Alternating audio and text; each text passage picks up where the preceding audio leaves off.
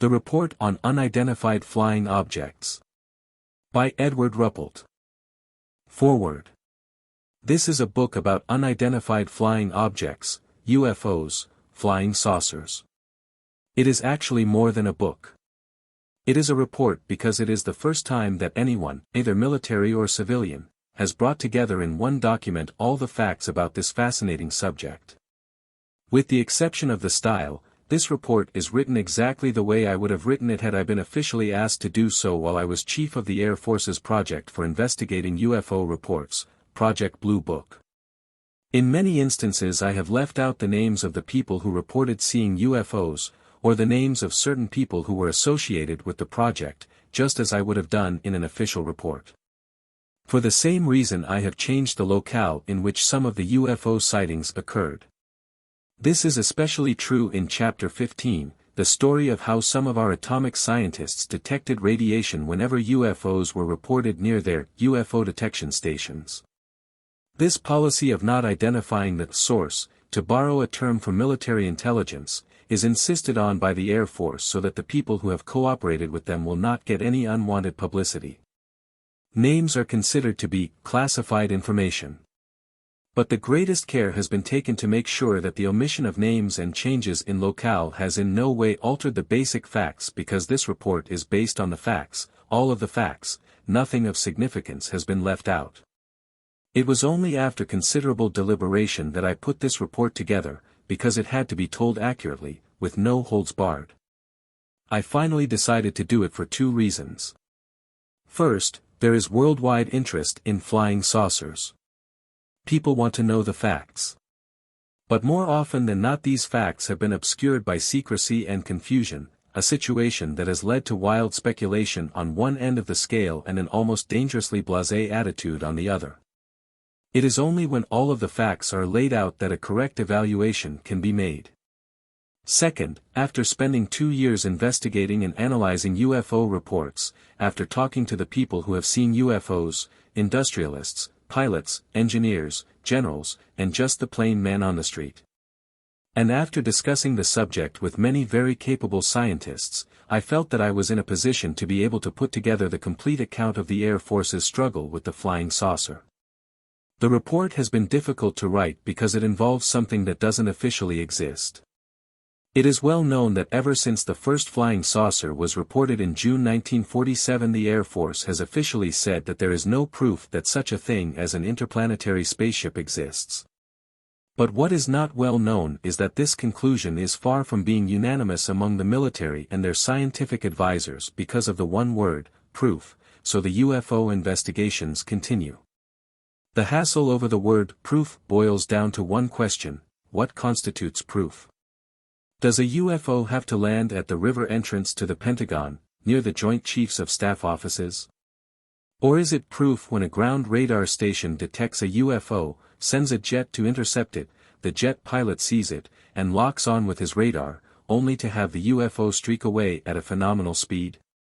Is it proof when a jet pilot fires at a UFO and sticks to his story even under the threat of court-martial? Does this constitute proof? The at times hotly debated answer to this question may be the answer to the question, do the UFOs really exist? I'll give you the facts, all of the facts, you decide. July 1955. E. J. Ruppelt. How do you find this book? Any thoughts about the book or the author? Any suggestion for improvement? Please take a moment to share your thoughts in a comment. If you like it, share it with your friends who might enjoy it as well. Subscribe to keep in touch. Visit CompleteAudiobooks.com for more quality content. Chapter 1. Project Bluebook and the UFO Story. In the summer of 1952 a United States Air Force F-86 jet interceptor shot at a flying saucer. This fact, like so many others that make up the full flying saucer story, has never before been told. I know the full story about flying saucers and I know that it has never before been told because I organized and was chief of the Air Force's Project Bluebook, the special project set up to investigate and analyze unidentified flying object, or UFO, reports. UFO is the official term that I created to replace the words, flying saucers. There is a fighter base in the United States which I used to visit frequently because, during 1951, 1952, and 1953, it got more than its share of good UFO reports. The commanding officer of the fighter group, a full colonel and command pilot, believed that UFOs were real. The colonel believed in UFOs because he had a lot of faith in his pilots, and they had chased UFOs in their F-80s. He had seen UFOs on the scopes of his radar sets, and he knew radar. The colonel's intelligence officer, a captain, didn't exactly believe that UFOs were real, but he did think that they warranted careful investigation. The logic the intelligence officer used in investigating UFO reports, and in getting answers to many of them, made me wish many times that he worked for me on Project Bluebook.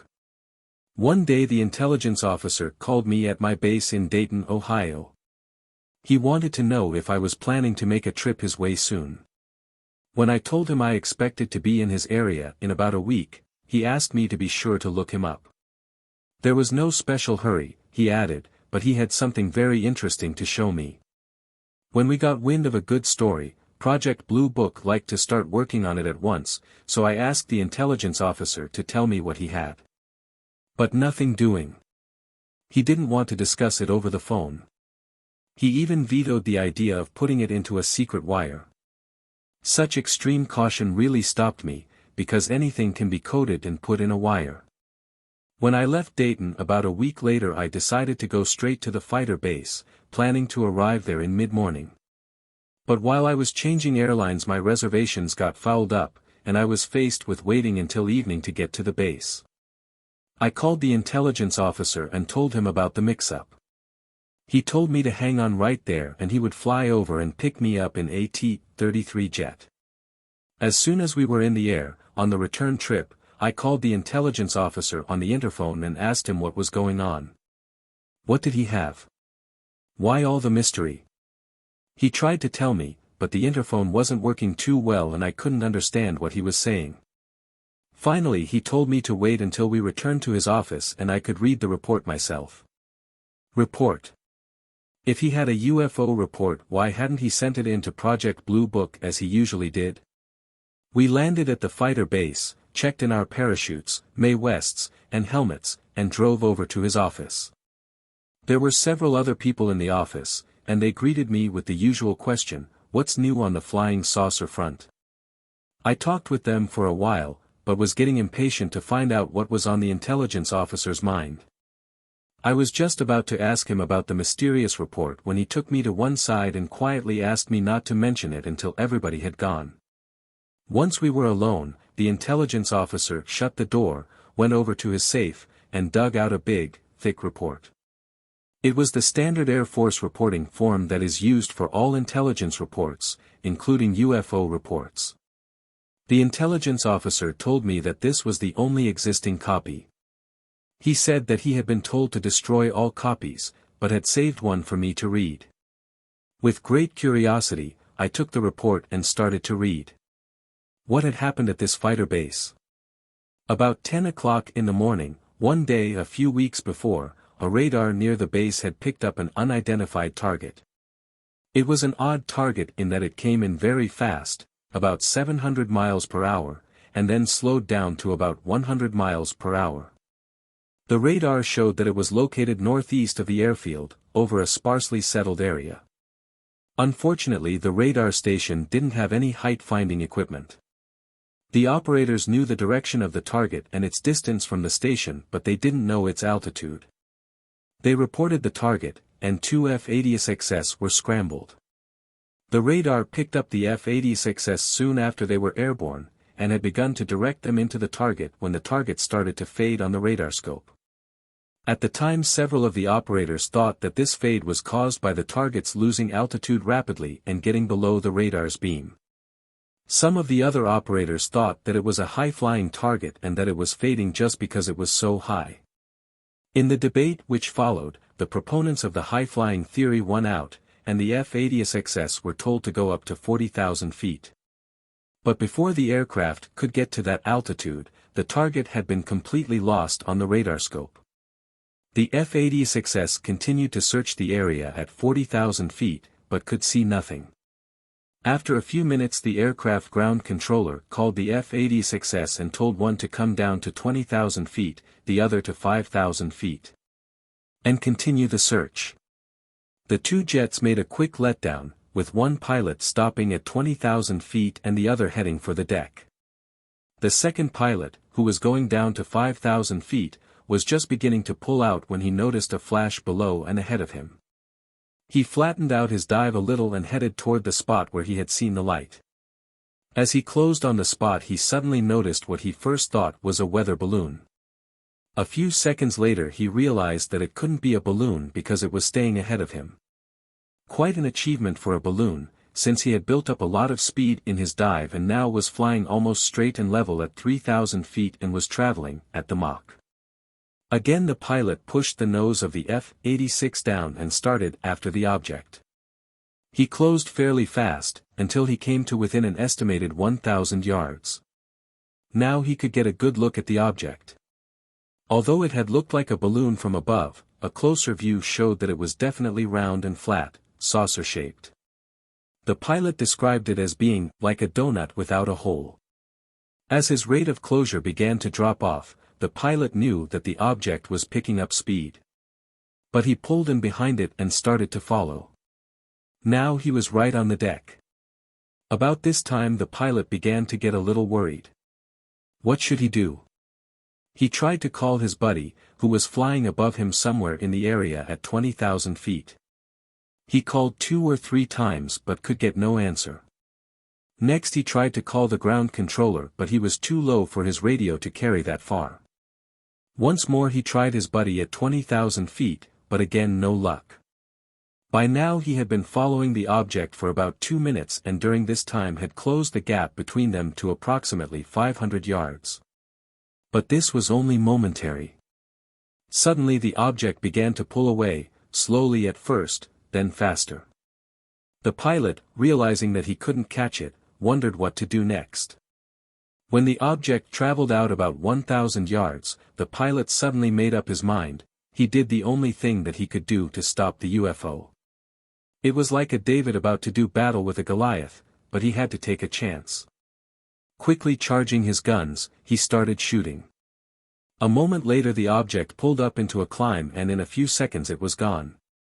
The pilot climbed to 10,000 feet, called the other F-86, and now was able to contact his buddy. They joined up and went back to their base.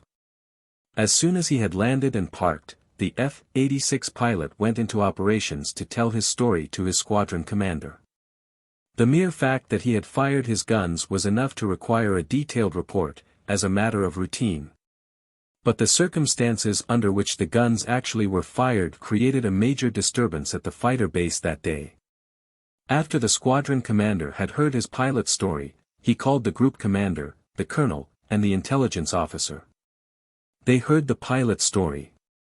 For some obscure reason there was a personality clash, the intelligence officer's term, between the pilot and the squadron commander.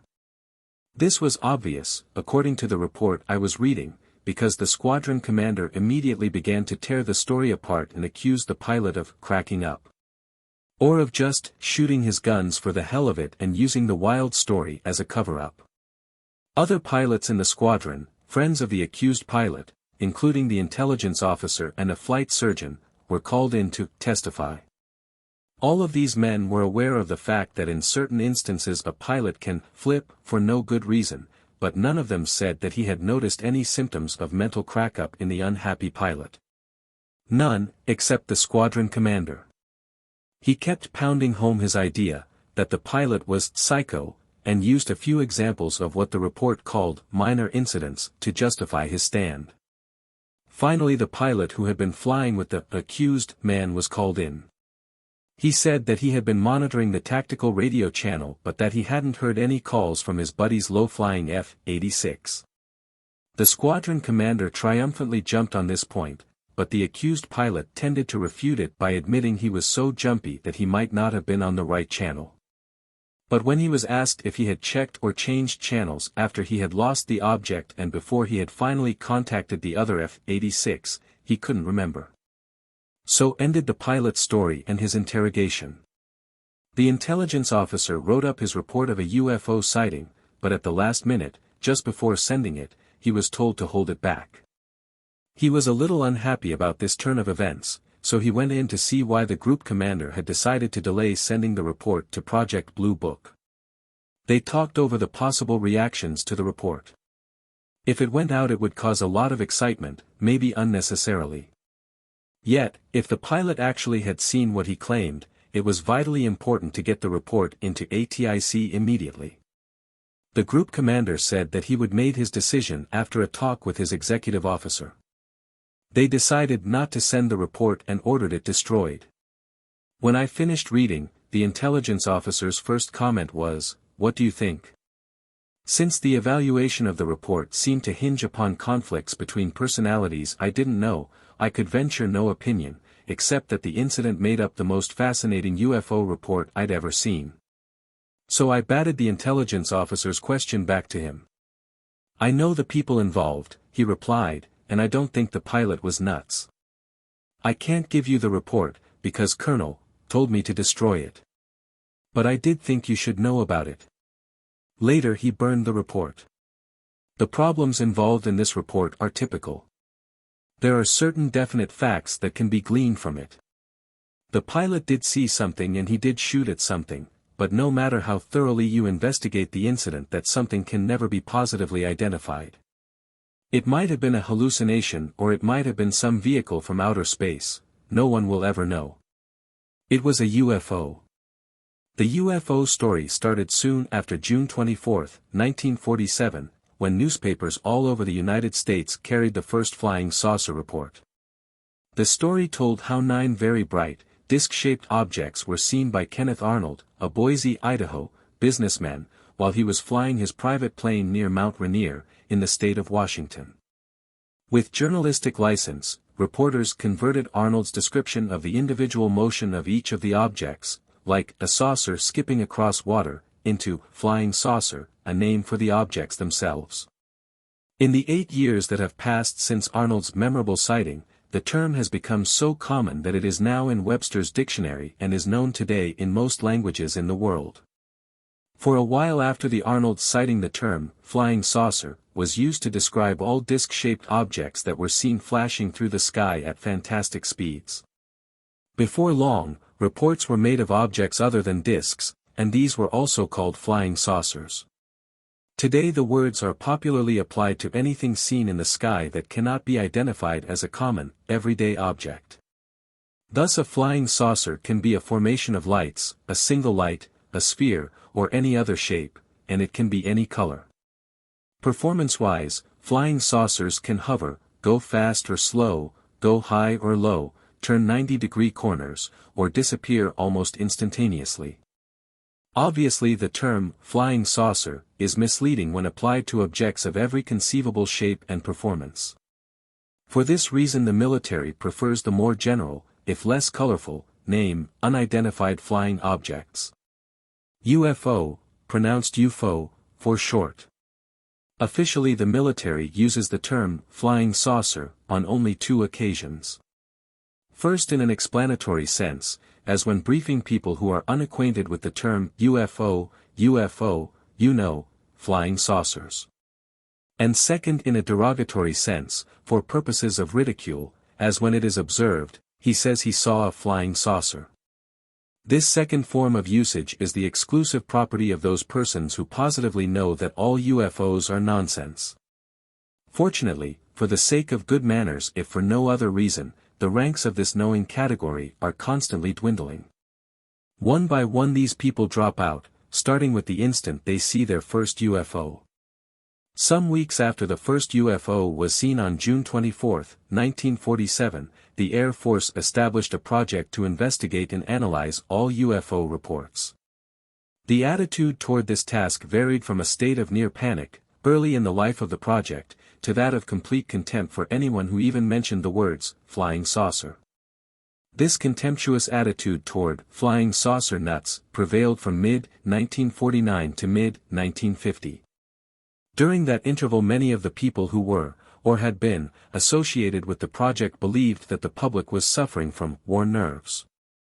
Early in 1950 the project, for all practical purposes, was closed out, at least it rated only minimum effort. Those in power now reasoned that if you didn't mention the words, flying saucers, the people would forget them and the saucers would go away. But this reasoning was false, for instead of vanishing, the UFO reports got better and better. Airline pilots, military pilots, generals, scientists, and dozens of other people were reporting UFOs, and in greater detail than in reports of the past. Radars, which were being built for air defense, began to pick up some very unusual targets, thus lending technical corroboration to the unsubstantiated claims of human observers. As a result of the continuing accumulation of more impressive UFO reports, official interest stirred. Early in 1951 verbal orders came down from Major General Charles P. Cabell, then Director of Intelligence for Headquarters, U.S. Air Force, to make a study reviewing the UFO situation for Air Force Headquarters. I had been back in the Air Force about 6 months when this happened. During the Second World War I had been a B-29 bombardier and radar operator. I went to India, China, and later to the Pacific, with the original B-29 wing. I flew 2 DCFs, and some air medals worth of missions, got out of the Air Force after the war, and went back to college. To keep my reserve status while I was in school, I flew as a navigator in an Air Force Reserve Troop Carrier wing. Not long after I received my degree in aeronautical engineering, the Korean War started, and I went back on active duty. I was assigned to the Air Technical Intelligence Center at Wright-Patterson Air Force Base, in Dayton, Ohio. A TIC is responsible for keeping track of all foreign aircraft and guided missiles. A TIC also had the UFO project. I had just finished organizing a new intelligence group when General Cabell's order to review past UFO reports came down. Lieutenant Colonel Rosengarten, who received the order at ATIC, called me in and wanted to know if I'd take the job of making the review. I accepted. When the review was finished, I went to the Pentagon and presented my findings to Major General Sanford, who had replaced General Cabell as Director of Intelligence. A TIC soon got the word to set up a completely new project for the investigation and analysis of UFO reports. Since I had made the review of past UFO reports, I was the expert, and I got the new job. It was given the code name Project Bluebook, and I was in charge of it until late in 1953. During this time members of my staff and I traveled close to 500,000 miles. We investigated dozens of UFO reports, and read and analyzed several thousand more. These included every report ever received by the Air Force. For the size of the task involved, Project Bluebook was always understaffed, even though I did have 10 people on my regular staff plus many paid consultants representing every field of science. All of us on Project Bluebook had top secret security clearances, so that security was no block in our investigations. Behind this organization was a reporting network made up of every Air Force base intelligence officer and every Air Force radar station in the world, and the Air Defense Command's Ground Observer Corps. This reporting net sent Project Bluebook reports on every conceivable type of UFO, by every conceivable type of person. What did these people actually see when they reported that they had observed a UFO? Putting aside truly unidentifiable flying objects for the present, this question has several answers. In many instances it has been positively proved that people have reported balloons, airplanes, stars, and many other common objects as UFOs. The people who make such reports don't recognize these common objects because something in their surroundings temporarily assumes an unfamiliar appearance. Unusual lighting conditions are a common cause of such illusions. A balloon will glow like a ball of fire just at sunset. Or an airplane that is not visible to the naked eye suddenly starts to reflect the sun's rays and appears to be a silver ball. Pilots in F-94 jet interceptors chase Venus in the daytime and fight with balloons at night, and people in Los Angeles see weird lights. On October 8, 1954, many Los Angeles newspapers and newscasters carried an item about a group of flying saucers, bright lights, flying in a V formation. The lights had been seen from many locations over Southern California. Pilots saw them while bringing their airplanes into Los Angeles International Airport. Air Force pilots flying out of Long Beach saw them. 2 CBS reporters in Hollywood gave an eyewitness account. And countless people called police and civil defense officials. All of them excitedly reported lights they could not identify. The next day the Air Force identified the UFOs. They were Air Force airplanes, KC-97 aerial tankers, refueling B-47 jet bombers in flight. The reason for the weird effect that startled so many Southern Californians was that when the refueling is taking place, a floodlight on the bottom of the tanker airplane lights up the bomber that is being refueled. The airplanes were flying high, and slowly, so no sound was heard. Only the bright floodlights could be seen. Since most people, even other pilots, have never seen a night aerial refueling operation and could not identify the odd lights they saw, the lights became UFOs. In other instances, common everyday objects look like UFOs because of some odd quirk in the human mind. A star or planet that has been in the sky every day of the observer's life suddenly takes off at high speed on a highly erratic flight path.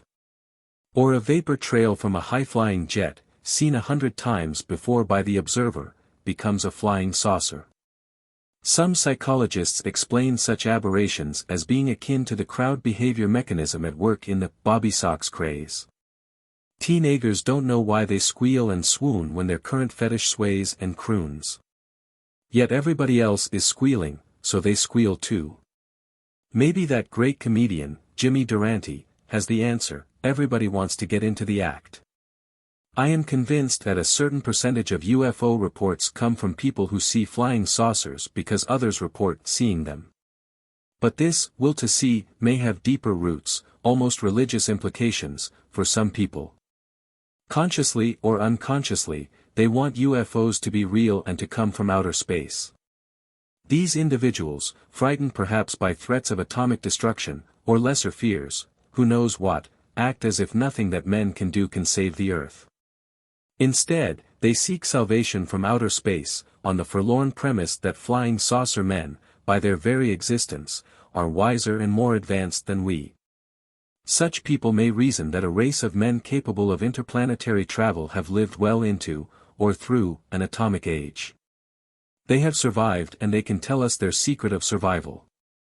Maybe the threat of an atomic war unified their planet and allowed them to divert their war effort to one of social and technical advancement. To such people, a searchlight on a cloud or a bright star is an interplanetary spaceship. If all the UFO reports that the Air Force has received in the past 8 years could be put in this psychological quirk category, Project Bluebook would never have been organized. It is another class of reports that causes the Air Force to remain interested in UFOs. This class of reports are called unknowns. In determining the identity of a UFO, the project based its method of operation on a well-known psychological premise. This premise is that to get a reaction from one of the senses there must be a stimulus. If you think you see a UFO, you must have seen something. Pure hallucinations are extremely rare. For anything flying in the air, the stimulus could be anything that is normally seen in the air. Balloons, airplanes, and astronomical bodies are the commoner stimuli. Birds and insects are common also, but usually are seen at such close range that they are nearly always recognized. Infrequently observed things, such as sundogs, mirages, huge fireballs, and a host of other unusual flying objects, are also known stimuli. On Project Bluebook, our problem was to identify these stimuli. We had methods for checking the location, at any time, of every balloon launched anywhere in the United States. To a certain degree the same was true for airplanes. The UFO observer's estimate of where the object was located in the sky helped us to identify astronomical bodies. Huge files of UFO characteristics, along with up-to-the-minute weather data, and advice from specialists, permitted us to identify such things as sundogs, paper caught in updrafts, huge meteors, etc. This determination of the stimuli that triggered UFO sightings, while not an insurmountable task, was a long, tedious process. The identification of known objects was routine, and caused no excitement.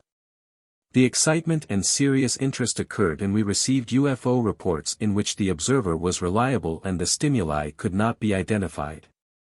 These were the reports that challenged the project and caused me to spend hours briefing top U.S. officials. These were the reports that we called unknowns. Of the several thousand UFO reports that the Air Force has received since 1947, some 15 to 20% fall into this category called unknown. This means that the observer was not affected by any determinable psychological quirks and that after exhaustive investigation the object that was reported could not be identified. To be classed as an unknown, a UFO report also had to be good, meaning that it had to come from a competent observer and had to contain a reasonable amount of data. Reports are often seen in the newspapers that say, Mrs.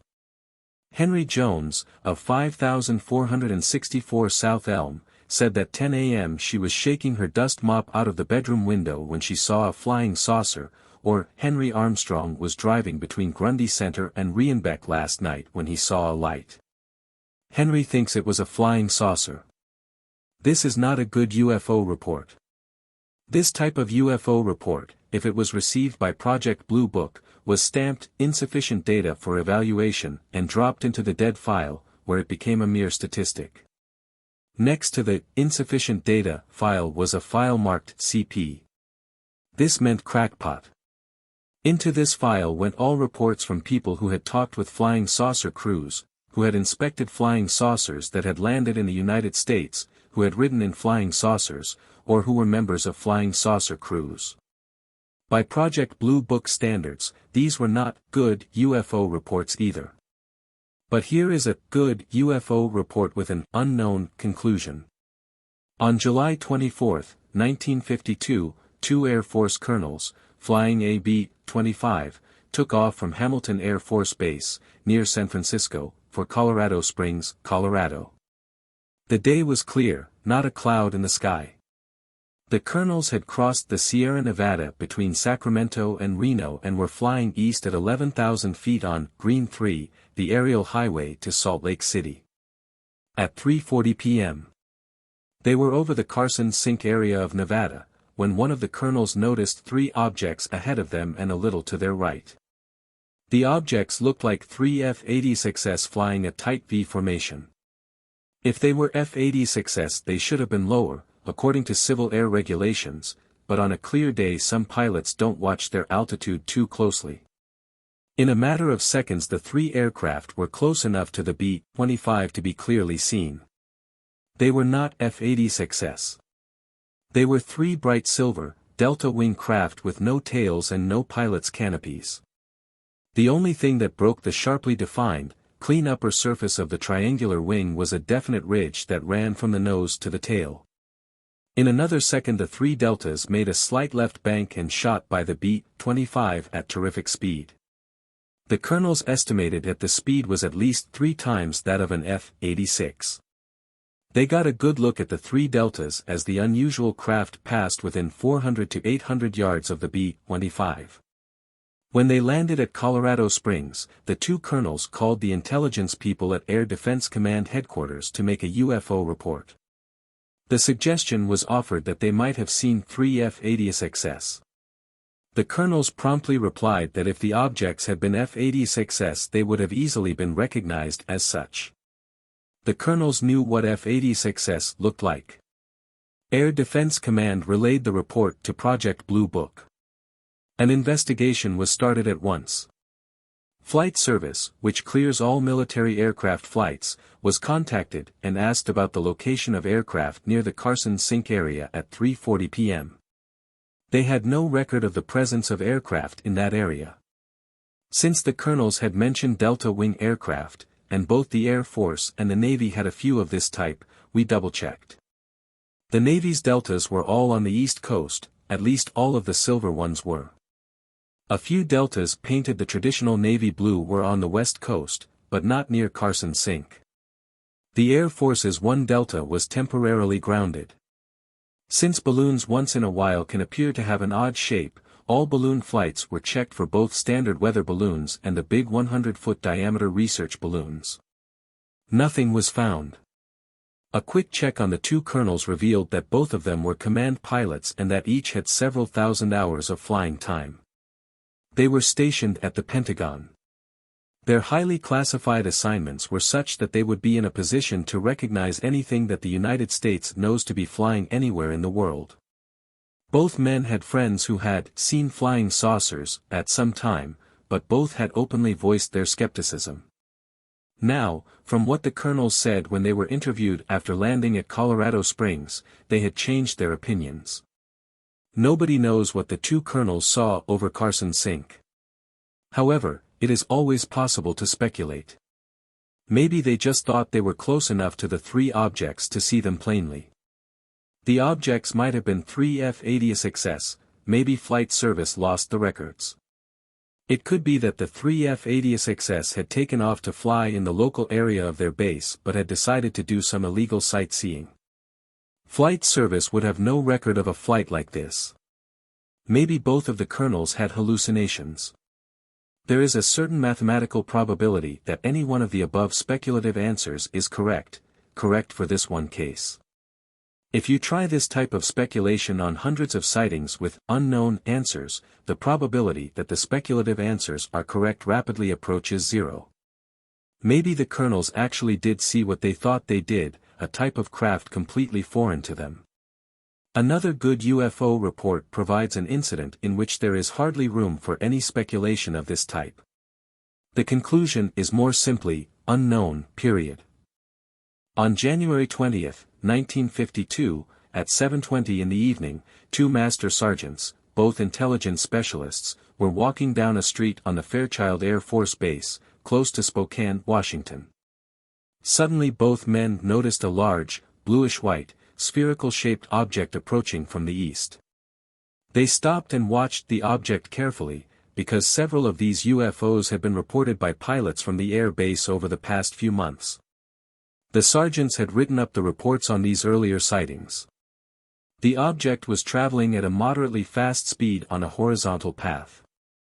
As it passed to the north of their position and disappeared in the west, the sergeants noted that it had a long blue tail. At no time did they hear any sound. They noted certain landmarks that the object had crossed and estimated the time taken in passing these landmarks. The next day they went out and measured the angles between these landmarks in order to include them in their report. When we got the report at ATIC, our first reaction was that the master sergeants had seen a large meteor. From the evidence I had written off, as meteors, all previous similar UFO reports from this air base. The sergeant's report, however, contained one bit of information that completely changed the previous picture. At the time of the sighting there had been a solid 6,000-foot thick overcast at 4,700 feet. And meteors don't go that low. A few quick calculations gave a rather fantastic answer. If the object was just at the base of the clouds it would have been 10,000 feet from the two observers and traveling 1,400 miles per hour. But regardless of the speed, the story was still fantastic. The object was no jet airplane because there was no sound. It was not a searchlight because there were none on the air base. It was not an automobile spotlight because a spotlight will not produce the type of light the sergeants described. As a double check, however, both men were questioned on this point. They stated firmly that they had seen hundreds of searchlights and spotlights playing on clouds, and that this was not what they saw. Beyond these limited possibilities the sergeant's UFO discourages fruitful speculation. The object remains unidentified.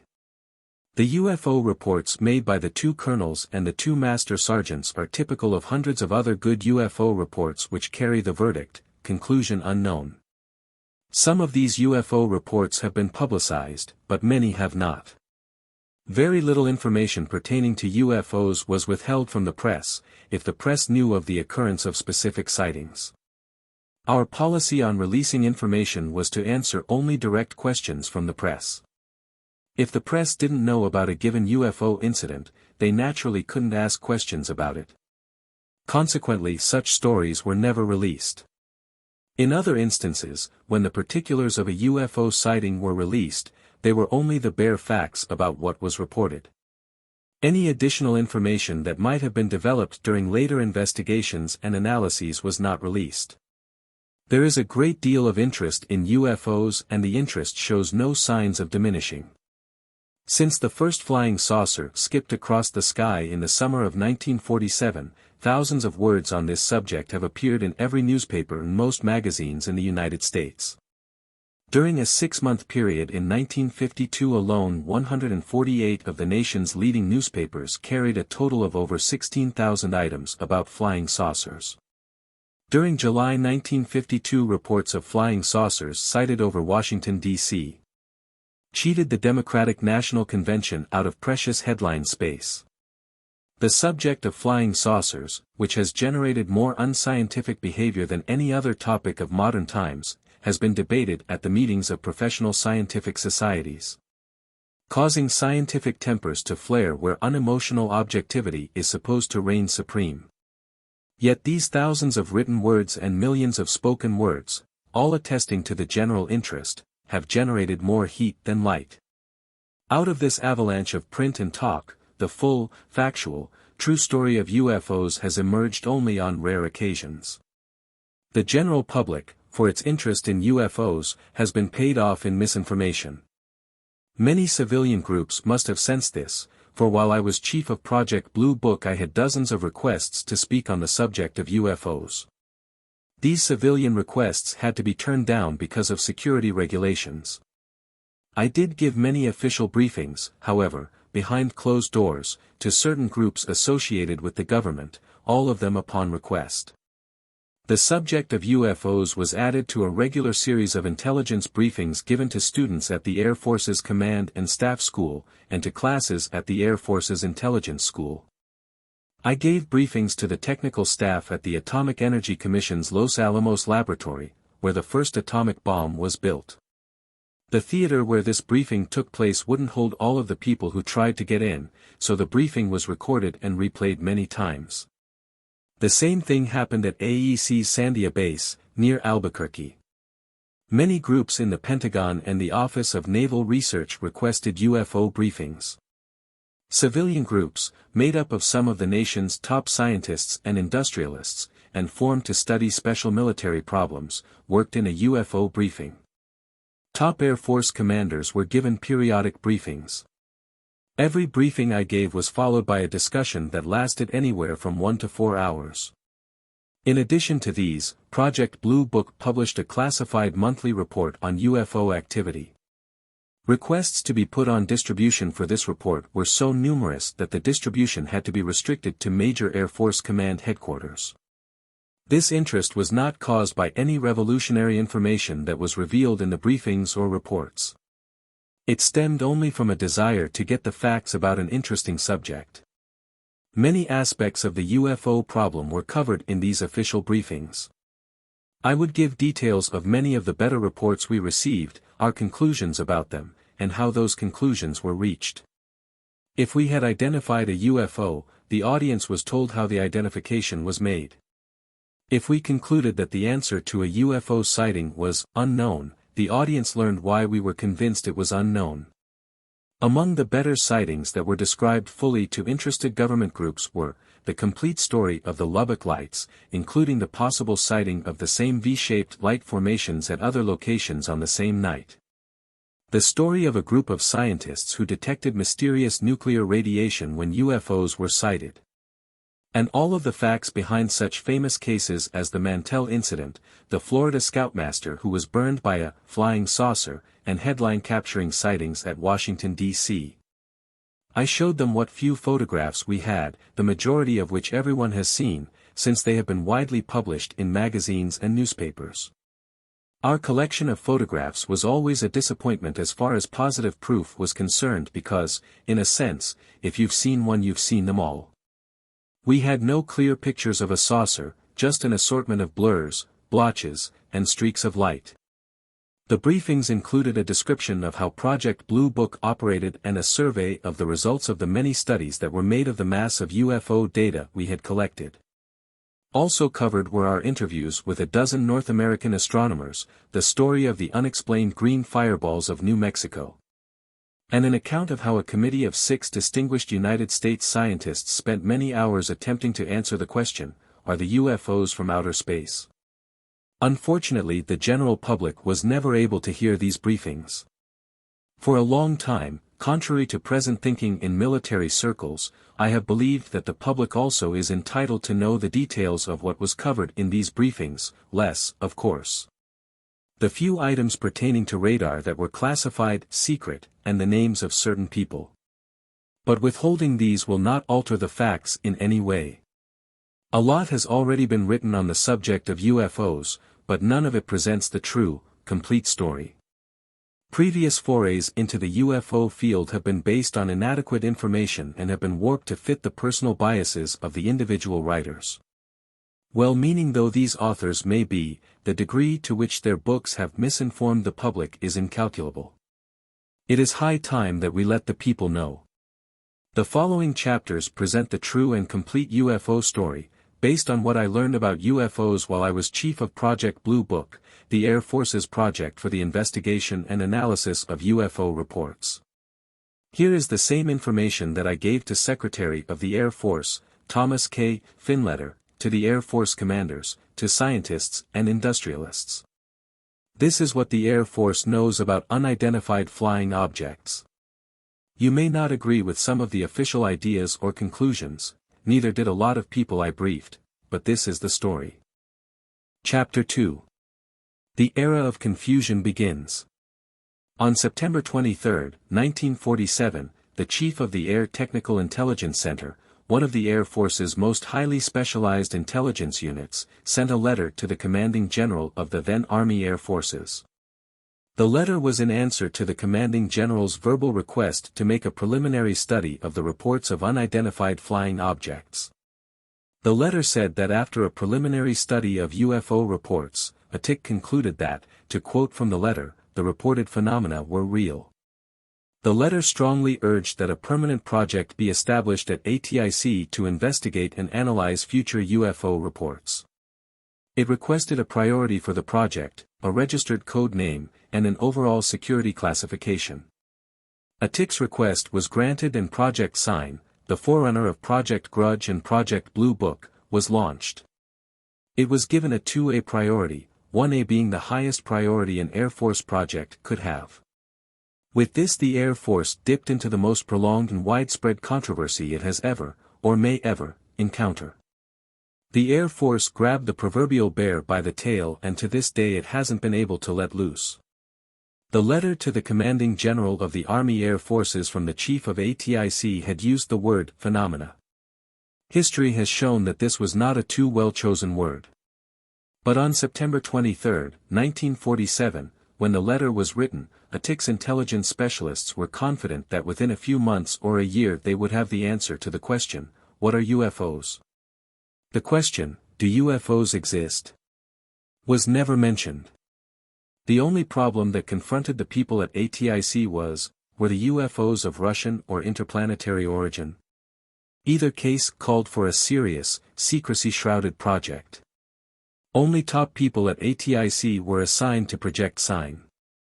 Although a formal project for UFO investigation wasn't set up until September 1947, the Air Force had been vitally interested in UFO reports ever since June 24, 1947, the day Kenneth Arnold made the original UFO report. As Arnold's story of what he saw that day has been handed down by the bards of saucerism, the true facts have been warped, twisted, and changed. Even some points in Arnold's own account of his sighting as published in his book, The Coming of the Saucers, do not jibe with what the official files say he told the Air Force in 1947. Since this incident was the original UFO sighting, I used to get many inquiries about it from the press and at briefings.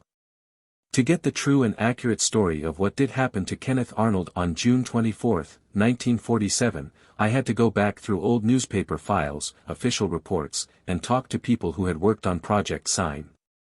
By cross-checking these data and talking to people who had heard Arnold tell about his UFO sighting soon after it happened, I finally came up with what I believe is the accurate story. Arnold had taken off from Chehalis, Washington, intending to fly to Yakima, Washington. About 3 p.m. he arrived in the vicinity of Mount Rainier. There was a Marine Corps C-46 transport plane lost in the Mount Rainier area, so Arnold decided to fly around a while and look for it. He was looking down at the ground when suddenly he noticed a series of bright flashes off to his left.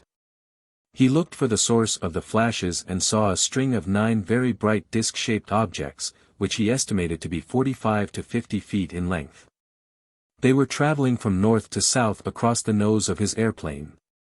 They were flying in a reversed echelon, i.e., lead object high with the rest step down, and as they flew along they weaved in and out between the mountain peaks, once passing behind one of the peaks. Each individual object had a skipping motion described by Arnold as a saucer skipping across water. During the time that the objects were in sight, Arnold had clocked their speed. He had marked his position and their position on the map and again noted the time. When he landed he sketched in the flight path that the objects had flown and computed their speed, almost 1,700 miles per hour. He estimated that they had been 20 to 25 miles away and had traveled 47 miles in 102 seconds. I found that there was a lot of speculation on this report. 2 factions at ATIC had joined up behind 2 lines of reasoning. One side said that Arnold had seen plain, everyday jet airplanes flying in formation. This side's argument was based on the physical limitations of the human eye, visual acuity, the eye's ability to see a small, distant object. Tests, they showed, had proved that a person with normal vision can't see an object that subtends an angle of less than 0.2 second of arc. For example, a basketball can't be seen at a distance of several miles, but if you move the basketball closer and closer, at some point you will be able to see it. At this point the angle between the top and bottom of the ball and your eye will be about 0.2 of a second of arc. This was applied to Arnold's sighting. The Arnold saw airplanes faction maintained that since Arnold said that the objects were 45 to 50 feet long they would have had to be much closer than he had estimated or he couldn't even have seen them at all. Since they were much closer than he estimated, Arnold's timed speed was all wrong and instead of going 1,700 miles per hour the objects were traveling at a speed closer to 400 miles per hour, the speed of a jet. There was no reason to believe they weren't jets. The jets appeared to have a skipping motion because Arnold had looked at them through layers of warm and cold air, like heat waves coming from a hot pavement that cause an object to shimmer. The other side didn't buy this idea at all. They based their argument on the fact that Arnold knew where the objects were when he timed them. After all, he was an old mountain pilot and was as familiar with the area around the Cascade Mountains as he was with his own living room. To cinch this point the fact that the objects had passed behind a mountain peak was brought up. This positively established the distance the objects were from Arnold and confirmed his calculated 1,700 miles per hour speed. Besides, no airplane can weave in and out between mountain peaks in the short time that Arnold was watching them. The visual acuity factor only strengthened the Arnold saw a flying saucer faction's theory that what he'd seen was a spaceship. If he could see the objects 20 to 25 miles away, they must have been about 210 feet long instead of the poorly estimated 45 to 50 feet. In 1947 this was a fantastic story, but now it is just another UFO report marked unknown. It is typical in that if the facts are accurate, if Arnold actually did see the UFOs go behind a mountain peak, and if he knew his exact position at the time, the UFO problem cannot be lightly sloughed off. But there are always ifs in UFO reports. This is the type of report that led Major General John A.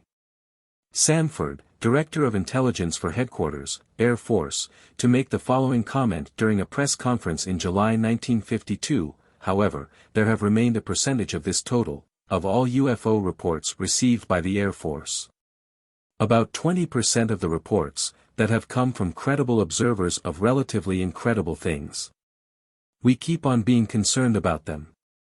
In warping, twisting, and changing the Arnold incident, the writers of saucer lore haven't been content to confine themselves to the incident itself, they have dragged in the crashed Marine Corps C-46.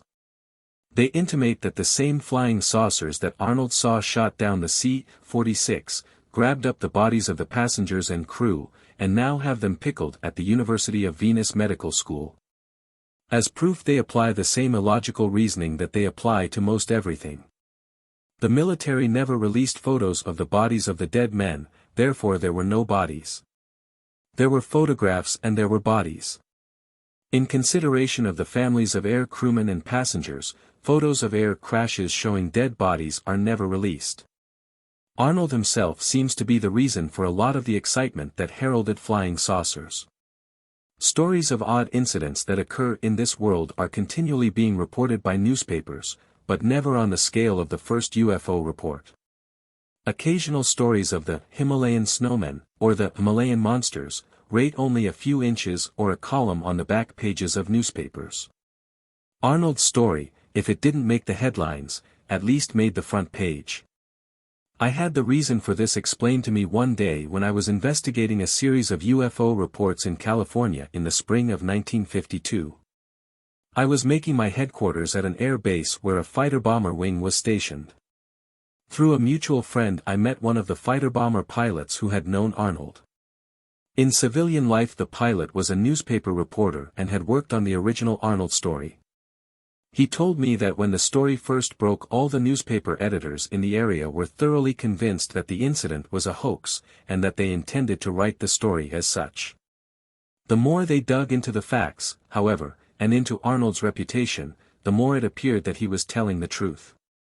Besides having an unquestionable character, he was an excellent mountain pilot, and mountain pilots are a breed of men who know every nook and cranny of the mountains in their area. The most fantastic part of Arnold's story had been the 700 miles per hour speed computed from Arnold's timing the objects between two landmarks.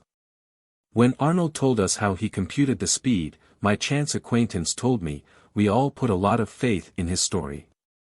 He went on to say that when the editors found out that they were wrong about the hoax, they did a complete about-face, and were very much impressed by the story.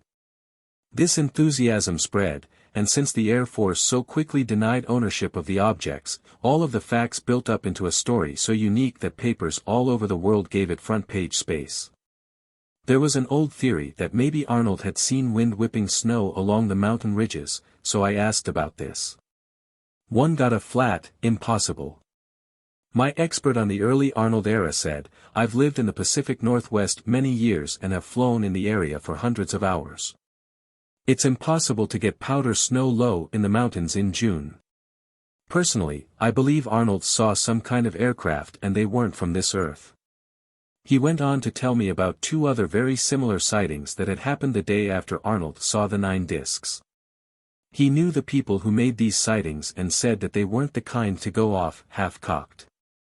He offered to get a T-6 and fly me up to Boise to talk to them since they had never made a report to the military, but I had to return to Dayton so I declined.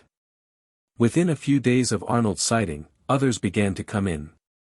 On June 28 an Air Force pilot in an F-51 was flying near Lake Mead, Nevada. When he saw a formation of 5 or 6 circular objects off his right wing. This was about 3:15 in the afternoon. That night at 9:20, for Air Force officers, 2 pilots, and 2 intelligence officers from Maxwell AFB in Montgomery, Alabama, saw a bright light traveling across the sky. It was first seen just above the horizon, and as it traveled toward the observers it zigzagged, with bursts of high speed. When it was directly overhead it made a sharp 90-degree turn and was lost from view as it traveled south. Other reports came in. In Milwaukee a lady saw 10 go over her house, like blue blazes, heading south. A school bus driver in Clarion, Iowa, saw an object streak across the sky. In a few seconds 12 more followed the first one. White Sands Proving Ground in New Mexico chalked up the first of the many sightings that this location would produce when several people riding in an automobile saw a pulsating light travel from horizon to horizon in 30 seconds. A Chicago housewife saw one, with legs. The week of July 4, 1947, set a record for reports that was not broken until 1952. The center of activity was the Portland, Oregon, area. At 11 a.m. a carload of people driving near Redmond saw 4 disc-shaped objects streaking past Mount Jefferson. At 1:05 p.m. A policeman was in the parking lot behind the Portland City Police headquarters when he noticed some pigeons suddenly began to flutter around as if they were scared. He looked up and saw 5 large disc-shaped objects, 2 going south and 3 going east. They were traveling at a high rate of speed and seemed to be oscillating about their lateral axis. Minutes later 2 other policemen, both ex-pilots, reported 3 of the same things flying in trail. Before long the harbor patrol called into headquarters. A crew of 4 patrolmen had seen 3 to 6 of the discs, shaped like chrome hubcaps, traveling very fast. They also oscillated as they flew. Then the citizens of Portland began to see them. A man saw 1 going east and 2 going north. At 4:30 a woman called in and had just seen one that looked like a new dime flipping around. Another man reported 2, 1 going southeast, 1 northeast. From Milwaukee, Oregon, 3 were reported going northwest. In Vancouver, Washington, sheriff's deputies saw 20 to 30. The first photo was taken on July 4 in Seattle. After much publicity it turned out to be a weather balloon. That night a United Airlines crew flying near Emmett, Idaho, saw 5. The pilot's report read, 5 somethings, which were thin and smooth on the bottom and rough appearing on top, were seen silhouetted against the sunset shortly after the plane took off from Boise at 8:04 p.m. We saw them clearly. We followed them in a northeasterly direction for about 45 miles. They finally disappeared. We were unable to tell whether they outsped us or disintegrated. We can't say whether they were smear-like, oval, or anything else, but whatever they were not aircraft, clouds, or smoke. Civilians did not have a corner on the market. On July 6 a staff sergeant in Birmingham, Alabama, saw several, dim, glowing lights speeding across the sky and photographed one of them. Also on the 6th the crew of an Air Force B-25 saw a bright, disc-shaped object low at 9 o'clock. This is one of the few reports of an object lower than the aircraft. At Fairfield Sassoon AFB in California a pilot saw something travel 3/4 of the way across the sky in a few seconds. It, too, was oscillating on its lateral axis. According to the old hands at ATAC, the first sighting that really made the Air Force take a deep interest in UFOs occurred on July 8 at Muroc Air Base, now Edwards AFB, the super-secret Air Force Test Center in the Mojave Desert of California. At 10:10 a.m. a test pilot was running up the engine of the then new XP-84 in preparation for a test flight. He happened to look up and to the north he saw what first appeared to be a weather balloon traveling in a westerly direction. After watching it a few seconds, he changed his mind. He had been briefed on the high-altitude winds, and the object he saw was going against the wind. Had it been the size of a normal aircraft, the test pilot estimated that it would have been at 10,000 to 12,000 feet and traveling 200 to 225 miles per hour. He described the object as being spherically shaped and yellowish-white in color. 10 minutes before this several other officers and airmen had seen 3 objects. They were similar except they had more of a silver color. They were also heading in a westerly direction. 2 hours later a crew of technicians on Rogers Dry Lake, adjacent to Muroc Air Base, observed another UFO. Their report went as follows. On the July 8, 1947 at 11:50 we were sitting in an observation truck located in Area Number 3, Rogers Dry Lake. We were gazing upward toward a formation of 2 P-82s and an A-26 aircraft flying at 20,000 feet. They were preparing to carry out a seed ejection experiment. We observed a round object, white aluminum color, which at first resembled a parachute canopy. Our first impression was that a premature ejection of the seat and dummy had occurred, but this was not the case. The object was lower than 20,000 feet, and was falling at 3 times the rate observed for the test parachute, which ejected 30 seconds after we first saw the object. As the object fell it drifted slightly north of due west against the prevailing wind. The speed, horizontal motion, could not be determined, but it appeared to be slower than the maximum velocity F-80 aircraft. As this object descended through a low enough level to permit observation of its lateral silhouette, it presented a distinct oval-shaped outline, with two projections on the upper surface which might have been thick fins or knobs. These crossed each other at intervals, suggesting either rotation or oscillation of slow type. No smoke, flames, propeller arcs, engine noise, or other plausible or visible means of propulsion were noted. The color was silver, resembling an aluminum-painted fabric, and did not appear as dense as a parachute canopy. When the object dropped to a level such that it came into line of vision of the mountain tops, it was lost to the vision of the observers. It is estimated that the object was in sight about 90 seconds. Of the 5 people sitting in the observation truck, 4 observed this object. The following is our opinion about this object. It was man-made, as evidenced by the outline and functional appearance. Seeing this was not a hallucination or other fancies of sense.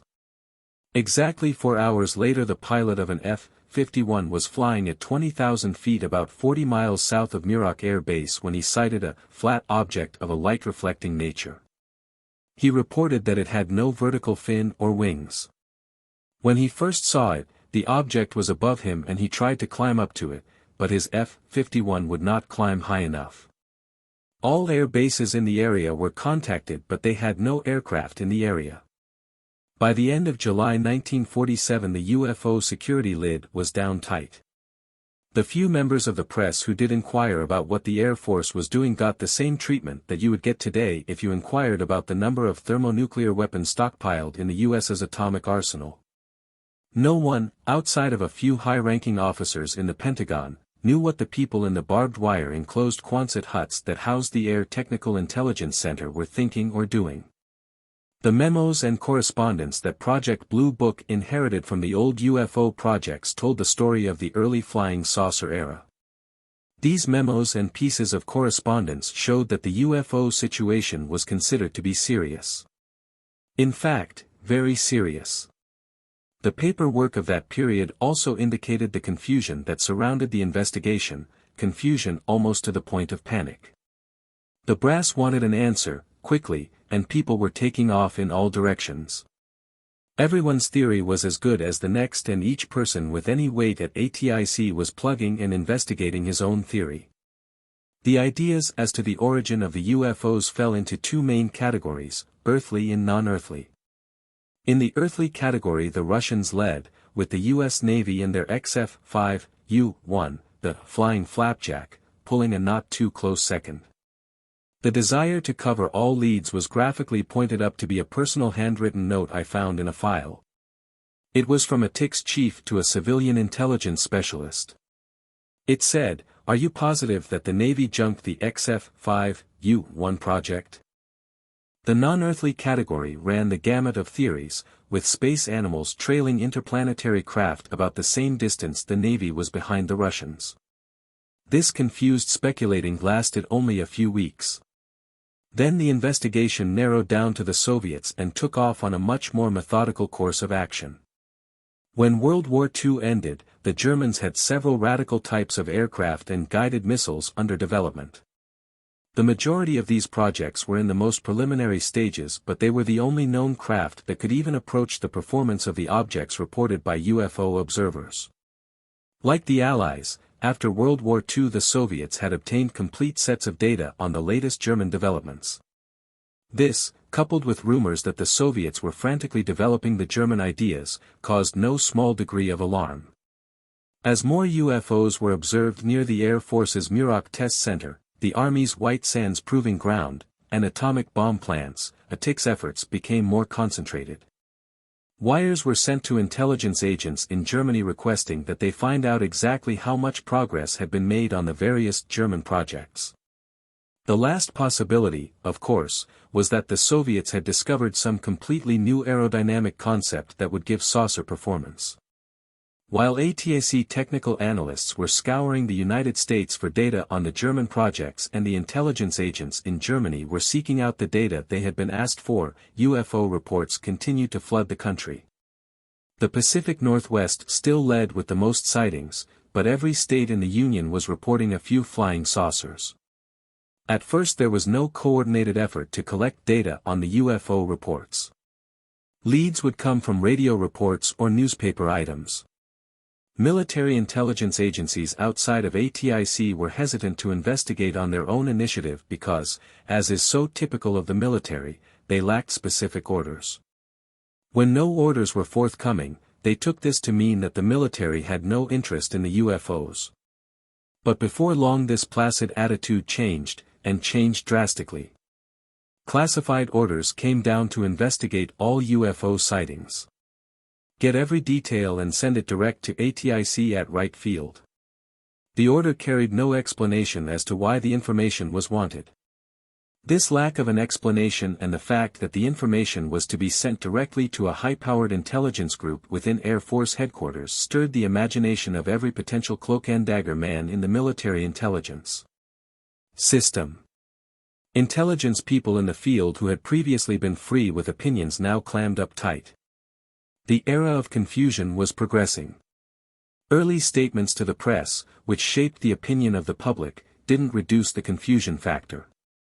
While ATIC was grimly expending maximum effort in a serious study, certain high-placed officials were officially chuckling at the mention of UFOs. In July 1947 an international news service wire story quoted the public relations officer at Wright Field as saying, "So far we haven't found anything to confirm that saucers exist. We don't think they are guided missiles." He went on to say, "As things are now, they appear to be either a phenomenon or a figment of somebody's imagination." A few weeks later a lieutenant colonel who was assistant to the chief of staff of the 4th Air Force was widely quoted as saying, "There is no basis for belief in flying saucers in the Tacoma area," referring to a UFO sighting in the area of Tacoma, Washington, or any other area. That experts, in their stories of saucer lore, have said that these brush-offs of the UFO sightings were intentional smokescreens to cover the facts by adding confusion. This is not true, it was merely a lack of coordination. But had the Air Force tried to throw up a screen of confusion, they couldn't have done a better job.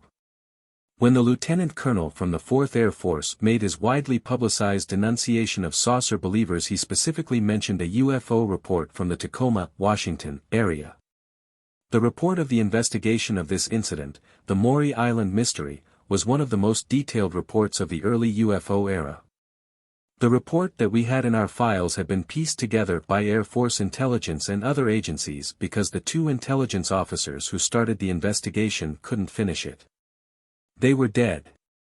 For the Air Force the story started on July 31, 1947, when Lieutenant Frank Brown, an intelligence agent at Hamilton AFB, California, received a long-distance phone call. The caller was a man whom I'll call Simpson, who had met Brown when Brown investigated an earlier UFO sighting, and he had a hot lead on another UFO incident. He had just talked to two Tacoma Harbor patrolmen.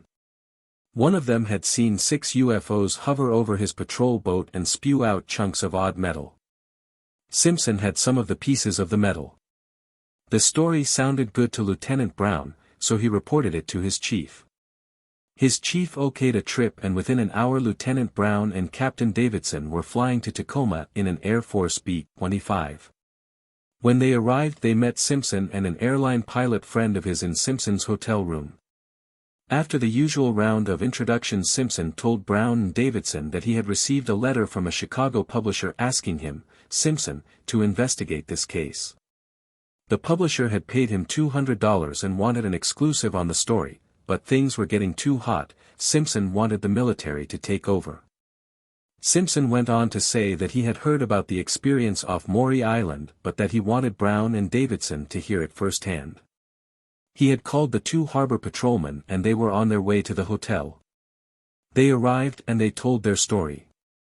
I'll call these 2 men Jackson and Richards although these aren't their real names. In June 1947, Jackson said, his crew, his son, and the son's dog were on his patrol boat patrolling near Maury Island, an island in Puget Sound, about 3 miles from Tacoma. It was a gray day, with a solid cloud deck down at about 2,500 feet. Suddenly everyone on the boat noticed 6 donut-shaped objects, just under the clouds, headed toward the boat. They came closer and closer, and when they were about 500 feet over the boat they stopped. One of the donut-shaped objects seemed to be in trouble as the other 5 were hovering around it.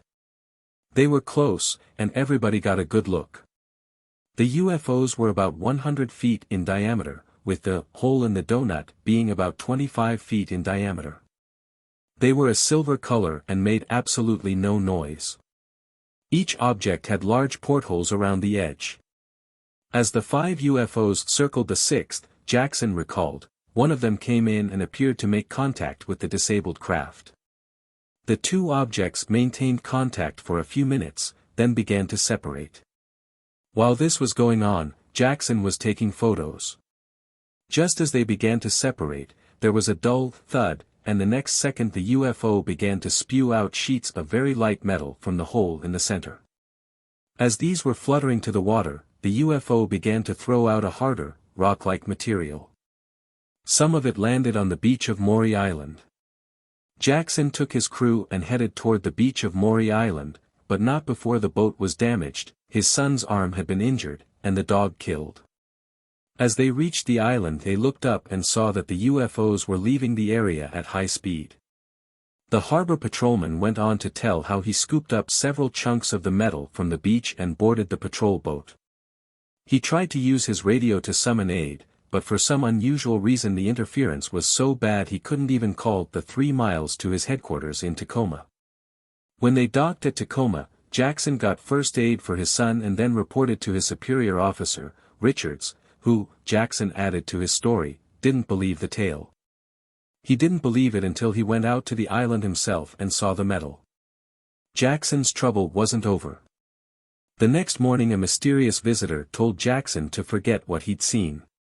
Later that same day the photos were developed.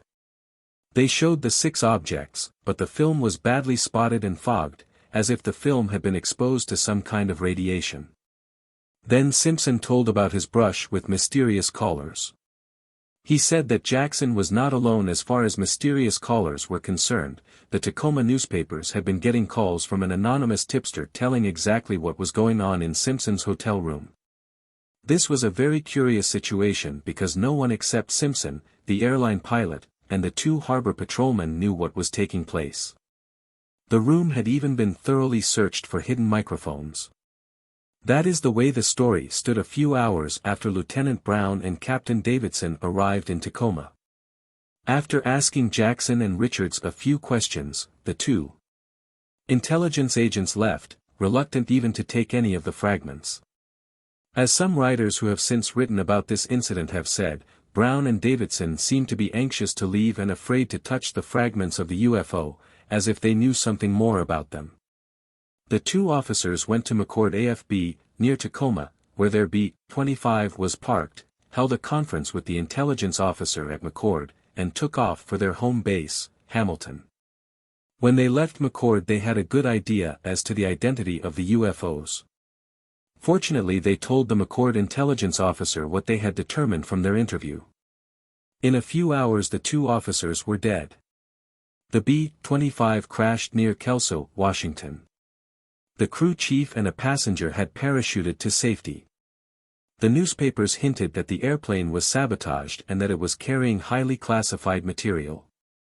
Authorities at McCord AFB confirmed this latter point, the airplane was carrying classified material.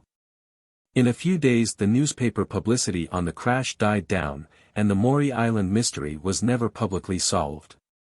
Later reports say that the 2 harbor patrolmen mysteriously disappeared soon after the fatal crash.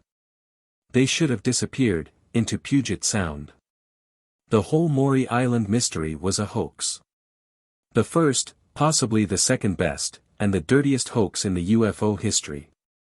One passage in the detailed official report of the Maury Island mystery says, both, the 2 harbor patrolmen, admitted that the rock fragments had nothing to do with flying saucers. The whole thing was a hoax. They had sent in the rock fragments, to a magazine publisher, as a joke. One of the patrolmen wrote to the publisher, stating that the rock could have been part of a flying saucer. He had said the rock came from a flying saucer because that's what, the publisher, wanted him to say. The publisher, mentioned above, who, one of the two hoaxers said, wanted him to say that the rock fragments had come from a flying saucer, is the same one who paid the man I called Simpson $200 to investigate the case. The report goes on to explain more details of the incident. Neither one of the two men could ever produce the photos. They misplaced them, they said. One of them, I forget which, was the mysterious informer who called the newspapers to report the conversations that were going on in the hotel room. Jackson's mysterious visitor didn't exist. Neither of the men was a harbor patrolman, they merely owned a couple of beat-up old boats that they used to salvage floating lumber from Puget Sound. The airplane crash was one of those unfortunate things.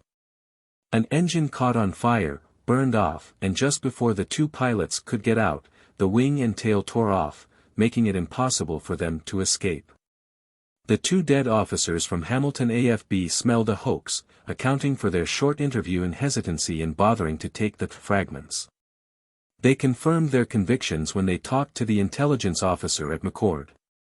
It had already been established, through an informer, that the fragments were what Brown and Davidson thought, slag. The classified material on the B-25 was a file of reports the two officers offered to take back to Hamilton and had nothing to do with the Maury Island mystery, or better, the Maury Island hoax. Simpson and his airline pilot friend weren't told about the hoax for one reason. As soon as it was discovered that they had been taken, thoroughly, and were not a party to the hoax, no one wanted to embarrass them. The majority of the writers of saucer lore have played this sighting to the hilt, pointing out as their main premise the fact that the story must be true because the government never openly exposed or prosecuted either of the two hoaxers. This is a logical premise, but a false one. The reason for the thorough investigation of the Maury Island hoax was that the government had thought seriously of prosecuting the men. At the last minute it was decided, after talking to the two men, that the hoax was a harmless joke that had mushroomed, and that the loss of 2 lives and a B-25 could not be directly blamed on the two men. The story wasn't even printed because at the time of the incident, even though in this case the press knew about it, the facts were classed as evidence. By the time the facts were released they were yesterday's news. And nothing is deader than yesterday's news. As 1947 drew to a close, the Air Force's Project Sign had outgrown its initial panic and had settled down to a routine operation. Every intelligence report dealing with the Germans' World War II aeronautical research had been studied to find out if the Russians could have developed any of the late German designs into flying saucers. Aerodynamicists at ATIC and at Wright Field's Aircraft Laboratory computed the maximum performance that could be expected from the German designs. The designers of the aircraft themselves were contacted. Could the Russians develop a flying saucer from their designs? The answer was, no, there was no conceivable way any aircraft could perform that would match the reported maneuvers of the UFOs. The Air Force's Aeromedical Laboratory concurred. If the aircraft could be built, the human body couldn't stand the violent maneuvers that were reported.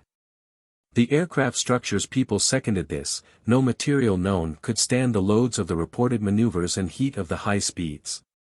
Still convinced that the UFOs were real objects, the people at ATIC began to change their thinking. Those who were convinced that the UFOs were of Soviet origin now began to eye outer space. Not because there was any evidence that the UFOs did come from outer space but because they were convinced that UFOs existed and only some unknown race with a highly developed state of technology could build such vehicles. As far as the effect on the human body was concerned, why couldn't these people, whoever they might be, stand these horrible maneuver forces? Why judge them by earthly standards? I found a memo to this effect was in the old Project Sign files. Project Sign ended 1947 with a new problem. How do you collect interplanetary intelligence? During World War II the organization that was a TIC's forerunner, the Air Materiel Command's secret, T-2, had developed highly effective means of wringing out every possible bit of information about the technical aspects of enemy aircraft. A TIC knew these methods, but how could this be applied to spaceships? The problem was tackled with organized confusion. If the confusion in the minds of Air Force people was organized, the confusion in the minds of the public was not. Publicized statements regarding the UFO were conflicting. A widely printed newspaper release, quoting an unnamed Air Force official in the Pentagon, said, "The flying saucers are one of three things. 1. Solar reflections on low-hanging clouds. 2. Small meteors that break up, their crystals catching the rays of the sun. 3. Icing conditions could have formed large hailstones and they might have flattened out and glided." A follow-up, which quoted several scientists, said in essence that the unnamed Air Force official was crazy. Nobody even heard of crystallized meteors, or huge, flat hailstones, and the solar reflection theory was absurd. Life, Time, Newsweek, and many other news magazines carried articles about the UFOs. Some were written with tongue-in-cheek, others were not. All the articles mentioned the Air Force's mass hysterical-induced hallucinations. But a Veterans Administration psychiatrist publicly pooh-poohed this. "Too many people are seeing things," he said.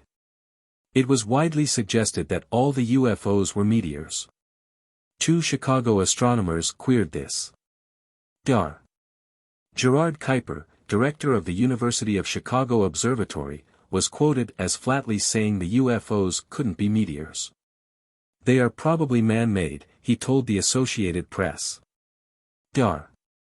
Oliver Lee, director of Northwestern University's observatory, agreed with Dr. Kuiper, and he threw in an additional confusion factor that had been in the back of many people's minds.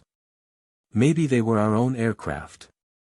The government had been denying that UFOs belonged to the U.S. from the first, but Dr. Vannevar Bush, the world-famous scientist, and Dr. Merle Tuve, inventor of the proximity fuse, added their weight. "Impossible," they said. All of this time unnamed Air Force officials were disclaiming serious interest in the UFO subject. Yet every time a newspaper reporter went out to interview a person who had seen a UFO, intelligence agents had already been flown in, gotten the detailed story complete with sketches of the UFO, and sped back to their base to send the report to Project Sign. Many people had supposedly been warned not to talk too much. The Air Force was mighty interested in hallucinations. Thus 1947 ended with various sized question marks in the mind of the public. If you followed flying saucers closely, the question mark was big. If you just noted the UFO story titles in the papers, it was smaller, but it was there and it was growing. Probably none of the people, military or civilian, who had made the public statements were at all qualified to do so, but they had done it, their comments had been printed, and their comments had been read. Their comments formed the question mark. Chapter 3. The Classics. 1948 was only 1 hour and 25 minutes old when a gentleman from Abilene, Texas, made the first UFO report of the year. What he saw, a fan-shaped glow, in the sky, was insignificant as far as UFO reports go, but it ushered in a year that was to bring feverish activity to Project Sign. With the Soviets practically eliminated as a UFO source, the idea of interplanetary spaceships was becoming more popular. During 1948, the people in ATIC were openly discussing the possibility of interplanetary visitors without others tapping their heads and looking smug. During 1948, the novelty of UFOs had worn off for the press, and every John and Jane Doe who saw one didn't make the front pages as in 1947. Editors were becoming hardened, only a few of the best reports got any space. Only the classics rated headlines. The classics were 3 historic reports that were the highlights of 1948. They are called the classics, a name given them by the Project Bluebook staff, because 1. They are classic examples of how the true facts of a UFO report can be twisted and warped by some writers to prove their point. 2. They are the most highly publicized reports of this early era of the UFOs, and 3. They proved to ATIC's intelligence specialists that UFOs were real. The apparent lack of interest in UFO reports by the press was not a true indication of the situation. I later found out, from talking to writers, that all during 1948 the interest in UFOs was running high. The Air Force press desk in the Pentagon was continually being asked what progress was being made in the UFO investigation. The answer was, "Give us time. This job can't be done in a week." The press respected this and was giving them time.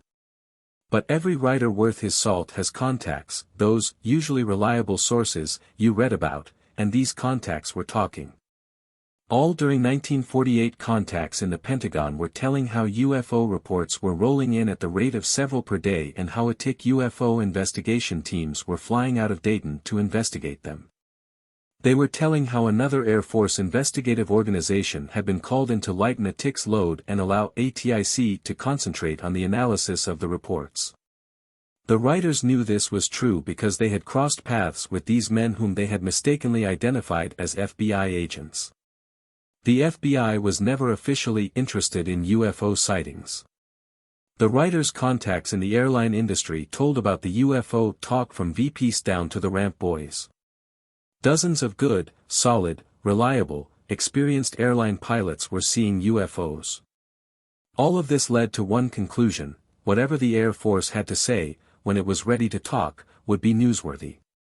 But the Air Force wasn't ready to talk. Project Sign personnel were just getting settled down to work after the New Year's holiday when the ghost rockets came back to the Scandinavian countries of Europe. Air attaches in Sweden, Denmark, and Norway fired wires to ATIC telling about the reports. Wires went back asking for more information.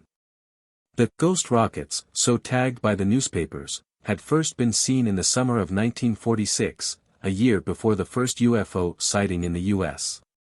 There were many different descriptions for the reported objects. They were usually seen in the hours of darkness and almost always traveling at extremely high speeds. They were shaped like a ball or projectile, were a bright green, white, red, or yellow and sometimes made sounds. Like their American cousins, they were always so far away that no details could be seen. For no good reason, other than speculation and circulation, the newspapers had soon begun to refer authoritatively to these ghost rockets as guided missiles, and implied that they were from Russia.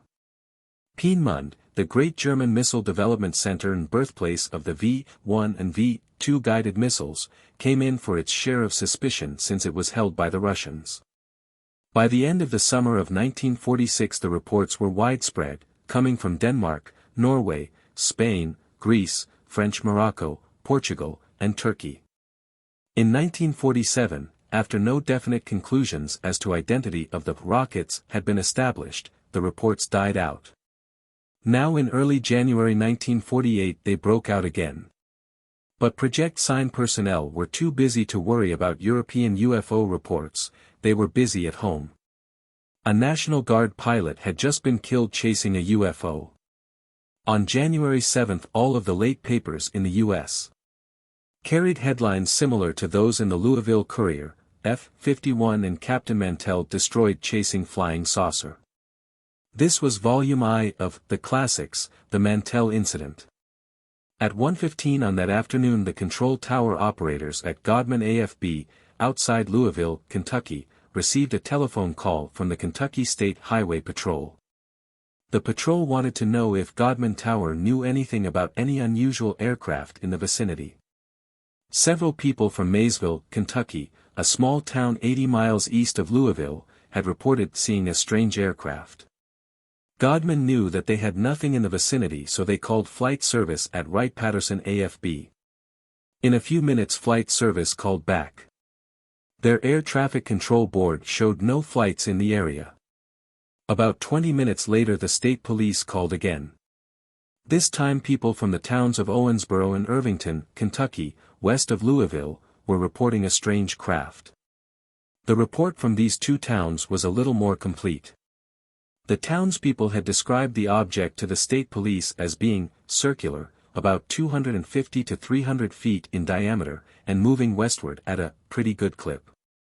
Godman Tower checked flight service again. Nothing. All this time the tower operators had been looking for the reported object. They theorized that since the UFO had had to pass north of Godman to get from Maysville to Owensboro it might come back. At 1:45 they saw it, or something like it. Later, in his official report, the assistant tower operator said that he had seen the object for several minutes before he called his chief's attention to it. He said that he had been reluctant to make a flying saucer report. As soon as the two men in the tower had assured themselves that the UFO they saw was not an airplane or a weather balloon, they called flight operations. They wanted the operations officer to see the UFO. Before long, word of the sighting had gotten around to key personnel on the base, and several officers, besides the base operations officer and the base intelligence officer, were in the tower. All of them looked at the UFO through the tower's 6x50 binoculars and decided they couldn't identify it. About this time Colonel Hicks, the base commander, arrived. He looked and he was baffled. At 2:30, they reported, they were discussing what should be done when 4 F-51s came into view, approaching the base from the south. The tower called the flight leader, Captain Mantell, and asked him to take a look at the object and try to identify it. One F-51 in the flight was running low on fuel, so he asked permission to go on to his base. Mantell took his two remaining wing men, made a turn, and started after the UFO. The people in Godman Tower were directing him as none of the pilots could see the object at this time. They gave Mantell an initial heading toward the south and the flight was last seen heading in the general direction of the UFO. By the time the F-5Ls had climbed to 10,000 feet, the two wing men later reported, Mantell had pulled out ahead of them and they could just barely see him. At 2:45 Mantell called the tower and said, "I see something above and ahead of me and I'm still climbing." All the people in the tower heard Mantell say this and they heard one of the wing men call back and ask, "What the hell are we looking for?" The tower immediately called Mantell and asked him for a description of what he saw. Odd as it may seem, no one can remember exactly what he answered. Saucer historians have credited him with saying, "I've sighted the thing. It looks metallic and it's tremendous in size. Now it's starting to climb." Then in a few seconds he is supposed to have called and said, "It's above me and I'm gaining on it. I'm going to 20,000 feet. Everyone in the tower agreed on this one last bit of the transmission, "I'm going to 20,000 feet, but didn't agree on the first part, about the UFOs being metallic and tremendous. The two wing men were now at 15,000 feet and trying frantically to call Mantell. He had climbed far above them by this time and was out of sight. Since none of them had any oxygen, they were worried about Mantell. Their calls were not answered. Mantell never talked to anyone again. The two wing men leveled off at 15,000 feet, made another fruitless effort to call Mantell, and started to come back down. As they passed Godman Tower on their way to their base, one of them said something to the effect that all he had seen was a reflection on his canopy. When they landed at their base, Standiford Field, just north of Godman, one pilot had his F-51 refueled and serviced with oxygen, and took off to search the area again. He didn't see anything. At 3:50 the tower lost sight of the UFO. A few minutes later they got word that Mantell had crashed and was dead. Several hours later, at 7:20 p.m., airfield towers all over the Midwest sent in frantic reports of another UFO. In all, about a dozen airfield towers reported the UFO as being low on the southwestern horizon and disappearing after about 20 minutes. The writers of saucer lore say this UFO was what Mantell was chasing when he died. The Air Force says this UFO was Venus. The people on Project Sign worked fast on the Mantell incident. Contemplating a flood of queries from the press as soon as they heard about the crash, they realized that they had to get a quick answer. Venus had been the target of a chase by an Air Force F-51 several weeks before, and there were similarities between this sighting and the Mantell incident. So almost before the rescue crews had reached the crash, the word Venus went out. This satisfied the editors, and so it stood for about a year. Mantell had unfortunately been killed trying to reach the planet Venus. To the press, the nonchalant, offhand manner with which the sighting was written off by the Air Force public relations officer showed great confidence in the conclusion, Venus. But behind the barbed wire fence that encircled ATIC, the nonchalant attitude didn't exist among the intelligence analysts. One man had already left for Louisville and the rest were doing some tall speculating. The story about the tower-to-air talk, it looks metallic and it's tremendous in size, spread fast. Rumor had it that the tower had carried on a running conversation with the pilots and that there was more information than was so far known. Rumor also had it that this conversation had been recorded. Unfortunately, neither of these rumors was true. Over a period of several weeks, the file on the Mantell incident grew in size until it was the most thoroughly investigated sighting of that time, at least the file was the thickest. About a year later, the Air Force released its official report on the incident. To use a trite term, it was a masterpiece in the art of weasel wording. It said that the UFO might have been Venus or it could have been a balloon. Maybe two balloons. It probably was Venus, except that this is doubtful because Venus was too dim to be seen in the afternoon. This jolted writers who had been following the UFO story. Only a few weeks before, the Saturday Evening Post had published a two-part story entitled, "What You Can Believe About Flying Saucers." The story had official sanction and had quoted the Venus theory as a positive solution. To clear up the situation, several writers were allowed to interview a major in the Pentagon, who was the Air Force's Pentagon expert on UFOs. The major was asked directly about the conclusion of the Mantell incident, and he flatly stated that it was Venus. The writers pointed out the official Air Force analysis. The major's answer was, they checked again and it was Venus. He didn't know who they were, where they had checked, or what they had checked, but it was Venus. The writers then asked, if there was a later report they had made, why wasn't it used as a conclusion? Was it available?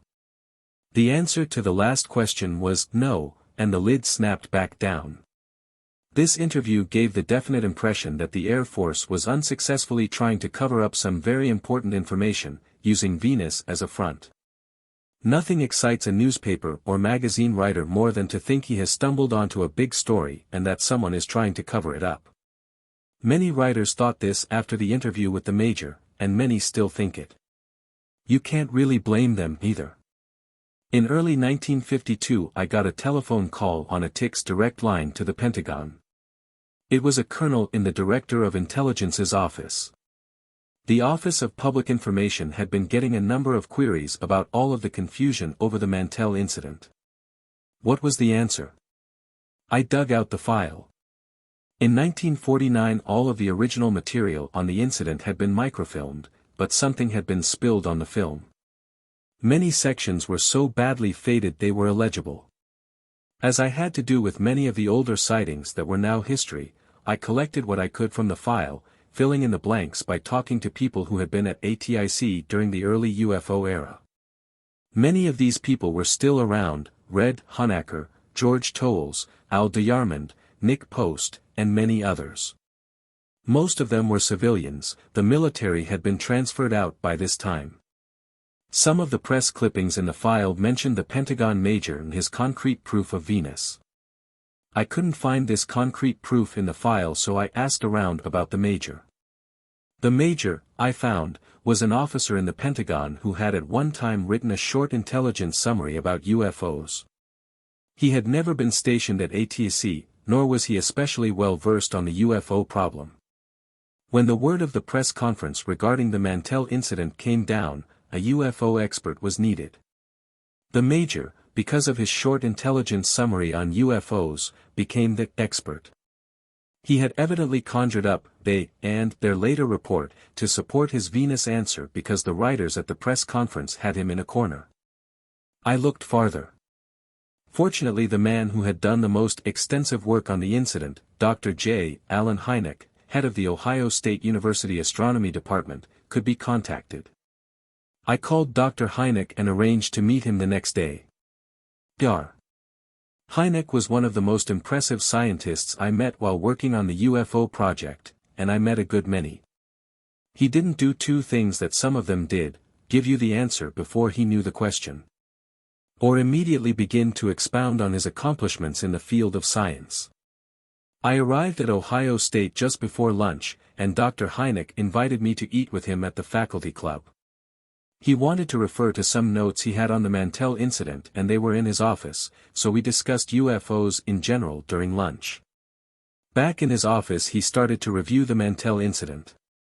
He had been responsible for the weasel-worded report that the Air Force released in late 1949, and he apologized for it. Had he known that it was going to cause so much confusion, he said, he would have been more specific. He thought the incident was a dead issue. The reason that Venus had been such a strong suspect was that it was in almost the same spot in the sky as the UFO. Dr. Hynek referred to his notes and told me that at 3 p.m. Venus had been south-southwest of Godman and 33 degrees above the southern horizon. At 3 p.m. the people in the tower estimated the UFO to be southwest of Godman and at an elevation of about 45 degrees. Allowing for human error in estimating directions and angles, this was close. I agreed. There was one big flaw in the theory, however.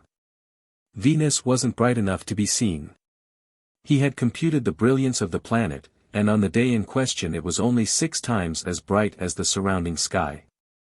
Then he explained what this meant. 6 times may sound like a lot, but it isn't. When you start looking for a pinpoint of light only 6 times as bright as the surrounding sky, it's almost impossible to find it, even on a clear day. Dr. Hynek said that he didn't think that the UFO was Venus. I later found out that although it was a relatively clear day there was considerable haze. I asked him about some of the other possibilities. He repeated the balloon, canopy reflection, and sundog theories but he refused to comment on them since, as he said, he was an astrophysicist and would care to comment only on the astrophysical aspects of the sightings. I drove back to Dayton convinced that the UFO wasn't Venus. Dr. Hynek had said Venus would have been a pinpoint of light. The people in the tower had been positive of their descriptions, their statements brought that out. They couldn't agree on a description, they called the UFO a parachute, an ice cream cone tipped with red, round and white, huge and silver or metallic, a small white object, 1/4 the size of the full moon. But all the descriptions plainly indicated a large object. None of the descriptions could even vaguely be called a pinpoint of light. This aspect of a definite shape seemed to eliminate the sundog theory too. Sundogs, or parhelia, as they are technically known, are caused by ice particles reflecting a diffused light. This would not give a sharp outline. I also recalled 2 instances where Air Force pilots had chased sundogs. In both instances when the aircraft began to climb, the sundog disappeared. This was because the angle of reflection changed as the airplane climbed several thousand feet. These sundog-caused UFOs also had fuzzy edges. I had always heard a lot of wild speculation about the condition of Mantell's crashed F-51, so I wired for a copy of the accident report. It arrived several days after my visit with Dr. Hynek. The report said that the F-51 had lost a wing due to excessive speed in a dive after Mantell had blacked out due to the lack of oxygen. Mantell's body had not burned, not disintegrated, and was not full of holes. The wreck was not radioactive, nor was it magnetized. One very important and pertinent question remained. Why did Mantell, an experienced pilot, try to go to 20,000 feet when he didn't even have an oxygen mask? If he had run out of oxygen, it would have been different. Every pilot and crewman has it pounded into him, do not, under any circumstances, go above 15,000 feet without oxygen. In high-altitude indoctrination during World War II, I made several trips up to 30,000 feet in a pressure chamber. To demonstrate anoxia we would leave our oxygen masks off until we became dizzy. A few of the more hardy souls could get to 15,000 feet, but nobody ever got over 17,000. Possibly Mantell thought he could climb up to 20,000 in a hurry and get back down before he got anoxia and blacked out, but this would be a foolish chance. This point was covered in the sighting report. A longtime friend of Mantell's went on record as saying that he'd flown with him several years and knew him personally. He couldn't conceive of Mantell's even thinking about disregarding his lack of oxygen. Mantell was one of the most cautious pilots he knew. The only thing I can think, he commented, was that he was after something that he believed to be more important than his life or his family. My next step was to try to find out what Mantell's wing men had seen or thought, but this was a blind alley. All of this evidence was in the ruined portion of the microfilm, even their names were missing. The only reference I could find to them was a vague passage indicating they hadn't seen anything. I concentrated on the canopy reflection theory. It is widely believed that many flying saucers appear to pilots who are actually chasing a reflection on their canopy. I checked over all the reports we had on file. I couldn't find one that had been written off for this reason. I dug back into my own flying experience and talked to a dozen pilots. All of us had momentarily been startled by a reflection on the aircraft's canopy or wing, but in a second or two it had been obvious that it was a reflection. Mantell chased the object for at least 15 to 20 minutes, and it is inconceivable that he wouldn't realize in that length of time that he was chasing a reflection. About the only theory left to check was that the object might have been one of the big, 100-foot diameter, skyhook balloons. I rechecked the descriptions of the UFO made by the people in the tower. The first man to sight the object called it a parachute, others said ice cream cone, round, etc. All of these descriptions fit a balloon. Buried deep in the file were two more references to balloons that I had previously missed. Not long after the object had disappeared from view at Godman AFB, a man from Madisonville, Kentucky, called Flight Service in Dayton. He had seen an object traveling southeast. He had looked at it through a telescope and it was a balloon. At 4:45 an astronomer living north of Nashville, Tennessee, called in.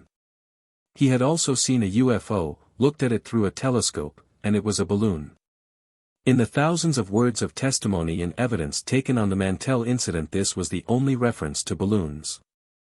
I had purposely not paid too much attention to this possibility because I was sure that it had been thoroughly checked back in 1948. Now I wasn't sure. I talked with one of the people who had been in on the Mantell investigation. The possibility of a balloon's causing the sighting had been mentioned but hadn't been followed up for two reasons. Number one was that everybody at ATIC was convinced that the object Mantell was after was a spaceship and that this was the only course they had pursued. When the sighting grew older and no spaceship proof could be found, everybody jumped on the Venus bandwagon, as this theory had already been established. It was an easy way out. The second reason was that a quick check had been made on weather balloons and none were in the area. The big skyhook balloon project was highly classified at that time, and since they were all convinced that the object was of interplanetary origin, the minority wanted to give the Russians credit. They didn't want to bother to buck the red tape of security to get data on skyhook flights. The group who supervised the contracts for all the skyhook research flights for the Air Force are located at Wright Field, so I called them. They had no records on flights in 1948, but they did think that the big balloons were being launched from Clinton County AFB in southern Ohio at that time. They offered to get the records of the winds on January 7 and see what flight path a balloon launched in southwestern Ohio would have taken. In a few days they had the data for me. Unfortunately, the times of the first sightings, from the towns outside Louisville, were not exact, but it was possible to partially reconstruct the sequence of events. The winds were such that a skyhook balloon launched from Clinton County AFB could be seen from the town east of Godman AFB, the town from which the first UFO was reported to the Kentucky State Police. It is not unusual to be able to see a large balloon for 50 to 60 miles. The balloon could have traveled west for a while, climbing as it moved with the strong east winds that were blowing that day and picking up speed as the winds got stronger at altitude. In 20 minutes it could have been in a position where it could be seen from Owensboro and Irvington, Kentucky, the two towns west of Godman. The second reports to the state police had come from these two towns. Still climbing, the balloon would have reached a level where a strong wind was blowing in a southerly direction. The jet stream winds were not being plotted in 1948, but the weather chart shows strong indications of a southerly bend in the jet stream for this day. Jet stream or not, the balloon would have moved rapidly south, still climbing. At a point somewhere south or southwest of Godman it would have climbed through the southerly moving winds to a calm belt at about 60,000 feet. At this level it would slowly drift south or southeast. A skyhook balloon can be seen at 60,000. When first seen by the people in Godman Tower, the UFO was south of the air base. It was relatively close and looked like a parachute, which a balloon does. During the 2 hours that it was in sight, the observers reported that it seemed to hover, yet each observer estimated the time he looked at the object through the binoculars and timelines. The descriptions ran: huge, small.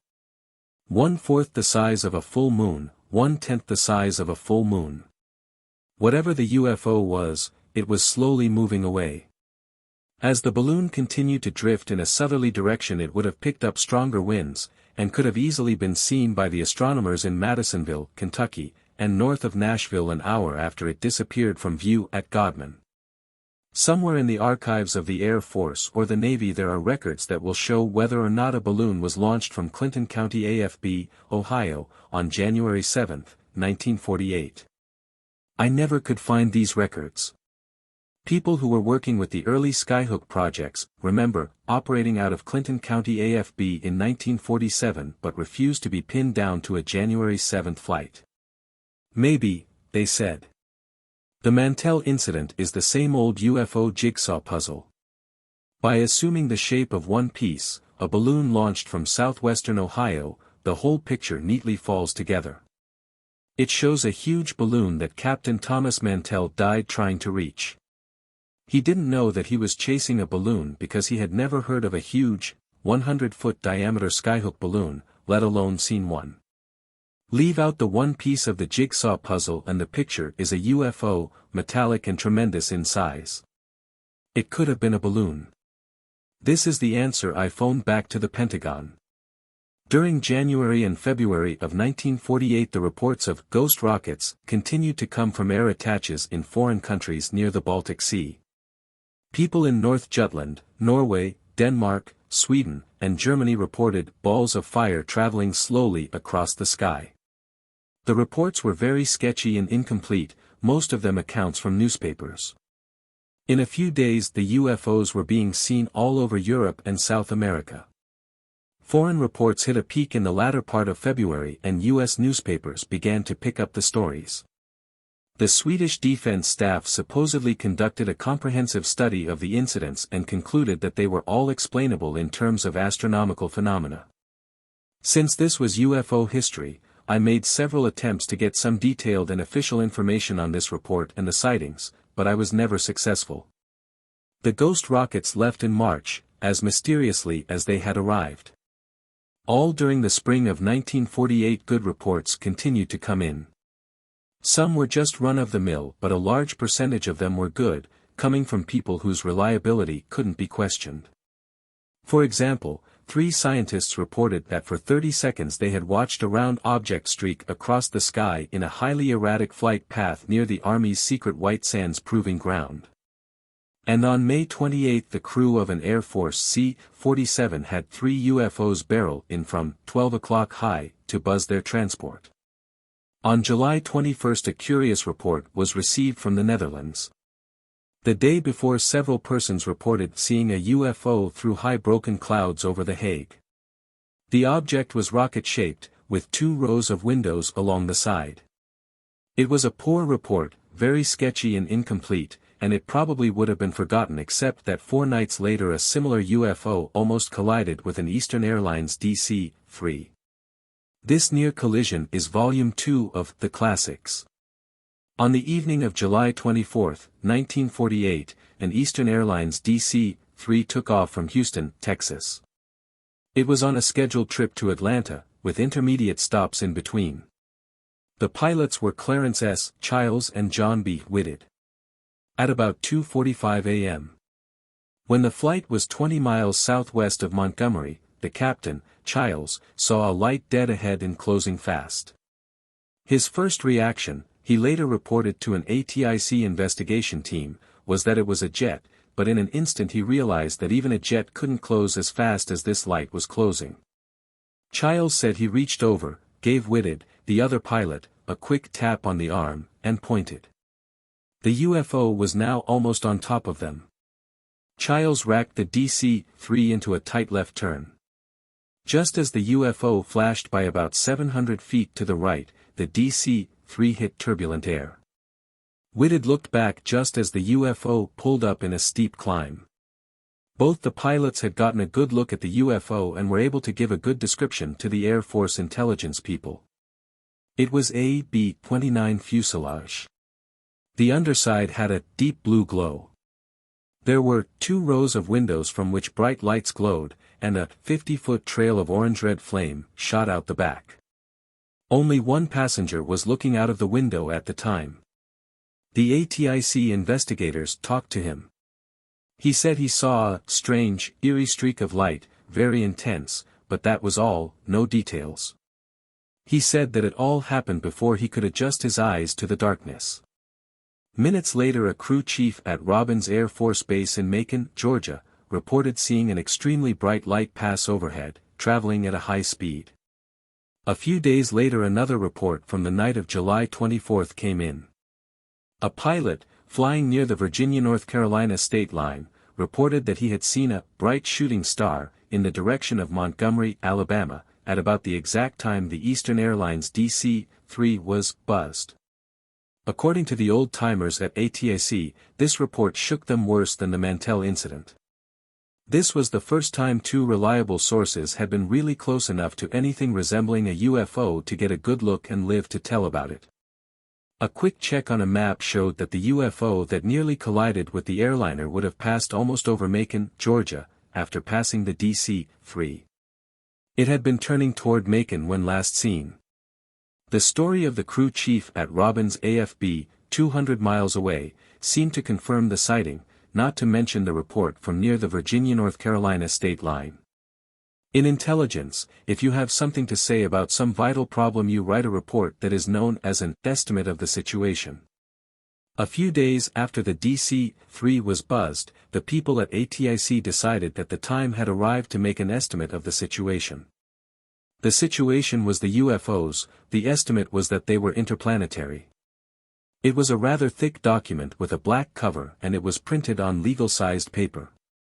Stamped across the front were the words "Top Secret." It contained the Air Force's analysis of many of the incidents I have told you about, plus many similar ones. All of them had come from scientists, pilots, and other equally credible observers, and each one was an unknown.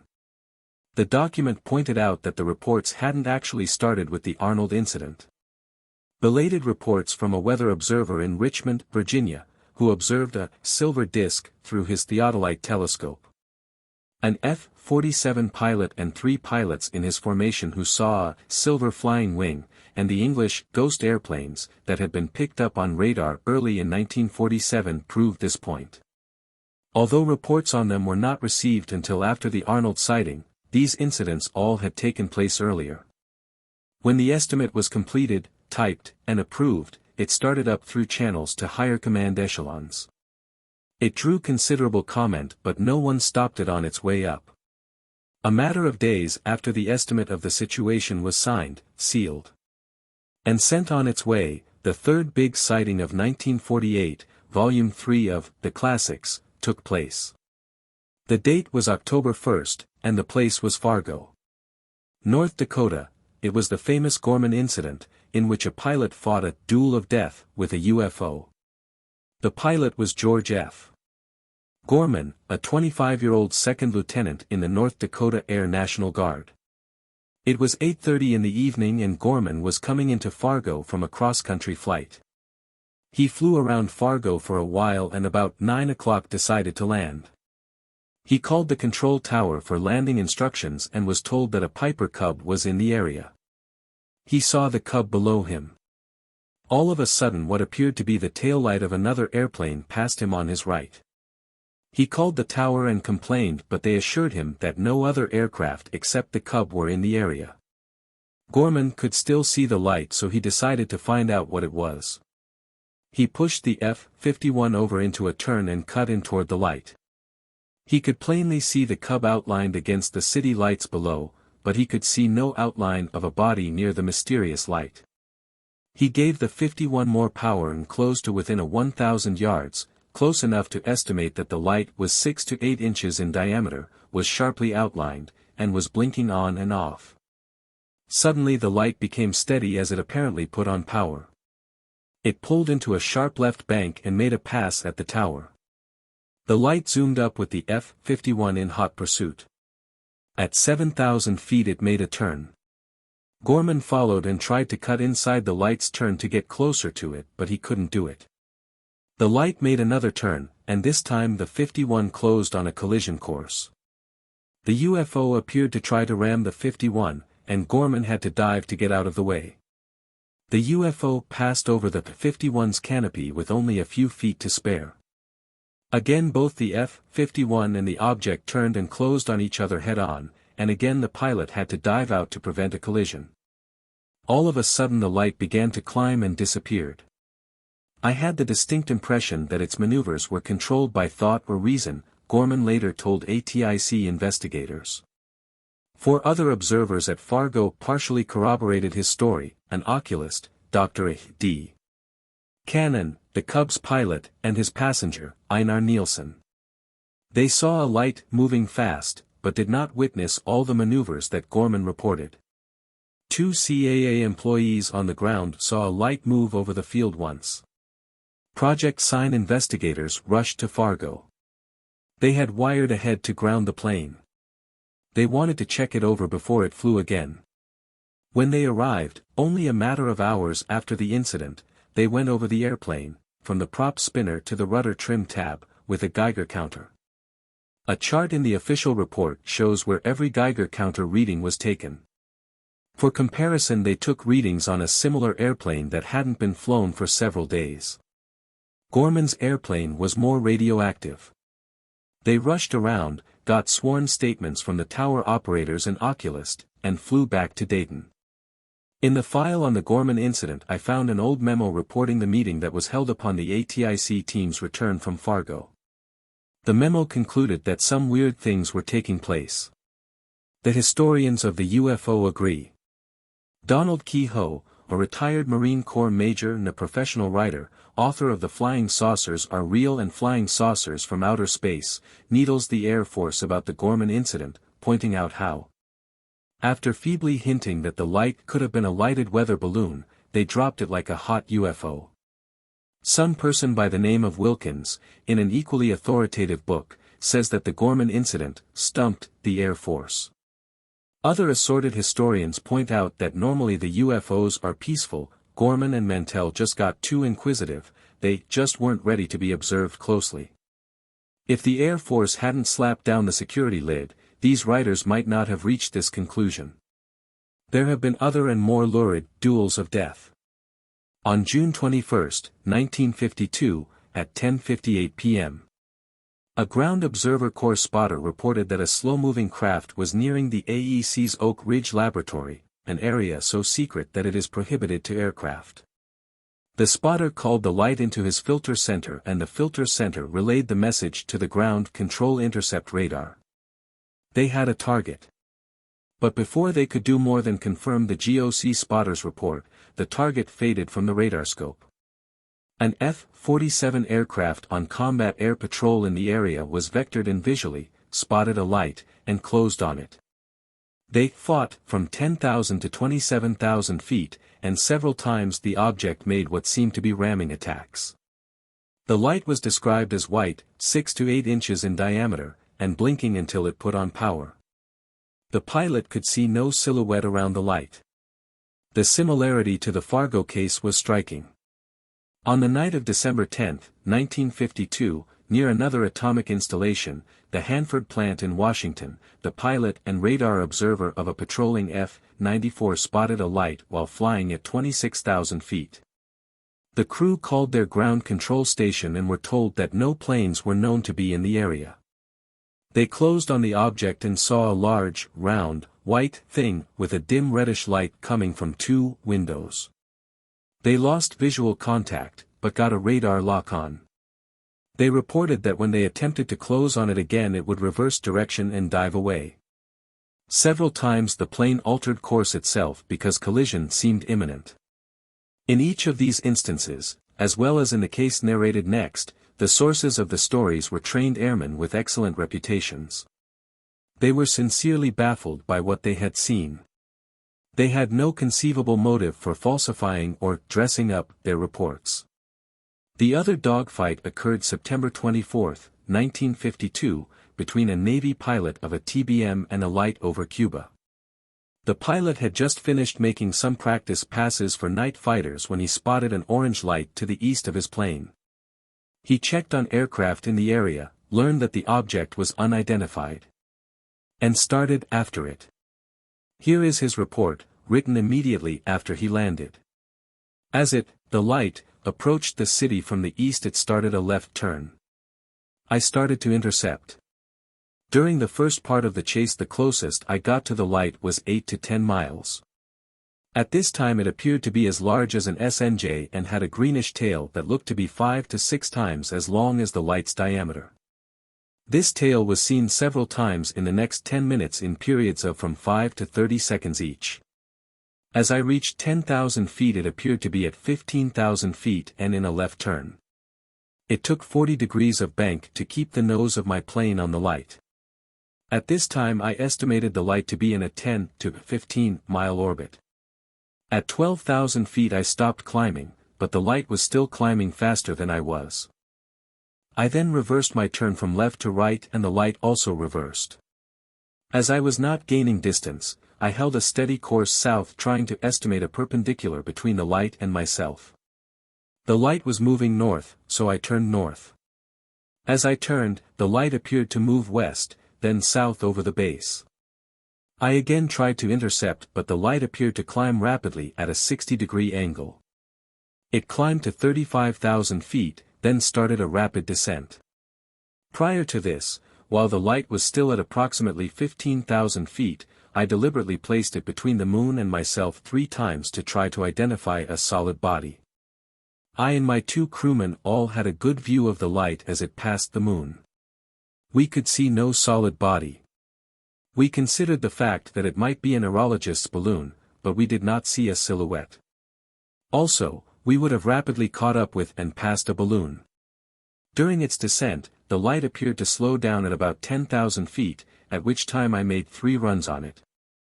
2 were on a 90-degree collision course, and the light traveled at tremendous speed across my bow. On the 3rd run I was so close that the light blanked out the airfield below me. Suddenly it started a dive and I followed, losing it at 1,500 feet. In this incident the UFO was a balloon. The following night a lighted balloon was sent up and the pilot was ordered up to compare his experiences. He duplicated his dogfight, illusions and all. The Navy furnished us with a long analysis of the affair, explaining how the pilot had been fooled.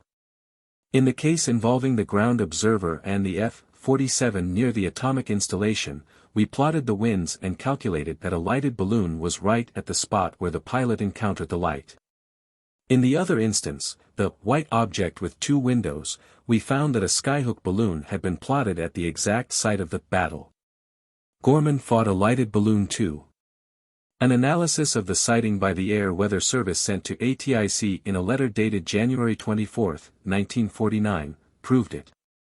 The radioactive F-51 was decontaminated by a memo from a Wright Field Laboratory explaining that a recently flown airplane will be more radioactive than one that has been on the ground for several days.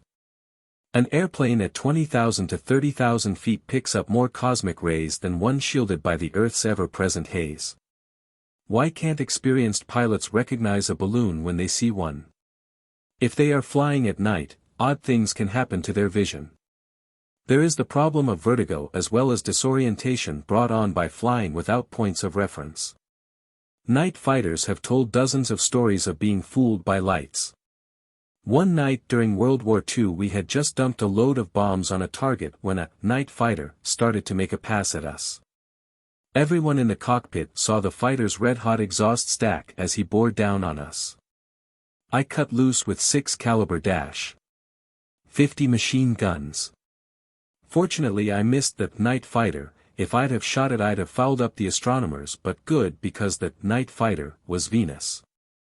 While the people on Project Sign were pondering over Lieutenant Gorman's dogfight with the UFO, at the time they weren't even considering the balloon angle. the top-secret estimate of the situation was working its way up into the higher echelons of the Air Force. It got to the late General Hoyt S. Vandenberg, then Chief of Staff, before it was batted back down. The general wouldn't buy interplanetary vehicles. The report lacked proof. A group from ATIC went to the Pentagon to bolster their position but had no luck. The Chief of Staff just couldn't be convinced. The estimate died a quick death. Some months later it was completely declassified and relegated to the incinerator. A few copies, one of which I saw, were kept as mementos of the golden days of the UFOs. The top Air Force Command's refusal to buy the interplanetary theory didn't have any immediate effect upon the morale of Project Sign because the reports were getting better. A belated report that is more of a collector's item than a good UFO sighting came into ATIC in the fall of 1948. It was from Moscow. Someone, I could never find out exactly who, reported a huge, smudge-like object in the sky. Then radar came into the picture.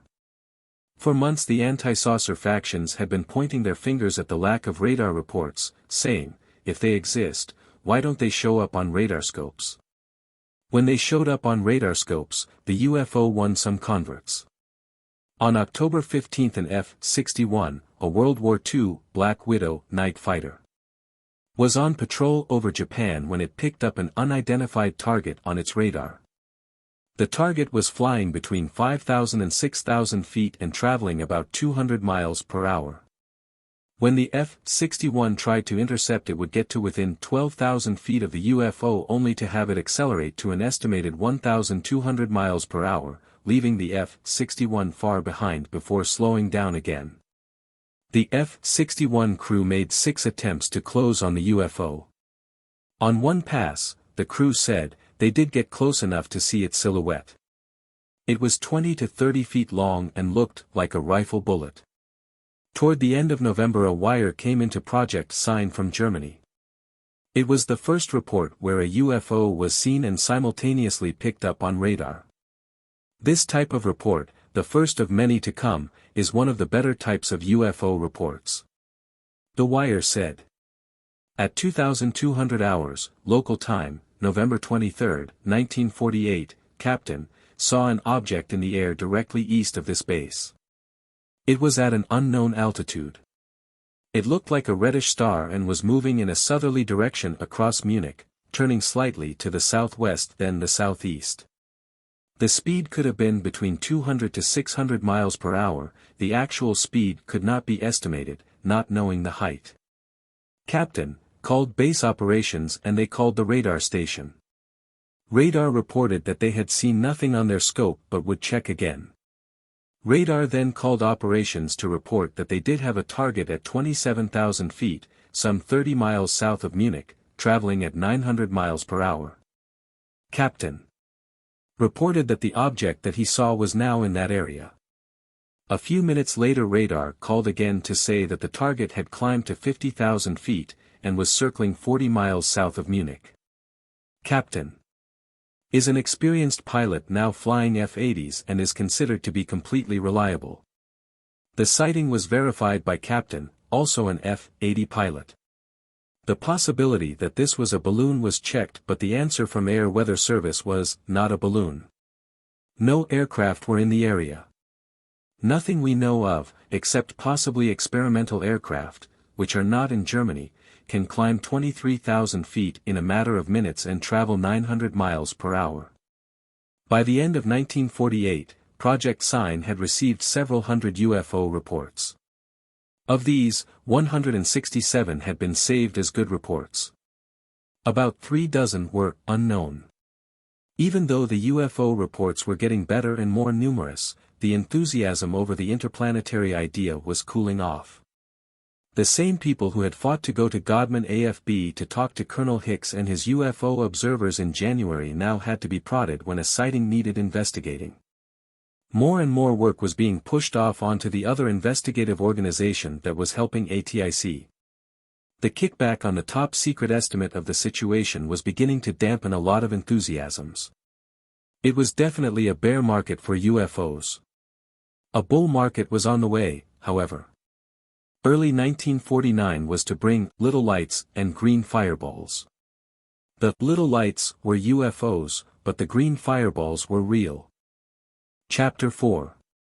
Green Fireballs, Project Twinkle, Little Lights, and Grudge. At exactly midnight on September 18, 1954, my telephone rang. It was Jim Phelan, a friend of mine from the Long Beach Press-Telegram, and he had a good flying saucer report, hot off the wires. He read it to me.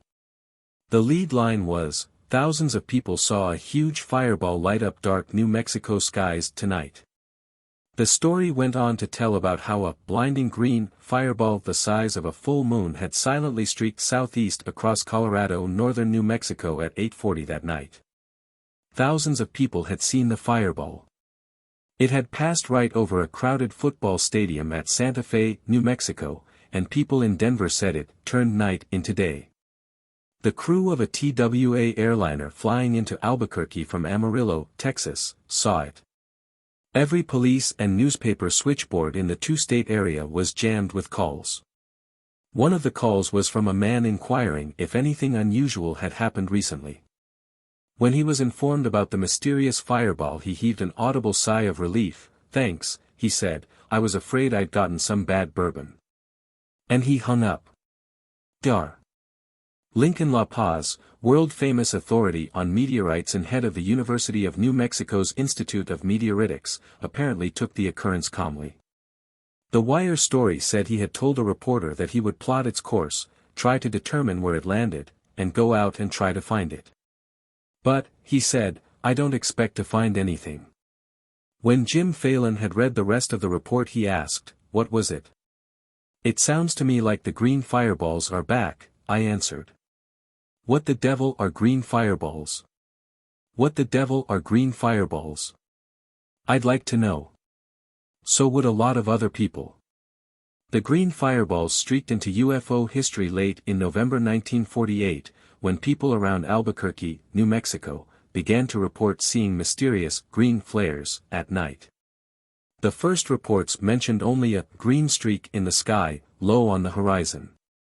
From the description, the Air Force intelligence people at Kirtland AFB in Albuquerque and the Project Sign people at ATIC wrote the objects off as flares.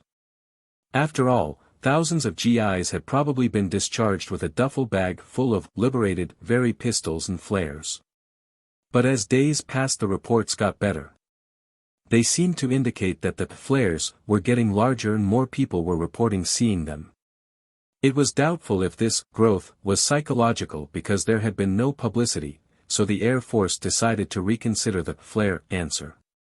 They were in the process of doing this on the night of December 5, 1948, a memorable night in the Green Fireball chapter of UFO history. At 9:27 p.m. on December 5, an Air Force C-47 transport was flying at 18,000 feet 10 miles east of Albuquerque. The pilot was a Captain Good. Suddenly the crew, Captain Good, his co-pilot, and his engineer were startled by a green ball of fire flashing across the sky ahead of them. It looked something like a huge meteor, except that it was a bright green color and it didn't arch downward, as meteors usually do. The green-colored ball of fire had started low, from near the eastern slopes of the Sandia Mountains, arched upward a little, then seemed to level out. And it was too big for a meteor, at least it was larger than any meteor that anyone in the C-47 had ever seen before.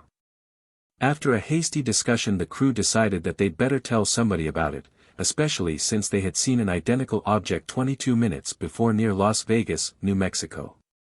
Captain Good picked up his microphone and called the control tower at Kirtland AFB and reported what he and his crew had seen. The tower relayed the message to the local intelligence people. A few minutes later, the captain of Pioneer Airlines Flight 63 called Kirtland Tower. At 9:35 p.m. he had also seen a green ball of fire just east of Las Vegas, New Mexico. He was on his way to Albuquerque and would make a full report when he landed. When he taxied his DC-3 up to the passenger ramp at Kirtland a few minutes later, several intelligence officers were waiting for him. He reported that at 9:35 p.m. He was on a westerly heading, approaching Las Vegas from the east, when he and his co-pilot saw what they first thought was a shooting star. It was ahead and a little above them. But, the captain said, it took them only a split second to realize that whatever they saw was too low and had too flat a trajectory to be a meteor. As they watched, the object seemed to approach their airplane head-on, changing color from orange-red to green. As it became bigger and bigger, the captain said, he thought sure it was going to collide with them, so he racked the DC-3 up in a tight turn. As the green ball of fire got abreast of them, it began to fall toward the ground, getting dimmer and dimmer until it disappeared. Just before he swerved the DC-3, the fireball was as big, or bigger, than a full moon. The intelligence officers asked a few more questions and went back to their office. More reports, which had been phoned in from all over northern New Mexico, were waiting for them. By morning a full-fledged investigation was underway. No matter what these green fireballs were, the military was getting a little edgy. They might be common meteorites, psychologically enlarged flares, or true UFOs, but whatever they were playing around in one of the most sensitive security areas in the United States. Within 100 miles of Albuquerque were two installations that were the backbone of the atomic bomb program, Los Alamos and Sandia Base. Scattered throughout the countryside were other installations vital to the defense of the U.S. Radar stations, fighter interceptor bases, and the other mysterious areas that had been blocked off by high chain-link fences. Since the green fireballs bore some resemblance to meteors or meteorites, the Kirtland intelligence officers called in Dr. Lincoln La Paz. Dr. La Paz said that he would be glad to help, so the officers explained the strange series of events to him. True, he said, the description of the fireballs did sound as if they might be meteorites, except for a few points. One way to be sure was to try to plot the flight path of the green fireballs the same way he had so successfully plotted the flight path of meteorites in the past. From this flight path he could determine where they would have hit the Earth, if they were meteorites. They would search this area, and if they found parts of a meteorite they would have the answer to the green fireball riddle. The fireball activity on the night of December 5th was made to order for plotting flight paths. The good reports of that night included carefully noted locations, the directions in which the green objects were seen, their heights above the horizon, and the times when they were observed. So early the next morning Dr. La Paz and a crew of intelligence officers were scouring northern New Mexico. They started out by talking to the people who had made reports but soon found out that dozens of other people had also seen the fireballs. By closely checking the time of the observations, they determined that 8 separate fireballs had been seen. One was evidently more spectacular and was seen by the most people. Everyone in northern New Mexico had seen it going from west to east, so Dr. La Paz and his crew worked eastward across New Mexico to the west border of Texas, talking to dozens of people. After many sleepless hours they finally plotted where it should have struck the Earth. They searched the area but found nothing. They went back over the area time and time again, nothing. As Dr. La Paz later told me, this was the first time that he seriously doubted the green fireballs were meteorites. Within a few more days the fireballs were appearing almost nightly. The intelligence officers from Kirtland decided that maybe they could get a good look at one of them, so on the night of December 8, 2 officers took off in an airplane just before dark and began to cruise around north of Albuquerque. They had a carefully worked-out plan where each man would observe certain details if they saw one of the green fireballs. At 6:33 p.m. they saw one. This is their report. At 6:33 p.m. While flying at an indicated altitude of 11,500 feet, a strange phenomenon was observed. Exact position of the aircraft at time of the observation was 20 miles east of the Las Vegas, New Mexico, radio range station. The aircraft was on a compass course of 90 degrees. Captain was pilot and I was acting as co-pilot. I first observed the object and a split second later the pilot saw it. It was 2,000 feet higher than the plane, and was approaching the plane at a rapid rate of speed from 30 degrees to the left of our course. The object was similar in appearance to a burning green flare, the kind that is commonly used in the Air Force. However, the light was much more intense and the object appeared considerably larger than a normal flare. The trajectory of the object, when first sighted, was almost flat and parallel to the Earth. The phenomenon lasted about 2 seconds. At the end of this time the object seemed to begin to burn out and the trajectory then dropped off rapidly. The phenomenon was of such intensity as to be visible from the very moment it ignited.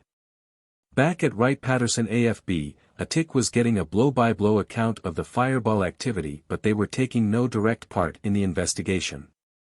Their main interest was to review all incoming UFO reports and see if the green fireball reports were actually unique to the Albuquerque area. They were. Although a good many UFO reports were coming in from other parts of the U.S., none fit the description of the green fireballs. All during December 1948 and January 1949 the green fireballs continued to invade the New Mexico skies. Everyone, including the intelligence officers at Kirtland AFB, Air Defense Command people, Dr. La Paz, and some of the most distinguished scientists at Los Alamos had seen at least one. In mid-February 1949 a conference was called at Los Alamos to determine what should be done to further pursue the investigation. The Air Force, Project Sign, the intelligence people at Kirtland, and other interested parties had done everything they could think of and still no answer. Such notable scientists as Dr. Joseph Kaplan, a world-renowned authority on the physics of the upper atmosphere, Dr. Edward Teller, of H-bomb fame, and of course Dr. La Paz, attended, along with a lot of military brass and scientists from Los Alamos. This was one conference where there was no need to discuss whether or not this special type of UFO, the green fireball, existed. Almost everyone at the meeting had seen one. The purpose of the conference was to decide whether the fireballs were natural or man-made and how to find out more about them. As happens in any conference, opinions were divided. Some people thought the green fireballs were natural fireballs.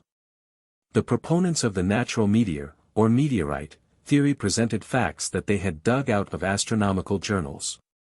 Greenish-colored meteors, although not common, had been observed on many occasions. The flat trajectory, which seemed to be so important in proving that the green fireballs were extraterrestrial, was also nothing new. When viewed from certain angles, a meteor can appear to have a flat trajectory. The reason that so many had been seen during December of 1948 and January of 1949 was that the weather had been unusually clear all over the southwest during this period. Dr. La Paz led the group who believed that the green fireballs were not meteors or meteorites. His argument was derived from the facts that he had gained after many days of research and working with Air Force intelligence teams. He stuck to the points that, 1. The trajectory was too flat, 2. The color was too green, and, 3. He couldn't locate any fragments even though he had found the spots where they should have hit the Earth if they were meteorites. People who were at that meeting have told me that Dr. La Paz's theory was very interesting and that each point was carefully considered. But evidently it wasn't conclusive enough because when the conference broke up, after 2 days, it was decided that the green fireballs were a natural phenomenon of some kind. It was recommended that this phase of the UFO investigation be given to the Air Force's Cambridge Research Laboratory, since it is the function of this group to study natural phenomena. And that Cambridge set up a project to attempt to photograph the green fireballs and measure their speed, altitude, and size. In the late summer of 1949, Cambridge established Project Twinkle to solve the mystery. The project called for establishing 3 cinetheodolite stations near White Sands, New Mexico. A cinetheodolite is similar to a 35mm movie camera, except when you take a photograph of an object you also get a photograph of 3 dials that show the time the photo was taken, the azimuth angle, and the elevation angle of the camera. If 2 or more cameras photograph the same object, it is possible to obtain a very accurate measurement of the photographed object's altitude, speed, and size. Project Twinkle was a bust. Absolutely nothing was photographed. Of the 3 cameras that were planned for the project, only one was available. This one camera was continually being moved from place to place. If several reports came from a certain area, the camera crew would load up their equipment and move to that area, always arriving too late. Any duck hunter can tell you that this is the wrong tactic. If you want to shoot any ducks, pick a good place and stay put, let the ducks come to you. The people trying to operate Project Twinkle were having financial and morale trouble. To do a good job they needed more and better equipment and more people, but Air Force budget cuts precluded this. Moral support was free, but they didn't get this either. When the Korean War started, Project Twinkle silently died, along with official interest in green fireballs. When I organized Project Bluebook in the summer of 1951, I'd never heard of a green fireball. We had a few files marked Los Alamos Conference, Fireballs, Project Twinkle, etc., but I didn't pay any attention to them. Then one day I was at a meeting in Los Angeles with several other officers from ATIC, and was introduced to Dr. Joseph Kaplan. When he found we were from ATIC, his first question was, "What ever happened to the green fireballs?" None of us had ever heard of them, so he quickly gave us the story. He and I ended up discussing green fireballs. He mentioned Dr. La Paz and his opinion that the green fireballs might be man-made, and although he respected La Paz's professional ability, he just wasn't convinced. But he did strongly urge me to get in touch with Dr. La Paz and hear his side of the story. When I returned to ATIC, I spent several days digging into our collection of green fireball reports. All of these reports covered a period from early December 1948 to 1949. As far as Blue Book's files were concerned, there hadn't been a green fireball report for a year and a half. I read over the report on Project Twinkle and the few notes we had on the Los Alamos Conference, and decided that the next time I went to Albuquerque I'd contact Dr. La Paz. I did go to Albuquerque several times, but my visits were always short and I was always in a hurry, so I didn't get to see him. It was 6 or 8 months later before the subject of green fireballs came up again. I was eating lunch with a group of people at the AEC's Los Alamos laboratory when one of the group mentioned the mysterious Kelly green balls of fire. The strictly unofficial bull session type discussion that followed took up the entire lunch hour and several hours of the afternoon. It was an interesting discussion because these people, all scientists and technicians from the lab, had a few educated guesses as to what they might be. All of them had seen a green fireball, some of them had seen several.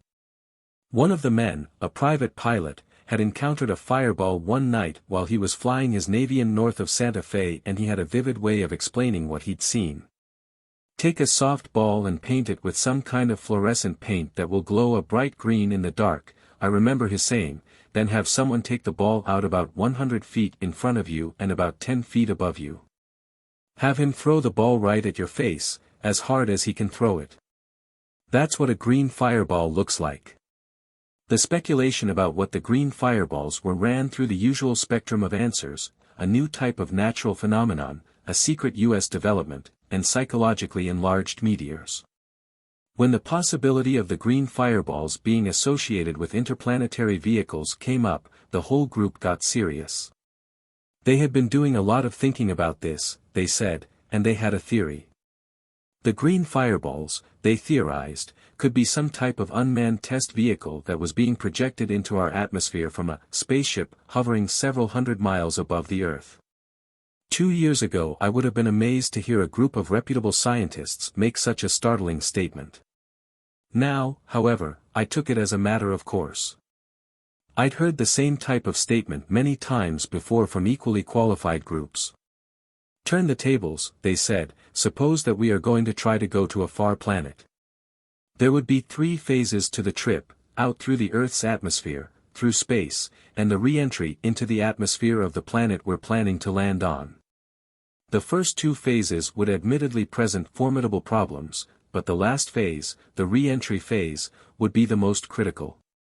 Coming in from outer space, the craft would, for all practical purposes, be similar to a meteorite except that it would be powered and not free-falling. You would have myriad problems associated with aerodynamic heating, high aerodynamic loadings, and very probably a host of other problems that no one can now conceive of. Certain of these problems could be partially solved by laboratory experimentation, but nothing can replace flight testing, and the results obtained by flight tests in our atmosphere would not be valid in another type of atmosphere. The most logical way to overcome this difficulty would be to build our interplanetary vehicle, go to the planet that we were interested in landing on, and hover several hundred miles up. From this altitude we could send instrumented test vehicles down to the planet. If we didn't want the inhabitants of the planet, if it were inhabited, to know what we were doing, we could put destruction devices in the test vehicle. Or arrange the test so that the test vehicles would just plain burn up at a certain point due to aerodynamic heating. They continued, each man injecting his ideas. Maybe the green fireballs are test vehicles, somebody else's. The regular UFO reports might be explained by the fact that the manned vehicles were venturing down to within 100,000 or 200,000 feet of the Earth, or to the altitude at which atmosphere re-entry begins to get critical. I had to go down to the airstrip to get a Carco Airlines plane back to Albuquerque, so I didn't have time to ask a lot of questions that came into my mind. I did get to make one comment. From the conversations, I assumed that these people didn't think the green fireballs were any kind of a natural phenomenon. Not exactly, they said, but so far the evidence that said they were a natural phenomenon was vastly outweighed by the evidence that said they weren't. During the kidney-jolting trip down the valley from Los Alamos to Albuquerque in one of the Carco Airlines bonanzas, I decided that I'd stay over an extra day and talk to Dr. La Paz. He knew every detail there was to know about the green fireballs. He confirmed my findings, that the genuine green fireballs were no longer being seen. He said that he'd received hundreds of reports, especially after he'd written several articles about the mysterious fireballs, but that all of the reported objects were just greenish-colored, common, everyday meteors. Dr. La Paz said that some people, including Dr. Joseph Kaplan and Dr. Edward Teller, thought that the green fireballs were natural meteors. He didn't think so, however, for several reasons. First, the color was so much different. To illustrate his point, Dr. La Paz opened his desk drawer and took out a well-worn chart of the color spectrum. He checked off 2 shades of green, one a pale, almost yellowish green and the other a much more distinct vivid green. He pointed to the bright green and told me that this was the color of the green fireballs. He'd taken this chart with him when he went out to talk to people who had seen the green fireballs, and everyone had picked this one color. The pale green, he explained, was the color reported in the cases of documented green meteors. Then there were other points of dissimilarity between a meteor and the green fireballs. The trajectory of the fireballs was too flat. Dr. La Paz explained that a meteor doesn't necessarily have to arch down across the sky, its trajectory can appear to be flat, but not as flat as that of the green fireballs. Then there was the size. Almost always such descriptive words as terrifying, as big as the moon, and blinding had been used to describe the fireballs. Meteors just aren't this big and bright. No, Dr. La Paz didn't think that they were meteors. Dr. La Paz didn't believe that they were meteorites either.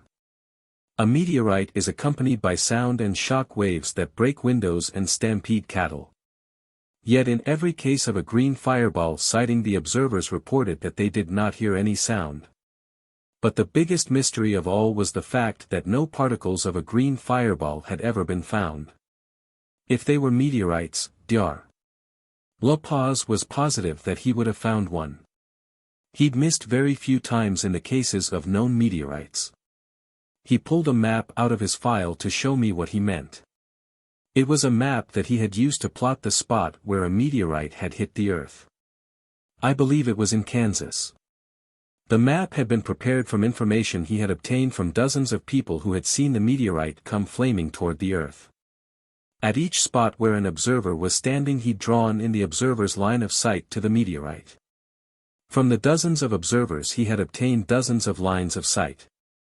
The lines all converged to give Dr. La Paz a plot of the meteorite's downward trajectory. Then he had been able to plot the spot where it had struck the Earth. He and his crew went to the marked area, probed the ground with long steel poles, and found the meteorite. This was just one case that he showed me. He had records of many more similar successful expeditions in his file. Then he showed me some other maps. The plotted lines looked identical to the ones on the map I'd just seen. Dr. La Paz had used the same techniques on these plots and had marked an area where he wanted to search. He had searched the area many times but he had never found anything. These were plots of the path of a green fireball. When Dr. La Paz had finished, I had one last question: what do you think they are? He weighed the question for a few seconds, then he said that all he cared to say was that he didn't think that they were a natural phenomenon. He thought that maybe someday one would hit the earth and the mystery would be solved. He hoped that they were a natural phenomenon. After my talk with Dr. La Paz, I can well understand his apparent calmness on the night of September 18, 1954, when the newspaper reporter called him to find out if he planned to investigate this latest green fireball report. He was speaking from experience, not indifference, when he said, "But I don't expect to find anything. If the green fireballs are back, I hope that Dr. La Paz gets an answer this time." The story of the UFO now goes back to late January 1949, the time when the Air Force was in the midst of the green fireball mystery. In another part of the country another odd series of events was taking place. The center of activity was a highly secret area that can't be named, and the recipient of the UFOs, which were formations of little lights, was the U.S. Army. The series of incidents started when military patrols who were protecting the area began to report seeing formations of lights flying through the night sky. At first the lights were reported every 3 or 4 nights, but inside of 2 weeks the frequency had stepped up. Before long they were a nightly occurrence. Some patrols reported that they had seen 3 or 4 formations in one night. The sightings weren't restricted to the men on patrol. One night, just at dusk, during retreat, the entire garrison watched a formation pass directly over the post parade ground. As usual with UFO reports, the descriptions of the lights varied but the majority of the observers reported a V formation of 3 lights. As the formation moved through the sky, the lights changed in color from a bluish-white to orange and back to bluish-white. This color cycle took about 2 seconds. The lights usually traveled from west to east and made no sound. They didn't streak across the sky like a meteor, but they were going faster than a jet. The lights were a little bigger than the biggest star. Once in a while the GIs would get binoculars on them but they couldn't see any more details. The lights just looked bigger. From the time of the first sighting, reports of the little lights were being sent to the Air Force through Army intelligence channels. The reports were getting to ATIC, but the green fireball activity was taking top billing and no comments went back to the Army about their little lights. According to an Army G2 major to whom I talked in the Pentagon, this silence was taken to mean that no action, other than sending in reports, was necessary on the part of the Army. But after about 2 weeks of nightly sightings and no apparent action by the Air Force, the commander of the installation decided to take the initiative and set a trap. His staff worked out a plan in record time. Special UFO patrols would be sent out into the security area and they would be furnished with sighting equipment. This could be the equipment that they normally used for fire control. Each patrol would be sent to a specific location and would set up a command post. Operating out of the command post, at points where the sky could be observed, would be sighting teams. Each team had sighting equipment to measure the elevation and azimuth angle of the UFO. 4 men were to be on each team: an instrument man, a timer, a recorder, and a radio operator. All the UFO patrols would be assigned special radio frequencies. The operating procedure would be that when one sighting team spotted a UFO, the radio operator would call out his team's location, the location of the UFO in the sky, and the direction it was going. All of the other teams from his patrol would thus know when to look for the UFO and begin to sight on it. While the radio man was reporting, the instrument man on the team would line up the UFO and begin to call out the angles of elevation and azimuth. The timer would call out the time, the recorder would write all of this down. The command post, upon hearing the report of the UFO, would call the next patrol and tell them. They too would try to pick it up. Here was an excellent opportunity to get some concrete data on at least one type of UFO. It was something that should have been done from the start. Speeds, altitudes, and sizes that are estimated just by looking at a UFO are miserably inaccurate. But if you could accurately establish that some type of object was traveling 30,000 miles an hour, or even 3,000 miles an hour, through our atmosphere, the UFO story would be the biggest story since the creation. The plan seemed foolproof and had the full support of every man who was to participate. For the first time in history, every GI wanted to get on the patrols. The plan was quickly written up as a field order, approved, and mimeographed. Since the Air Force had the prime responsibility for the UFO investigation, it was decided that the plan should be quickly coordinated with the Air Force, so a copy was rushed to them. Time was critical because every group of nightly reports might be the last. Everything was ready to roll the minute the Air Force said, "Go." The Air Force didn't okay the plan. I don't know where the plan was killed, or who killed it, but it was killed. Its death caused two reactions. Many people thought that the plan was killed so that too many people wouldn't find out the truth about UFOs. Others thought somebody was just plain stupid. Neither was true. The answer was simply that the official attitude toward UFOs had drastically changed in the past few months. They didn't exist, they couldn't exist. It was the belief at ATIC that the one last mystery, the green fireballs, had been solved a few days before at Los Alamos. The fireballs were meteors and Project Twinkle would prove it. Any further investigation by the Army would be a waste of time and effort. This drastic change in official attitude is as difficult to explain as it was difficult for many people who knew what was going on inside Project Sign to believe. I use the words, official attitude, because at this time UFOs had become as controversial a subject as they are today. All through intelligence circles people had chosen sides and the two UFO factions that exist today were born. On one side was the faction that still believed in flying saucers. These people, come hell or high water, were hanging on to their original ideas. Some thought that the UFOs were interplanetary spaceships. Others weren't quite as bold and just believed that a good deal more should be known about the UFOs before they were so completely written off. These people weren't a bunch of nuts or crackpots either. They ranged down through the ranks from generals and top-grade civilians. On the outside their views were backed up by civilian scientists. On the other side were those who didn't believe in flying saucers. At one time many of them had been believers. When the UFO reports were pouring in back in 1947 and 1948, they were just as sure that the UFOs were real as the people they were now scoffing at. But they had changed their minds. Some of them had changed their minds because they had seriously studied the UFO reports and just couldn't see any evidence that the UFOs were real. But many of them could see the, "I don't believe," bandwagon pulling out in front and just jumped on. This change in the operating policy of the UFO project was so pronounced that I, like so many other people, wondered if there was a hidden reason for the change.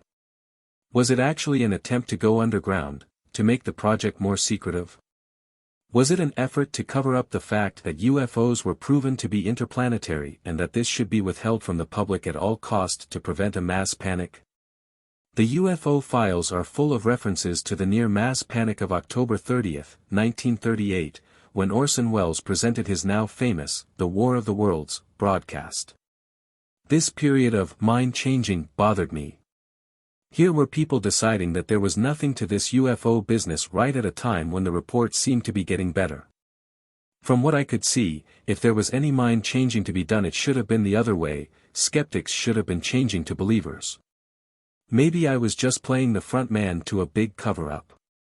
I didn't like it because if somebody up above me knew that UFOs were really spacecraft, I could make a big fool out of myself if the truth came out. I checked into this thoroughly. I spent a lot of time talking to people who had worked on Project Grudge.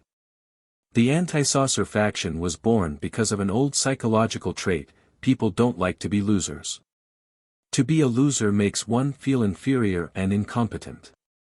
On September 23, 1947, when the chief of ATIC sent a letter to the commanding general of the Army Air Forces stating that UFOs were real, intelligence committed themselves.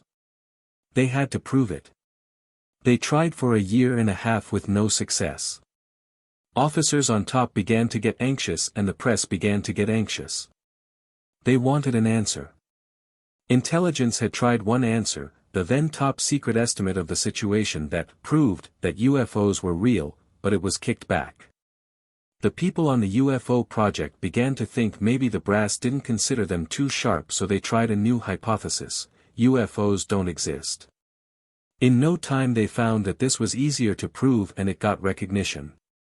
Before, if an especially interesting UFO report came in and the Pentagon wanted an answer, all they'd get was an, "It could be real but we can't prove it." Now such a request got a quick, snappy, "It was a balloon," and feathers were stuck in caps from ATIC up to the Pentagon. Everybody felt fine. In early 1949 the term "new look" was well known.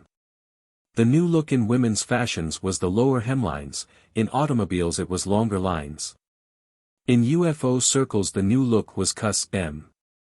The new look in UFOs was officially acknowledged on February 11, 1949, when an order was written that changed the name of the UFO project from Project Sign to Project Grudge. The order was supposedly written because the classified name, Project Sign, had been compromised.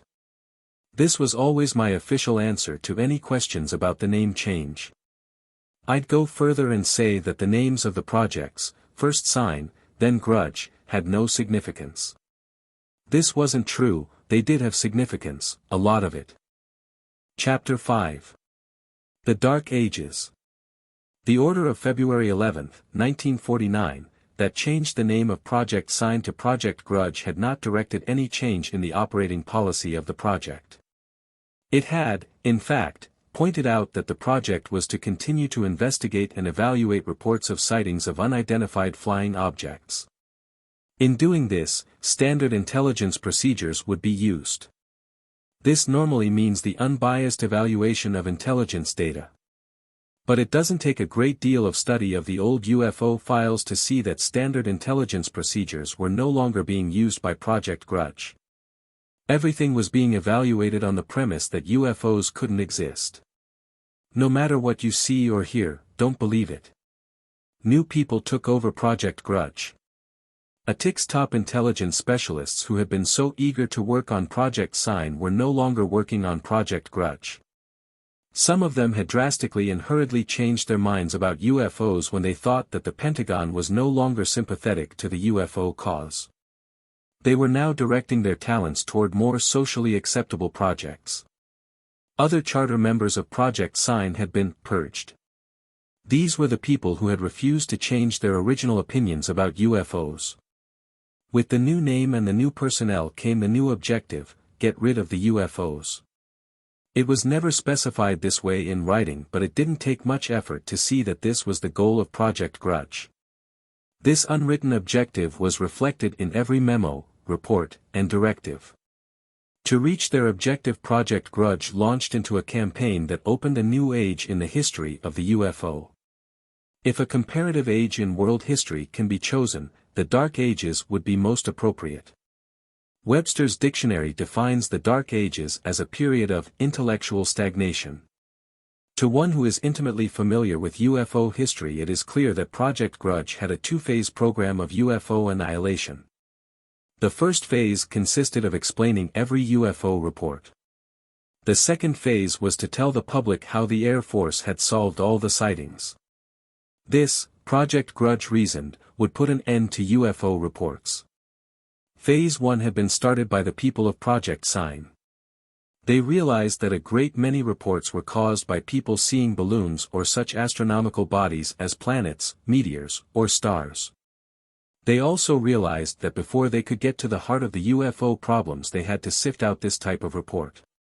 To do this they had called on outside help. Air Weather Service had been asked to screen the reports and check those that sounded like balloons against their records of balloon flights. Dr. J. Allen Hynek, distinguished astrophysicist and head of Ohio State University's astronomy department, had been given a contract to sort out those reports that could be blamed on stars, planets, meteors, etc. By early March the Air Weather Service and Dr. Hynek had some positive identifications. According to the old records, with these solutions and those that Sign and Grudge had already found, about 50% of the reported UFOs could now be positively identified as hoaxes, balloons, planets, sundogs, etc. It was now time to start Phase 2, the publicity campaign. For many months reporters and writers had been trying to reach behind the security wall and get the UFO story from the horse's mouth, but no luck.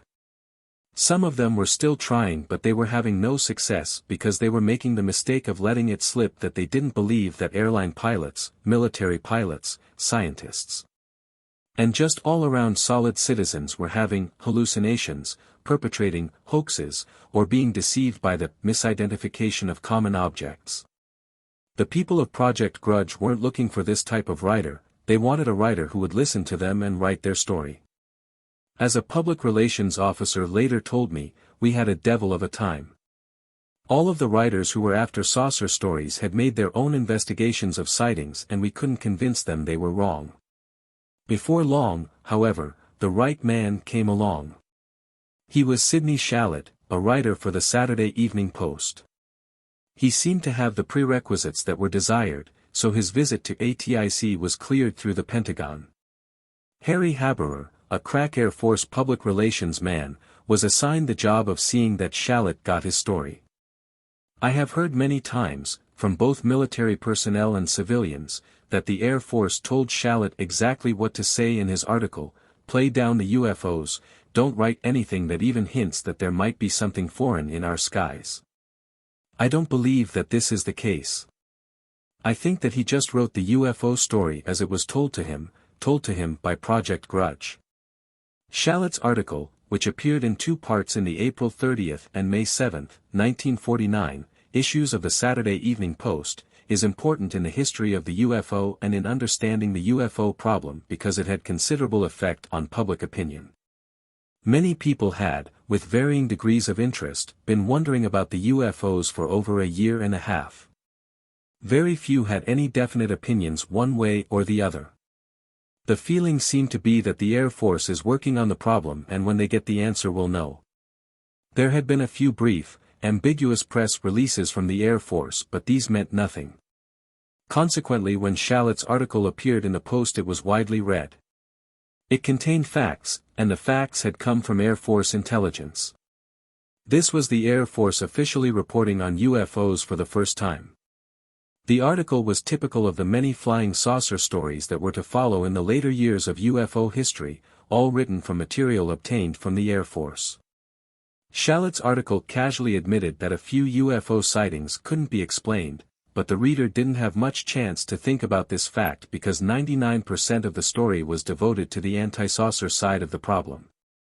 It was the typical negative approach. I know that the negative approach is typical of the way that material is handed out by the Air Force because I was continually being told to tell them about the sighting reports we've solved, don't mention the unknowns. I was never ordered to tell this, but it was a strong suggestion and in the military when higher headquarters suggests, you do. Shallot's article started out by psychologically conditioning the reader by using such phrases as, the great flying saucer scare, rich, full-blown screwiness, fearsome freaks, and so forth. By the time the reader gets to the meat of the article he feels like a rich, full-blown jerk for ever even thinking about UFOs.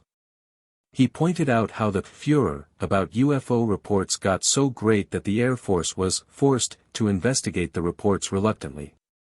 He didn't mention that 2 months after the first UFO report ATIC had asked for Project Sign since they believed that UFOs did exist. Nor did it mention the once top-secret estimate of the situation that also concluded that UFOs were real. In no way did the article reflect the excitement and anxiety of the age of Project Sign when secret conferences preceded and followed every trip to investigate a UFO report. This was the Air Force being forced into reluctantly investigating the UFO reports. Laced through the story were the details of several UFO sightings, some new and some old, as far as the public was concerned. The original UFO report by Kenneth Arnold couldn't be explained. Arnold, however, had sold his story to Fate magazine, and in the same issue of Fate were stories with such titles as Behind the Etheric Veil and Invisible Beings Walk the Earth, suggesting that Arnold's story might fall into the same category. The sightings where the Air Force had the answer had detailed explanations. The ones that were unknowns were mentioned, but only in passing. Many famous names were quoted. The late General Hoyt S. Vandenberg, then Chief of Staff of the Air Force, had seen a flying saucer, but it was just a reflection on the windshield of his B-17. General Laurie Norstad's UFO was a reflection of a star on a cloud, and General Curtis E. LeMay found out that 1 out of 6 UFOs was a balloon. Colonel McCoy, then Chief of ATIC, had seen lots of UFOs. All were reflections from distant airplanes. In other words, nobody who is anybody in the Air Force believes in flying saucers. Figures in the top echelons of the military had spoken. A few hoaxes and crackpot reports rounded out Mr. Shallett's article. The reaction to the article wasn't what the Air Force and ATIC expected.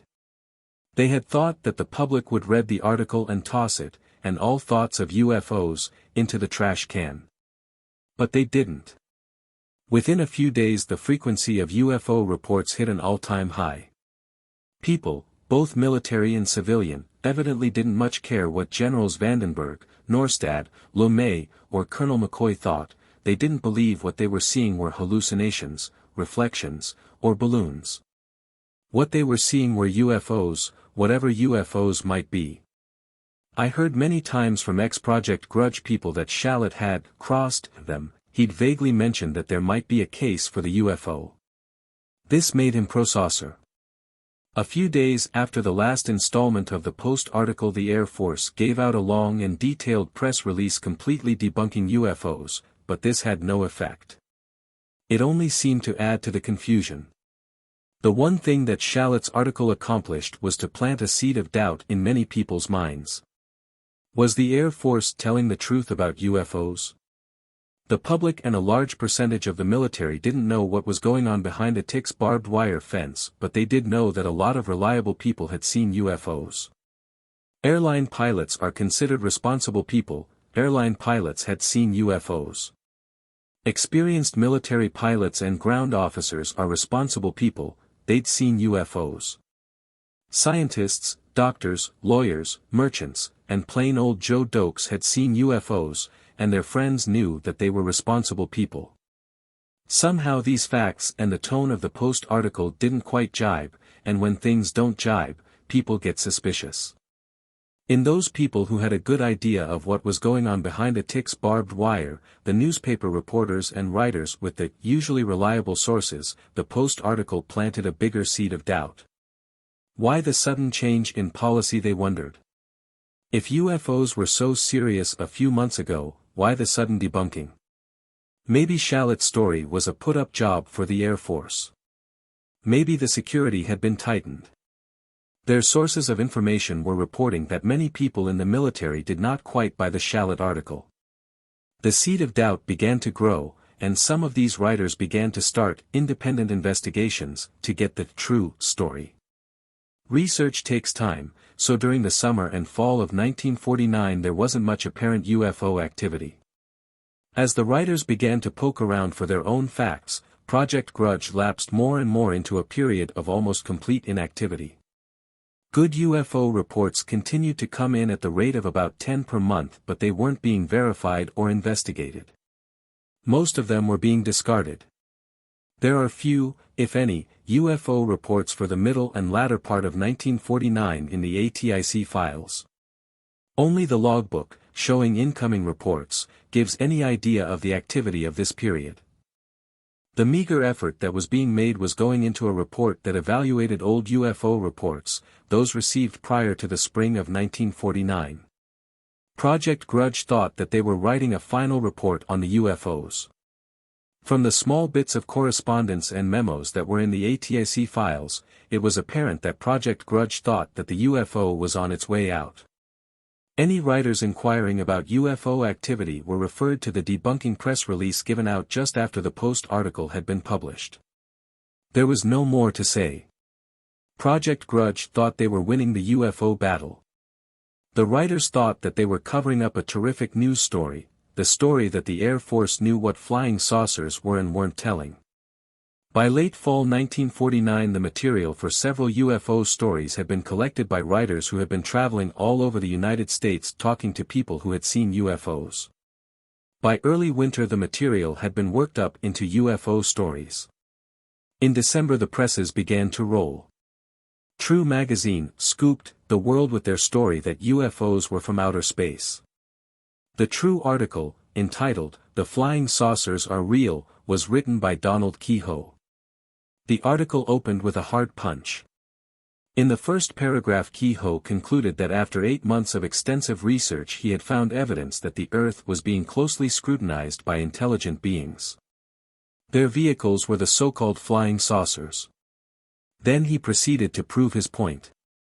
His argument was built around the three classics, the Mantell, the Chiles-Whitted, and the Gorman incidents. He took each sighting, detailed the facts, ripped the official Air Force conclusions to shreds, and presented his own analysis. He threw in a varied assortment of technical facts that gave the article a distinct, authoritative flavor. This, combined with the fact that True had the name for printing the truth, hit the reading public like an 8-inch howitzer. Hours after it appeared in subscribers' mailboxes and on the newsstands, radio and TV commentators and newspapers were giving it a big play. UFOs were back in business, to stay. True was in business too. It is rumored among magazine publishers that Don Keyhoe's article in True was one of the most widely read and widely discussed magazine articles in history. The Air Force had inadvertently helped Keyhoe. In fact, they made his story a success. He and several other writers had contacted the Air Force asking for information for their magazine articles. But, knowing that the articles were pro-saucer, the writers were unceremoniously sloughed off. Keyhoe carried his fight right to the top, to General Sari Smith, director of the Office of Public Information, but still no dice, the Air Force wasn't divulging any more than they had already told. Keyhoe construed this to mean tight security, the tightest type of security. Keyhoe had one more approach, however. He was an ex-Annapolis graduate, and among his classmates were such people as Admiral Delmar Farney, then a top figure in the Navy Guided Missile Program, and Admiral Calvin Bolster, the director of the Office of Naval Research. He went to see them, but they couldn't help him. He knew that this meant the real UFO story was big and that it could be only one thing, interplanetary spaceships or earthly weapons, and his contacts denied they were earthly weapons. He played this security angle in his True article and in a later book, and it gave the story the needed punch. But the Air Force wasn't trying to cover up. It was just that they didn't want Keyhoe or any other saucer fans in their hair. They couldn't be bothered. They didn't believe in flying saucers and couldn't feature anybody else believing. Believing, to the people in ATIC in 1949, meant even raising the possibility that there might be something to the reports. The Air Force had a plan to counter the Keyhoe article, or any other story that might appear. The plan originated at ATIC. It called for a general officer to hold a short press conference, flash his stars, and speak the magic words, hoaxes, hallucinations, and the misidentification of known objects, true. Keyhoe and the rest would go broke trying to peddle their magazines. The True article did come out, the general spoke, the public laughed, and Keyhoe and True got rich. Only the other magazines that had planned to run UFO stories, and that were scooped by True, lost out. Their stories were killed. They would have been an anticlimax to Keyhoe's potboiler. The Air Force's short press conference was followed by a press release. On December 27, 1949, it was announced that Project Grudge had been closed out and the final report on UFOs would be released to the press in a few days. When it was released, it caused widespread interest because, supposedly, this was all that the Air Force knew about UFOs. Once again, instead of throwing large amounts of cold water on the UFOs, it only caused more confusion. The report was officially titled Unidentified Flying Objects, Project Grudge, Technical Report Number 102 AC 49/15-100. But it was widely referred to as the Grudge Report. The Grudge Report was a typical military report. There was the body of the report, which contained the short discussion, conclusions, and recommendations. Then there were several appendixes that were supposed to substantiate the conclusions and recommendations made in the report. One of the appendixes was the final report of Dr. J. Allen Hynek, Project Grudge's contract astronomer. Dr. Hynek and his staff had studied 237 of the best UFO reports. They had spent several months analyzing each report. By searching through astronomical journals and checking the location of various celestial bodies, they found that some UFOs could be explained. Of the 237 reports he and his staff examined, 32% could be explained astronomically. The Air Force Air Weather Service and the Air Force Cambridge Research Laboratory had sifted the reports for UFOs that might have been balloons. These two organizations had data on the flights of both the regular weather balloons and the huge, high-flying skyhooks. They wrote off 12% of the 237 UFO reports under study as balloons. This left 56% still unknown. By weeding out the hoaxes, the reports that were too nebulous to evaluate, and reports that could well be misidentified airplanes, Project Grudge disposed of another 33% of the reports. This left 23% that fell in the unknown category. There were more appendixes. The Rand Corporation, one of the most unpublicized yet highly competent contractors to the Air Force, looked over the reports and made the statement. We have found nothing which would seriously controvert simple rational explanations of the various phenomena in terms of balloons, conventional aircraft, planets, meteors, bits of paper, optical illusions, practical jokers, psychopathological reporters, and the like. But Rand's comment didn't help a great deal because they didn't come up with any solutions to any of the 23% unknown. The psychology branch of the Air Force's Aeromedical Laboratory took a pass at the psychological angles. They said, there are sufficient psychological explanations for the reports of unidentified objects to provide plausible explanations for reports not otherwise explainable. They pointed out that some people have spots in front of their eyes due to minute solid particles that float about in the fluids of the eye and cast shadows on the retina. Then they pointed out that some people are just plain nuts. Many people who read the Grudge report took these 2 points to mean that all UFO observers either had spots in front of their eyes or were nuts. They broke the reports down statistically. The people who wrote the report found that over 70% of the people making sightings reported a light-colored object. This I doubt, but that's what the report said. They said a big point of these reports of light-colored objects was that any high-flying object will appear to be dark against the sky. For this reason the UFOs couldn't be real. I suggest that the next time you are outdoors and see a bomber go over at high altitude you look at it closely. Unless it's painted a dark color it won't look dark. The U.S. Weather Bureau wrote an extremely comprehensive and interesting report on all types of lightning. It was included in the Grudge report but contained a note, none of the recorded incidents appear to have been lightning. There was one last appendix. It was entitled, Summary of the Evaluation of Remaining Reports. What the title meant was, we have 23% of the reports that we can't explain but we have to explain them because we don't believe in flying saucers. This appendix contributed greatly to the usage of the analogy to the Dark Ages, the age of intellectual stagnation. This appendix was important, it was the meat of the whole report. Every UFO sighting had been carefully checked, and those with answers had been sifted out. Then the ones listed in, Summary of the Evaluation of Remaining Reports, should be the best UFO reports, the ones with no answers. This was the appendix that the newsman grabbed at when the Grudge report was released. It contained the big story. But if you'll check back through old newspaper files you will hardly find a mention of the Grudge report. I was told that reporters just didn't believe it when I tried to find out why the Grudge report hadn't been mentioned in the newspapers. I got the story from a newspaper correspondent in Washington whom I came to know pretty well and who kept me filled in on the latest UFO scuttlebutt being passed around the Washington press circles. He was one of those humans who had a brain like a filing cabinet. He could remember everything about everything. UFOs were a hobby of his.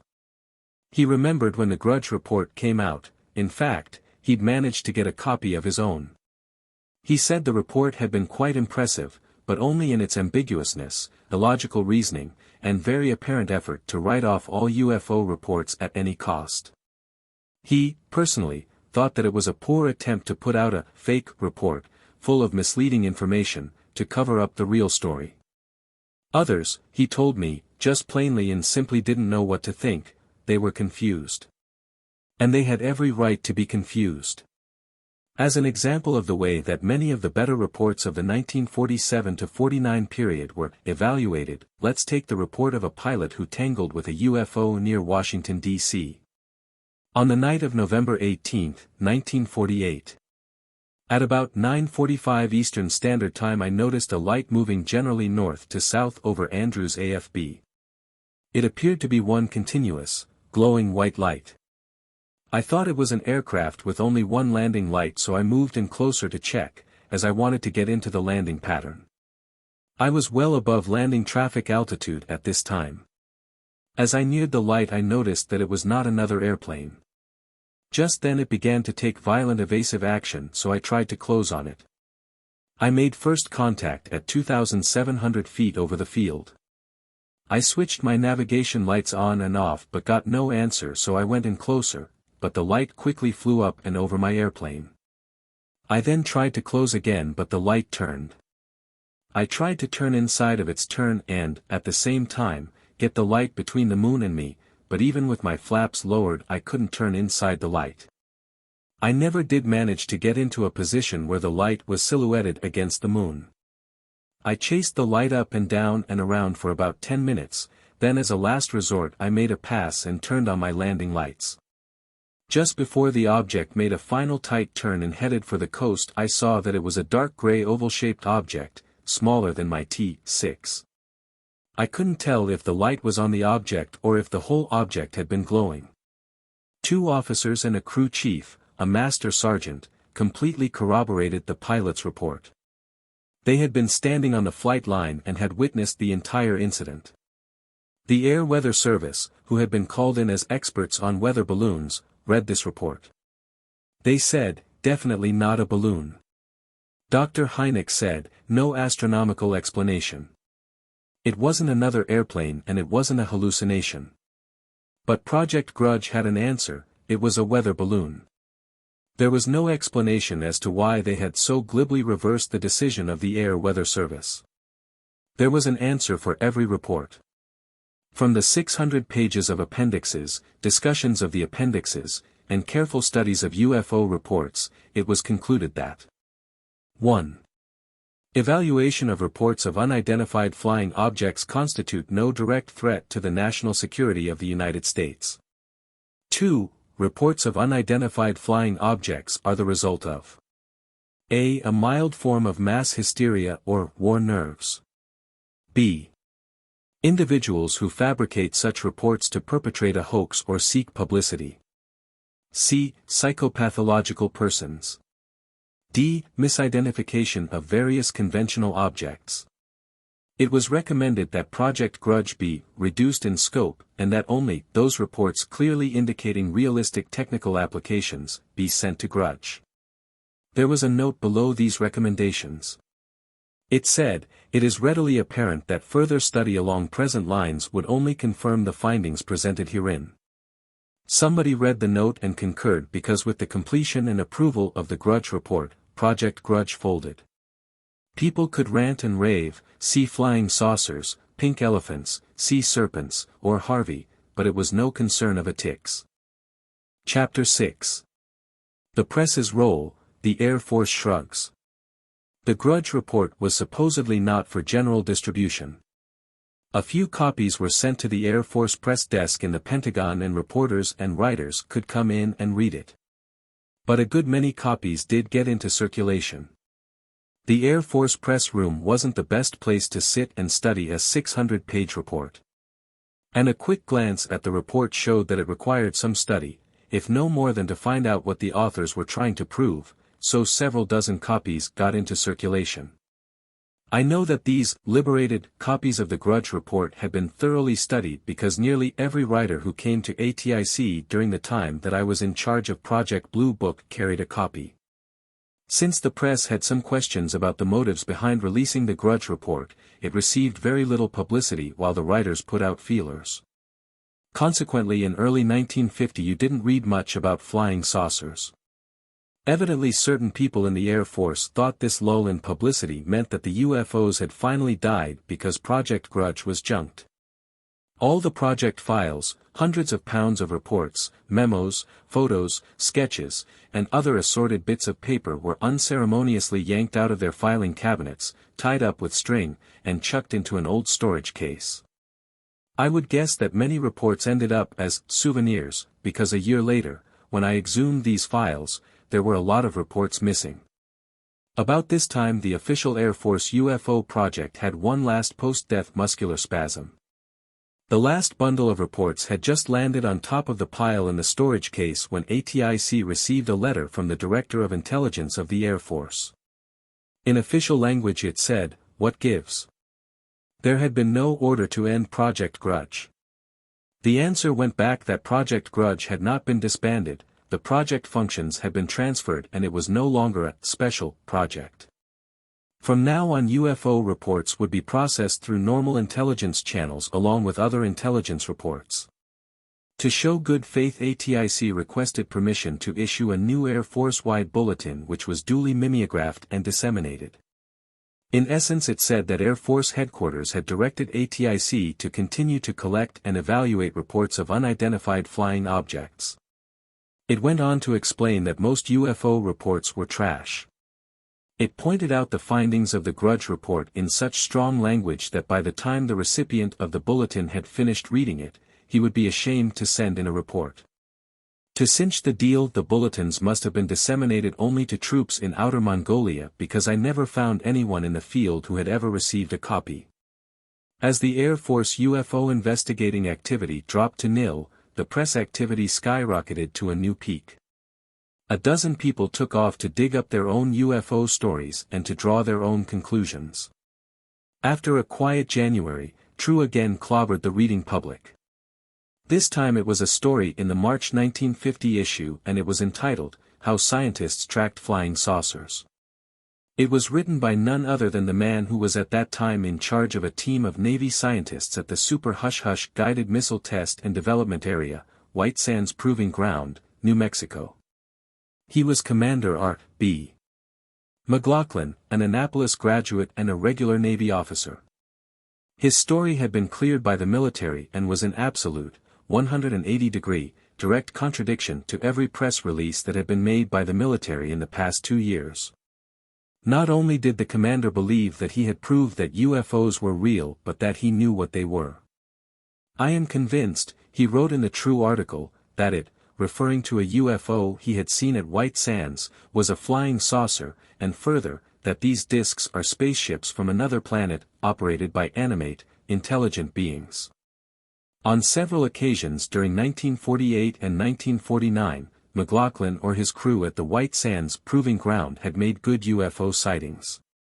The best one was made on April 24, 1949, when the commander's crew of engineers, scientists, and technicians were getting ready to launch one of the huge 100-foot diameter skyhook balloons. It was 10:30 a.m. on an absolutely clear Sunday morning. Prior to the launching, the crew had sent up a small weather balloon to check the winds at lower levels. One man was watching the balloon through a theodolite, an instrument similar to a surveyor's transit built around a 25-power telescope, one man was holding a stopwatch, and a third had a clipboard to record the measured data.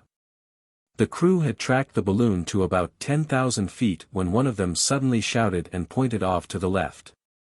The whole crew looked at the part of the sky where the man was excitedly pointing, and there was a UFO. It didn't appear to be large, one of the scientists later said, but it was plainly visible. It was easy to see that it was elliptical in shape and had a whitish-silver color. After taking a split second to realize what they were looking at, one of the men swung the theodolite around to pick up the object, and the timer reset his stopwatch. For 60 seconds they tracked the UFO as it moved toward the east. In about 55 seconds it had dropped from an angle of elevation of 45 degrees to 25 degrees, then it zoomed upward and in a few seconds it was out of sight. The crew heard no sound and the New Mexico desert was so calm that day that they could have heard a whisper a mile away. When they reduced the data they had collected, McLaughlin and crew found out that the UFO had been traveling 4 degrees per second. At one time during the observed portion of its flight, the UFO had passed in front of a range of mountains that were visible to the observers. Using this as a checkpoint, they estimated the size of a UFO to be 40 feet wide and 100 feet long, and they computed that the UFO had been at an altitude of 296,000 feet, or 56 miles, when they had first seen it. And that it was traveling 7 miles per second. This wasn't the only UFO sighting made by White Sands scientists. On April 5, 1948, another team watched a UFO for several minutes as it streaked across the afternoon sky in a series of violent maneuvers. The disc-shaped object was about a fifth the size of a full moon. On another occasion the crew of a C-47 that was tracking a skyhook balloon saw 2 similar UFOs come loping in from just above the horizon, circle the balloon, which was flying at just under 90,000 feet, and rapidly leave. When the balloon was recovered it was ripped. I knew the 2 pilots of the C-47, both of them now believe in flying saucers. And they aren't alone. So do the people of the Aeronautical Division of General Mills who launch and track the big skyhook balloons. These scientists and engineers all have seen UFOs and they aren't their own balloons. I was almost tossed out of the General Mills offices into a cold January Minneapolis snowstorm for suggesting such a thing, but that comes later in our history of the UFO. I don't know what these people saw. There has been a lot of interest generated by these sightings because of the extremely high qualifications and caliber of the observers. There is some legitimate doubt as to the accuracy of the speed and altitude figures that McLaughlin's crew arrived at from the data they measured with their theodolite. This doesn't mean much, however. Even if they were off by a factor of 100%, the speeds and altitudes would be fantastic, and besides they looked at the UFO through a 25-power telescope and swore that it was a flat, oval-shaped object. Balloons, birds, and airplanes aren't flat and oval-shaped. Astrophysicist Dr. Donald Menzel, in a book entitled Flying Saucers, says they saw a refracted image of their own balloon caused by an atmospheric phenomenon. Maybe he is right, but the General Mills people don't believe it. And their disagreement is backed up by years of practical experience with the atmosphere, its tricks and its illusions. When the March issue of True magazine carrying Commander McLaughlin's story about how the White Sands scientists had tracked UFOs reached the public, it stirred up a hornet's nest. Donald Kehoe's article in the January True had converted many people, but there were still a few heathens. The fact that government scientists had seen UFOs, and were admitting it, took care of a large percentage of these heathens. More and more people were believing in flying saucers. The Navy had no comment to make about the sightings, but they did comment on McLaughlin.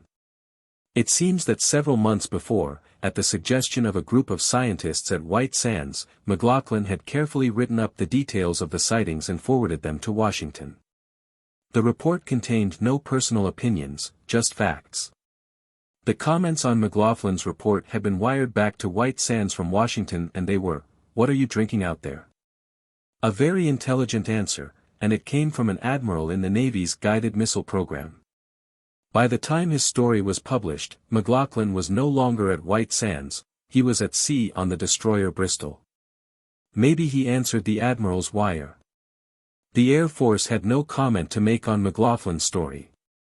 People at ATIC just shrugged and smiled as they walked by the remains of Project Grudge, and continued to process UFO reports through regular intelligence channels. In early 1950 the UFOs moved down to Mexico. The newspapers were full of reports. Tourists were bringing back more saucer stories than hand-tooled, genuine leather purses. Time reported that pickpockets were doing a fabulous business working the sky-gazing crowds that gathered when a plativolo was seen. Mexico's Department of National Defense reported that there had been some good reports but that the stories of finding crashed saucers weren't true. On March 8, one of the best UFO sightings of 1950 took place right over ATIC. About mid-morning on this date, a TWA airliner was coming in to land at the Dayton Municipal Airport. As the pilot circled to get into the traffic pattern, he and his co-pilot saw a bright light hovering off to the southeast. The pilot called the tower operators at the airport to tell them about the light, but before he could say anything, the tower operators told him they were looking at it too. They had called the operations office of the Ohio Air National Guard, which was located at the airport, and while the tower operators were talking, an Air Guard pilot was running toward an F-51, dragging his parachute, helmet and oxygen mask. I knew the pilot, and he later told me, I wanted to find out once and for all what these screwy flying saucer reports were all about. While the F-51 was warming up, the tower operators called ATIC and told them about the UFO and where to look to see it. The people at ATIC rushed out and there it was, an extremely bright light, much brighter and larger than a star. Whatever it was high because every once in a while it would be blanked out by the thick, high, scattered clouds that were in the area. While the group of people were standing in front of ATIC watching the light, somebody ran in and called the radar lab at Wright Field to see if they had any radar on the air. The people in the lab said that they didn't have, but they could get operational in a hurry. They said they would search southeast of the field with their radar and suggested that ATIC send some people over. By the time the ATIC people arrived at the radar lab, the radar was on the air and had a target in the same position as the light that everyone was looking at. The radar was also picking up the Air Guard F-51 and an F-51 that had been scrambled from Wright-Patterson. The pilots of the Air Guard 51 and the Wright-Patterson 51 could both see the UFO, and they were going after it. The master sergeant who was operating the radar called the F-51s on the radio, got them together and started to vector them toward the target. As the two airplanes climbed, they kept up a continual conversation with the radar operator to make sure they were all after the same thing. For several minutes they could clearly see the UFO, but when they reached about 15,000 feet, the clouds moved in and they lost it. The pilots made a quick decision. Since radar showed that they were getting closer to the target, they decided to spread out to keep from colliding with one another and to go up through the clouds. They went on instruments and in a few seconds they were in the cloud. It was much worse than they'd expected, the cloud was thick, and the airplanes were icing up fast. An F-51 is far from being a good instrument ship, but they stayed in their climb until radar called and said that they were close to the target. In fact, almost on it. The pilots had another hurried radio conference and decided that since the weather was so bad they'd better come down. If a UFO, or something, was in the clouds, they'd hit it before they could see it. So they made a wise decision, they dropped the noses of their airplanes and dove back down into the clear. They circled a while but the clouds didn't break. In a few minutes the master sergeant on the radar reported that the target was fading fast. The F-51s went in and landed. When the target faded on the radar, some of the people went outside to visually look for the UFO, but it was obscured by clouds, and the clouds stayed for an hour. When it finally did clear for a few minutes, the UFO was gone. A conference was held at ATIC that afternoon. It included Roy James, a TICS electronics specialist and expert on radar UFOs. Roy had been over at the radar lab and had seen the UFO on the scope, but neither the F-51 pilots nor the master sergeant who operated the radar were at the conference. The records show that at this meeting a unanimous decision was reached as to the identity of the UFOs. The bright light was Venus, since Venus was in the southeast during mid-morning on March 8, 1950, and the radar return was caused by the ice-laden cloud that the F-51 pilots had encountered. Ice-laden clouds can cause a radar return.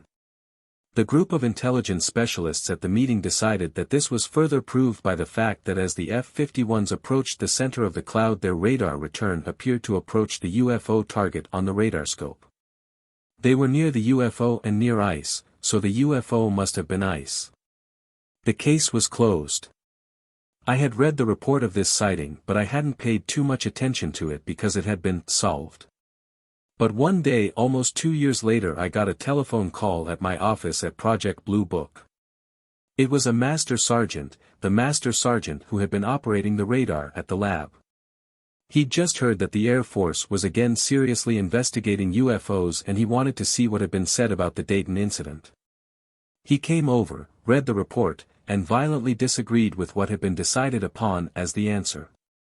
He said that he'd been working with radar before World War II. He'd helped with the operational tests on the first microwave warning radars developed early in the war by a group headed by Dr. Luis Alvarez. He said that what he saw on that radar scope was no ice cloud, it was some type of aircraft. He'd seen every conceivable type of weather target on radar, he told me. Thunderstorms, ice-laden clouds, targets caused by temperature inversions, and the works. They all had similar characteristics. The target was fuzzy and varied in intensity. But in this case the target was a good, solid return and he was convinced that it was caused by a good, solid object. And besides, he said, when the target began to fade on his scope he had raised the tilt of the antenna and the target came back, indicating that whatever it was climbing. Ice-laden clouds don't climb, he commented rather bitterly. Nor did the pilot of one of the F-51s agree with the ATIC analysis. The pilot who had been leading the two-ship flight of F-51s on that day told me that what he saw was no planet. While he and his wingman were climbing, and before the clouds obscured it, they both got a good look at the UFO, and it was getting bigger and more distinct all the time. As they climbed, the light began to take on a shape, it was definitely round. And if it had been Venus it should have been in the same part of the sky the next day, but the pilot said that he'd looked and it wasn't there. The ATIC report doesn't mention this point. I remember asking him a second time what the UFO looked like. He said, huge and metallic, shades of the Mantell incident. The Dayton incident didn't get much of a play from the press because officially it wasn't an unknown and there's nothing intriguing about an ice cloud and Venus. There were UFO reports in the newspapers, however. One story that was widely printed was about a sighting at the Naval Air Station at Dallas, Texas. Just before noon on March 16, Chief Petty Officer Charles Lewis saw a disc-shaped UFO come streaking across the sky and buzz a high-flying B-36. Lewis first saw the UFO coming in from the north, lower than the B-36, then he saw it pull up to the big bomber as it got closer. It hovered under the B-36 for an instant, then it went speeding off and disappeared. When the press inquired about the incident, Captain M.A. Nation, commander of the air station, vouched for his chief and added that the base tower operators had seen and reported a UFO to him about 10 days before. This story didn't run long because the next day a bigger one broke when the sky over the little town of Farmington, New Mexico, about 170 miles northwest of Albuquerque, was literally invaded by UFOs. Every major newspaper carried the story.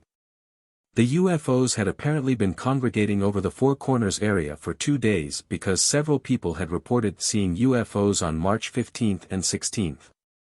But the 17th was the big day. Every saucer this side of Polaris must have made a successful rendezvous over Farmington, because on that day most of the town's 3,600 citizens saw the mass flyby. The first reports were made at 10:15 a.m. Then for an hour the air was full of flying saucers. Estimates of the number varied from a conservative 500 to thousands. Most all the observers said the UFOs were saucer-shaped, traveled at almost unbelievable speeds, and didn't seem to have any set flight path. They would dart in and out and seemed to avoid collisions only by inches. There was no doubt that they weren't hallucinations because the mayor, the local newspaper staff, ex-pilots, the highway patrol, and every type of person who makes up a community of 3,600 saw them. I've talked to several people who were in Farmington and saw this now famous UFO display of St. Patrick's Day, 1950. I've heard dozens of explanations: cotton blowing in the wind, bugs' wings reflecting sunlight, a hoax to put Farmington on the map, and real honest-to-goodness flying saucers. One explanation was never publicized, however, and if there is an explanation, it is the best. Under certain conditions of extreme cold, probably 50 to 60 degrees below zero, the plastic bag of a skyhook balloon will get very brittle, and will take on the characteristics of a huge light bulb. If a sudden gust of wind or some other disturbance hits the balloon, it will shatter into 1,000 pieces. As these pieces of plastic float down and are carried along by the wind, they could look like thousands of flying saucers. Honesty. Patrick's Day: a skyhook balloon launched from Holloman AFB, adjacent to the White Sands Proving Ground, did burst near Farmington, and it was cold enough at 60,000 feet to make the balloon brittle.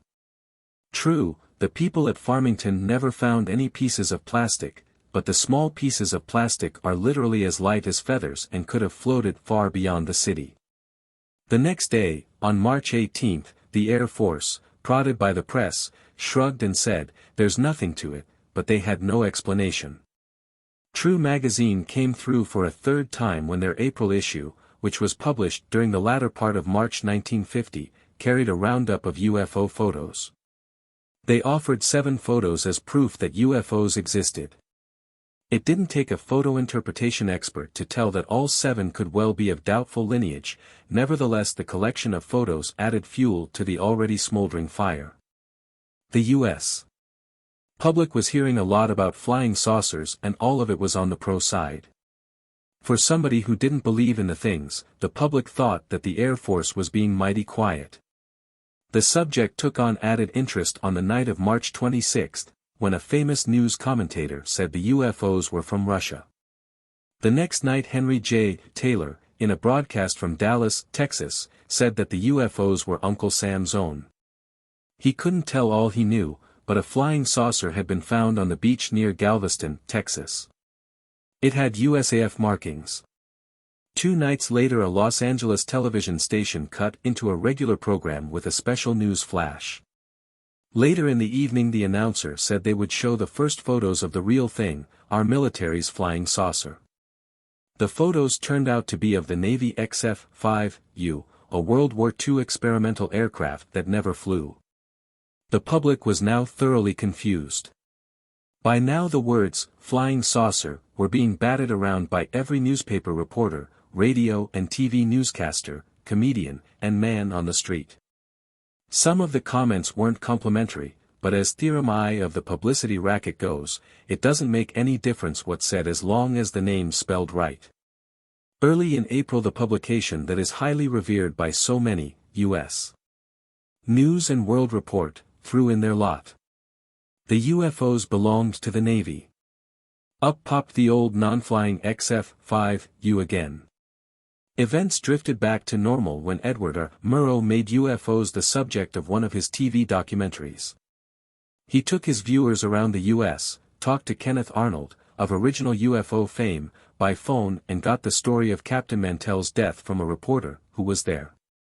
Sandwiched in between accounts of actual UFO sightings were the pro and con opinions of top Washington brass, scientists, and the man on the street. Even the staid New York Times, which had until now stayed out of UFO controversy, broke down and ran an editorial entitled, "Those Flying Saucers, Are They or Aren't They?" All of this activity did little to shock the military out of their dogma. They admitted that the UFO investigation really hadn't been discontinued. Any substantial reports of any unusual aerial phenomena would be processed through normal intelligence channels, they told the press. Ever since July 4, 1947, 10 days after the first flying saucer report, airline pilots had been reporting that they had seen UFOs. But the reports weren't frequent, maybe one every few months. In the spring of 1950 this changed, however, and the airline pilots began to make more and more reports, good reports. The reports went to ATIC but they didn't receive much attention. In a few instances there was a semblance of an investigation but it was half-hearted. The reports reached the newspapers too, and here they received a great deal more attention. The reports were investigated, and the stories checked and rechecked. When airline crews began to turn in one UFO report after another, it was difficult to believe the old hoax, hallucination, and misidentification of known objects routine. In April, May, and June of 1950 there were over 35 good reports from airline crews. One of these was a report from a Chicago and Southern crew who were flying a DC-3 from Memphis to Little Rock, Arkansas, on the night of March 31st. It was an exceptionally clear night, no clouds or haze, a wonderful night to fly. At exactly 9:29 by the cockpit clock the pilot, a Jack Adams, noticed a white light off to his left. The co-pilot, G.W. Anderson, was looking at the chart but out of the corner of his eye he saw the pilot lean forward and look out the window, so he looked out too. He saw the light just as the pilot said, "What's that?" The co-pilot's answer was classic, "No, not one of those things." Both pilots had only recently voiced their opinions regarding the flying saucers and they weren't complimentary. As they watched the UFO, it passed across the nose of their DC-3 and they got a fairly good look at it. Neither the pilot nor the co-pilot was positive of the object's shape because it was shadowy, but they assumed it was disc-shaped because of the circular arrangement of 8 or 10 portholes. Each one glowing from a strong bluish-white light that seemed to come from the inside of whatever it was that they saw. The UFO also had a blinking white light on top, a fact that led many people to speculate that this UFO was another airliner. But this idea was quashed and it was announced that there were no other airliners in the area. The crew of the DC-3, when questioned on this possibility, were definite in their answers. If it had been another airplane, they could have read the number, seen the passengers, and darn near reached out and slugged the pilot for getting so close to them. About a month later, over northern Indiana, TWA treated all the passengers of one of their DC-3 flights to a view of a UFO that looked like a big glob of molten metal. The official answer for this incident is that the huge orange-red UFO was nothing more than the light from the many northern Indiana blast furnaces reflecting a haze layer. Could be, but the pilots say no.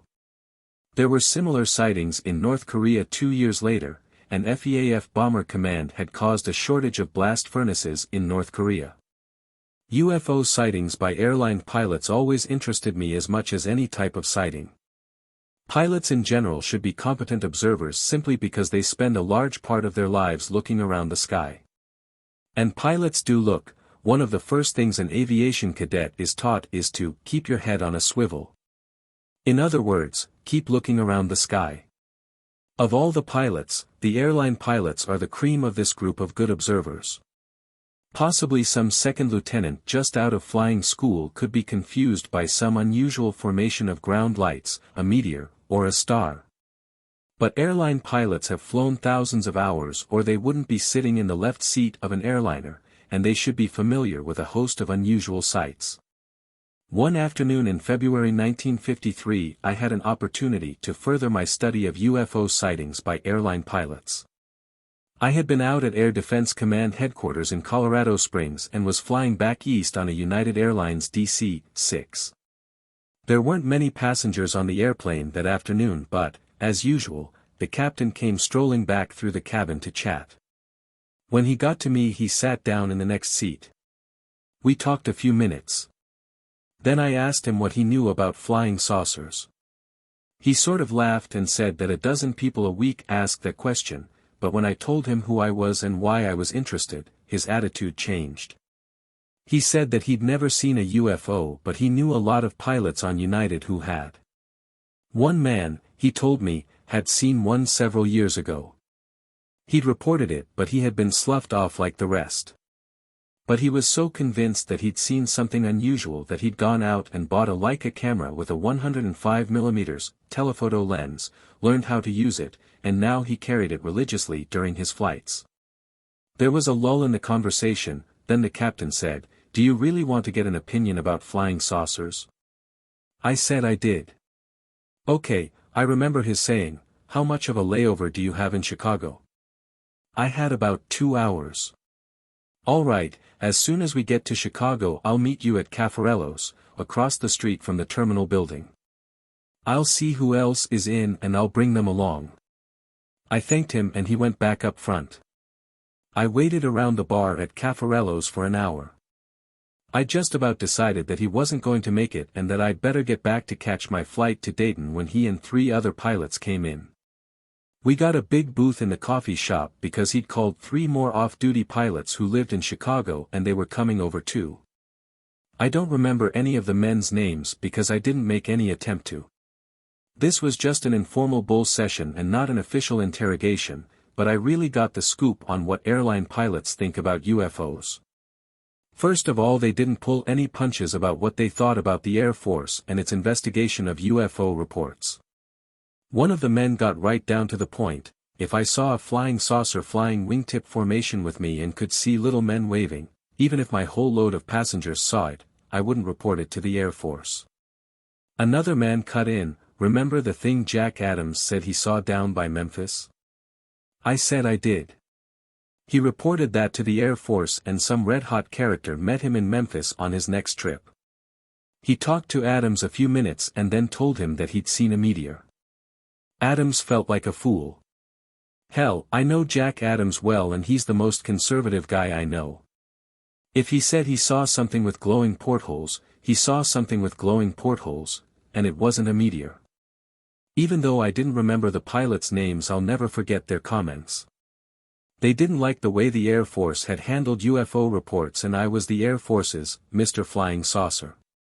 As quickly as one of the pilots would set me up and bat me down, the next one grabbed me off the floor and took his turn. But I couldn't complain too much, I'd asked for it. I think that this group of 7 pilots pretty much represented the feelings of a lot of the airline pilots.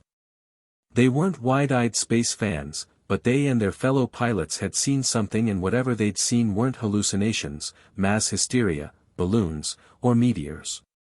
3 of the men at the Caffarello conference had seen UFOs, or, to use their terminology, they had seen something they couldn't identify as a known object.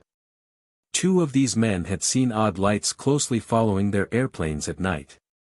Both had checked and double-checked with CAA, but no other aircraft was in the area. Both admitted, however, that they hadn't seen enough to class what they'd seen as good UFO sighting. But the 3rd man had a Lulu. If I recall correctly, this pilot was flying for TWA. One day in March 1952 he, his co-pilot, and a 3rd person who was either a pilot deadheading home or another crew member, I don't recall which, were flying a C-54 cargo airplane from Chicago to Kansas City. At about 2:30 p.m. The pilot was checking in with the CAA radio at Kirksville, Missouri, flying 500 feet on top of a solid overcast. While he was talking he glanced out at his number 2 engine, which had been losing oil. Directly in line with it, and a few degrees above, he saw a silvery, disc-shaped object. It was too far out to get a really good look at it, yet it was close enough to be able definitely to make out the shape. The UFO held its relative position with the C-54 for 5 or 6 minutes, then the pilot decided to do a little on-the-spot investigating himself. He started a gradual turn toward the UFO and for about 30 seconds he was getting closer, but then the UFO began to make a left turn.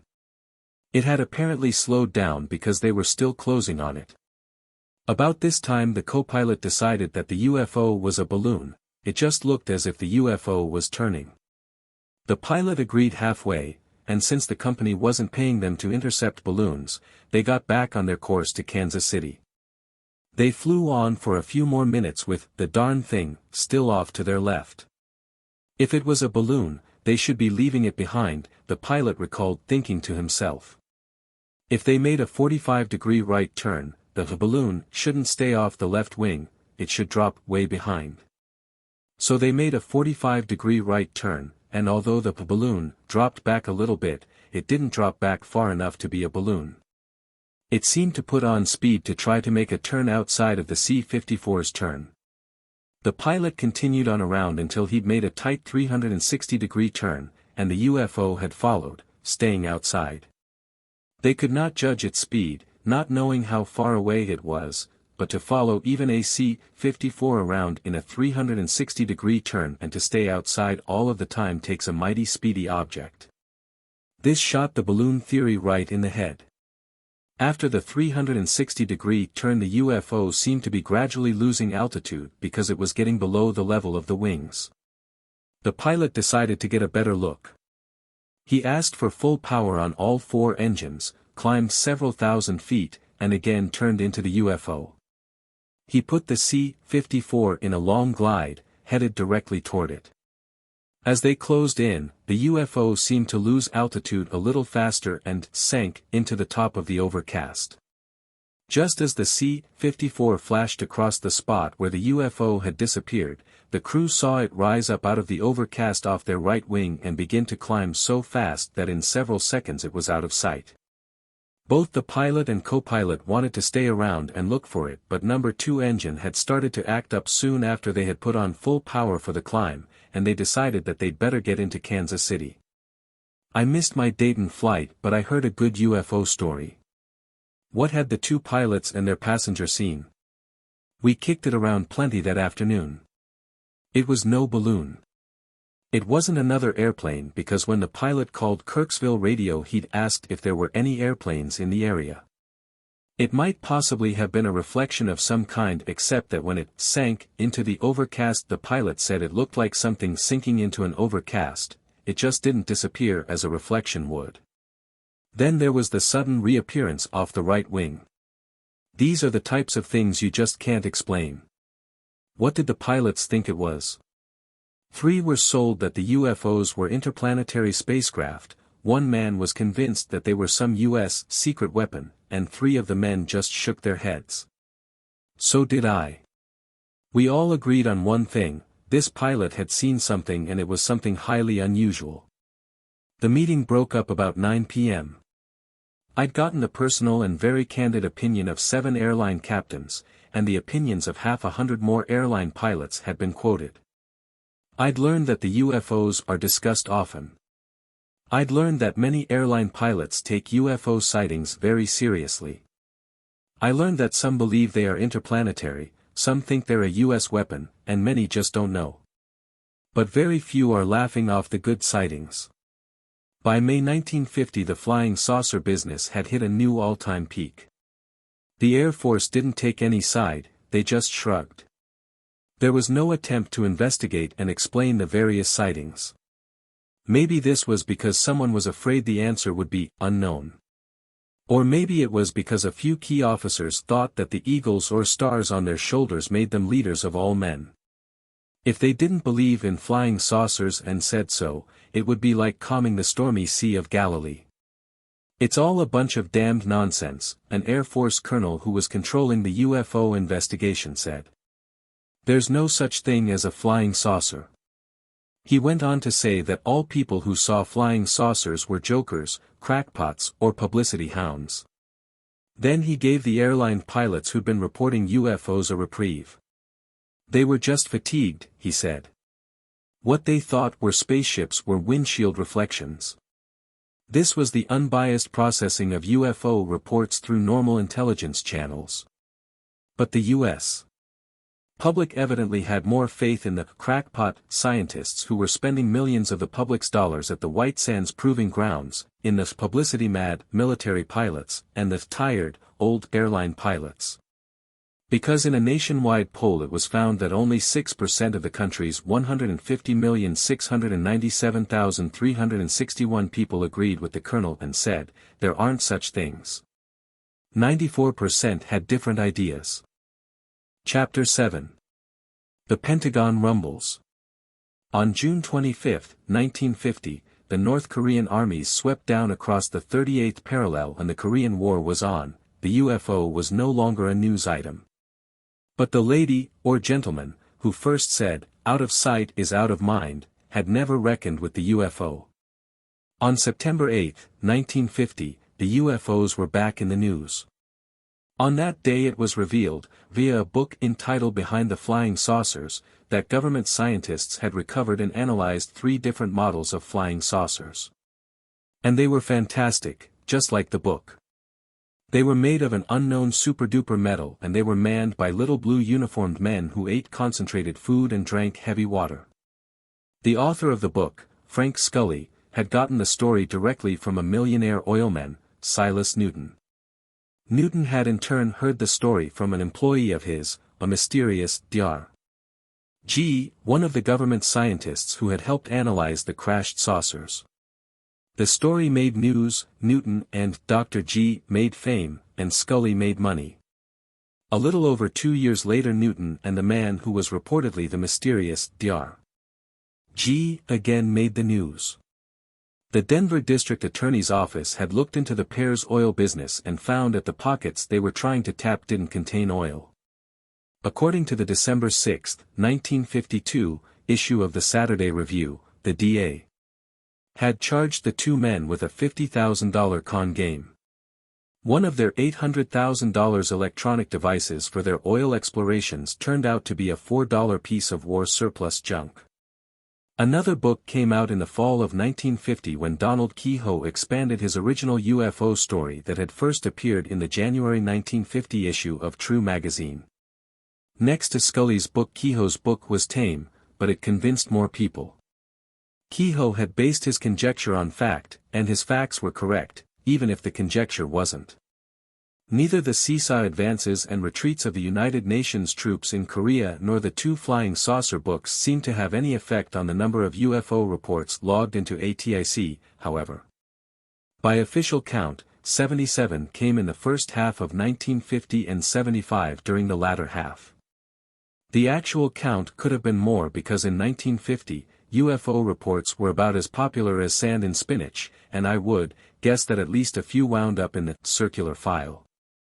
In early January 1951 I was recalled to active duty and assigned to Air Technical Intelligence Center as an intelligence officer. I had been at ATIC only 8.5 hours when I first heard the words, flying saucer, officially used. I had never paid a great deal of attention to flying saucer reports but I had read a few, especially those that had been made by pilots. I'd managed to collect some 2,000 hours of flying time and had seen many odd things in the air, but I'd always been able to figure out what they were in a few seconds. I was convinced that if a pilot, or any crew member of an airplane, said that he'd seen something that he couldn't identify he meant it, it wasn't a hallucination. But I wasn't convinced that flying saucers were spaceships. My interest in UFOs picked up in a hurry when I learned that ATIC was the government agency that was responsible for the UFO project. And I was really impressed when I found out that the person who sat 3 desks down and one over from mine was in charge of the whole UFO show. So when I came to work on my second morning at ATIC and heard the words, flying saucer report, being talked about and saw a group of people standing around the chief of the UFO project's desk, I about sprung an eardrum listening to what they had to say. It seemed to be a big deal, except that most of them were laughing. It must be a report of hoax or hallucination, I remember thinking to myself, but I listened as one of the group told the others about the report. The night before, a Mid-Continent Airlines DC-3 was taxiing out to take off from the airport at Sioux City, Iowa, when the airport control tower operators noticed a bright bluish-white light in the west. The tower operators, thinking that it was another airplane, called the pilot of the DC-3 and told him to be careful since there was another airplane approaching the field. As the DC-3 lined up to take off, both the pilots of the airliner and the tower operators saw the light moving in, but since it was still some distance away, the DC-3 was given permission to take off. As it rolled down the runway getting up speed, both the pilot and the co-pilot were busy, so they didn't see the light approaching. But the tower operators did, and as soon as the DC-3 was airborne, they called and told the pilot to be careful. The co-pilot said that he saw the light and was watching it. Just then the tower got a call from another airplane that was requesting landing instructions and the operators looked away from the light. In the DC-3 the pilot and co-pilot had also looked away from the light for a few seconds. When they looked back, the bluish-white light had apparently closed in because it was much brighter and it was dead ahead. In a split second it closed in and flashed by their right wing, so close that both pilots thought that they would collide with it. When it passed the DC-3, the pilots saw more than a light, they saw a huge object that looked like the fuselage of a B-29. When the co-pilot had recovered, he looked out his side window to see if he could see the UFO, and there it was, flying formation with them. He yelled at the pilot, who leaned over and looked just in time to see the UFO disappear. The second look confirmed the mid-continent crew's first impression. The object looked like a B-29 without wings. They saw nothing more, only a big, shadowy shape and the bluish-white light, no windows, no exhaust. The tower had missed the incident because they were landing the other airplane, and the pilot and the co-pilot didn't have time to call them and tell them about what was going on. All the tower operators could say was that seconds after the UFO had disappeared, the light that they had seen was gone. When the airliner landed in Omaha, the crew filed a report that was forwarded to the Air Force. But this wasn't the only report that was filed. A full colonel from military intelligence had been a passenger on the DC-3. He'd seen the UFO too, and he was mighty impressed. I thought that this was an interesting report, and I wondered what the official reaction would be. The official reaction was a great big, deep belly laugh. This puzzled me because I'd read that the Air Force was seriously investigating all UFO reports. I continued to eavesdrop on the discussions about the report all day, since the UFO expert was about to investigate the incident. He sent out a wire to flight service and found that there was a B-36 somewhere in the area of Sioux City at the time of the sighting, and from what I could gather, he was trying to blame the sighting on the B-36. When Washington called to get the results of the analysis of the sighting, they must have gotten the B-36 treatment because the case was closed. I'd only been at ATIC 2 days, and I certainly didn't class myself as an intelligence expert, but it didn't take an expert to see that a B-36, even one piloted by an experienced idiot, could not do what the UFO had done, buzz a DC-3 that was in an airport traffic pattern. I didn't know it at the time, but a similar event had occurred the year before. On the night of May 29, 1950, the crew of an American Airlines DC-6 had just taken off from Washington National Airport, and they were about 7 miles west of Mount Vernon when the co-pilot suddenly looked out and yelled, "Watch it, watch it." The pilot and the engineer looked out to see a bluish-white light closing in on them from dead ahead. The pilot racked the DC-6 up in a tight right turn while the UFO passed by on the left, from 11 to 7 o'clock, and a little higher than the airliner. During this time the UFO passed between the full moon and DC-6, and the crew could see the dark silhouette of a wingless B-29. Its length was about half the diameter of the full moon, and it had a blue flame shooting out the tail end. Seconds after the UFO had passed by the DC-6, the co-pilot looked out, and there it was again, apparently flying formation off their right wing. Then in a flash of blue flame it was gone, streaking out ahead of the airliner and making a left turn toward the coast. The pilot of the DC-6, who made the report, had better than 15,000 hours flying time.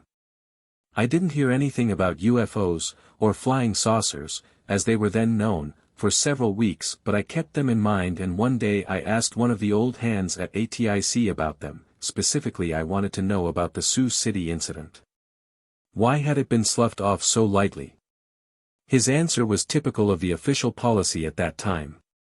One of these days all of these crazy pilots will kill themselves, the crazy people on the ground will be locked up, and there won't be any more flying saucer reports. But after I knew the people at ATIC a little better, I found that being anti-saucer wasn't a unanimous feeling. Some of the intelligence officers took the UFO report seriously.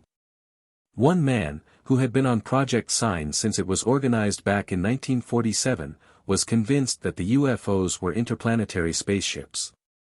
He had questioned the people in the control tower at Godman AFB when Captain Mantell was killed chasing the UFO, and he had spent hours talking to the crew of the DC-3 that was buzzed near Montgomery, Alabama, by a cigar-shaped UFO that spouted blue flame.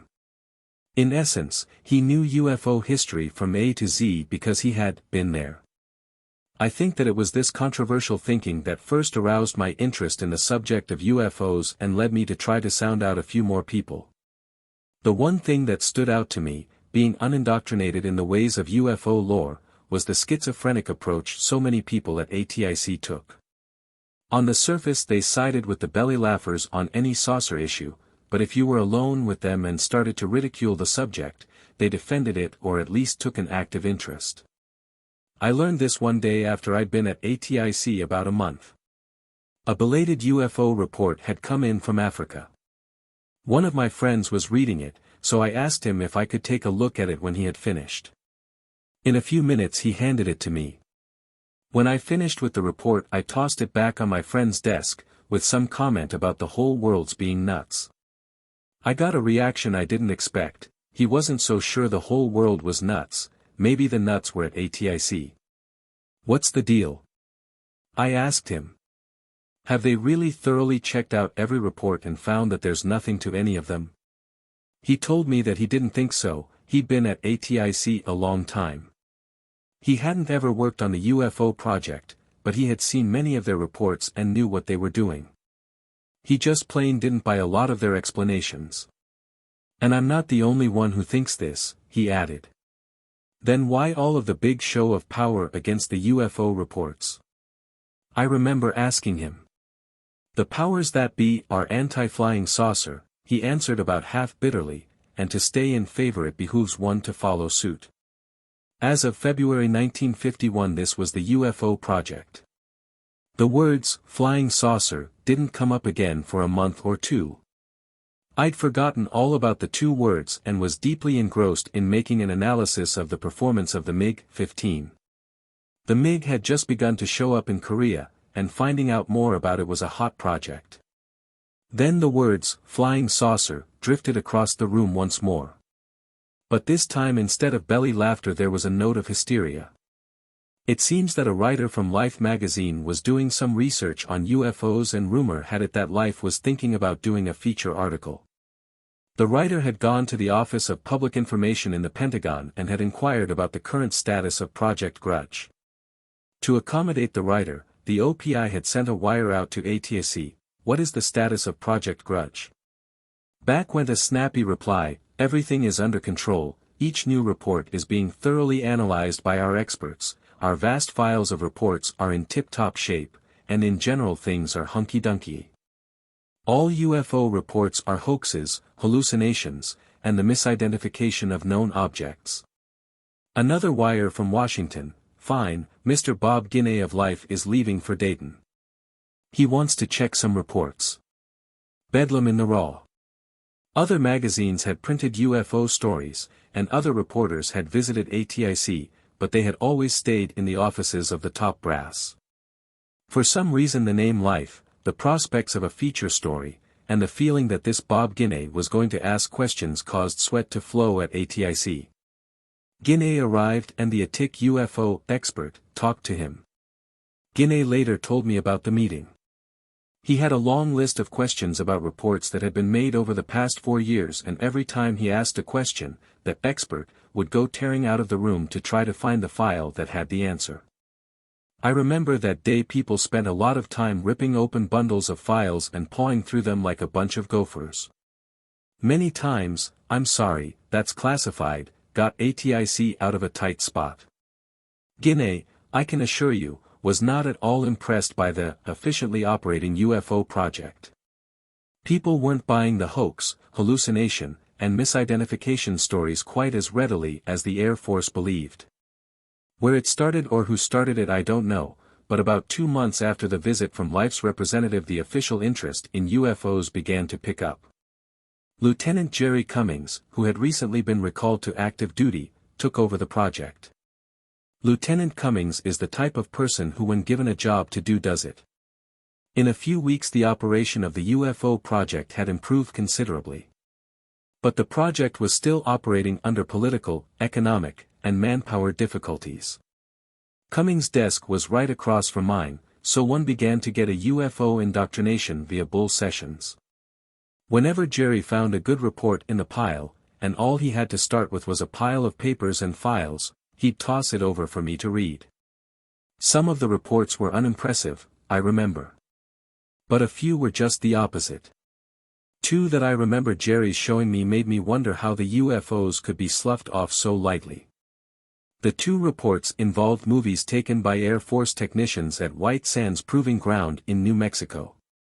The guided missile test range at White Sands is fully instrumented to track high, fast-moving objects, the guided missiles.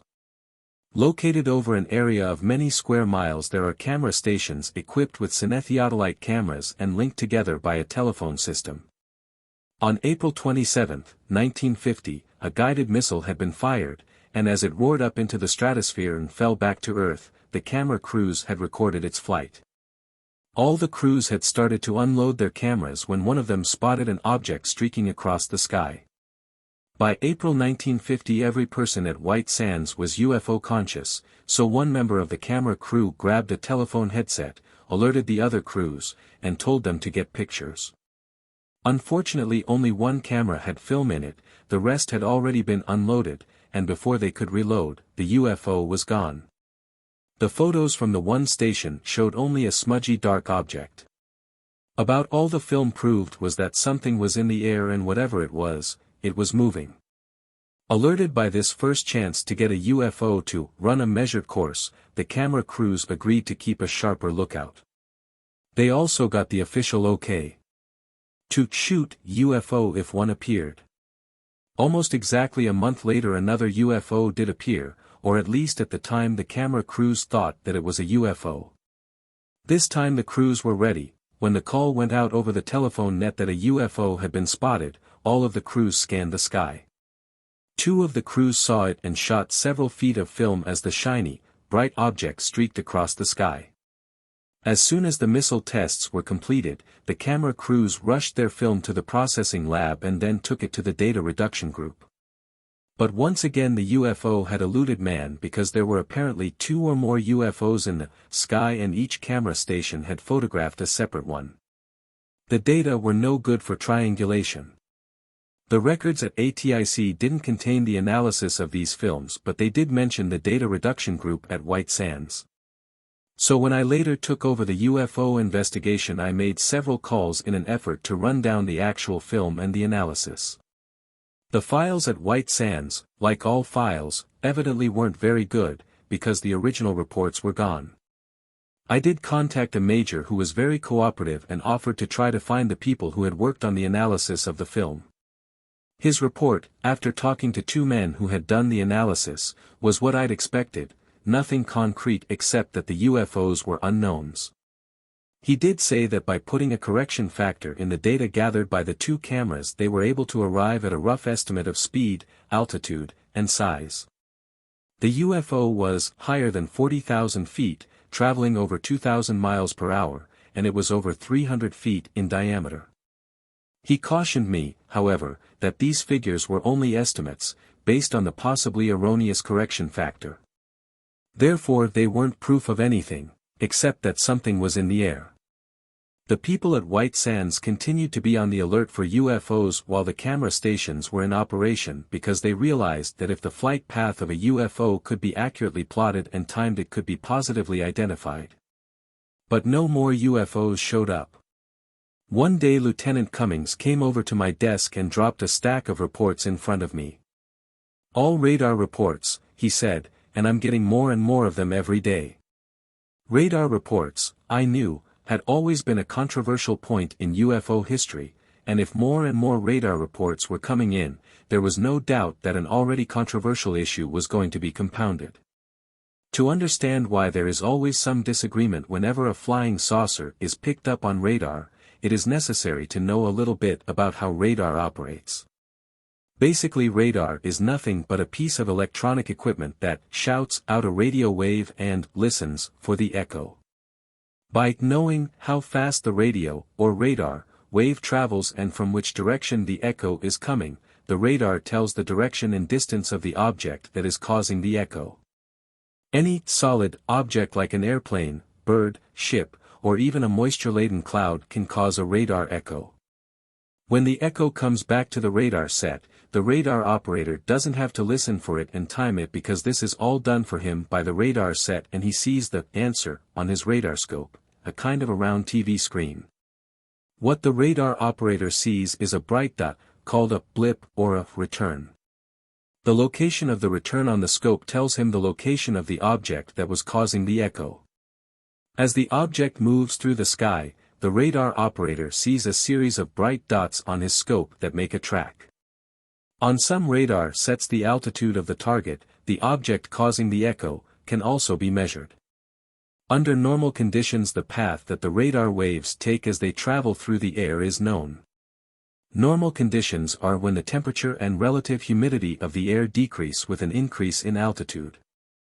But sometimes a condition will occur where at some level, instead of the temperature and/or relative humidity decreasing with altitude, it will begin to increase. This layer of warm, moist air is known as an inversion layer, and it can do all kinds of crazy things to a radar wave. It can cause part of the radar wave to travel in a big arc and actually pick up the ground many miles away. Or it can cause the wave to bend down just enough to pick up trucks, cars, houses, or anything that has a surface perpendicular to the ground level. One would immediately think that since the ground or a house isn't moving, and a car or truck is moving only 40, 50, or 60 miles an hour, a radar operator should be able to pick these objects out from a fast-moving target. But it isn't as simple as that. The inversion layer shimmers and moves, and 1 second the radar may be picking up the ground or a truck in one spot, and the next second it may be picking up something in a different spot. This causes a series of returns on the scope and can give the illusion of extremely fast or slow speeds. These are but a few of the effects of an inversion layer on radar. Some of the effects are well known, but others aren't. The 3rd Weather Group at Air Defense Command Headquarters in Colorado Springs has done a lot of work on the effects of weather on radar. And they have developed mathematical formulas for telling how favorable weather conditions are for anomalous propagation, the 2-bit words for false radar targets caused by weather. The first problem in analyzing reports of UFOs being picked up on radar is to determine if the weather conditions are right to give anomalous propagation. This can be determined by putting weather data into a formula. If they are, then it is necessary to determine whether the radar targets were real or caused by the weather. This is the difficult job. In most cases, the only answer is the appearance of the target on the radar scope. Many times a weather target will be a fuzzy and indistinct spot on the scope, while a real target, an airplane for example, will be bright and sharp. This question of whether a target looked real is the cause of the majority of the arguments about radar-detected UFOs, because it is up to the judgment of the radar operator as to what the target looked like. And whenever human judgment is involved in a decision, there is plenty of room for an argument. All during the early summer of 1951, Lieutenant Cummings fought the syndicate, trying to make the UFO respectable. All the time I was continuing to get my indoctrination. Then one day, with the speed of a shotgun wedding, the long overdue respectability arrived. The date was September 12, 1951, and the exact time was 3:04 p.m. On this date and time, a teletype machine at Wright-Patterson AFB began to chatter out a message. 36 inches of paper rolled out of the machine before the operator ripped off the copy, stamped it operational immediate, and gave it to a special messenger to deliver to ATIC. Lieutenant Cummings got the message. The report was from the Army Signal Corps Radar Center at Fort Monmouth, New Jersey, and it was red hot. The incident had started 2 days before, on September 10, at 11:10 a.m. when a student operator was giving a demonstration to a group of visiting brass at the radar school. He demonstrated the set under manual operation for a while, picking up local air traffic, then he announced that he would demonstrate automatic tracking, in which the set is put on a target and follows it without help from the operator. The set could track objects flying at jet speeds. The operator spotted an object about 12,000 yards southeast of the station, flying low toward the north. He tried to switch the set to automatic tracking. He failed, tried again, failed again. He turned to his audience of VIPs, embarrassed. "It's going too fast for the set," he said. "That means it's going faster than a jet." A lot of very important eyebrows lifted. What flies faster than a jet? The object was in range for 3 minutes and the operator kept trying, without success, to get into automatic track. The target finally went off the scope, leaving the red-faced operator talking to himself. The radar technicians at Fort Monmouth had checked the weather. There wasn't the slightest indication of an inversion layer. 25 minutes later the pilot of a T-33 jet trainer, carrying an Air Force major as passenger and flying 20,000 feet over Point Pleasant, New Jersey, spotted a dull silver, disc-like object far below him. He described it as 30 to 50 feet in diameter and as descending toward Sandy Hook from an altitude of a mile or so. He banked the T-33 over and started down after it. As he shot down, he reported, the object stopped its descent, hovered, then sped south, made a 120-degree turn, and vanished out to sea. The Fort Monmouth incident then switched back to the radar group. At 3:15 p.m. they got an excited, almost frantic call from headquarters to pick up a target high and to the north, which was where the first, faster-than-a-jet, object had vanished, and to pick it up in a hurry. They got a fix on it and reported that it was traveling slowly at 93,000 feet. They also could see it visually as a silver speck. What flies 18 miles above the Earth? The next morning 2 radar sets picked up another target that couldn't be tracked automatically. It would climb, level off, climb again, go into a dive. When it climbed it went almost straight up. The 2-day sensation ended that afternoon when the radar tracked another unidentified slow-moving object and tracked it for several minutes. A copy of the message had also gone to Washington. Before Jerry could digest the 36 inches of facts, ATIC's new chief, Colonel Frank Dunn, got a phone call. It came from the Office of the Director of Intelligence of the Air Force, Major General, now Lieutenant General, C.P. Cabell. General Cabell wanted somebody from ATIC to get to New Jersey, fast, and find out what was going on. As soon as the reports had been thoroughly investigated, the general said that he wanted a complete personal report. Nothing expedites like a telephone call from a general officer, so in a matter of hours Lieutenant Cummings and Lieutenant Colonel N.R. Rosengarten were on an airliner, New Jersey bound. The 2 officers worked around the clock interrogating the radar operators, their instructors, and the technicians at Fort Monmouth. The pilot who had chased the UFO in the T-33 trainer and his passenger were flown to New York, and they talked to Cummings and Rosengarten. All other radar stations in the area were checked, but their radars hadn't picked up anything unusual. At about 4 a.m. the second morning after they had arrived, the investigation was completed, Cummings later told. He and Lieutenant Colonel Rosengarten couldn't get an airliner out of New York in time to get them to the Pentagon by 10 a.m. The time that had been set up for their report, so they chartered an airplane and flew to the capital to brief the general. General Cabell presided over the meeting, and it was attended by his entire staff plus Lieutenant Cummings, Lieutenant Colonel Rosengarten, and a special representative from Republic Aircraft Corporation. The man from Republic supposedly represented a group of top U.S. industrialists and scientists who thought that there should be a lot more sensible answers coming from the Air Force regarding the UFOs. The man was at the meeting at the personal request of a general officer. Every word of the 2-hour meeting was recorded on a wire recorder. The recording was so hot that it was later destroyed, but not before I had heard it several times. I can't tell everything that was said but, to be conservative, it didn't exactly follow the tone of the official Air Force releases. Many of the people present at the meeting weren't as convinced that the hoax, hallucination, and misidentification answer was quite as positive as the Grudge report and subsequent press releases made out. Toward the end of the 2-hour conference a general asked Lieutenant Cummings to review the activity of the UFO investigation for the past year and a half. Maybe it was just a lack of sleep, or maybe it was just Cummings, but the general got the straight answer: for all practical purposes the project was dead. Then Cummings proceeded to elaborate on the details, the attitude at ATIC, the opposition to his reorganizing the project, and the methods of processing reports. Lieutenant Cummings didn't miss a point. He later told me that all of the generals and about 3/4 of the full colonels present at the meeting turned the shade of purple normally associated with rage while a sort of sickly grin graced the faces of the remaining few. Then one of the generals on the purple-faced team glared at the sickly grin team and cut loose. The first thing the general wanted to know was, who in hell has been giving me these reports that every decent flying saucer sighting is being investigated?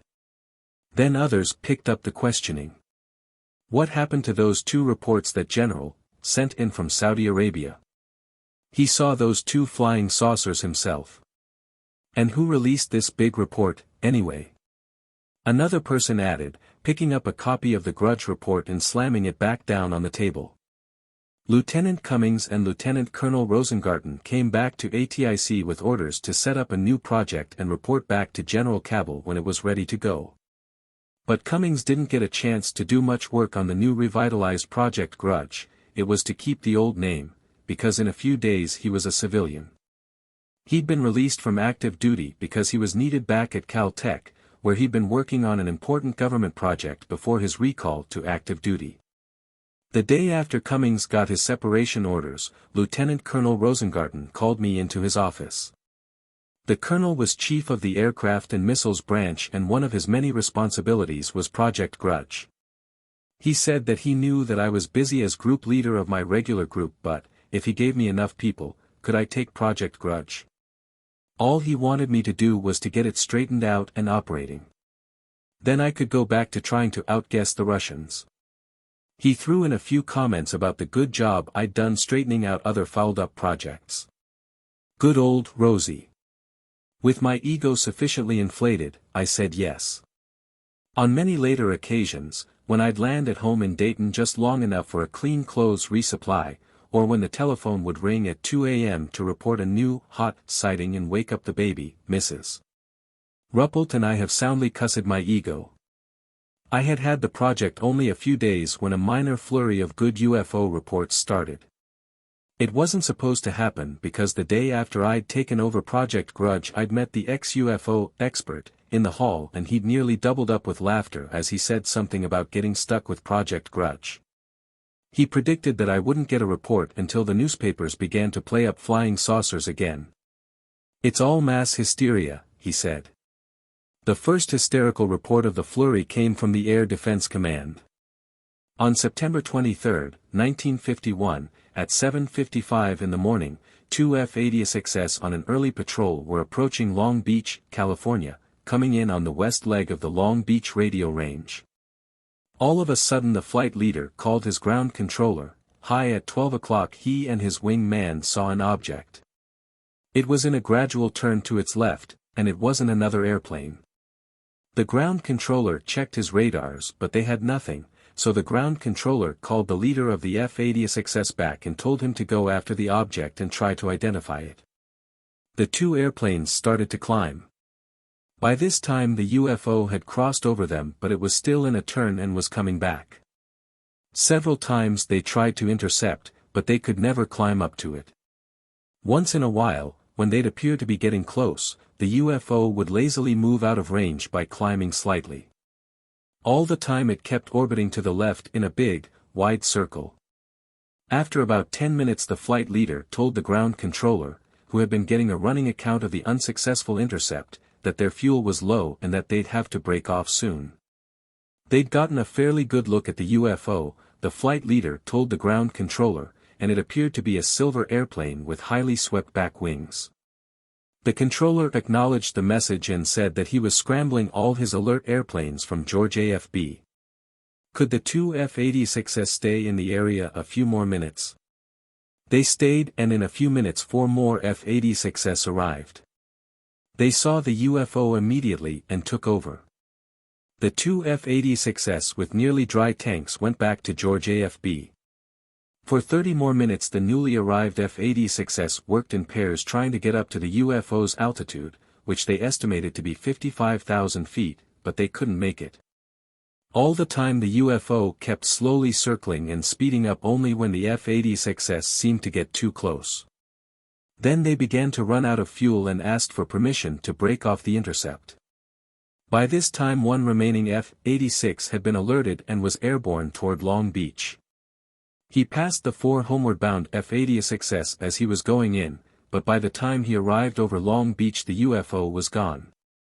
All the pilots except one reported a silver airplane with highly swept-back wings. One pilot said the UFO looked round and silver to him. The report ended with a comment by the local intelligence officer. He'd called Edwards AFB, the big Air Force test base north of Los Angeles, but they had nothing in the air. The officer concluded that the UFO was no airplane. In 1951 nothing we had would fly higher than the F-86. This was a good report and I decided to dig in. First I had some more questions I wanted to ask the pilots. I was just in the process of formulating this set of questions when 3 better reports came in. They automatically got a higher priority than the Long Beach incident. Chapter 8. The Lubbock Lights, Unabridged. When 4 college professors, a geologist, a chemist, a physicist, and a petroleum engineer, report seeing the same UFOs on 14 different occasions, the event can be classified as, at least, unusual. Add the facts that hundreds of other people saw these UFOs and that they were photographed, and the story gets even better. Add a few more facts, that these UFOs were picked up on radar and that a few people got a close look at one of them, and the story begins to convince even the most ardent skeptics. This was the situation the day the reports of the Lubbock Lights arrived at ATIC. Actually the Lubbock Lights, as Project Bluebook calls them, involved many widespread reports. Some of these incidents are known to the public, but the ones that added the emphasis and intrigue to the case and caused hundreds of hours of time to be spent analyzing the reports have not been told before. We collected all of these reports under the one title because there appeared to be a tie-in between them. The first word of the sightings reached ATIC late in September 1951, when the mail girl dropped letters into my basket. One of the letters was from Albuquerque, New Mexico, one was from a small town in Washington state, where I knew an Air Defense Command radar station was located, and the other from Reese AFB at Lubbock, Texas. I opened the Albuquerque letter first. It was a report from 34th Air Defense at Kirtland AFB. The report said that on the evening of August 25, 1951, an employee of the Atomic Energy Commission's super-secret Sandia Corporation and his wife had seen a UFO. About dusk they were sitting in the backyard of their home on the outskirts of Albuquerque. They were gazing at the night sky, commenting on how beautiful it was, when both of them were startled at the sight of a huge airplane flying swiftly and silently over their home. The airplane had been in sight only a few seconds but they had gotten a good look at it because it was so low. They estimated 800 to 1,000 feet. It was the shape of a flying wing, and 1.5 times the size of a B-36. The wing was sharply swept back, almost like a V. Both the husband and wife had seen B-36s over their home many times. They couldn't see the color of the UFO but they did notice that there were dark bands running across the wing from front to back. On the aft edge of the wings there were 6 to 8 pairs of soft, glowing, bluish lights. The aircraft had passed over their house from north to south. The report went on to say that an investigation had been made immediately. Since the object might have been a conventional airplane, air traffic was checked. A commercial airlines Constellation was 50 miles west of Albuquerque and an Air Force B-25 was south of the city, but there had been nothing over Albuquerque that evening. The man's background was checked. He had a Q security clearance. This summed up his character. Oddballs don't get Q clearances. No one else had reported the UFO, but this could be explained by the fact the AEC employee and his wife lived in such a location that anything passing over their home from north to south wouldn't pass over or near very many other houses. A sketch of the UFO was enclosed in the report. I picked up the letter from Lubbock next. It was a thick report, and from the photographs that were attached, it looked interesting. I thumbed through it and stopped at the photos. The first thing that struck me was the similarity between these photos and the report I'd just read. They showed a series of lights in a V shape, very similar to those described as being on the aft edge of the flying wing that was reported from Albuquerque. This was something unique, so I read the report in detail. On the night of August 25, 1951, about 9:20 p.m. Just 20 minutes after the Albuquerque sighting, four college professors from Texas Technological College at Lubbock had observed a formation of soft, glowing, bluish-green lights pass over their home. Several hours later they saw a similar group of lights, and in the next 2 weeks they saw at least 10 more. On August 31st, an amateur photographer had taken 5 photos of the lights. Also on the 31st, 2 ladies had seen a large, aluminum-colored, pear-shaped object hovering near a road north of Lubbock.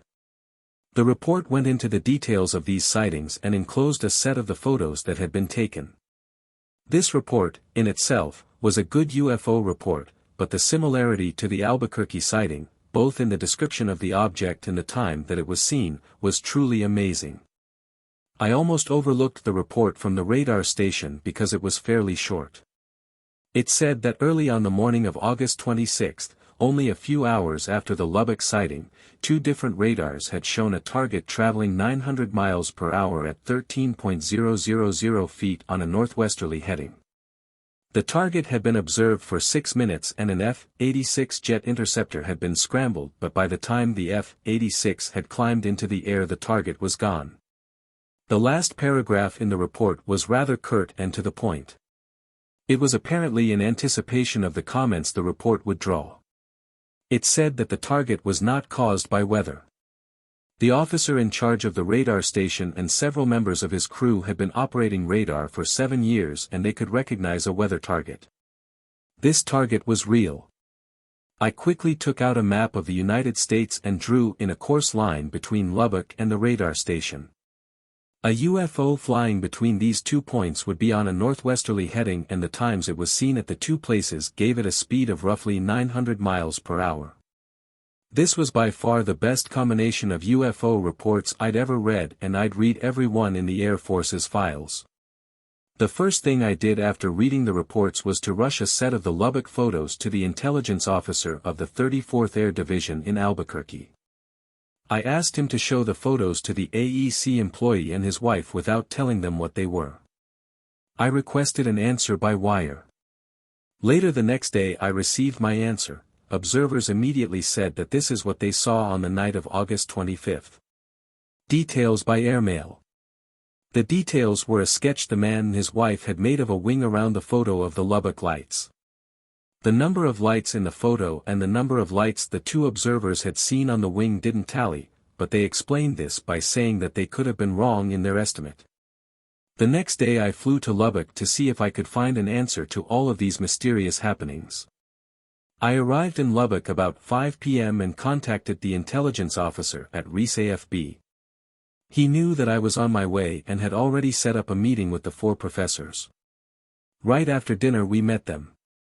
If a group had been handpicked to observe a UFO, we couldn't have picked a more technically qualified group of people. They were Drive W. I. Robinson, Professor of Geology. Dr. A. G. Oberg, Professor of Chemical Engineering. Professor W. L. Ducker, Head of the Petroleum Engineering Department. Dr. George, Professor of Physics. This is their story. On the evening of August 25 the 4 men were sitting in Dr. Robinson's backyard. They were discussing micrometeorites and drinking tea. They jokingly stressed this point. At 9:20 a formation of lights streaked across the sky directly over their heads. It all happened so fast that none of them had a chance to get a good look. One of the men mentioned that he had always admonished his students for not being more observant. Now he was in that spot. He and his colleagues realized they could remember only a few details of what they had seen. The lights were a weird bluish-green color and they were in a semicircular formation. They estimated that there were from 15 to 30 separate lights and that they were moving from north to south. Their one wish at this time was that the lights would reappear. They did. About an hour later the lights went over again. This time the professors were a little better prepared. With the initial shock worn off, they had time to get a better look. The details they had remembered from the first flight checked. There was one difference. In this flight the lights were not in any orderly formation, they were just in a group.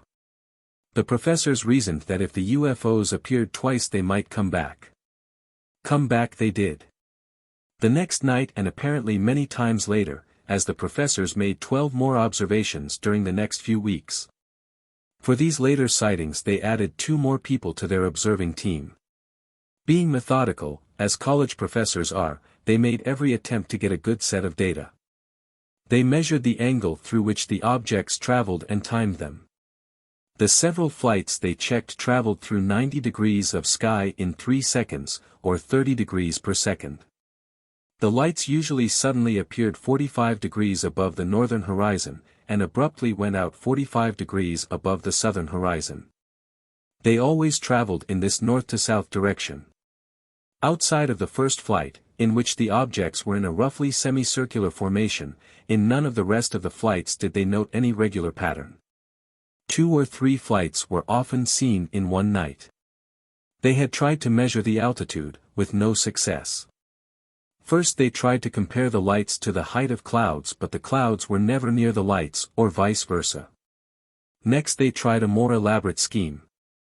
They measured off a baseline perpendicular to the object's usual flight path. Friends of the professors made up 2 teams.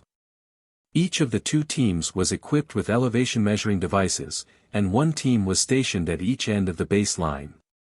The 2 teams were linked together by 2-way radios. If they sighted the objects they would track and time them, thus getting the speed and altitude. Unfortunately neither team ever saw the lights. But the lights never seemed to want to run the course. The wives of some of the watchers claimed to have seen them from their homes in the city. This later proved to be a clue. The professors were not the sole observers of the mysterious lights. For 2 weeks hundreds of other people from miles around Lubbock reported that they saw the same lights. The professors checked many of these reports against the times of the flights they had seen and recorded, and many checked out close.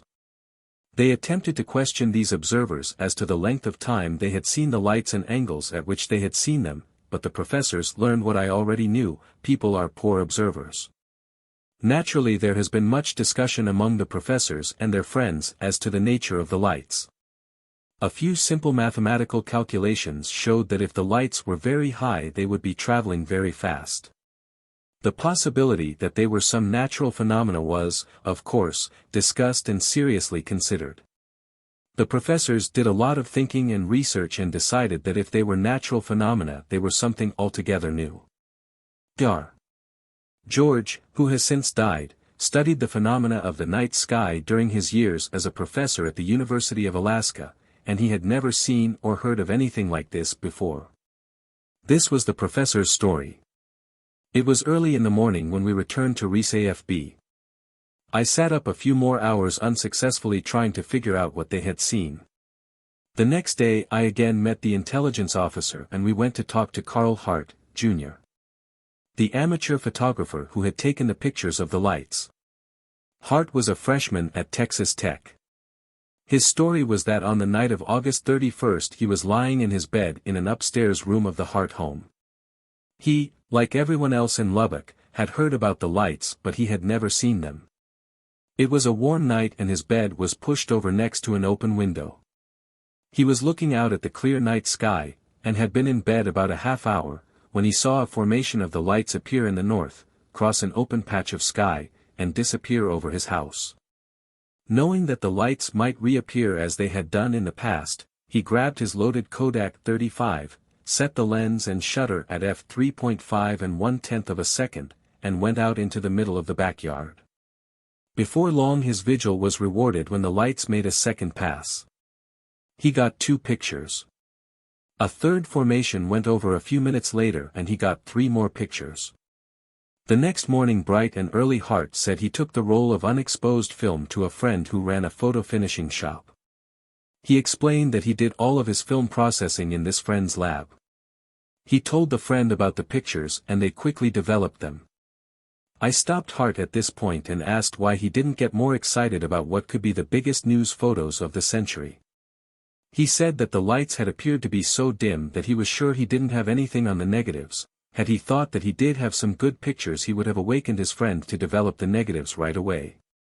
When he developed the negatives and saw that they showed an image, his friend suggested that he call the newspaper. At first the paper wasn't interested, but then they decided to run the photos. I later found out that they had done some checking of their own. We went with Hart into his backyard to reenact what had taken place.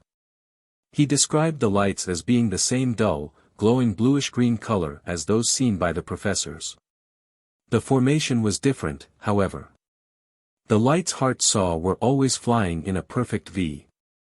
He traced the path from where they appeared over some trees in the north, through an open patch of sky over the backyard, to a point where they disappeared over the house. From the flight path he pointed out, the lights had crossed about 120 degrees of open sky in 4 seconds. This 30 degree per second angular velocity corresponded to the professor's measured angular velocity. We made arrangements to borrow Hart's negatives, thanked him for his information, and left. Armed with a list of names of other observers of the mysterious lights, the intelligence officer and I started out to try to get a cross-section account of the other UFO sightings in the Lubbock area. All the stories about the UFOs were the same. Various types of formations of dull bluish-green lights, generally moving north to south. A few people had variations. One lady saw a flying Venetian blind and another a flying double boiler. One point of interest was that very few claimed to have seen the lights before reading the professor's story in the paper, but this could get back to the old question, do people look up if they have no reason to do so? We talked to observers in nearby towns. Their stories were the same. 2 of them, tower operators at an airport, reported that they had seen the lights on several occasions. It was in one of these outlying towns, Lamesa, that we talked to an old gentleman, about 80 years old, who gave us a good lead.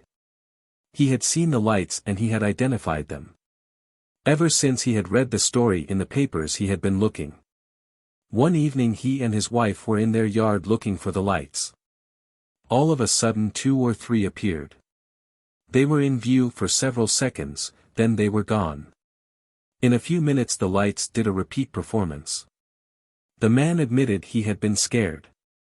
He broke off his story of the lights and launched into his background as a native Texan, with range wars, Indians, and stagecoaches under his belt.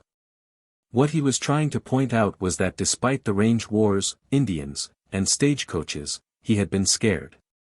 His wife had been scared too. We had some difficulty getting back to the lights, but we finally made it. The 3rd time they came around, he said, one of the lights emitted a sound. It said, plover. The old gentleman had immediately identified it as a plover, a water bird about the size of a quail. Later that night, and on several other occasions, they had seen the same thing. After a few more hair-raising but interesting stories of the old West Texas, we left. Our next stop was the Federal Game Warden's office in Lubbock. We got the lowdown on plovers. We explained our interest and the warden was very helpful. He had been around West Texas all of his life, so he was familiar with wildlife. The oily white breast of a plover could easily reflect light, but plovers usually didn't travel in more than pairs, or 3 at the most. He had never seen or heard of them traveling in a flock of 15 to 30, but, of course, this wasn't impossible. Ducks, yes, but probably not plovers. He did say that for some unknown reason there were more than the usual number of plovers in the area that fall. I was anxious to get the negatives that Hart had lent us back to the photo lab at Wright Field, but I had one more call to make. I wanted to talk to the 2 ladies who had seen a strange object hovering near their car, but I also wanted to write my report before I left Lubbock. 2 Air Force special investigators from Reese AFB offered to talk to the ladies, so I stayed at the air base and finished my report. That night when the investigators came back, I got the story. They had spent the whole day talking to the ladies and doing a little discreet checking into their backgrounds. The 2 ladies, a mother and her daughter, had left their home in Matador, Texas, 70 miles northeast of Lubbock, about 12:30 p.m. on August 31st. They were driving along in their car when they suddenly noticed a pear-shaped object about 150 yards ahead of them. It was just off the side of the road, about 120 feet in the air. It was drifting slowly to the east, less than the speed required to take off in a Cub airplane. They drove on down the road about 50 more yards, stopped, and got out of the car. The object, which they estimated to be the size of a B-29 fuselage, was still drifting along slowly. There was no sign of any exhaust blast and they heard no noise, but they did see a porthole in the side of the object. In a few seconds the object began to pick up speed and rapidly climb out of sight. As it climbed it seemed to have a tight spiraling motion. The investigation showed that the two ladies were solid citizens, with absolutely no talents or reasons for fabricating such a story. The daughter was fairly familiar with aircraft. Her husband was an Air Force officer then in Korea, and she had been living near air bases for several years.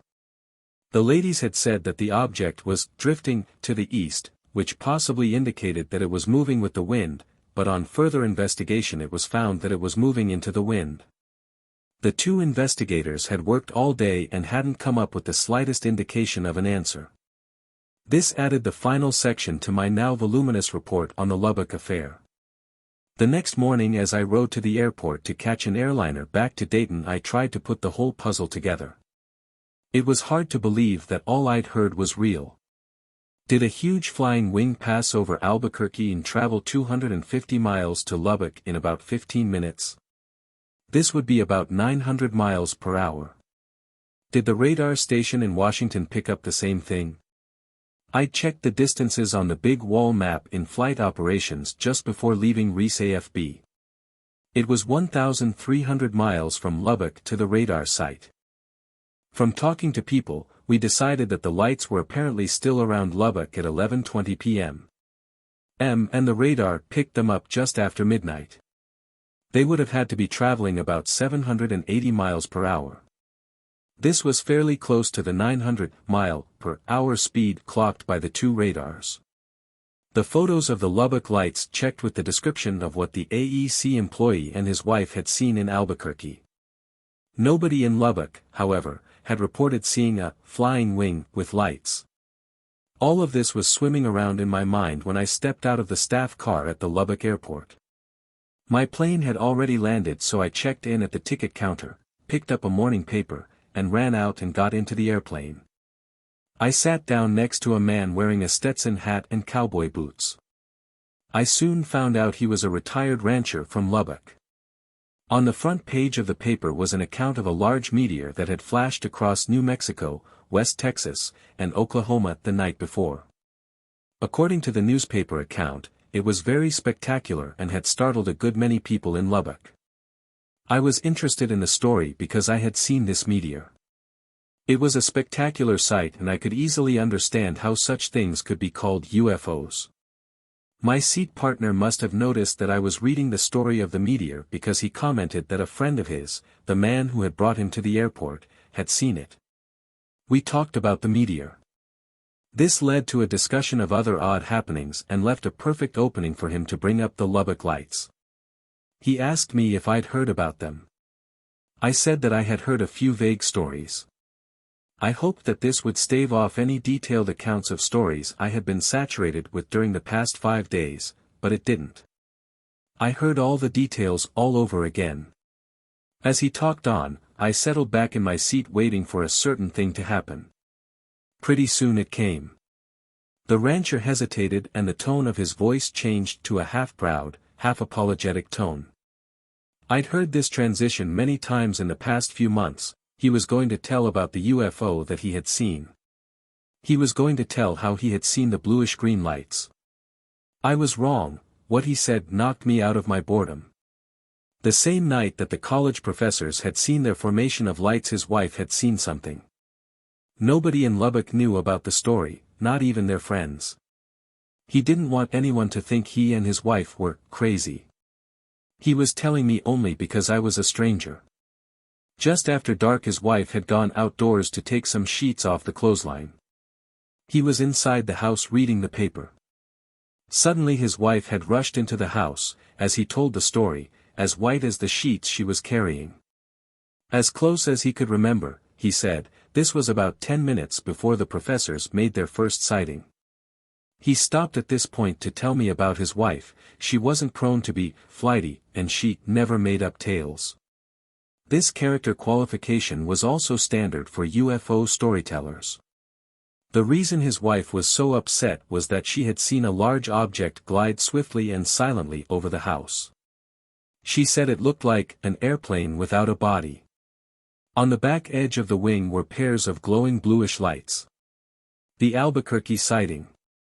He said he didn't have any idea what his wife had seen, but he thought that it was an interesting story. It was an interesting story. It hit me right between the eyes. I knew the rancher and his wife couldn't have possibly heard the Albuquerque couple's story, only they and a few Air Force people knew about it. The chances of two identical stories being made up were infinitesimal, especially since neither of them fitted the standard Lubbock light description. I wondered how many other people in Lubbock, Albuquerque, or anywhere in the Southwest had seen a similar UFO during this period and hesitated to mention it. I tried to get a few more facts from the rancher, but he told me all he knew. At Dallas I boarded an airliner to Dayton and he went on to Baton Rouge, never knowing what he'd added to the story of the Lubbock lights. On the way to Dayton I figured out a plan of attack on the thousands of words of notes I'd taken. The best thing to do, I decided, was to treat each sighting in the Lubbock Light series as a separate incident. All of them seemed to be dependent upon each other for importance. If the objects that were reported in several of the incidents could be identified, the rest would merely become average UFO reports. The photographs taken by Carl Hart, Jr., became number one on the agenda.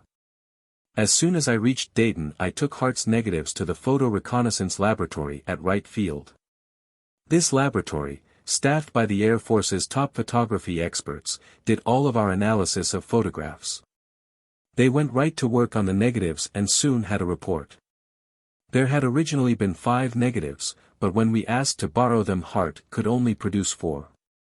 The negatives were badly scratched and dirty because so many people had handled them, so it was difficult to tell the actual photographic images from the dust spots and scratches. The first thing that the lab did was to look at each spot on the negatives to see if it was an actual photographic image. They found that the photos showed an inverted V formation of lights. In each photo the individual image of a light was badly blurred due to motion of the camera, but by careful scrutiny of each blurred image they were able to determine that the original lights that Hart had photographed were circular, near pinpoint sources of light, like a bright star, or a distant light bulb. Next they made enlargements from the negatives and carefully plotted the position of each light in the formation. In each photograph the individual lights in the formation shifted position according to a definite pattern. One additional factor that was brought out in the report was that although the photos were taken on a clear night no images of the stars could be found in the background. This proved one thing: the lights, which were overexposed in the photograph, were a great deal brighter than the stars, or the lights affected the film more than the light from the stars. This was all that the photos showed. It was impossible to determine the size of each image of the group, speed, or altitude. The next thing was to try to duplicate what Hart said he had done. I enlisted the aid of several friends and we tried to photograph a moving light. When we were talking to Hart in Lubbock, he had taken us to his backyard, where he had shot the pictures. He had traced the flight path of lights across the sky. We had him estimate the speed by following an imaginary flight of lights across the sky. It came out to about 4 seconds. We had a camera identical to the one that Hart had used and set up a light to move at the same speed as the UFOs had flown. We tried to take photographs. In 4 seconds we could get only 2 poor shots. These were badly blurred, much worse than Hart's, due to the 1/10 of a second shutter speed. We repeated our experiment several times, each time with the same results. This made a lot of people doubt the authenticity of Hart's photos. With the completed photo lab report in my hands, I was still without an answer. The report was interesting but didn't prove anything. All I could do was to get opinions from as qualified sources as I could find. A physiologist at the Aeromedical Laboratory knocked out the timing theory immediately by saying that if Hart had been excited he could have easily taken 3 photos in 4 seconds if we could get 2 in 4 seconds in our experiment. Several professional photographers, one of them a top-life photographer, said that if Hart was familiar with his camera and was familiar with panning action shots, his photos would have shown much less blur than ours. I recalled what I heard about Hart's having photographed sporting events for the Lubbock newspaper. This would have called for a good panning technique. The photographs didn't tally with the description of the lights that the professors had seen. In fact, they were firmly convinced that they were of home manufacture. The professors had reported soft, glowing lights, yet the photos showed what should have been extremely bright lights. Hart reported a perfect formation while the professors, except for the first flight, reported an unorderly group. There was no way to explain this disagreement in the arrangement of the lights. Of course, it wasn't impossible that on the night that Hart saw the lights they were flying in AV formation. The first time the professors saw them they were flying in a semicircle. The intensity of the lights was difficult to explain. Again I went to the people in the photo reconnaissance laboratory. I asked them if there was any possible situation that could cause this. They said yes. An intensely bright light source which had a color far over in the red end of the spectrum, bordering on infrared, could do it. The eye is not sensitive to such a light. It could appear dim to the eye yet be bright to the film. I asked them what kind of a light source would cause this. There were several things, if you want to speculate, they said, extremely high temperatures for one. But this was as far as they would go. We have nothing in this world that flies that appears dim to the eye yet will show bright on film, they said. This ended the investigation of the photographs, and the investigation ended at a blank wall. My official conclusion, which was later given to the press, was that the photos were never proven to be a hoax, but neither were they proven to be genuine. There is no definite answer. The emphasis of the investigation was now switched to the professor's sighting. The meager amount of data that they had gathered seemed to be accurate, but it was inconclusive as far as getting a definite answer was concerned. They had measured two things: how much of the sky the objects had crossed in a certain time and the angle from one side of the formation to the other. These figures didn't mean a great deal, however, since the altitude at which the formation of lights was flying was unknown. If you assumed that the objects were flying at an altitude of 10,000 feet, you could easily compute that they were traveling about 3,600 miles per hour, or 5 to 6 times the speed of sound. The formation would have been about 1,750 feet wide. If each light was a separate object, it could have been in the neighborhood of 100 feet in diameter. These figures were only a guess since nobody knew if the lights were at, above, or below 10,000 feet. If they had been higher they would have been going faster and have been larger. If lower than 10,000 feet, slower and smaller. The only solid lead that had developed while the RIS-AFB intelligence officer and I were investigating the professor's sightings was that the UFOs were birds reflecting the city lights, specifically plover. The old cowboy from La Mesa had described something identical to what the professors described, and they were plover. Secondly, whenever the professors left the vicinity of their homes to look for the lights they didn't see them, yet their wives, who stayed at home, did see them. If the lights were birds they would be flying low and couldn't be seen from more than a few hundred feet. While in Lubbock I'd noticed several main boulevards lighted with the bluish mercury vapor lights. I called the intelligence officer at RIS-AFB and he airmailed me a city map of Lubbock with the mercury vapor lighted streets marked. The place where the professors had made their observations was close to one of these streets. The big hitch in this theory was that people living miles from a mercury vapor-lighted boulevard had also reported the lights. How many of these sightings were due to the power of suggestion and how many were authentic I didn't know. If I could have found out, it would have been possible to plot the sightings in Lubbock, and if they were all located close to the lighted boulevards, birds would be an answer. This, however, it was impossible to do. The fact that the lights didn't make any perceivable sound seemed as if it might be a clue. Birds or light phenomena wouldn't make any sound, but how about some object of appreciable size traveling at or above the speed of sound? Jet airplanes don't fly as fast as the speed of sound, but they make a horrible roar. Artillery shells, which are going much faster than aircraft, whine as they go through the air. I knew that a great deal of the noise from a jet is due to the heated air rushing out of the tailpipe, but I didn't know exactly how much of the noise this caused. If a jet airplane with a silent engine could be built, how much noise would it make? How far could it be heard?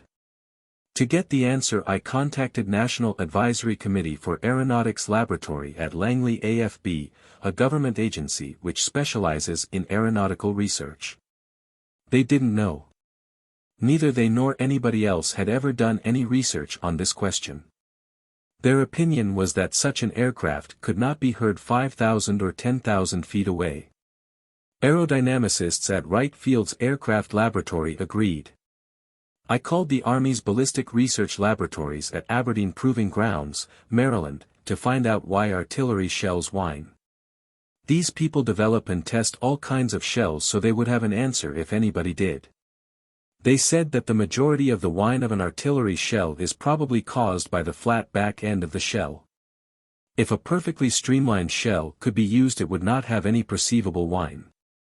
What I found out, or didn't find out, about the sound of an object moving at several times the speed of sound was typical of nearly every question that came up regarding UFOs. We were working in a field where there were no definite answers to questions. In some instances we were getting into fields far advanced above the then-present levels of research. In other instances we were getting into fields where no research had been done at all. It made the problem of UFO analysis one of getting opinions. All we could do was hope the opinions we were getting were the best. My attempts to reach a definite conclusion as to what the professors had seen met another blank wall. I had no more success than I'd had trying to reach a conclusion on the authenticity of the photographs. A thorough analysis of the reports of the flying wing seen by the retired rancher's wife in Lubbock and the AEC employee and his wife in Albuquerque was made. The story from the two ladies who saw the aluminum-colored pear-shaped object hovering near the road near Matador, Texas, was studied, checked, and rechecked. Another blank wall on all three of these sightings. By the time I got around to working on the report from the radar station in Washington state, the data of the weather conditions that existed on the night of the sighting had arrived. I turned the incident folder over to the electronics specialists at ATIC. They made the analysis and determined that the targets were caused by weather, although it was a borderline case. They further surmised that since the targets had been picked up on two radars, if I checked I'd find out that the two targets looked different on the two radar scopes. This is a characteristic of a weather target picked up on radars operating on different frequencies. I did check. I called the radar station and talked to the captain who was in charge of the crew the night the target had been picked up. The target looked the same on both scopes. This was one of the reasons it had been reported, the captain told me. If the target hadn't been the same on both scopes, he wouldn't have made the report since he would have thought he had a weather target. He asked me what ATIC thought about the sighting. I said that Captain James thought it was weather. Just before the long-distance wires between Dayton and Washington melted, I caught some comment about people sitting in swivel chairs miles from the closest radar scope. I took it that he didn't agree the target was caused by weather. But that's the way it officially stands today. Although the case of the Lubbock lights is officially dead, its memory lingers on. There have never been any more reliable reports of flying wings, but lights somewhat similar to those seen by the professors have been reported. In about 70% of these cases they were proved to be birds reflecting city lights. The known elements of the case, the professors' sightings and the photos, have been dragged back and forth across every type of paper upon which written material appears, from the cheapest, coarsest pulp to the slick life pages. Saucer addicts have studied and offered the case as all-conclusive proof, with photos, that UFOs are interplanetary. Dr. Donald Menzel of Harvard studied the case and ripped the sightings to shreds in Look, Time, and his book, Flying Saucers, with the theory that the professors were merely looking at refracted city lights. But none of these people even had access to the full report. This is the first time it has ever been printed. The only other people outside Project Bluebook who have studied the complete case of the Lubbock lights were a group who, due to their associations with the government, had complete access to our files. And these people were not pulp writers or wide-eyed fanatics, they were scientists, rocket experts, nuclear physicists, and intelligence experts. They had banded together to study our UFO reports because they were convinced that some of the UFOs that were being reported were interplanetary spaceships, and the Lubbock series was one of these reports. The fact that the formations of lights were in different shapes didn't bother them. In fact, it convinced them all the more that their ideas of how a spaceship might operate were correct. This group of scientists believed that the spaceships, or at least the part of the spaceship that came relatively close to the Earth, would have to have a highly swept-back wing configuration. And they believed that for propulsion and control the craft had a series of small jet orifices all around its edge. Various combinations of these small jets would be turned on to get various flight attitudes. The lights that the various observers saw differed in arrangement because the craft was flying in different flight attitudes. 3 years later the Canadian government announced that this was exactly the way that they had planned to control the flying saucer that they were trying to build. They had to give up their plans for the development of the saucer-like craft, but now the project has been taken over by the U.S. Air Force.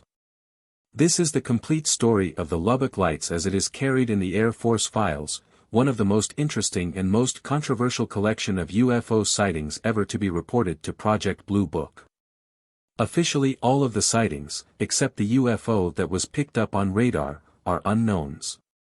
Personally I thought that the professor's lights might have been some kind of birds reflecting the light from mercury vapor street lights, but I was wrong.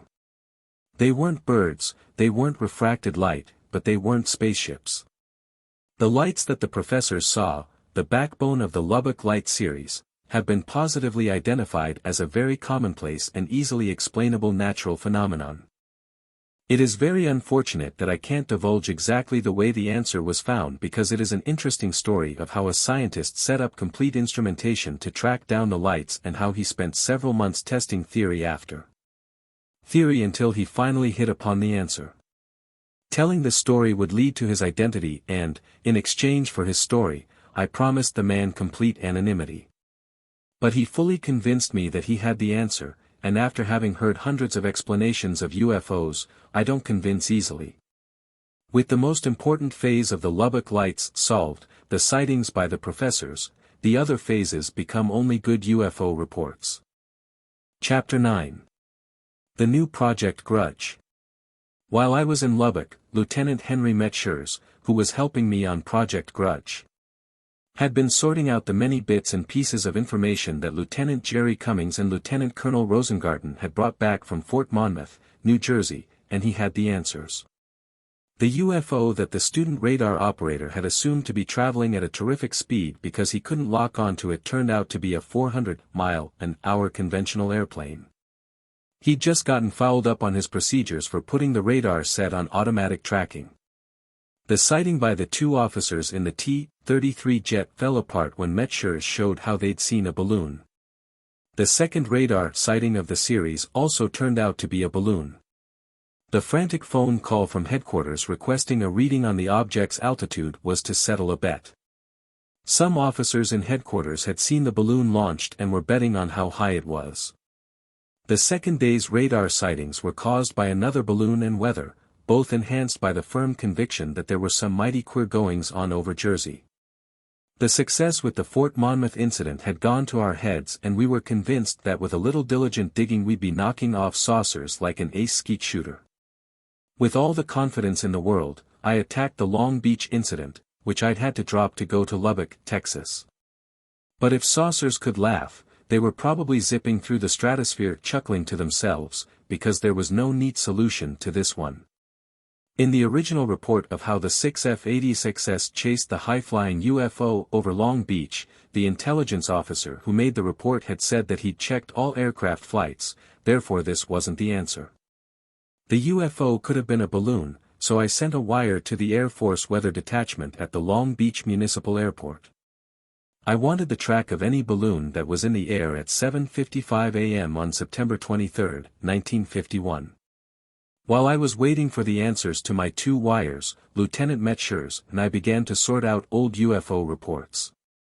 It was a big job because back in 1949, when the old Project Grudge had been disbanded, the files had just been dumped into storage bins. Hank and I now had 4 filing case drawers full of a heterogeneous mass of UFO reports, letters, copies of letters, and memos.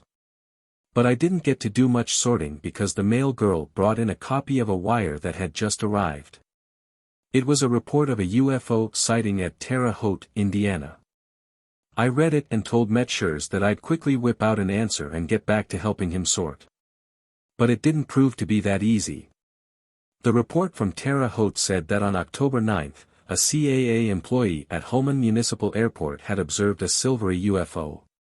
3 minutes later a pilot, flying east of Terre Haute, had seen a similar object.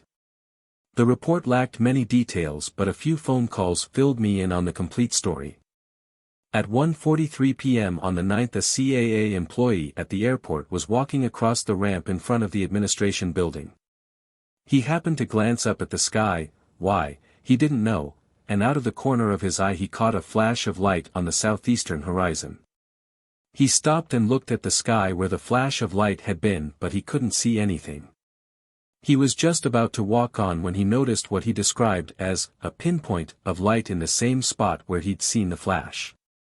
In a second or two the pinpoint grew larger and it was obvious to the CAA man that something was approaching the airport at a terrific speed.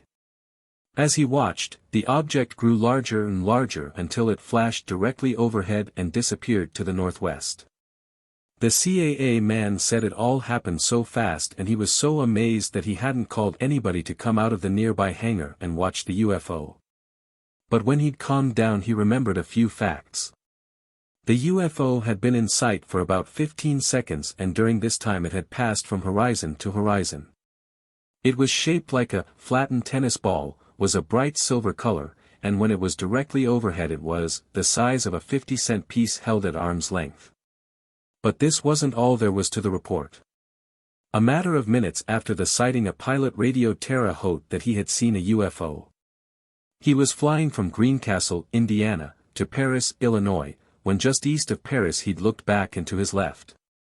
There, level with his airplane and fairly close, was a large silvery object, like a flattened orange, hanging motionless in the sky. He looked at it a few seconds, then hauled his plane around in a tight left bank. He headed directly toward the UFO, but it suddenly began to pick up speed and shot off toward the northeast. The time, by the clock on his instrument panel, was 1:45 p.m., just 2 minutes after the sighting at Terre Haute. When I finished calling I got an aeronautical chart out of the file and plotted the points of the sighting. The CAA employee had seen the UFO disappear over the northwestern horizon. The pilot had been flying from Greencastle, Indiana, to Paris, Illinois, so he'd have been flying on a heading of just a little less than 270 degrees, or almost straight west. He was just east of Paris when he'd first seen the UFO, and since he said that he'd looked back and to his left, the spot where he saw the UFO would be right at a spot where the CAA man had seen his UFO disappear. Both observers had checked their watches with radio time just after the sightings, so there couldn't be more than a few seconds discrepancy. All I could conclude was that both had seen the same UFO. I checked the path of every balloon in the Midwest. I checked the weather, it was a clear, cloudless day. I had the two observers' backgrounds checked and I even checked for air traffic, although I knew the UFO wasn't an airplane. I researched the University of Dayton library for everything on daylight meteors, but this was no good. From the description the CAA employee gave, what he'd seen had been a clear-cut, distinct, flattened sphere, with no smoke trail, no sparks, and no tail. A daylight meteor, so low as to be described as a 50-cent piece held at arm's length, would have had a smoke trail, sparks, and would have made a roar that would have jolted the Sphinx. This one was quiet. Besides, no daylight meteor stops long enough to let an airplane turn into it. Conclusion, unknown. In a few days the data from the Long Beach incident came in and I started to put it together. A weather balloon had been launched from the Long Beach airport, and it was in the vicinity where the 6 F-80s had made their unsuccessful attempt to intercept a UFO. I plotted out the path of the balloon, the reported path of the UFO, and the flight paths of the F-80s. The paths of the balloon and the F-86S were accurate, I knew, because the balloon was being tracked by radio fixes and the F-86S had been tracked by radar. At only one point did the paths of the balloon, UFO, and F-86S coincide. When the first two F-86S made their initial visual contact with the UFO, they were looking almost directly at the balloon. But from then on, even by altering the courses of the F-86S, I couldn't prove a thing. In addition, the weather observers from Long Beach said that during the period that the intercept was taking place they had gone outside and looked at their balloon. It was an exceptionally clear day and they could see it at unusually high altitudes. They didn't see any F-86S around it. And one stronger point, the balloon had burst about 10 minutes before the F-86S lost sight of the UFO.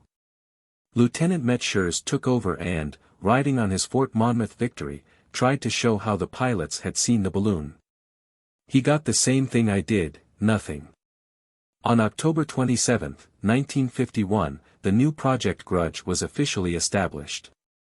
I'd written the necessary letters and had received the necessary endorsements. I'd estimated, itemized, and justified direct costs and manpower. I'd conferred, inferred, and referred, and now I had the money to operate. The next step was to pile up all this paperwork as an aerial barrier, let the saucers crash into it, and fall just outside the door. I was given a very flexible operating policy for Project Grudge because no one knew the best way to track down UFOs.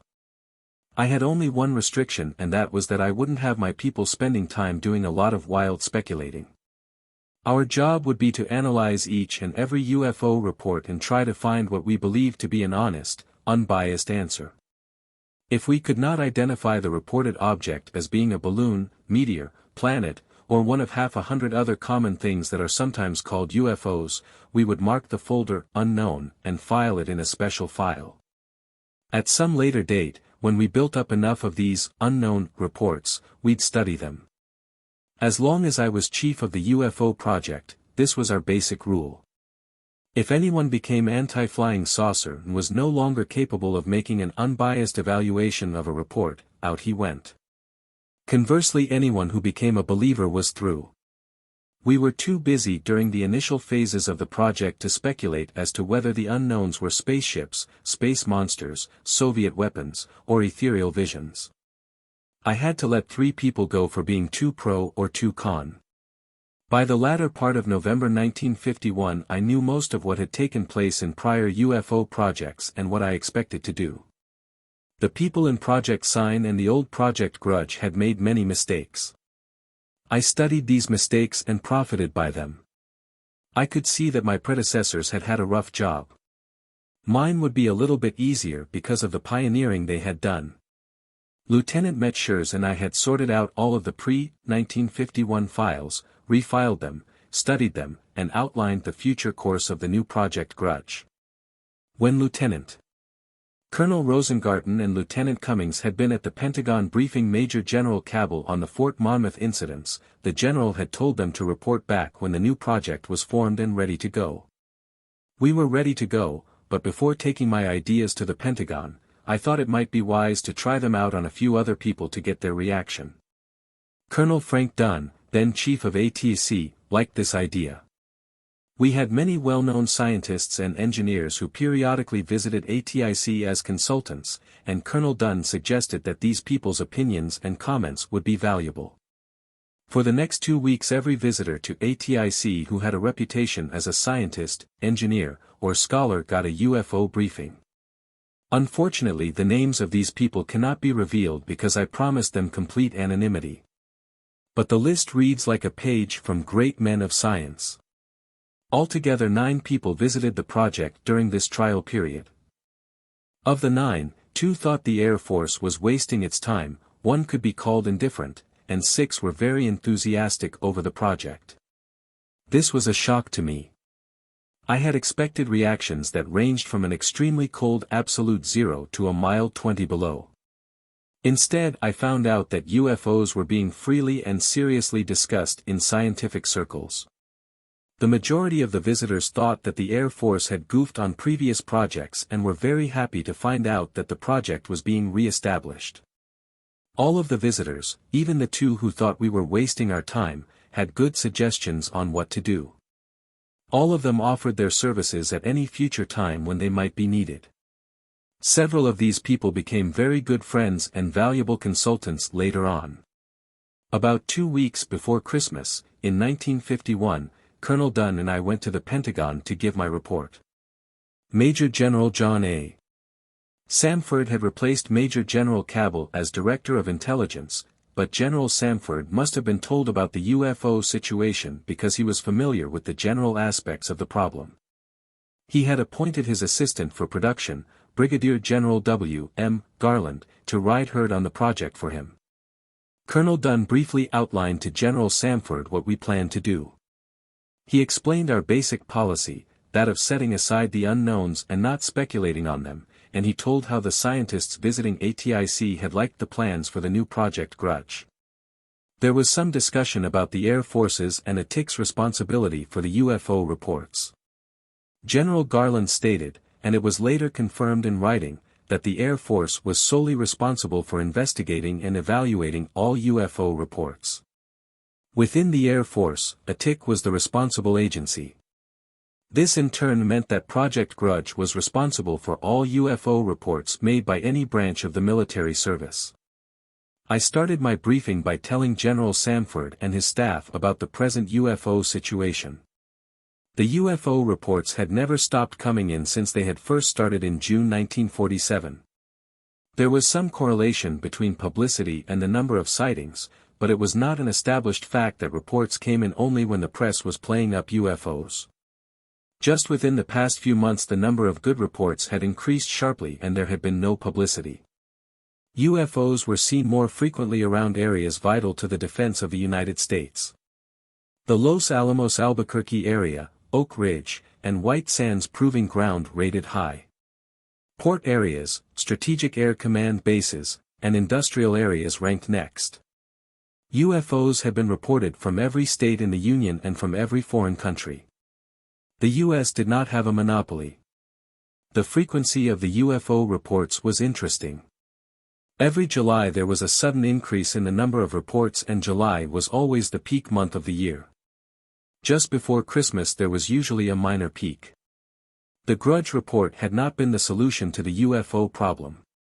It was true that a large percentage of the reports were due to the misidentification of known objects. People were seeing balloons, airplanes, planets, but this was not the final answer. There were a few hoaxes, hallucinations, publicity seekers, and fatigued pilots, but reports from these people constituted less than 1% of the total. Left over was a residue of very good and very unexplainable UFO sightings that were classified as unknown. The quality of the reports was getting better, I told the officers.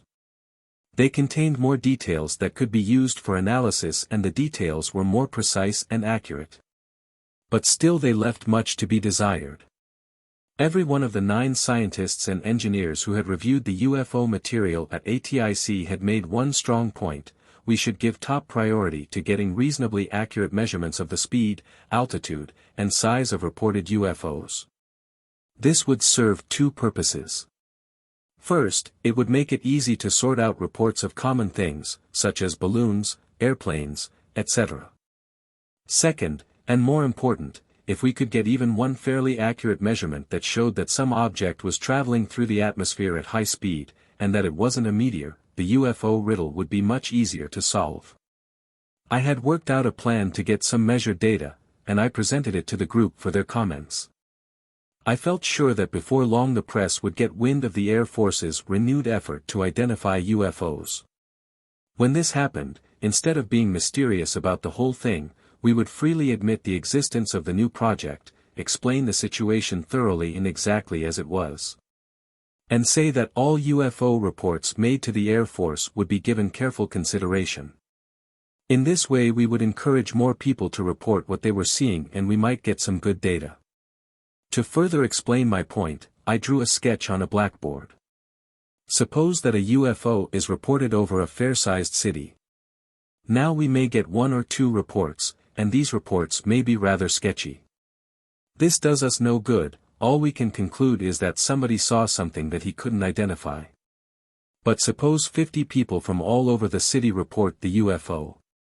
Then it would be profitable for us to go out and talk to these people, find out the time they saw the UFO, and where they saw it, the direction and height above the horizon. Then we might be able to use these data, work out a triangulation problem, and get a fairly accurate measurement of speed, altitude, and size. Radar, of course, will give an accurate measurement of speed and altitude, I pointed out, but radar is not infallible. There is always the problem of weather. To get accurate radar data on a UFO, it is always necessary to prove that it wasn't weather that was causing the target. Radar is valuable, and we wanted radar reports, I said, but they should be considered only as a parallel effort and shouldn't take the place of visual sightings. In winding up my briefing, I again stressed the point that, as of the end of 1951, the date of this briefing, there was no positive proof that any craft foreign to our knowledge existed. All recommendations for the reorganization of Project Grudge were based solely upon the fact that there were many incredible reports of UFOs from many very reliable people. But they were still just flying saucer reports and couldn't be considered scientific proof. Everyone present at the meeting agreed, each had read or had been briefed on these incredible reports. In fact, 2 of the people present had seen UFOs. Before the meeting adjourned, Colonel Dunn had one last question. He knew the answer, but he wanted it confirmed. Does the United States have a secret weapon that is being reported as a UFO? The answer was a flat no. In a few days I was notified that my plan had been given the green light. I already had the plan written up in the form of a staff study, so I sent it through channels for formal approval. It had been obvious right from the start of the reorganization of Project Grudge that there would be questions that no one on my staff was technically competent to answer. To have a fully staffed project, I'd need an astronomer, a physicist, a chemist, a mathematician, a psychologist, and probably a dozen other specialists. It was, of course, impossible to have all of these people on my staff, so I decided to do the next best thing. I would set up a contract with some research organization who already had such people on their staff. Then I would call on them whenever their services were needed.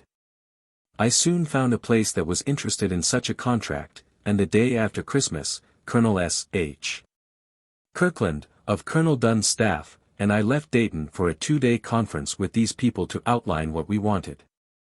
Their organization cannot be identified by name because they are doing other highly secret work for the government. I'll call them Project Bear. Project Bear is a large, well-known research organization in the Midwest. The several hundred engineers and scientists who make up their staff run from experts on soils to nuclear physicists.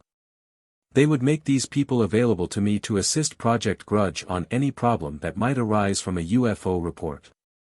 They did not have a staff astronomer or psychologist, but they agreed to get them for us on a subcontract basis. Besides providing experts in every field of science, they would make 2 studies for us, a study of how much a person can be expected to see and remember from a UFO sighting, and a statistical study of UFO reports. The end product of the study of the powers of observation of a UFO observer would be an interrogation form. Ever since the Air Force had been in the UFO business, attempts had been made to construct a form that a person who had seen a UFO could fill out. Many types had been tried, but all of them had major disadvantages.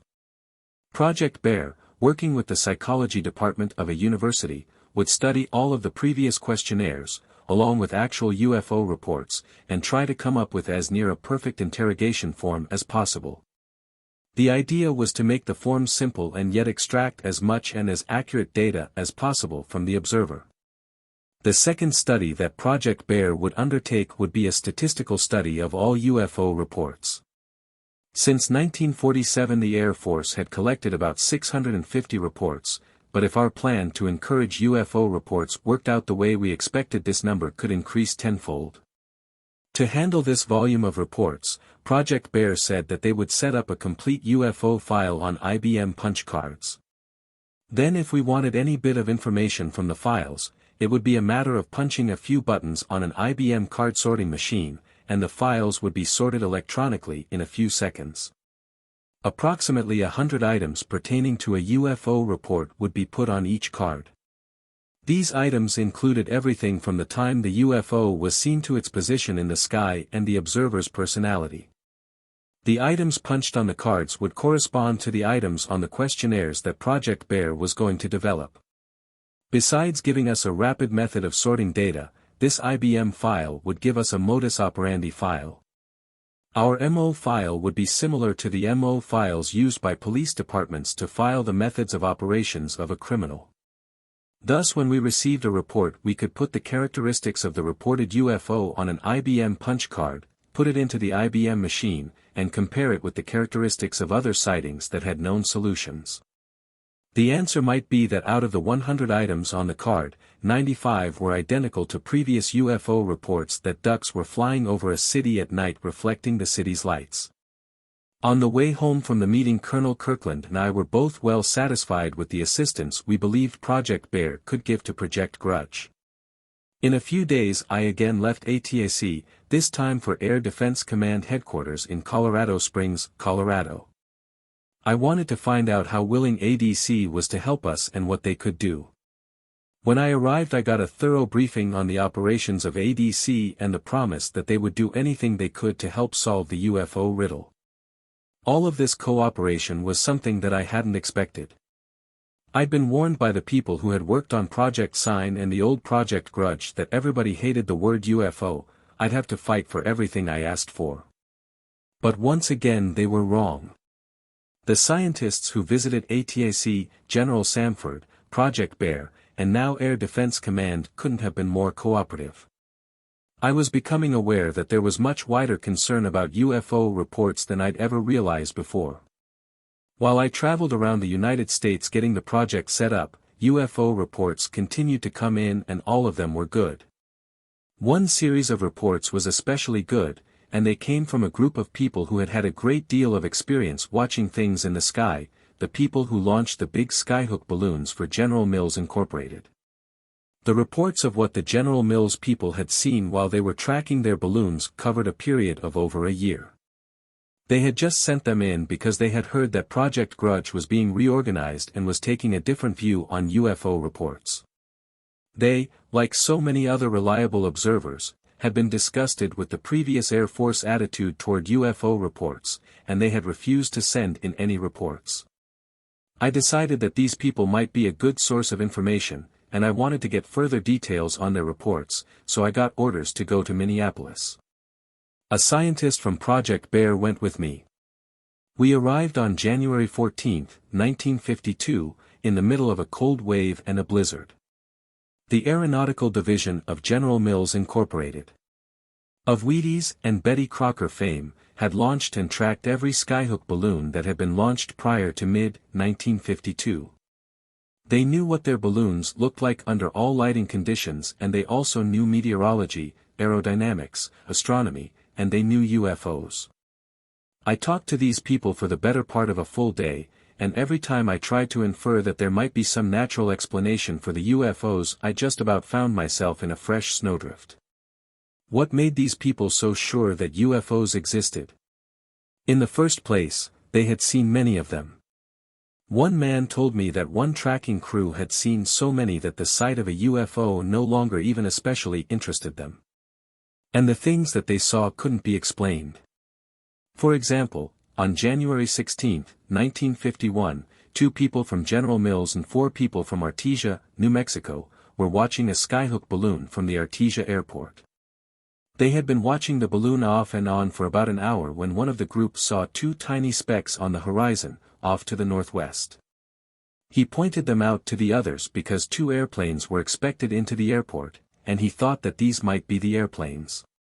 But as they watched, the 2 specks began to move in fast, and within a few seconds the observers could see that the airplanes were actually 2 round, dull white objects flying in close formation. The 2 objects continued to come in and headed straight toward the balloon. When they reached the balloon, they circled it once and flew off to the northwest, where they disappeared over the horizon. As the two UFOs circled the balloon, they tipped on edge and the observers saw that they were disc-shaped. When the two UFOs were near the balloon, the observers also had a chance to compare the size of the UFOs with the size of the balloon. If the UFOs were as close to the balloon as they appeared to be, they would have been 60 feet in diameter. After my visit to General Mills Incorporated, I couldn't help remembering a magazine article I'd read about a year before. It said that there was not a single reliable UFO report that couldn't be attributed to a skyhook balloon. I'd been back at ATAC only a few days when I found myself packing up to leave again. This time it was for New York.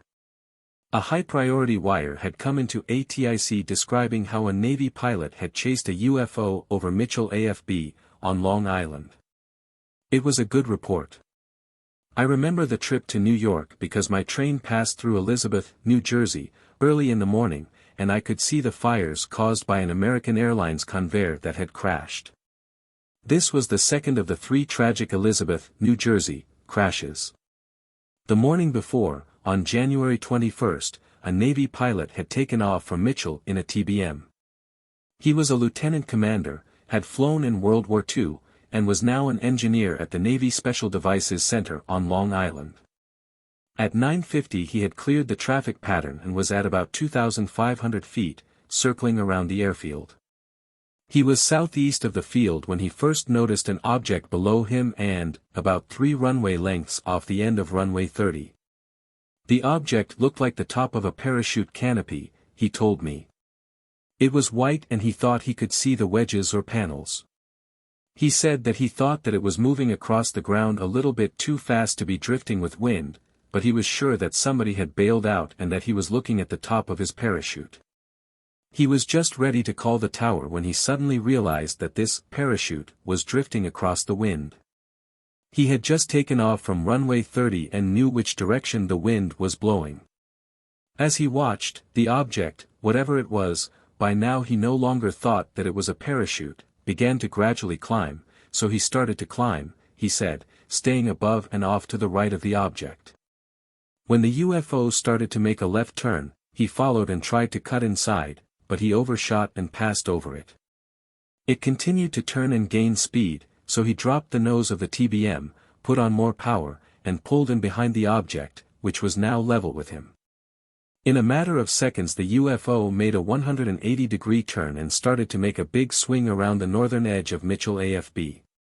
The pilot tried to follow, but the UFO had begun to accelerate rapidly, and since a TBM leaves much to be desired on the speed end, he was getting farther and farther behind. But he did try to follow it as long as he could. As he made a wide turn around the northern edge of the airfield he saw that the UFO was now turning south. He racked the TBM up into a tight left turn to follow, but in a few seconds the UFO had disappeared. When he last saw it, it had crossed the Long Island coastline near Freeport and it was heading out to sea. When he finished his account of the chase, I asked the commander some specific questions about the UFO. He said that just after he'd decided that the UFO was not a parachute, it appeared to be at an altitude of about 200 to 300 feet over a residential section. From the time it took it to cover a city block, he'd estimated that it was traveling about 300 miles an hour. Even when he pulled in behind the object and got a good look, it still looked like a parachute canopy, dome-shaped, white, and it had a dark undersurface. It had been in sight 2.5 minutes. He had called the control tower at Mitchell during the chase, he told me, but only to ask if any balloons had been launched. He thought that he might be seeing a balloon. The tower had told him that there was a balloon in the area. Then the commander took out an aeronautical chart and drew in his flight path and the apparent path of the UFO for me. I think that he drew it accurately because he had been continually watching landmarks as he'd chased the UFO and was very careful as he drew the sketches on the map. I checked with the weather detachment at Mitchell and they said that they had released a balloon. They had released it at 9:50 and from a point southeast of the airfield. I got a plot of its path.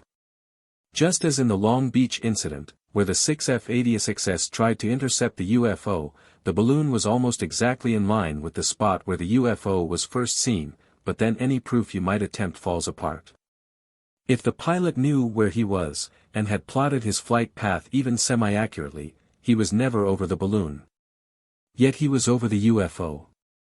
He came within less than 2,000 feet of the UFO when he passed over it. Yet he couldn't recognize it as a balloon even though he thought it might be a balloon since the tower had just told him that there was one in the area. He said that he followed the UFO around the north edge of the airfield. Yet the balloon, after it was launched southeast of the field, continued on a southeast course and never passed north of the airfield. But the biggest argument against the objects being a balloon was the fact that the pilot pulled in behind it.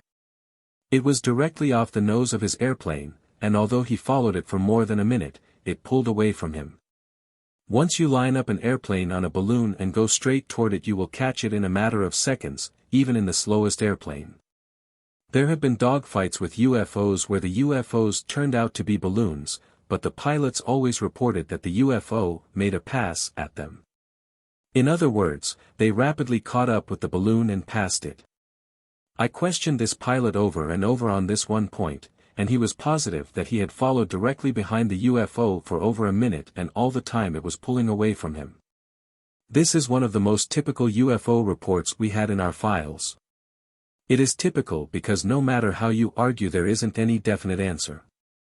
If you want to argue that the pilot didn't know where he was during the chase, that he was 3 or 4 miles from where he thought he was, that he never did fly around the northern edge of the field and get in behind the UFO, then the UFO could have been a balloon.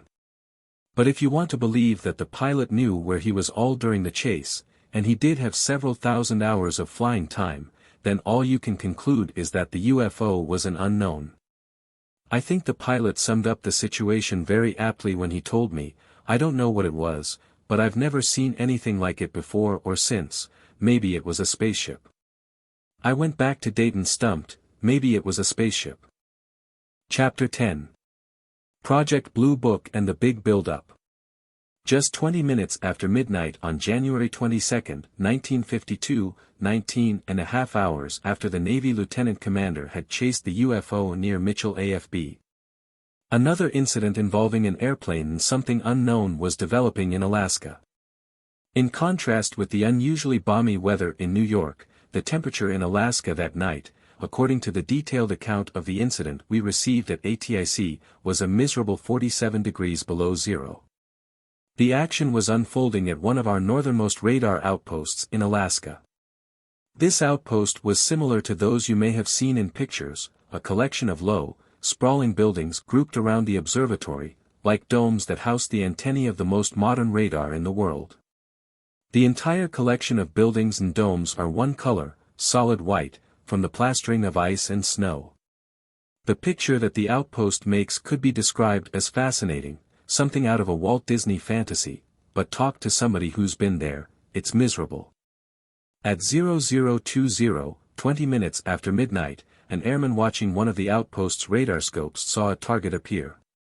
It looked like an airplane because it showed up as a bright, distinct spot. But it was unusual because it was northeast of the radar site, and very few airplanes ever flew over this area. Off to the northeast of the station there was nothing but ice, snow, and maybe a few Eskimos until you got to Russia. Occasionally a B-50 weather reconnaissance plane ventured into the area, but a quick check of the records showed that none was there on this night. By the time the radar crew had gotten 3 good plots of the target, they all knew that it was something unusual. It was at 23,000 feet and traveling 1,500 miles an hour. The duty controller, an Air Force captain, was quickly called. He made a fast check of the targets that had now been put on the plotting board and called to a jet fighter interceptor base for a scramble. The fighter base, located about 100 miles south of the radar site, acknowledged the captain's call, and in a matter of minutes an F-94 jet was climbing out toward the north. While the F-94 was heading north, the radar crew at the outpost watched the unidentified target.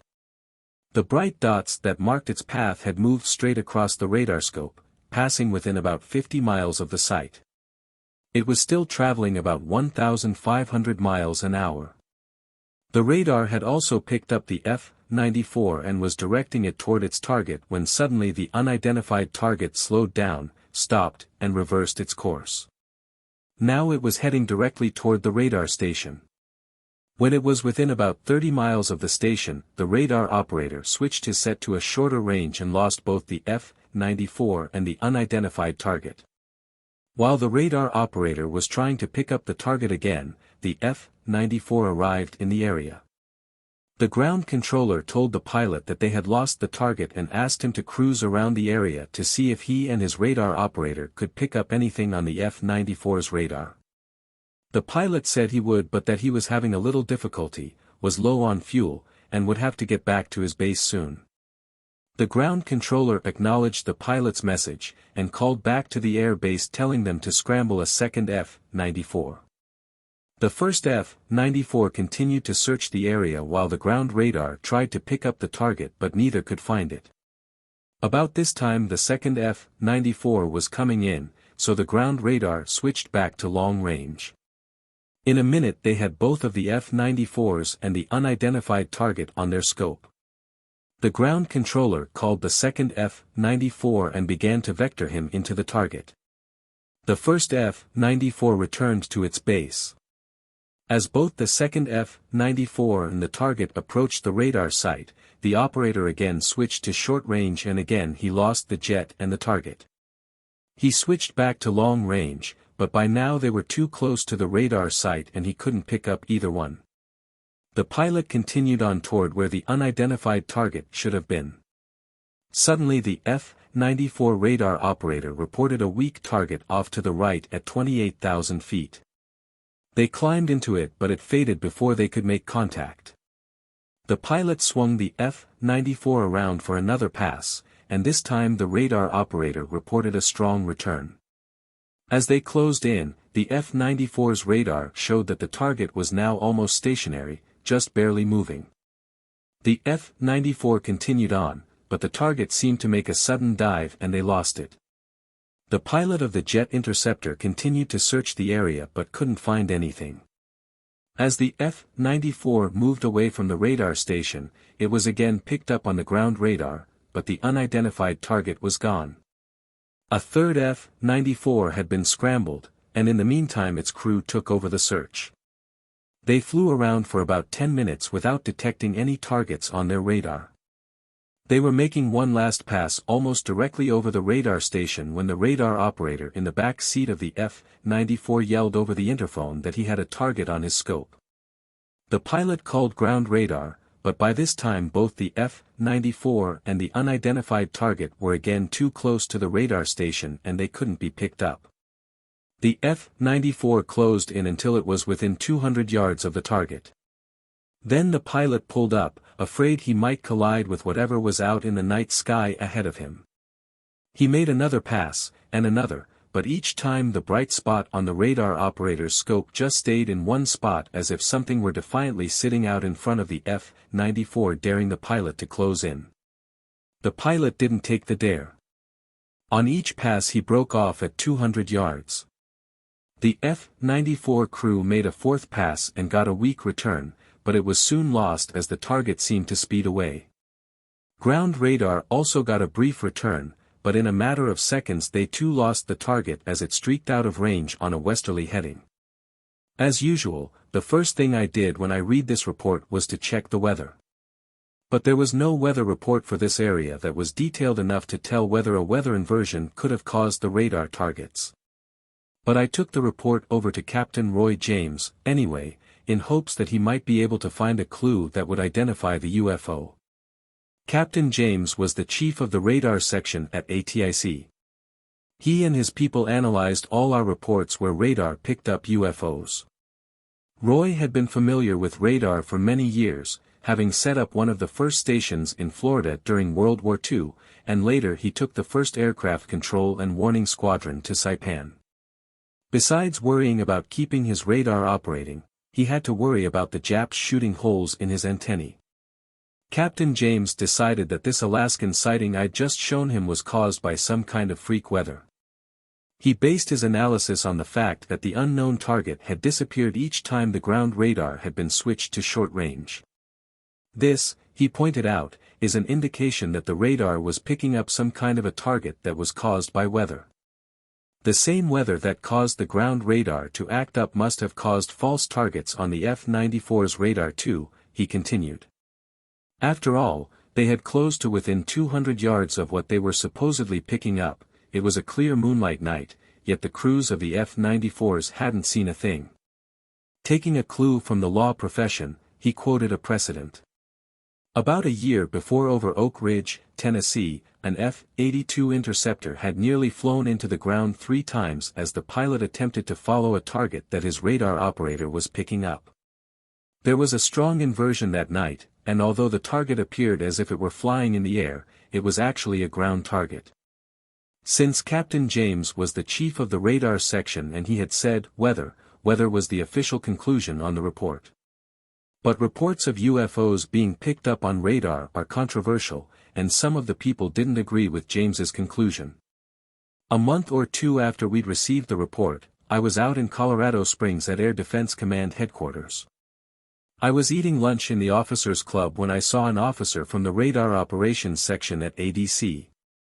He asked me to stop by his office when I had a spare minute, and I said that I would. He said that it was important. It was the middle of the afternoon before I saw him and found out what he wanted. He had been in Alaska on TDY when the UFO had been picked up at the outpost radar site. In fact, he had made a trip to both the radar site and the interceptor base just 2 days after the sighting, and he had talked about the sighting with the people who had seen the UFO on the radar. He wanted to know what we thought about it. When I told him that the sighting had been written off as weather, I remember that he got a funny look on his face and said, "Weather? What are you guys trying to pull, anyway?" It was obvious that he didn't agree with our conclusion. I was interested in learning what this man thought because I knew that he was one of ADC's ace radar troubleshooters and that he traveled all over the world, on loan from ADC, to work out problems with radars. From the description of what the targets looked like on the radar scopes, good, strong, bright images, I can't believe that they were caused by weather, he told me. Then he went on to back up his argument by pointing out that when the ground radar was switched to short range both the F-94 and the unknown target disappeared. If just the unknown target had disappeared, then it could have been weather. But since both disappeared, very probably the radar set wasn't working on short ranges for some reason. Next he pointed out that if there was a temperature inversion, which is highly unlikely in northern Alaska, the same inversion that would affect the ground radar wouldn't be present at 25,000 feet or above. I told him about the report from Oak Ridge that Captain James had used as an example, but he didn't buy this comparison. At Oak Ridge, he pointed out, that F-82 was at only 4,000 feet. He didn't know how the F-94s could get to within 200 yards of an object without seeing it, unless the object was painted a dull black. No, he said, I can't believe that those radar targets were caused by weather. I'd be much more inclined to believe that they were something real, something that we just don't know about. During the early spring of 1952 reports of radar sightings increased rapidly. Most of them came from the Air Defense Command, but a few came from other agencies. One day, soon after the Alaskan incident, I got a telephone call from the chief of one of the sections of a civilian experimental radar laboratory in New York State. The people in this lab were working on the development of the latest types of radar. Several times recently, while testing radars, they had detected unidentified targets. To quote my caller, "Some damn odd things are happening that are beginning to worry me." He went on to tell how the people in his lab had checked their radars, the weather, and everything else they could think of, but they could find absolutely nothing to account for the targets. They could only conclude that they were real. I promised him that his information would get to the right people if he'd put it in a letter and send it to ATIC. In about a week the letter arrived, hand-carried by no less than a general. The general, who was from headquarters, Air Material Command, had been in New York at the radar laboratory, and he had heard about the UFO reports. He had personally checked into them because he knew that the people at the lab were some of the sharpest radar engineers in the world. When he found out that these people had already contacted us and had prepared a report for us, he offered to hand-carry it to Wright-Patterson. I can't divulge how high these targets were flying or how fast they were going because it would give an indication of the performance of our latest radar, which is classified secret. I can say, however, that they were flying mighty high and mighty fast. I turned the letter over to a TIC's electronics branch, and they promised to take immediate action. They did, and really fouled it up. The person who received the report in the electronics branch was one of the old veterans of Projects Sign and Grudge. He knew all about UFOs. He got on the phone, called the radar lab, and told the chief, a man who possibly wrote all of the textbooks this person had used in college, all about how a weather inversion can cause false targets on weather. He was gracious enough to tell the chief of the radar lab to call if he had any more trouble. We never heard from them again. Maybe they found out what their targets were. Or maybe they joined ranks with the airline pilot who told me that if a flying saucer flew wing-tip to wing-tip formation with him, he'd never tell the Air Force. In early February I made another trip to Air Defense Command headquarters in Colorado Springs. This time it was to present a definite plan of how ADC could assist ATIC in getting better data on UFOs. I briefed General Benjamin W. Chidlaw, then the commanding general of the Air Defense Command, and his staff, telling them about our plan. They agreed with it in principle and suggested that I work out the details with the Director of Intelligence for ADC, Brigadier General W. M. Burgess. General Burgess designated Major Vern Sadowski of his staff to be the ADC liaison officer with Project Grudge. This briefing started a long period of close cooperation between Project Grudge and ADC, and it was a pleasure to work with these people. In all of my travels around the government, visiting and conferring with dozens of agencies, I never had the pleasure of working with or seeing a more smoothly operating and efficient organization than the Air Defense Command. General Chidlaw and General Burgess, along with the rest of the staff at ADC, were truly great officers. None of them were believers in flying saucers, but they recognized the fact that UFO reports were a problem that must be considered. With technological progress what it is today, you can't afford to have anything in the air that you can't identify, be it balloons, meteors, planets, or flying saucers. The plan that ADC agreed to was very simple. They agreed to issue a directive to all of their units explaining the UFO situation and telling specifically what to do in case one was detected. All radar units equipped with radar scope cameras would be required to take scope photos of targets that fell into the UFO category, targets that were not airplanes or known weather phenomena. These photos, along with a completed technical questionnaire that would be made up at ATIC by Captain Roy James, would be forwarded to Project Grudge. The Air Defense Command UFO directive would also clarify the scrambling of fighters to intercept a UFO. Since it is the policy of the Air Defense Command to establish the identity of any unidentified target, there were no special orders issued for scrambling fighters to try to identify reported UFOs. A UFO was something unknown and automatically called for a scramble. However, there had been some hesitancy on the part of controllers to send airplanes up whenever radar picked up a target that obviously was not an airplane. The directive merely pointed out to the controllers that it was within the scope of existing regulations to scramble on radar targets that were plotted as traveling too fast or too slow to be conventional airplanes. The decision to scramble fighters was still up to the individual controller, however, and scrambling on UFOs would be a second or third priority. The Air Defense Command UFO directive did not mention shooting at a UFO. This question came up during our planning meeting at Colorado Springs, but, like the authority to scramble, the authority to shoot at anything in the air had been established long ago. Every ADC pilot knows the rules for engagement, the rules that tell him when he can shoot the loaded guns that he always carries. If anything in the air over the United States commits any act that is covered by the rules for engagement, the pilot has the authority to open fire.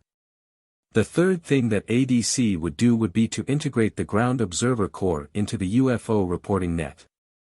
As a second priority, the GOC would report UFOs, first priority would still be reporting aircraft. Ever since the new Project Grudge had been organized, we hadn't had to deal with any large-scale publicity about UFOs. Occasionally someone would bring in a local item from some newspaper about a UFO sighting, but the sightings never rated more than an inch or 2 column space. But on February 19, 1952, the calm was broken by the story of how a huge ball of fire paced two B-29s in Korea. The story didn't start a rash of reports as the story of the first UFO sighting did in June 1947, but it was significant in that it started a slow build-up of publicity that was far to surpass anything in the past. This Korean sighting also added to the growing official interest in Washington. Almost every day I was getting 1 or 2 telephone calls from some branch of the government, and I was going to Washington at least once every 2 weeks. I was beginning to spend as much time telling people what was going on as I was doing anything about it. The answer was to get somebody in the Directorate of Intelligence in the Pentagon to act as a liaison officer.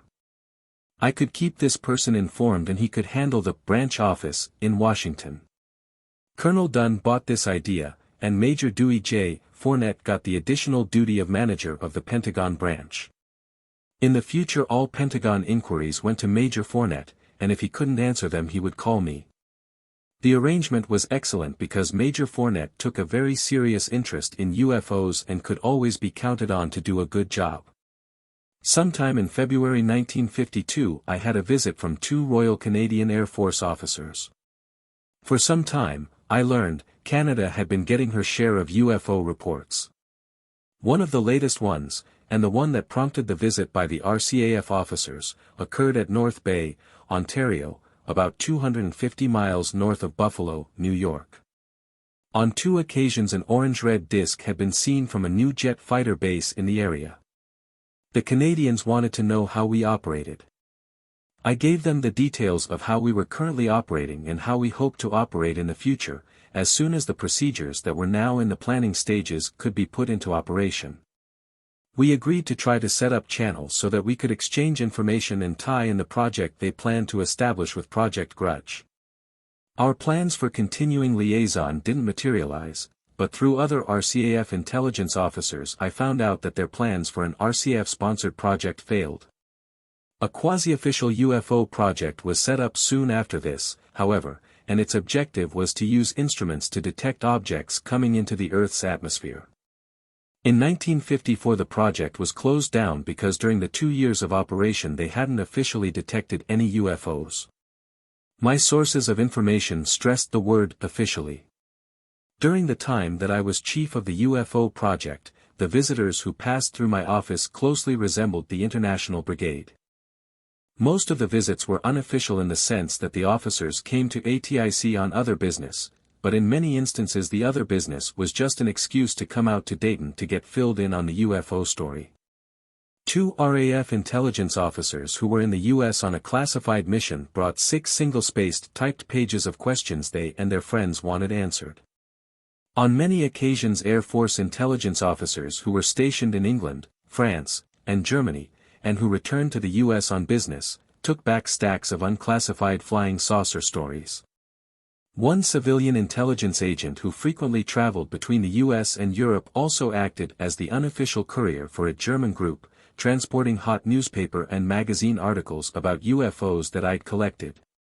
In return I received the latest information on European sightings that never were released and that we never received at ATIC through official channels. Ever since the fateful day when Lieutenant Jerry Cummings dropped his horn-rimmed glasses down on his nose, tipped his head forward, peered at Major General Cabell over his glasses and, acting not at all like a first lieutenant, said that the UFO investigation was all fouled up, Project Grudge had been gaining prestige. Lieutenant Colonel Rosengarten's promise that I'd be on the project for only a few months went the way of all military promises. By March 1952, Project Grudge was no longer just a project within a group. We had become a separate organization, with the formal title of the Aerial Phenomena Group. Soon after this step-up in the chain of command the project code name was changed to Bluebook. The word, grudge, was no longer applicable. For those people who like to try to read a hidden meaning into a name, I'll say that the code name Bluebook was derived from the title given to college tests. Both the tests and the project had an abundance of equally confusing questions. Project Bluebook had been made a separate group because of the steadily increasing number of reports we were receiving. The average had jumped from about 10 a month to 20 a month since December 1951. In March of 1952 the reports slacked off a little, but April was a big month. In April we received 99 reports. On April 1st, Colonel S. H. Kirkland and I went to Los Angeles on business. Before we left ATIC we had made arrangements to attend a meeting of the Civilian Saucer Investigators, a now defunct organization that was very active in 1952. They turned out to be a well-meaning but Don Quixote-type group of individuals. As soon as they outlined their plans for attempting to solve the UFO riddle, it was obvious that they would fail. Project Bluebook had the entire Air Force, money, and enthusiasm behind it and we weren't getting any answers yet. All this group had was the enthusiasm. The highlight of the evening wasn't the Civilian Saucer Investigators, however. It was getting a chance to read Guinness' UFO article in an advance copy of Life magazine that the organization had obtained, the article written from the material Bob Guiney had been researching for over a year. Colonel Kirkwood took one long look at the article, sidled up to me, and said, "We'd better get back to Dayton quick, you're going to be busy." The next morning at dawn I was sound asleep on a United Airlines DC-6, Dayton bound. The Life article undoubtedly threw a harder punch at the American public than any other UFO article ever written. The title alone, "Have We Visitors from Outer Space?" was enough. Other very reputable magazines, such as True, had said it before, but coming from Life, it was different. Life didn't say that the UFOs were from outer space, it just said maybe. But to back up this maybe, it had quotes from some famous people. Dr. Walther Riedel, who played an important part in the development of the German V-2 missile and is presently the director of rocket engine research for North American Aviation Corporation, said he believed that the UFOs were from outer space. Dr. Maurice Byatt, one of the world's leading aerodynamicists, backed him up. But the most important thing about the Life article was the question in the minds of so many readers: why was it written? Life doesn't go blasting off on flights of space fancy without a good reason. Some of the readers saw a clue in the author's comments that the hierarchy of the Air Force was now taking a serious look at UFO reports. Did the Air Force prompt Life to write the article, was the question that many people asked themselves. When I arrived at Dayton, newspapermen were beating down the door. The official answer to the Life article was released through the Office of Public Information in the Pentagon. The article is factual, but Life's conclusions are their own. In answer to any questions about the articles being Air Force inspired, my weasel-worded answer was that we had furnished Life with some raw data on specific sightings. My answer was purposely weasel-worded because I knew that the Air Force had unofficially inspired the Life article. The "maybe they're interplanetary," with the "maybe" bordering on "they are," was the personal opinion of several very high-ranking officers in the Pentagon, so high that their personal opinion was almost policy. I knew the men and I knew that one of them, a general, had passed his opinions on to Bob Guiney. Oddly enough, the Life article did not cause a flood of reports. The day after the article appeared we got 9 sightings, which was unusual, but the next day they dropped off again. The number of reports did take a sharp rise a few days later, however. The cause was the distribution of an order that completed the transformation of the UFO from a bastard son to the family heir. The piece of paper that made Project Bluebook legitimate was Air Force Letter 200-5, subject, Unidentified Flying Objects. The letter, which was duly signed and sealed by the Secretary of the Air Force, in essence stated that UFOs were not a joke, that the Air Force was making a serious study of the problem, and that Project Bluebook was responsible for the study. The letter stated that the commander of every Air Force installation was responsible for forwarding all UFO reports to ATIC by wire, with a copy to the Pentagon. Then a more detailed report would be sent by airmail. Most important of all, it gave Project Bluebook the authority to directly contact any Air Force unit in the United States without going through any chain of command. This was almost unheard of in the Air Force and gave our project a lot of prestige. The new reporting procedures established by the Air Force letter greatly aided our investigation because it allowed us to start investigating the better reports before they cooled off. But it also had its disadvantages. It authorized the sender to use whatever priority he thought the message warranted. Some things are slow in the military, but a priority message is not one of them. When it comes into the message center, it is delivered to the addressee immediately, and for some reason, all messages reporting UFOs seem to arrive between midnight and 4 a.m. I was considered the addressee on all UFO reports. To complicate matters, the messages were usually classified and I would have to go out to the air base and personally sign for them. One such message came in about 4:30 a.m. on May 8, 1952. It was from a CAA radio station in Jacksonville, Florida, and had been forwarded over the Flight Service teletype net. I received the usual telephone call from the teletype room at Wright-Patterson. I think I got dressed, and I went out and picked up the message. As I signed for it, I remember the night man in the teletype room said, "This is a Lulu, Captain." It was a Lulu. About 1 o'clock that morning a Pan American Airlines DC-4 was flying south toward Puerto Rico. A few hours after it had left New York City it was out over the Atlantic Ocean, about 600 miles off Jacksonville, Florida, flying at 8,000 feet. It was a pitch-black night, a high overcast even cut out the glow from the stars. The pilot and co-pilot were awake but really weren't concentrating on looking for other aircraft because they had just passed into the San Juan Oceanic Control Area and they had been advised by radio that there were no other airplanes in the area. The co-pilot was turning around to look at number 4 engine when he noticed a light up ahead.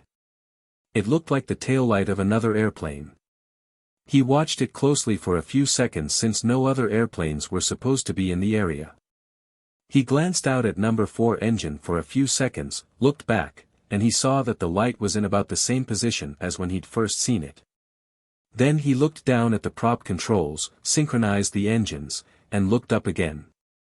In the few seconds that he had glanced away from the light, it had moved to the right so that it was now directly ahead of the DC-4, and it had increased in size.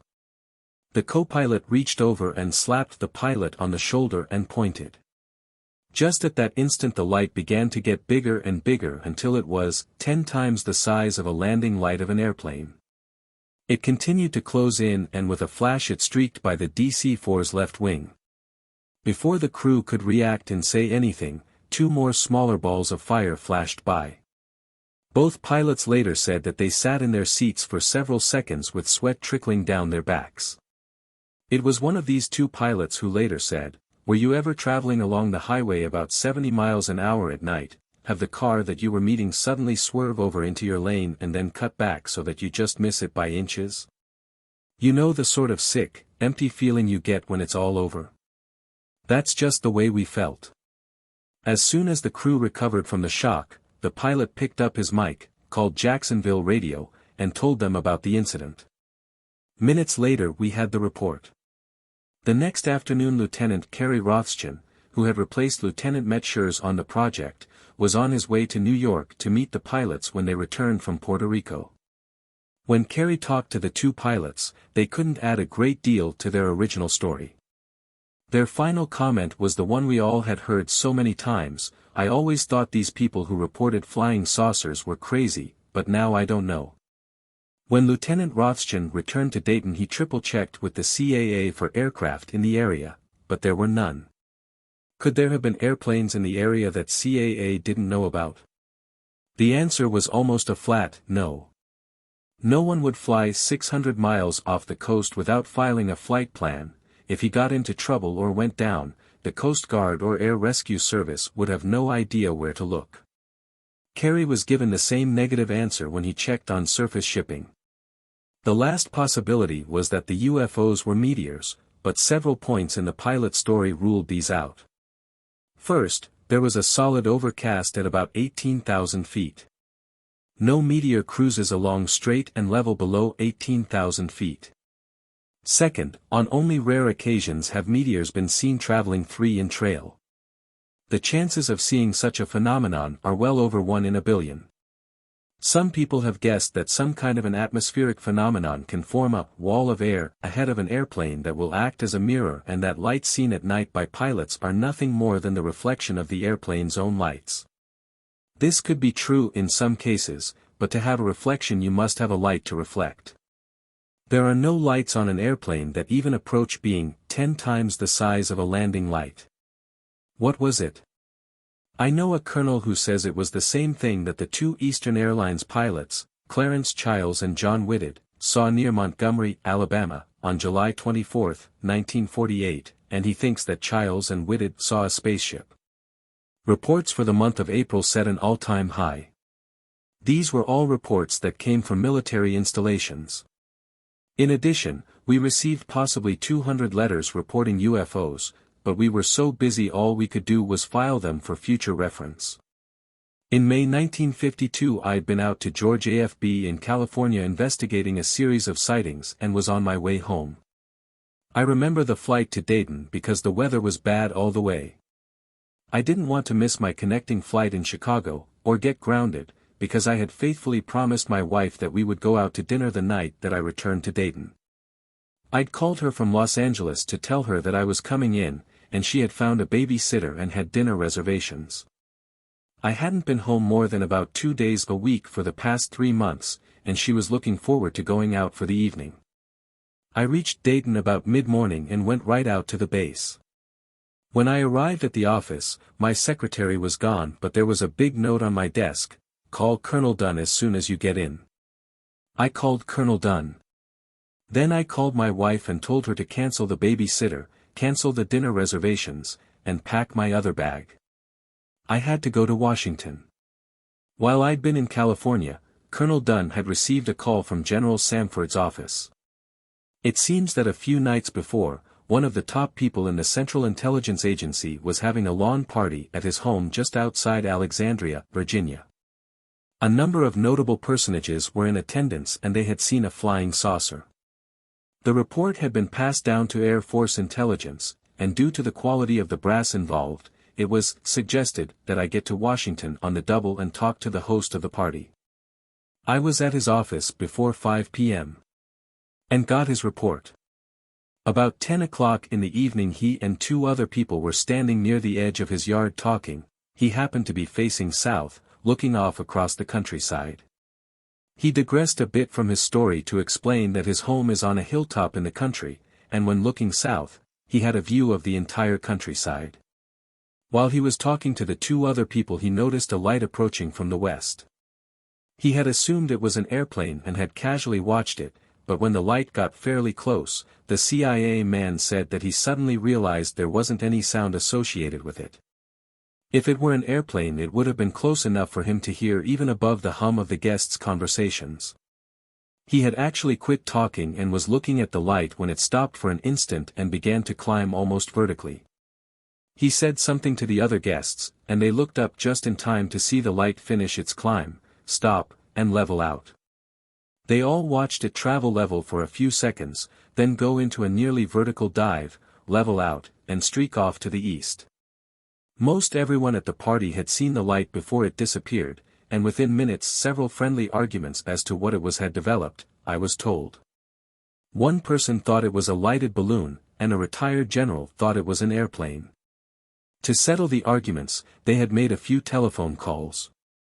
I might add that these people were such that the mention of their names on a telephone got quick results. Radar in the Washington area said that there had been no airplanes flying west to east south of Alexandria in the past hour. The weather station at Balling AFB said that there were no balloons in the area, but as a double check the weather people looked at their records of high-altitude winds. It couldn't have been a balloon because none of the winds up to 65,000 feet were blowing from west to east, and to be able to see a light on a balloon, it has to be well below 65,000 feet.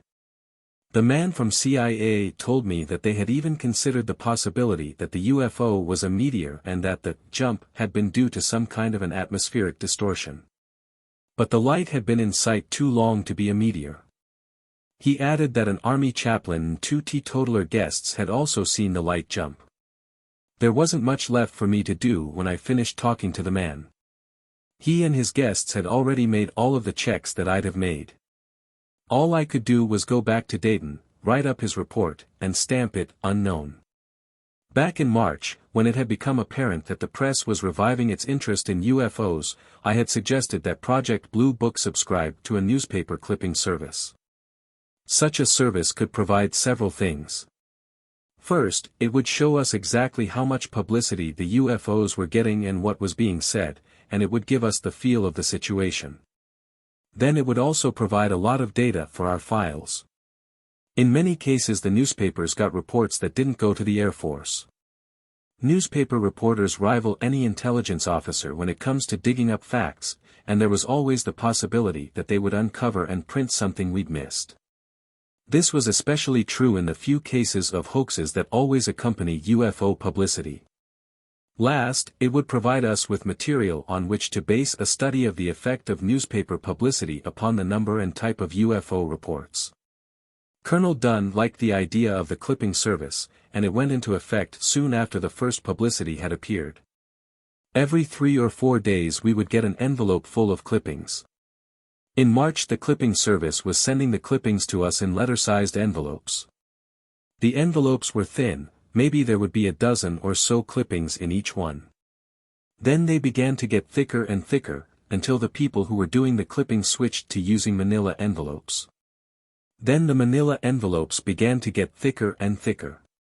By May we were up to old shoe boxes.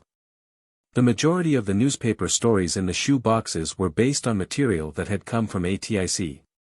All of these inquiries from the press were adding to Bluebook's workload and to my problems. Normally a military unit such as ATIC has its own public information officer, but we had none, so I was it. I was being quoted quite freely in the press and was repeatedly being snarled at by someone in the Pentagon. It was almost a daily occurrence to have people from the Puzzle Palace call and indignantly ask, "Why did you tell them that?" They usually referred to some bit of information that somebody didn't think should have been released. I finally gave up and complained to Colonel Dunn. I suggested that any contacts with the press be made through the Office of Public Information in the Pentagon. These people were trained and paid to do this job, I wasn't. Colonel Dunn heartily agreed because every time I got chewed out he at least got a dirty look. Colonel Dunn called General Samford's office and they brought in General Sari Smith of the Department of Defense, Office of Public Information. General Smith appointed a civilian on the Air Force press desk, Al Chop, to handle all inquiries from the press.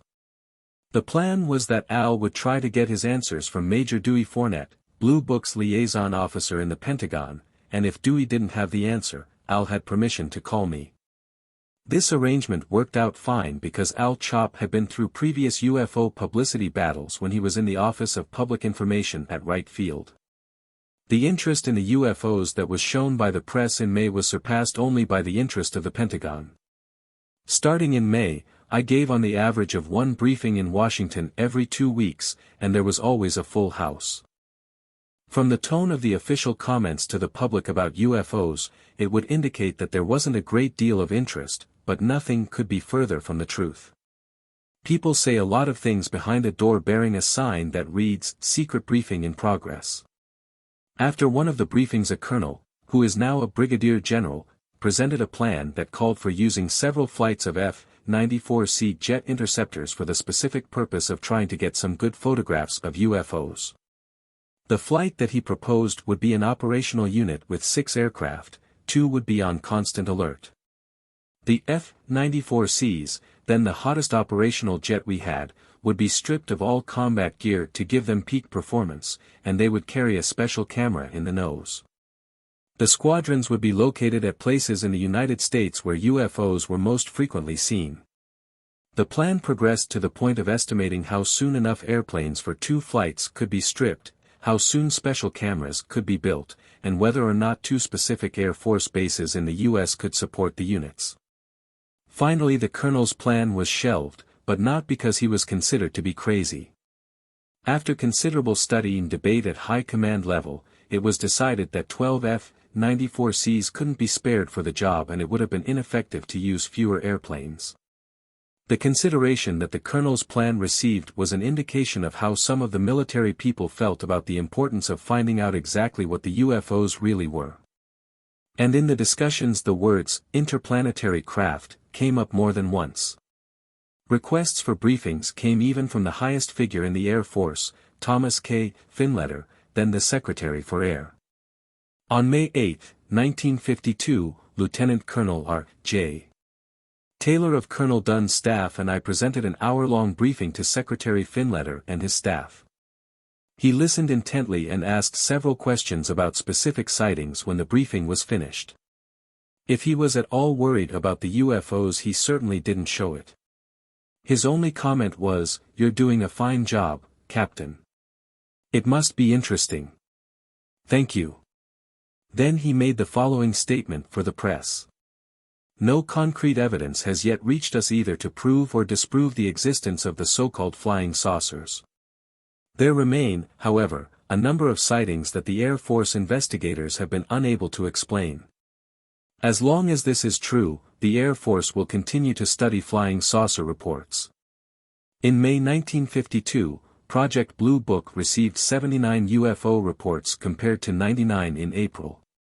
It looked as if we'd passed the peak and were now on the downhill side. The 178 reports of the past 2 months, not counting the 1,000 or so letters that we'd received directly from the public, had piled up a sizable backlog since we'd had time to investigate and analyze only the better reports. During June we planned to clear out the backlog, and then we could relax. But never underestimate the power of a UFO. In June the big flap hit. They began to deliver clippings in big cardboard cartons. Chapter 11. The Big Flap. In early June 1952, Project Bluebook was operating according to the operational plan that had been set up in January 1952. It had taken 6 months to put the plan into effect, and to a person who has never been indoctrinated into the ways of the military, this may seem like a long time. But consult your nearest government worker and you'll find that it was about par for the red tape course. We had learned early in the project that about 60% of the reported UFOs were actually balloons, airplanes, or astronomical bodies viewed under unusual conditions, so our operational plan was set up to quickly weed out this type of report. This would give us more time to concentrate on the unknown cases. To weed out reports in which balloons, airplanes, and astronomical bodies were reported as UFOs, we utilized a flow of data that continually poured into Project Bluebook. We received position reports on all flights of the big skyhook balloons and, by merely picking up the telephone, we could get the details about the flight of any other research balloon or regularly scheduled weather balloon in the United States. The location of aircraft in an area where a UFO had been reported was usually checked by the intelligence officer who made the report, but we double-checked his findings by requesting the location of flights from CAA and military air bases. Astronomical almanacs and journals, star charts, and data that we got from observatories furnished us with clues to UFOs that might be astronomical bodies. All of our investigations in this category of report were double-checked by Project Bear's astronomer. Then we had our newspaper clipping file, which gave us many clues.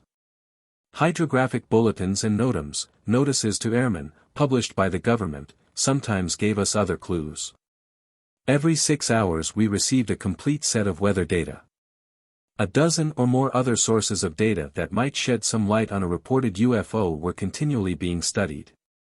To get all this information on balloons, aircraft, astronomical bodies, and what have you, I had to coordinate Project Bluebook's operational plan with the Air Force's Air Weather Service, Flight Service, Research and Development Command, and Air Defense Command with the Navy's Office of Naval Research, and the Aerology Branch of the Bureau of Aeronautics, and with the Civil Aeronautics Administration, Bureau of Standards, several astronomical observatories, and our own Project Bear. Our entire operational plan was similar to a Model A Ford the first had while I was in high school. Just about the time you would get one part working, another part would break down. When a report came through our screening process and still had the unknown tag on it, it went to the MO file, where we checked its characteristics against other reports. For example, on May 25 we had a report from Randolph AFB, Texas. It went through the screening process and came out, unknown. It wasn't a balloon, airplane, or astronomical body. So then it went to the MO file. It was a flock of ducks reflecting the city lights. We knew that the Texas UFOs were ducks because our MO file showed that we had an identical report from Moorhead, Minnesota, and the UFOs at Moorhead were ducks. Radar reports that came into Bluebook went to the radar specialists of a TIC's electronics branch. Sifting through reams of data in search of the answers to the many reports that were pouring in each week required many hours of overtime work, but when a report came out with the final conclusion, unknown, we were sure that it was unknown. To operate Project Bluebook, I had 4 officers, 2 airmen, and 2 civilians on my permanent staff. In addition, there were 3 scientists employed full-time on Project Bear, along with several others who worked part-time. In the Pentagon, Major Fournette, who had taken on the Bluebook liaison job as an extra duty, was now spending full-time on it. If you add to this the number of intelligence officers all over the world who were making preliminary investigations and interviewing UFO observers, Project Bluebook was a sizable effort. Only the best reports we received could be personally investigated in the field by Project Bluebook personnel. The vast majority of the reports had to be evaluated on the basis of what the intelligence officer who had written the report had been able to uncover, or what data we could get by telephone or by mailing out a questionnaire. Our instructions for what to do before the Bluebook man arrives, which had been printed in many service publications, were beginning to pay off and the reports were continually getting more detailed. The questionnaire we were using in June 1952 was the one that had recently been developed by Project Bear. Project Bear, along with psychologists from a Midwestern university, had worked on it for 5 months. Many test models had been tried before it reached its final form, the standard questionnaire that Bluebook is using today. It ran 8 pages and had 68 questions which were booby-trapped in a couple of places to give us a cross-check on the reliability of the reporter as an observer. We received quite a few questionnaires answered in such a way that it was obvious that the observer was drawing heavily on his imagination. From this standard questionnaire the project worked up 2 more specialized types. One dealt with radar sightings of UFOs, the other with sightings made from airplanes. In Air Force terminology, a flap is a condition, or situation, or state of being of a group of people characterized by an advanced degree of confusion that has not quite yet reached panic proportions. It can be brought on by any number of things, including the unexpected visit of an inspecting general, a major administrative reorganization, the arrival of a hot piece of intelligence information, or the dramatic entrance of a well-stacked female into an officers' club bar. In early June 1952 the Air Force was unknowingly in the initial stages of a flap, a flying saucer flap, the flying saucer flap of 1952. The situation had never been duplicated before, and it hasn't been duplicated since. All records for the number of UFO reports were not just broken, they were disintegrated. In 1948, 167 UFO reports had come into ATIC, this was considered a big year. In June 1952 we received 149. During the 4 years the Air Force had been in the UFO business, 615 reports had been collected. During the Big Flap, our incoming message log showed 717 reports. To anyone who had anything to do with flying saucers, the summer of 1952 was just one big swirl of UFO reports, hurried trips, midnight telephone calls, reports to the Pentagon, press interviews, and very little sleep. If you can pin down a date that the Big Flap started, it would probably be about June 1st. It was also on June 1st that we received a good report of a UFO that had been picked up on radar. June 1st was a Sunday, but I'd been at the office all day getting ready to go to Los Alamos the next day. About 5 p.m. the telephone rang and the operator told me that I had a long-distance call from California. My caller was the chief of a radar test section for Hughes Aircraft Company in Los Angeles, and he was very excited about a UFO he had to report. That morning he and his test crew had been checking out a new late-model radar to get it ready for some tests they planned to run early Monday morning. To see if their set was functioning properly, they had been tracking jets in the Los Angeles area. About mid-morning, the Hughes test engineer told me, the jet traffic had begun to drop off. And they were about ready to close down their operation when one of the crew picked up a slow-moving target coming across the San Gabriel Mountains north of Los Angeles. He tracked the target for a few minutes and, from the speed and altitude, decided that it was a DC-3. It was at 11,000 feet and traveling about 180 miles an hour towards Santa Monica. The operator was about ready to yell at the other crew members to shut off the set when he noticed something mighty odd. There was a big gap between the last and the rest of the regularly spaced bright spots on the radar scope.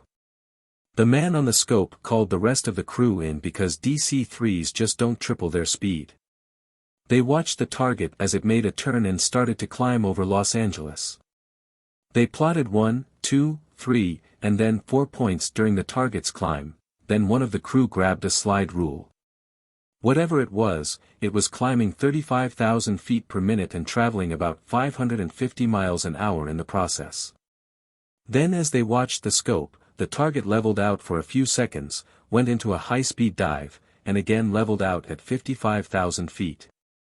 When they lost the target, it was heading southeast somewhere near Riverside, California.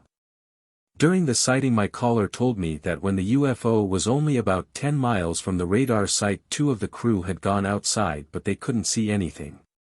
But, he explained, even the high-flying jets that they had been tracking hadn't been leaving vapor trails. The first thing I asked and the Hughes test engineer finished his story was if the radar set had been working properly. He said that as soon as the UFO had left the scope they had run every possible check on the radar and it was okay. I was just about to ask my caller if the target might not have been some experimental airplane from Edwards AFB when he second-guessed me. He said that after sitting around looking at each other for about a minute, someone suggested that they call Edwards. They did, and Edwards Flight Operations told them that they had nothing in the area. I asked him about the weather. The target didn't look like a weather target was the answer, but just to be sure, the test crew had checked. One of his men was an electronics weather specialist whom he had hired because of his knowledge of the idiosyncrasies of radar under certain weather conditions. This man had looked into the weather angle. He had gotten the latest weather data and checked it, but there wasn't the slightest indication of an inversion or any other weather that would cause a false target. Just before I hung up I asked the man what he thought he and his crew had picked up, and once again I got the same old answer. Yesterday at this time any of us would have argued for hours that flying saucers were a bunch of nonsense, but now, regardless of what you'll say about what we saw, it was something damned real. I thanked the man for calling and hung up.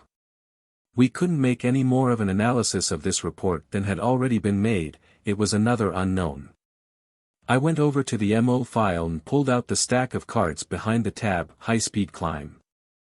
There must have been at least 100 cards, each one representing a UFO report in which the reported object made a high-speed climb. But this was the first time radar had tracked a UFO during a climb. During the early part of June, Project Bluebook took another jump up on the organizational chart. A year before, the UFO project had consisted of one officer. It had risen from the one-man operation to a project within a group, then to a group, and now it was a section. Neither Project Sign nor the old Project Grudge had been higher than the project within a group level. The chief of a group normally calls for a lieutenant colonel, and since I was just a captain this caused some consternation in the ranks. There was some talk about putting Lieutenant Colonel Ray Taylor of Colonel Dunn's staff in charge. Colonel Taylor was very much interested in UFOs. He had handled some of the press contacts prior to turning this function over to the Pentagon and had gone along with me on briefings, so he knew something about the project.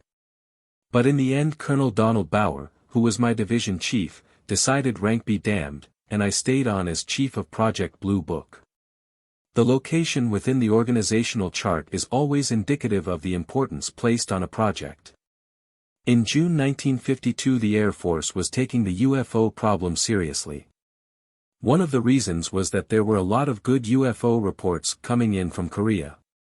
Fighter pilots reported seeing silver-colored spheres or disks on several occasions, and radar in Japan, Okinawa, and in Korea had tracked unidentified targets. In June our situation map, on which we kept a plot of all of our sightings, began to show an ever so slight trend toward reports beginning to bunch up on the East Coast. We discussed this build-up, but we couldn't seem to find any explainable reason for it, so we decided that we'd better pay special attention to reports coming from the eastern states. I had this build-up of reports in mind one Sunday night, June 15th to be exact, when the OD at ATIC called me at home and said that we were getting a lot of reports from Virginia. Each report by itself wasn't too good, the OD told me, but together they seemed to mean something. He suggested that I come out and take a look at them, so I did. Individually they weren't too good, but when I lined them up chronologically and plotted them on a map they took the form of a hot report. At 3:40 p.m. a woman at Unionville, Virginia, had reported a very shiny object at high altitude. At 4:20 p.m. the operators of the CAA radio facility at Gordonsville, Virginia, had reported that they saw a round, shiny object. It was southeast of their station, or directly south of Unionville. At 4:25 p.m. the crew of an airliner northwest of Richmond, Virginia, reported a silver sphere at 11 o'clock high. At 4:43 p.m. a Marine pilot in a jet tried to intercept a round shiny sphere south of Gordonsville. At 5:43 p.m. an Air Force T-33 jet tried to intercept a shiny sphere south of Gordonsville. He got above 35,000 feet and the UFO was still far above him. At 7:35 p.m. many people in Blackstone, Virginia, about 80 miles south of Gordonsville, reported it. It was a round, shiny object with a golden glow moving from north to south. By this time radio commentators in central Virginia were giving a running account of the UFO's progress. At 7:59 p.m. the people in the CAA radio facility at Blackstone saw it. At 8 p.m. jets arrived from Langley AFB to attempt to intercept it, but at 8:05 p.m. it disappeared. This was a good report because it was the first time we ever received a series of reports on the same object, and there was no doubt that all these people had reported the same object. Whatever it wasn't moving too fast, because it had traveled only about 90 miles in 4 hours and 25 minutes. I was about ready to give up until morning and go home when my wife called.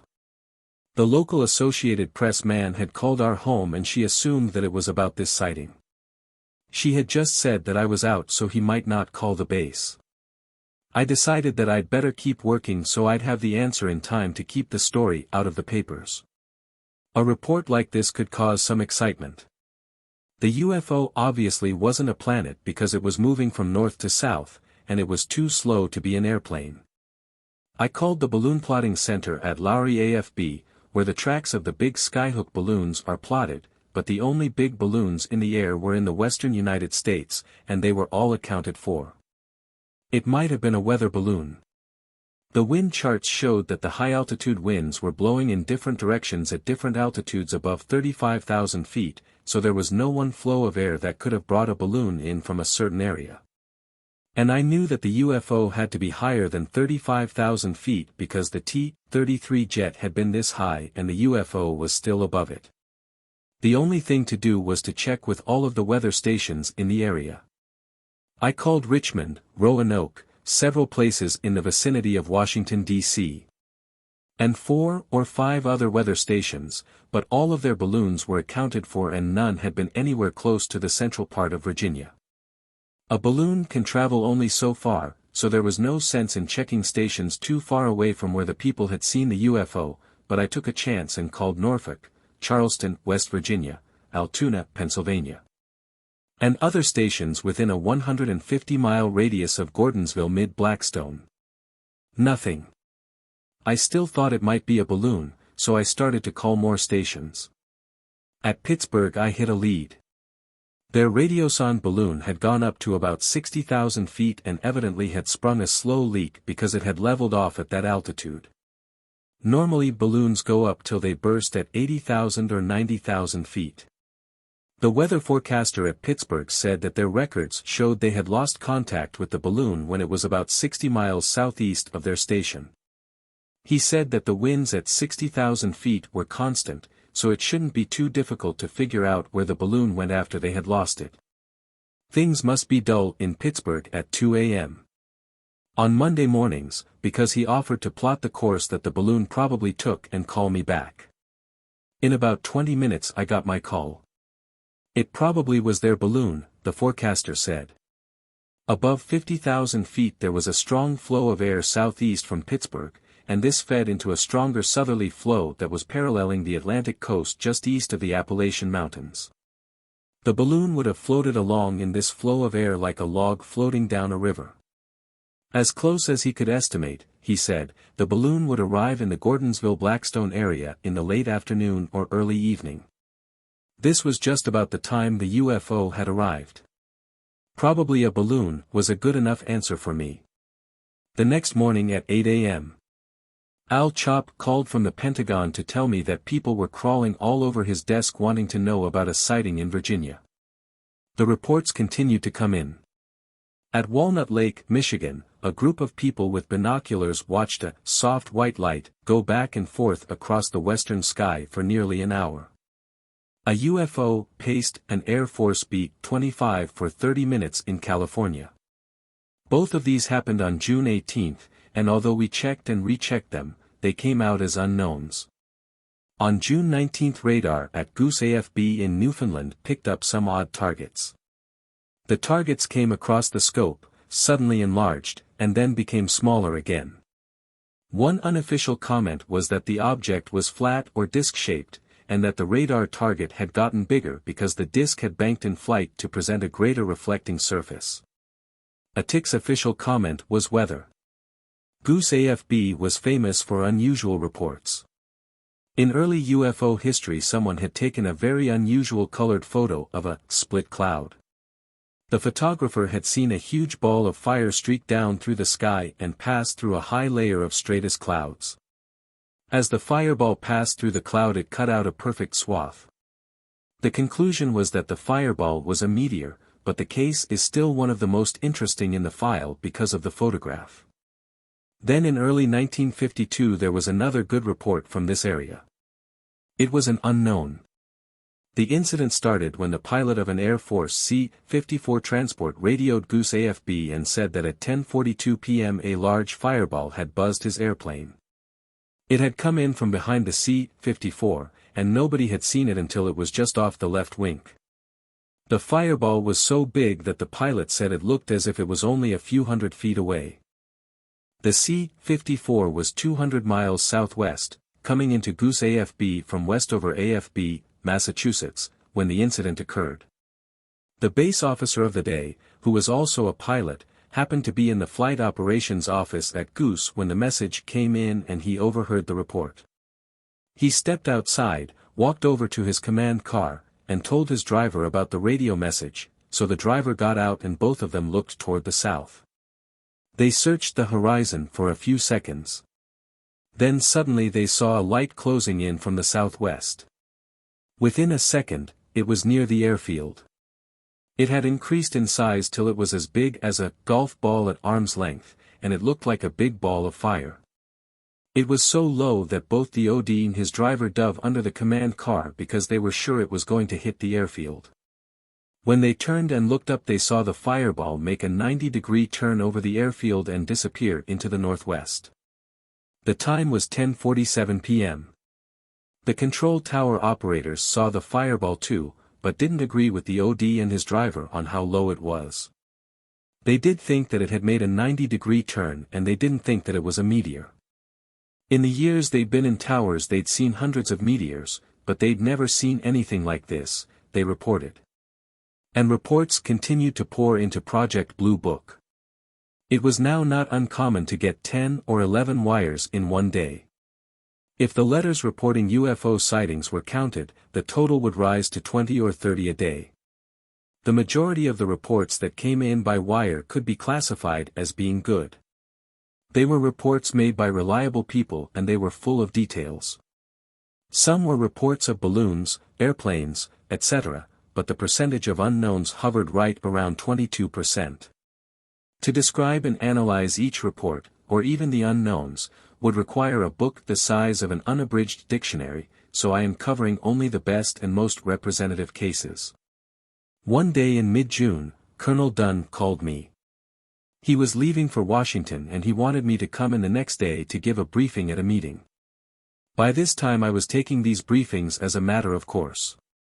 We usually gave the briefings to General Garland and a general from the Research and Development Board, who passed the information on to General Sanford, the Director of Intelligence. But this time General Sanford, some of the members of his staff, 2 Navy captains from the Office of Naval Intelligence, and some people I can't name were at the briefing. When I arrived in Washington, Major Fournette told me that the purpose of the meetings, and my briefing, was to try to find out if there was any significance to the almost alarming increase in UFO reports over the past few weeks. By the time that everyone had finished signing into the briefing room in the restricted area of the 4th floor, B, ring of the Pentagon, it was about 9:15 a.m. I started my briefing as soon as everyone was seated. I reviewed the last month's UFO activities, then I briefly went over the more outstanding, unknown, UFO reports and pointed out how they were increasing in number, breaking all previous records.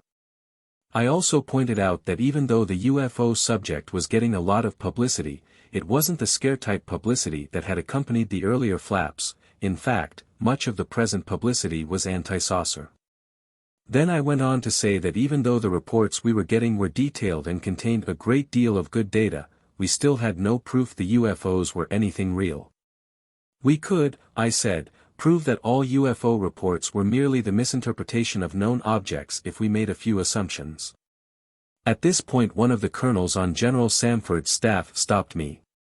"Isn't it true," he asked, "that if you make a few positive assumptions instead of negative assumptions you can just as easily prove that the UFOs are interplanetary spaceships? Why, when you have to make an assumption to get an answer to a report, do you always pick the assumption that proves the UFOs don't exist?" You could almost hear the colonel add, "Okay, so now I've said it." For several months the belief that Project Bluebook was taking a negative attitude and the fact that the UFOs could be interplanetary spaceships had been growing in the Pentagon. But these ideas were usually discussed only in the privacy of offices with doors that would close tight. No one said anything, so the colonel who had broken the ice plunged in. He used the sighting from Goose AFB, where the fireball had buzzed the C-54 and sent the OD and his driver belly-whopping under the command car as an example. The colonel pointed out that even though we had labeled the report unknown, it wasn't accepted as proof. He wanted to know why. I said that our philosophy was that the fireball could have been 2 meteors, one that buzzed the C-54 and another that streaked across the airfield at Goose AFB. Granted, a meteor doesn't come within feet of an airplane or make a 90-degree turn, but these could have been optical illusions of some kind. The crew of the C-54, the OD, his driver, and the tower operators didn't recognize the UFOs as meteors because they were used to seeing the normal shooting stars that are most commonly seen. But the colonel had some more questions. What are the chances of having 2 extremely spectacular meteors in the same area, traveling the same direction, only 5 minutes apart? I didn't know the exact mathematical probability, but it was rather small, I had to admit. Then he asked, what kind of an optical illusion would cause a meteor to appear to make a 90-degree turn? I had asked our Project Bear astronomer this same question, and he couldn't answer it either. So the only answer I could give the colonel was, I don't know. I felt as if I were on a witness stand being cross-examined, and that is exactly where I was, because the colonel cut loose. Why not assume a point that is more easily proved? He asked. Why not assume that the C-54 crew, the OD, his driver, and the tower operators did know what they were talking about? Maybe they had seen spectacular meteors during the hundreds of hours that they had flown at night and the many nights that they had been on duty in the tower. Maybe the ball of fire had made a 90-degree turn. Maybe it was some kind of an intelligently controlled craft that had streaked northeast across the Gulf of St. Lawrence and Quebec province at 2,400 miles an hour. Why not just simply believe that most people know what they saw? The colonel said with no small amount of sarcasm in his voice. This last comment started a lively discussion, and I was able to retreat. The colonel had been right in a sense, we were being conservative, but maybe this was the right way to be.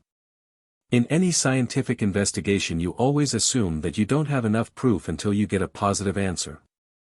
I don't think that we had a positive answer, yet. The colonel's comments split the group, and a hot exchange of ideas, pros and cons, and insinuations that some people were imitating ostriches to keep from facing the truth followed. The outcome of the meeting was a directive to take further steps to obtain positive identification of the UFOs. Our original idea of attempting to get several separate reports from one sighting so we could use triangulation to measure speed, altitude, and size wasn't working out.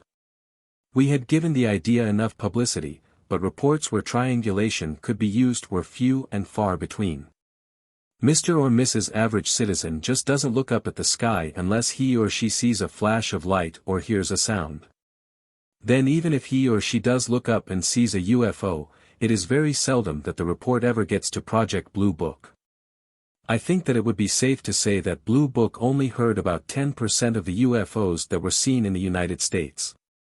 After the meeting I went back to ATIC, and the next day Colonel Don Bauer and I left for the West Coast to talk to some people about how to get better UFO data. We brought back the idea of using an extremely long focal-length camera equipped with a diffraction grating. The cameras would be placed at various locations throughout the United States where UFOs were most frequently seen. We hoped that photos of the UFOs taken through the diffraction gratings would give us some proof one way or the other. The diffraction gratings we planned to use over the lenses of the cameras were the same thing as prisms. They would split up the light from the UFO into its component parts so that we could study it and determine whether it was a meteor, an airplane, or balloon reflecting sunlight, etc. Or we might be able to prove that the photographed UFO was a craft completely foreign to our knowledge. A red-hot A1 priority was placed on the camera project, and a section at ATIC that developed special equipment took over the job of obtaining the cameras, or, if necessary, having them designed and built. But the UFOs weren't waiting around till they could be photographed. Every day the tempo and confusion were increasing a little more. By the end of June it was very noticeable that most of the better reports were coming from the eastern United States. In Massachusetts, New Jersey, and Maryland jet fighters had been scrambled almost nightly for a week. On 3 occasions radar-equipped F-94s had locked on aerial targets only to have the lock-on broken by the apparent violent maneuvers of the target. By the end of June there was also a lull in the newspaper publicity about the UFOs. The forthcoming political conventions had wiped out any mention of flying saucers. But on July 1st there was a sudden outbreak of good reports. The first one came from Boston, then they worked down the coast. About 7:25 on the morning of July 1st 2 F-94s were scrambled to intercept a UFO that a Ground Observer Corps spotter reported was traveling southwest across Boston. Radar couldn't pick it up so the 2 airplanes were just vectored into the general area. The F-94s searched the area but couldn't see anything. We got the report at ATIC and would have tossed it out if it hadn't been for other reports from the Boston area at that same time. One of these reports came from a man and his wife at Lynn, Massachusetts, 9 miles northeast of Boston. At 7:30 they had noticed the 2 vapor trails from the climbing jet interceptors. They looked around the sky to find out if they could see what the jets were after, and off to the west they saw a bright silver, cigar-shaped object about 6 times as long as it was wide, traveling southwest across Boston. It appeared to be traveling just a little faster than the 2 jets. As they watched they saw that an identical UFO was following the first one some distance back. The UFOs weren't leaving vapor trails but, as the man mentioned in his report, this didn't mean anything because you can get above the vapor trail level. And the 2 UFOs appeared to be at a very high altitude. The 2 observers watched as the 2 F-94s searched back and forth far below the UFOs. Then there was another report, also made at 7:30. An Air Force captain was just leaving his home in Bedford, about 15 miles northwest of Boston and straight west of Lynn, when he saw the 2 jets. In his report he said that he, too, had looked around the sky to see if he could see what they were trying to intercept when off to the east he saw a silvery cigar-shaped object, traveling south. His description of what he observed was almost identical to what the couple in Lynn reported except that he saw only one UFO. When we received the report, I wanted to send someone up to Boston immediately in the hope of getting more data from the civilian couple and the Air Force captain. This seemed to be a tailor-made case for triangulation. But by July 1st we were completely snowed under with reports, and there just wasn't anybody to send. Then, to complicate matters, other reports came in later in the day. Just 2 hours after the sighting in the Boston area Fort Monmouth, New Jersey, popped back into UFO history. At 9:30 in the morning 12 student radar operators and 3 instructors were tracking 9 jets on an SCR-584 radar set when 2 UFO targets appeared on the scope. The 2 targets came in from the northeast at a slow speed, much slower than the jets that were being tracked, hovered near Fort Monmouth at 50,000 feet for about 5 minutes, and then took off in a terrific burst of speed to the southwest. When the targets first appeared, some of the class went outside with an instructor, and after searching the sky for about a minute, they saw 2 shiny objects in the same location as the radar showed the 2 unidentified targets to be. They watched the 2 UFOs for several minutes and saw them go zipping off to the southwest at exactly the same time that the 2 radar targets moved off the scope in that direction.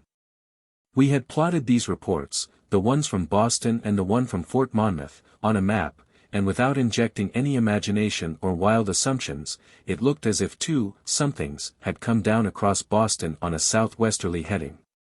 Crossed Long Island, hovered for a few minutes over the Army's secret laboratories at Fort Monmouth, then proceeded toward Washington. In a way we half expected to get a report from Washington. Our expectations were rewarded because in a few hours a report arrived from that city. A physics professor at George Washington University reported a dull, gray, smoky-colored object which hovered northwest of Washington for about 8 minutes. Every once in a while, the professor reported, it would move through an arc of about 15 degrees to the right or left, but it always returned to its original position. While he was watching the UFO he took a 25-cent piece out of his pocket and held it at arm's length so that he could compare its size to that of the UFO. The UFO was about half the diameter of the quarter. When he first saw the UFO, it was about 30 to 40 degrees above the horizon, but during the 8 minutes it was in sight it steadily dropped lower and lower until buildings in downtown Washington blocked off the view. Besides being an unknown, this report was exceptionally interesting to us because the sighting was made from the center of downtown Washington, D.C. The professor reported that he had noticed the UFO when he saw people all along the street looking up in the air and pointing. He estimated that at least 500 people were looking at it, yet his was the only report we received. This seemed to substantiate our theory that people are very hesitant to report UFOs to the Air Force. But they evidently do tell the newspapers because later on we picked up a short account of the sighting in the Washington papers. It merely said that hundreds of calls had been received from people reporting a UFO. When reports were pouring in at the rate of 20 or 30 a day, we were glad that people were hesitant to report UFOs, but when we were trying to find the answer to a really naughty sighting we always wished that more people had reported it. The old adage of having your cake and eating it, too, held even for the UFO. Technically no one in Washington, besides, of course, Major General Samford and his superiors, had anything to do with making policy decisions about the operation of Project Bluebook or the handling of the UFO situation in general. Nevertheless, everyone was trying to get into the act. The split in opinions on what to do about the rising tide of UFO reports, the split that first came out in the open at General Samford's briefing, was widening every day. One group was getting dead serious about the situation. They thought we now had plenty of evidence to back up an official statement that the UFOs were something real and, to be specific, not something from this earth. This group wanted Project Bluebook to quit spending time investigating reports from the standpoint of trying to determine if the observer of a UFO had actually seen something foreign to our knowledge and start assuming that he or she had. They wanted me to aim my investigation at trying to find out more about the UFO. Along with this switch in operating policy, they wanted to clamp down on the release of information. They thought that the security classification of the project should go up to top secret until we had all of the answers, then the information should be released to the public. The investigation of UFOs along these lines should be a maximum effort, they thought, and their plans called for lining up many top scientists to devote their full time to the project. Someone once said that enthusiasm is infectious, and he was right. The enthusiasm of this group took a firm hold in the Pentagon, at Air Defense Command Headquarters, on the Research and Development Board, and many other agencies throughout the government. But General Sanford was still giving the orders, and he said to continue to operate just as we had, keeping an open mind to any ideas. After the minor flurry of reports on July 1st, we had a short breathing spell and found time to clean up a sizable backlog of reports. People were still seeing UFOs, but the frequency of the sighting curve was dropping steadily. During the first few days of July we were getting only 2 or 3 good reports a day. On July 5th the crew of a non-scheduled airliner made page 2 of many newspapers by reporting a UFO over the AEC's super-secret Hanford, Washington, installation. It was a skyhook balloon.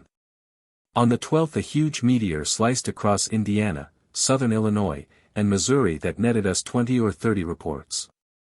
Even before they had stopped coming in, we had confirmation from our astronomer that the UFO was a meteor. But 42 minutes later there was a sighting in Chicago that wasn't so easily explained. According to our weather records, on the night of July 12th it was hot in Chicago. At 9:42 there were at least 400 people at Montrose Beach trying to beat the heat. Many of them were lying down looking at the stars, so that they saw the UFO as it came in from the west-northwest, made a 180-degree turn directly over their heads, and disappeared over the horizon. It was a large red light with small white lights on the side, most of the people reported. Some of them said that it changed to a single yellow light as it made its turn. It was in sight about 5 minutes, and during this time no one reported hearing any sound. One of the people at the beach was the weather officer from O'Hare International Airport, an Air Force captain. He immediately called O'Hare. They checked on balloon flights and with radar, but both were negative. Radar said that there had been no aircraft in the area of Montrose Beach for several hours. I sent an investigator to Chicago, and although he came back with a lot of data on the sighting, it didn't add up to be anything known. The next day Dayton had its first UFO sighting in a long time when a Mr. Roy T. Ellis, president of the Rubber Seal Products Company, and many other people, reported a teardrop-shaped object that hovered over Dayton for several minutes about midnight. This sighting had an interesting twist because 2 years later I was in Dayton and stopped in at ATIC to see a friend who is one of the technical advisors at the center. Naturally the conversation got around to the subject of UFOs, and he asked me if I remembered this specific sighting. I did, so he went on to say that he and his wife had seen this UFO that night but they had never told anybody. He was very serious when he admitted that he had no idea what it could have been. Now I'd heard this statement 1,000 times before from other people, but coming from this person, it was really something because he was as anti-saucer as anyone I knew. Then he added, from that time on I didn't think your saucer reporters were as crazy as I used to think they were. The Dayton sighting also created quite a stir in the press. In conjunction with the sighting, the Dayton Daily Journal had interviewed Colonel Richard H. McGee, the Dayton Oakwood Civil Defense Director. They wanted to know what he thought about the UFOs. The colonel's answer made news: there's something flying around in our skies and we wish we knew what it was. When the story broke in other papers, the colonel's affiliation with civil defense wasn't mentioned, and he became merely a colonel from Dayton. Dayton was quickly construed by the public to mean Wright-Patterson AFB and specifically ATIC. Some people in the Pentagon screamed while others gleefully clapped their hands. The gleeful hand claps were from those people who wanted the UFOs to be socially recognized, and they believed that if they couldn't talk their ideas into being they might be able to force them in with the help of this type of publicity. The temporary lull in reporting that Project Bluebook had experienced in early July proved to be only the calm before the storm. By mid-July we were getting about 20 reports a day plus frantic calls from intelligence officers all over the United States as every Air Force installation in the U.S. was being swamped with reports. We told the intelligence officers to send in the ones that sounded the best. The build-up in UFO reports wasn't limited to the United States. Every day we would receive reports from our air attaches in other countries. England and France led the field, with the South American countries running a close third. Needless to say, we didn't investigate or evaluate foreign reports because we had our hands full right at home. Most of us were putting in 14 hours a day, 6 days a week. It wasn't at all uncommon for Lieutenant Andy Flews, Bob Olson, or Kerry Rothschild, my investigators, to get their sleep on an airliner going out or coming back from an investigation. TWA airliners out of Dayton were more like home than home. But we hadn't seen anything yet. All the reports that were coming in were good ones, ones with no answers. Unknowns were running about 40%. Rumors persist that in mid-July 1952 the Air Force was braced for an expected invasion by flying saucers. Had these rumormongers been at ATIC in mid-July they would have thought that the invasion was already in full swing. And they would have thought that one of the beachheads for the invasion was Patrick AFB, the Air Force's guided missile long-range proving ground on the east coast of Florida. On the night of July 18, at 10:45, 2 officers were standing in front of base operations at Patrick when they noticed a light at about a 45-degree angle from the horizon and off to the west. It was an amber color and, quite a bit brighter than a star. Both officers had heard flying saucer stories, and both thought the light was a balloon. But, to be comedians, they called to several more officers and airmen inside the operations office and told them to come out and see the flying saucer. The people came out and looked. A few were surprised and took the mysterious light seriously, at the expense of considerable laughter from the rest of the group. The discussion about the light grew livelier and bets that it was a balloon were placed. In the meantime the light had drifted over the base, had stopped for about a minute, turned, and was now heading north. To settle the bet, one of the officers stepped into the base weather office to find out about the balloon. Yes, one was in the air and being tracked by radar, he was told. The weather officer said that he would call to find out exactly where it was.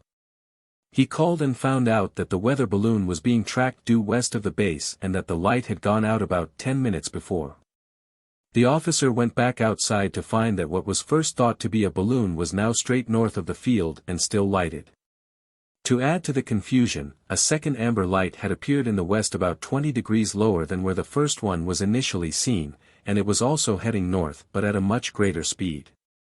In a few seconds the first light stopped and started moving back south over the base. While the group of officers and airmen were watching the 2 lights, the people from the weather office came out to tell the UFO observers that the balloon was still traveling straight west. They were just in time to see a third light come tearing across the sky, directly overhead, from west to east. A weatherman went inside and called the balloon tracking crew again. Their balloon was still far to the west of the base. Inside of 15 minutes 2 more amber lights came in from the west, crossed the base, made a 180-degree turn over the ocean, and came back over the observers. In the midst of the melee a radar set had been turned on but it couldn't pick up any targets. This did, however, eliminate the possibility of the lights being aircraft. They weren't stray balloons either, because the winds at all altitudes were blowing in a westerly direction. They obviously weren't meteors. They weren't searchlights on a haze layer because there was no weather conducive to forming a haze layer and there were no searchlights. They could have been some type of natural phenomenon, if one desires to take the negative approach. Or, if you take the positive approach, they could have been spaceships. The next night radar at Washington National Airport picked up UFOs and one of the most highly publicized sightings of UFO history was in the making. It marked the beginning of the end of the Big Flap. Chapter 12. The Washington Merry-Go-Round. No flying saucer report in the history of the UFO ever won more world acclaim than the Washington National sightings. When radars at the Washington National Airport and at Andrews AFB, both close to the nation's capital, picked up UFOs, the sightings beat the Democratic National Convention out of headline space. They created such a furor that I had inquiries from the office of the President of the United States and from the press in London, Ottawa, and Mexico City. A junior-sized riot was only narrowly averted in the lobby of the Roger Smith Hotel in Washington when I refused to tell U.S. newspaper reporters what I knew about the sightings. Besides being the most highly publicized UFO sightings in the Air Force annals, they were also the most monumentally fouled-up messes that repose in the files. Although the Air Force said that the incident had been fully investigated, the Civil Aeronautics Authority wrote a formal report on the sightings, and numerous magazine writers studied them. The complete story has never fully been told.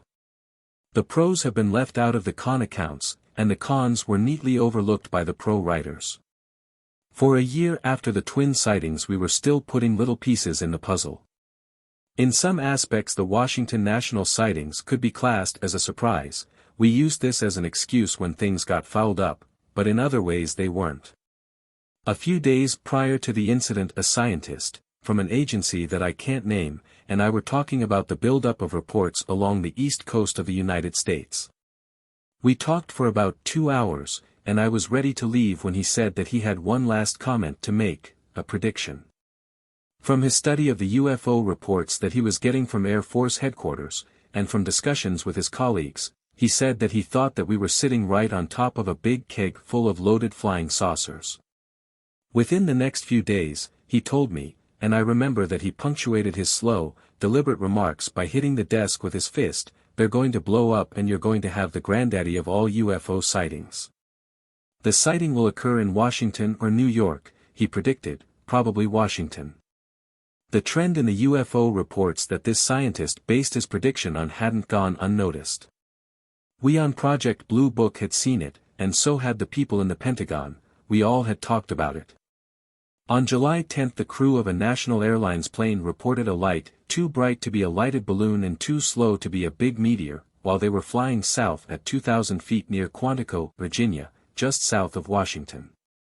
On July 13 another airliner crew reported that when they were 60 miles southwest of Washington, at 11,000 feet, they saw a light below them. It came up to their level, hovered off to the left for several minutes, and then it took off in a fast, steep climb when the pilot turned on his landing lights.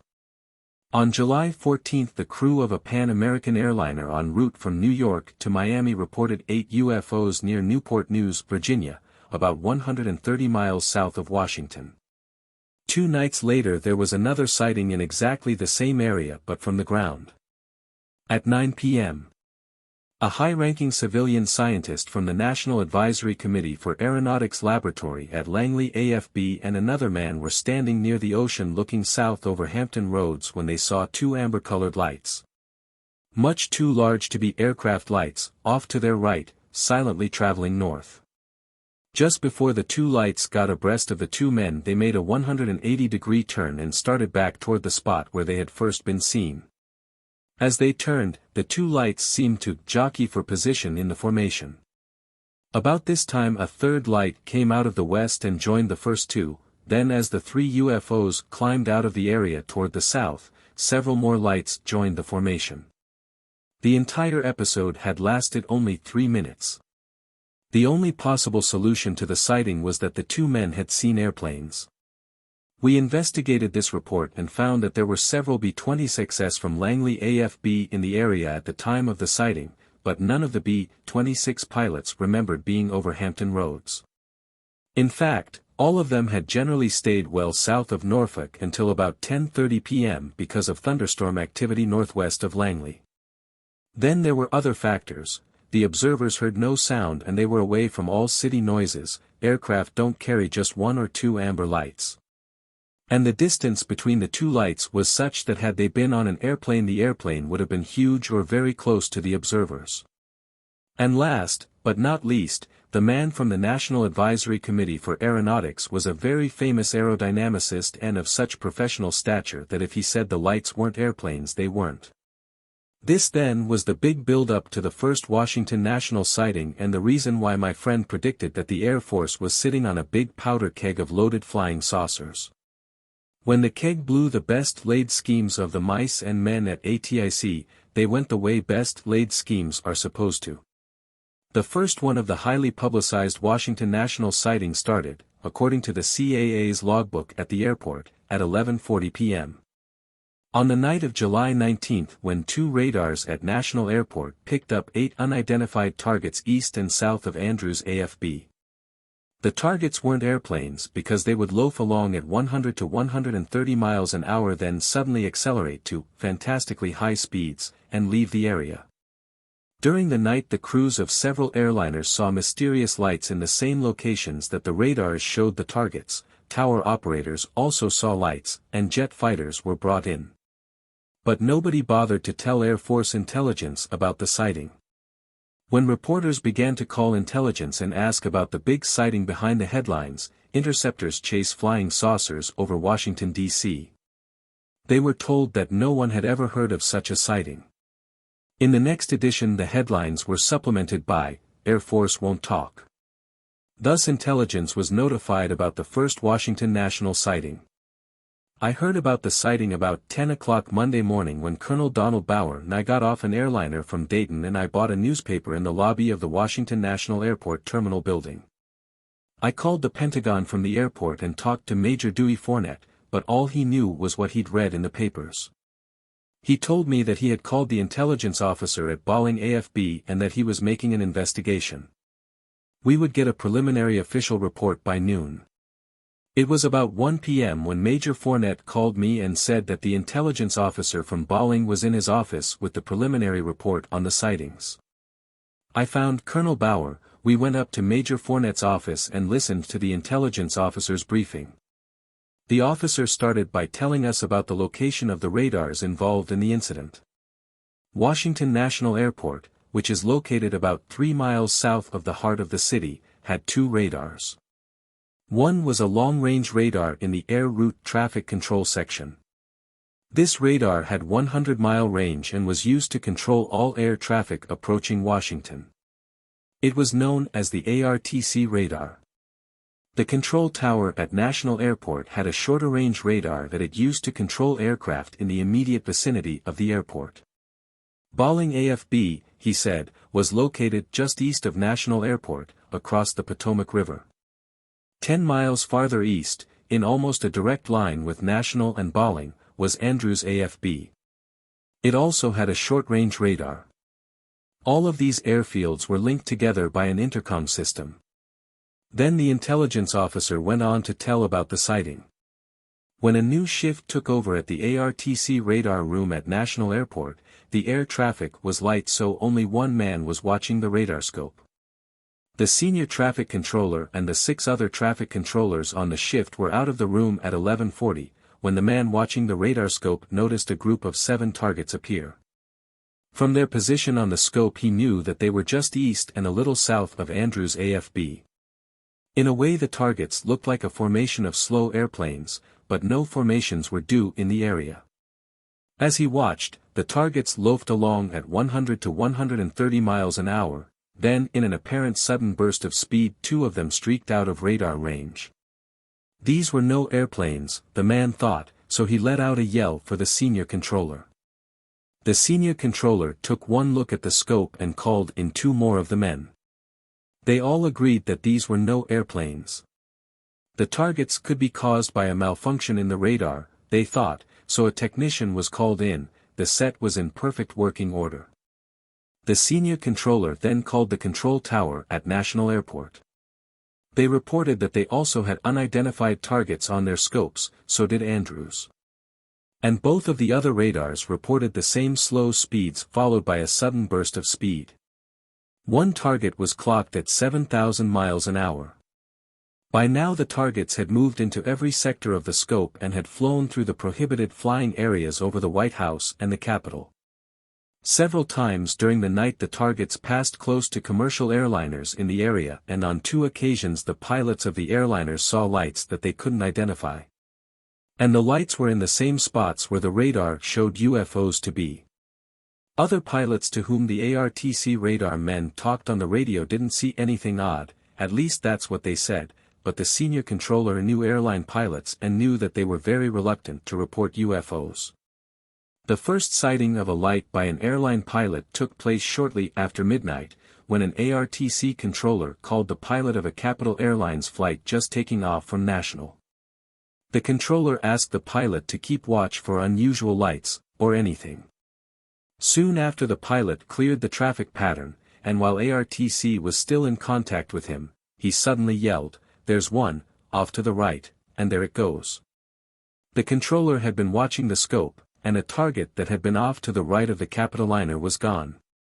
During the next 14 minutes this pilot reported 6 more identical lights. About 2 hours later another pilot, approaching National Airport from the south, excitedly called the control tower to report that a light was following him at 8 o'clock level. The tower checked their radar scope and there was a target behind and to the left of the airliner. The ARTC radar also had the airliner and the UFO target. The UFO tagged along behind and to the left of the airliner until it was within 4 miles of touchdown on the runway. When the pilot reported the light was leaving, the 2 radar scopes showed that the target was pulling away from the airliner. Once during the night all 3 radars, the 2 at Washington and the 1 at Andrews AFB, picked up a target 3 miles north of the Riverdale radio beacon, north of Washington. For 30 seconds the 3 radar operators compared notes about the target over the intercom, then suddenly the target was gone, and it left all 3 radar scopes simultaneously. But the clincher came in the wee hours of the morning, when an ARTC traffic controller called the control tower at Andrews AFB and told the tower operators that ARTC had a target just south of their tower, directly over the Andrews radio range station. The tower operators looked and there was a huge fiery orange sphere hovering in the sky directly over their range station. Not too long after this excitement had started, in fact just after the technician had checked the radar and found that the targets weren't caused by a radar malfunction, ARTC had called for Air Force interceptors to come in and look around. But they didn't show, and finally ARTC called again, then again. Finally, just about daylight, an F-94 arrived, but by that time the targets were gone. The F-94 crew searched the area for a few minutes but they couldn't find anything unusual so they returned to their base. So ended Phase 1 of the Washington National sightings. The Balling AFB intelligence officer said he would write up the complete report and forward it to ATIC. That afternoon things bustled in the Pentagon. Down on the first floor Al Chop was doing his best to stave off the press while up on the 4th floor intelligence officers were holding some serious conferences. There was talk of temperature inversions and the false targets they could cause. But the consensus was that a good radar operator could spot inversion-caused targets, and the traffic controllers who operated the radar at Washington National Airport weren't just out of radar school. Every day the lives of thousands of people depended upon their interpretation of the radar targets they saw on their scopes. And you don't get a job like this unless you've spent a good many years watching a luminous line paint targets on a good many radar scopes. Targets caused by inversions aren't rare. In the years that these men had been working with radar they had undoubtedly seen every kind of target, real or false, that radar can detect. They had told the Balling AFB intelligence officer that the targets they saw were caused by the radar waves bouncing off a hard, solid object. The Air Force radar operator at Andrews backed them up. So did 2 veteran airline pilots who saw lights right where the radar showed a UFO to be. Then on top of all this there were the reports from the Washington area during the previous 2 weeks, all good, all from airline pilots or equally reliable people. To say the least, the sighting at Washington National was a jolt. Besides trying to figure out what the Washington National UFOs were, we had the problem of what to tell the press. They were now beginning to put on a squeeze by threatening to call a congressman, and nothing chills blood faster in the military. They wanted some kind of an official statement and they wanted it soon. Some people in intelligence wanted to say just, "We don't know," but others held out for a more thorough investigation. I happened to be in this latter category. Many times in the past I had seen what first seemed to be a good UFO report completely fall apart under a thorough investigation. I was for stalling the press and working all night if necessary to go into every aspect of the sighting. But to go along with the theme of the Washington national sightings, confusion, there was a lot of talk but no action, and the afternoon passed with no further investigation. Finally, about 4 p.m. it was decided that the press, who still wanted an official comment, would get an official no comment, and that I would stay in Washington and make a more detailed investigation. I called Lieutenant Andy Flews, who was in charge of Project Bluebook while I was gone, to tell him that I was staying over, and I found out that they were in a deluxe flat back in Dayton.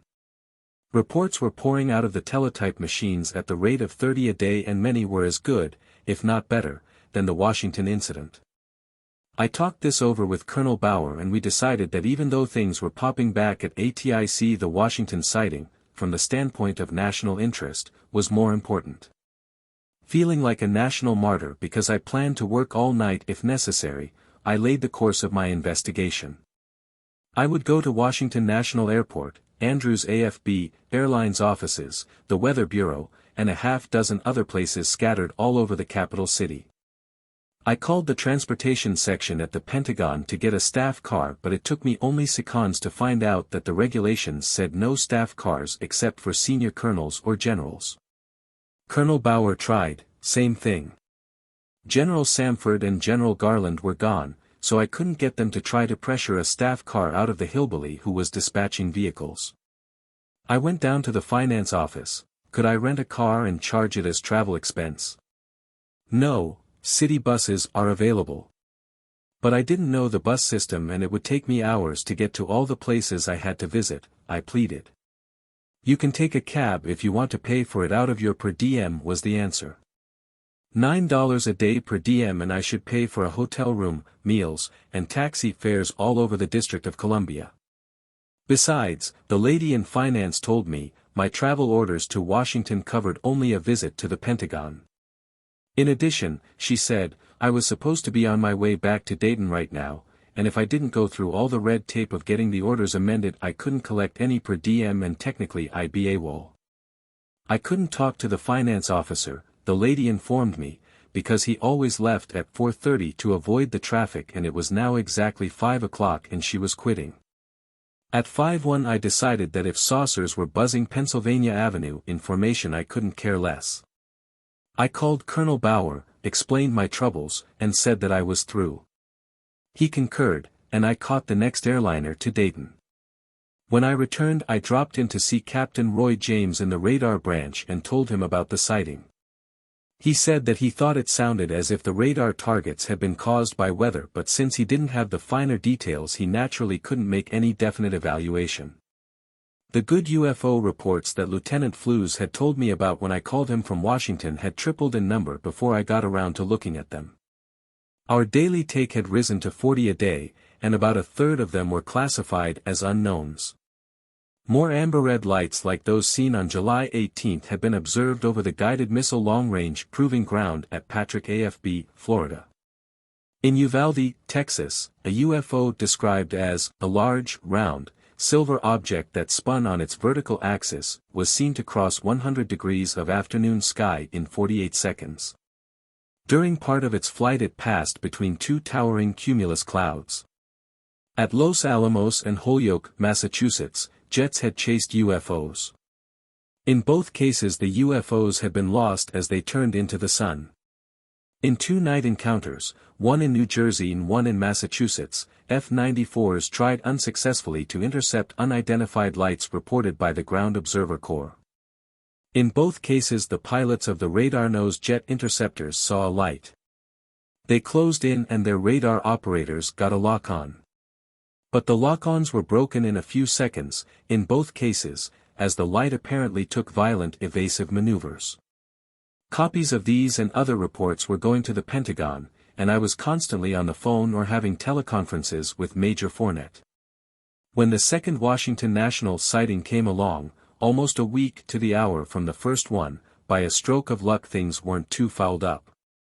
The method of reporting the sighting didn't exactly follow the official reporting procedures that are set forth in Air Force Letter 200-5, dated April 5, 1952, subject, Reporting of Unidentified Flying Objects, but it worked. I first heard about the sighting about 10 o'clock in the evening when I received a telephone call from Bob Guinea, Life magazine's UFO expert. He had gotten the word from Life's Washington News Bureau and wanted a statement about what the Air Force planned to do. I decided that instead of giving a mysterious, no comment, I would tell the truth. I have no idea what the Air Force is doing. In all probability it's doing nothing. When he hung up, I called the intelligence duty officer in the Pentagon and I was correct, intelligence hadn't heard about the sighting. I asked the duty officer to call Major Fournette and ask him if he would go out to the airport, which was only 2 or 3 miles from his home. When he got the call from the duty officer, Major Fournette called Lieutenant Holcomb. They drove to the ARTC radar room at National Airport and found Al Chop already there. So at this performance the UFOs had an official audience. Al Chop, Major Dewey Fournette, and Lieutenant Holcomb, a Navy electronics specialist assigned to the Air Force Directorate of Intelligence, all saw the radar targets and heard the radio conversations as jets tried to intercept the UFOs. Being in Dayton, 380 miles away, there wasn't much that I could do, but I did call Captain Roy James thinking possibly he might want to talk on the phone to the people who were watching the UFOs on the radar scopes. But Captain James has a powerful dislike for UFOs, especially on Saturday night. About 5 o'clock Sunday morning Major Fournette called and told me the story of the second sighting at Washington National Airport. About 10:30 p.m. On July 26 the same radar operators who had seen the UFOs the week before picked up several of the same slow-moving targets. This time the mysterious craft, if that is what they were spread out in an arc around Washington from Herndon, Virginia, to Andrews AFB. This time there was no hesitation in following the targets.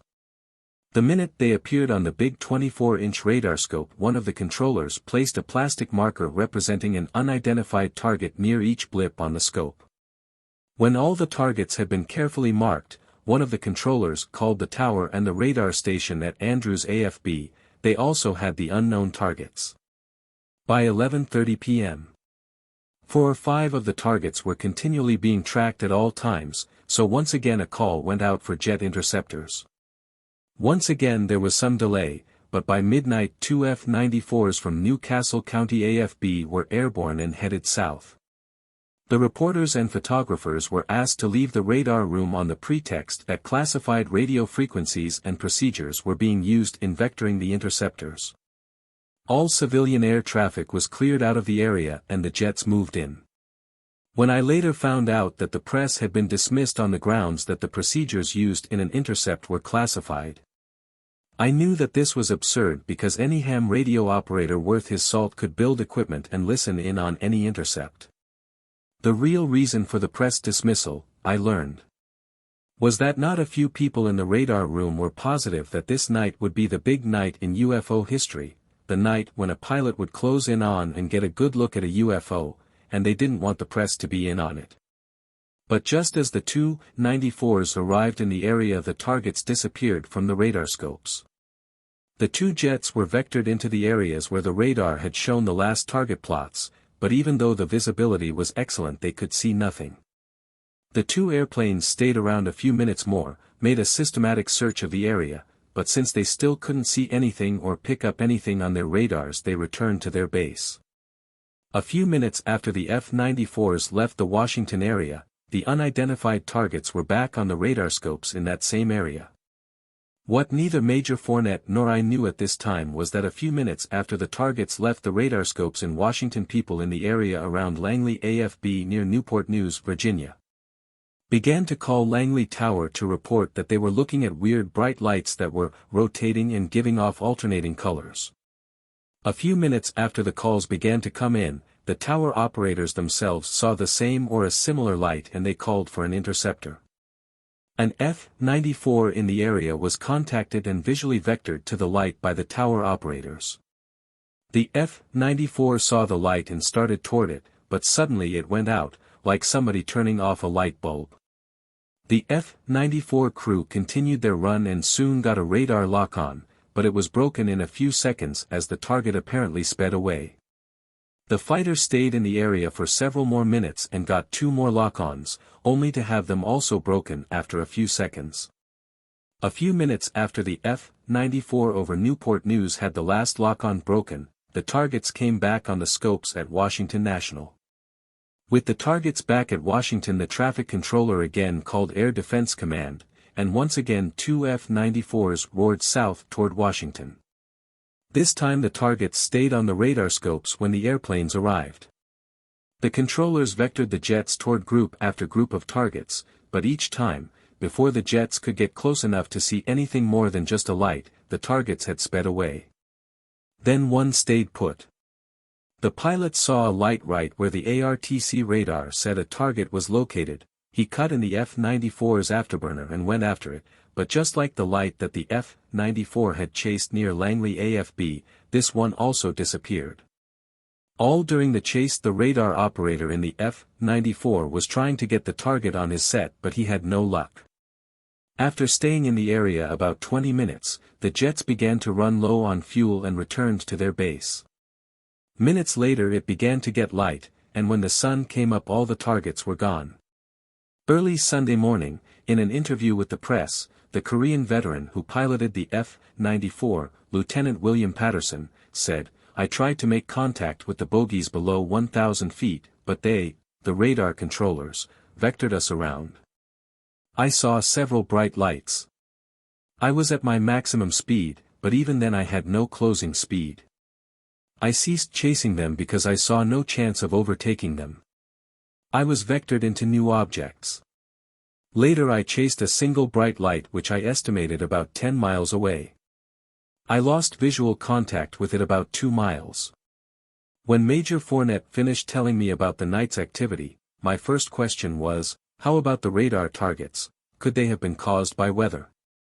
I knew that Lieutenant Holcomb was a sharp electronics man and that Major Fournette, although no electronics specialist, was a crackerjack engineer, so their opinion meant a lot. Dewey said that everybody in the radar room was convinced that the targets were very probably caused by solid metallic objects. There had been weather targets on the scope too, he said, but these were common to the Washington area and the controllers were paying no attention to them. And this something solid could poke along at 100 miles an hour or outdistance a jet, I thought to myself. I didn't ask Dewey any more because he'd been up all night and wanted to get to bed. Monday morning Major Ed Gregory, another intelligence officer at ATIC, and I left for Washington, but our flight was delayed in Dayton so we didn't arrive until late afternoon. On the way through the terminal building to get a cab downtown, I picked up the evening papers. Every headline was about the UFOs.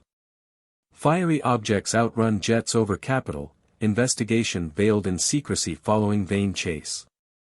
Jets alerted for saucers, interceptors chase lights in D.C. Skies. Expert here to push study as objects in skies reported again. I jokingly commented about wondering who the expert was. In a half hour I found out, I was. When Major Gregory and I walked into the lobby of the Roger Smith Hotel to check in, reporters and photographers rose from the easy chairs and divans like a covey of quail. They wanted my secrets, but I wasn't going to tell nor would I pose for pictures while I wasn't telling anything. Newspaper reporters are a determined lot, but Greg ran interference and we reached the elevator without even a no comment. The next day was one of confusion. After the first Washington sighting, the prevailing air in the section of the Pentagon's fourth floor, which is occupied by Air Force intelligence, could be described as excitement, but this day it was confusion. There was a maximum of talk and a minimum of action. Everyone agreed that both sightings should be thoroughly investigated, but nobody did anything. Major Fournette and I spent the entire morning just leaving for somewhere to investigate something. Every time we would start to leave, something more pressing would come up. About 10 a.m. The President's air aide, Brigadier General Landry, called intelligence at President Truman's request to find out what was going on. Somehow I got the call. I told General Landry that the radar target could have been caused by weather but that we had no proof. To add to the already confused situation, new UFO reports were coming in hourly. We kept them quiet mainly because we weren't able to investigate them right away, or even confirm the facts. And we wanted to confirm the facts because some of the reports, even though they were from military sources, were difficult to believe. Prior to the Washington sightings, in only a very few of the many instances in which radar had picked up UFO targets had the targets themselves supposedly been seen visually. Radar experts had continually pointed out this fact to us as an indication that maybe all of the radar targets were caused by freak weather conditions. If people had just seen a light, or an object, near where the radar showed the UFO target to be, you would have a lot more to worry about, radar technicians had told me many times.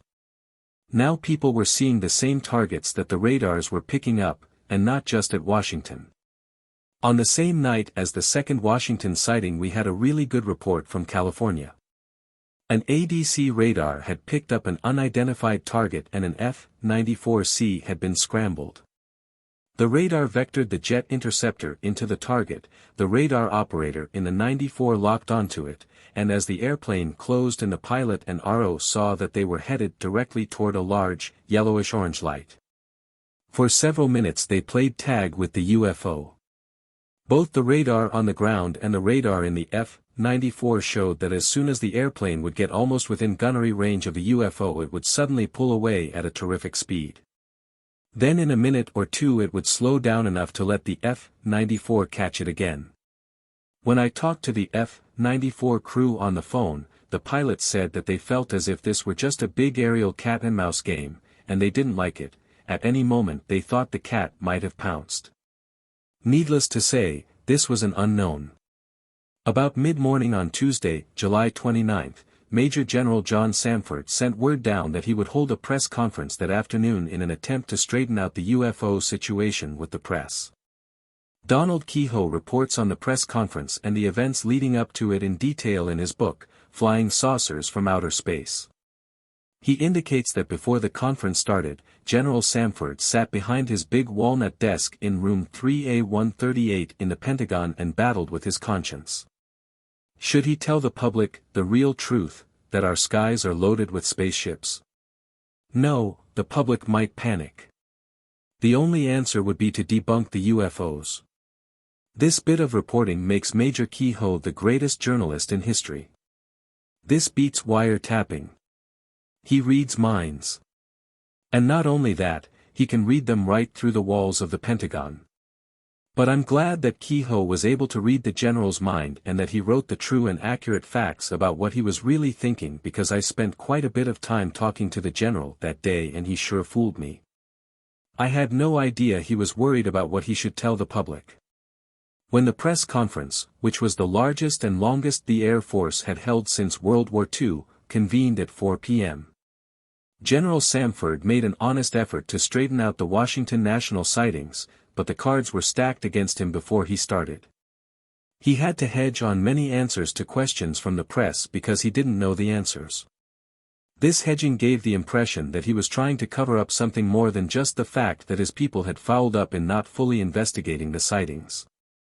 Then he had brought in Captain Roy James from ATIC to handle all the queries about radar.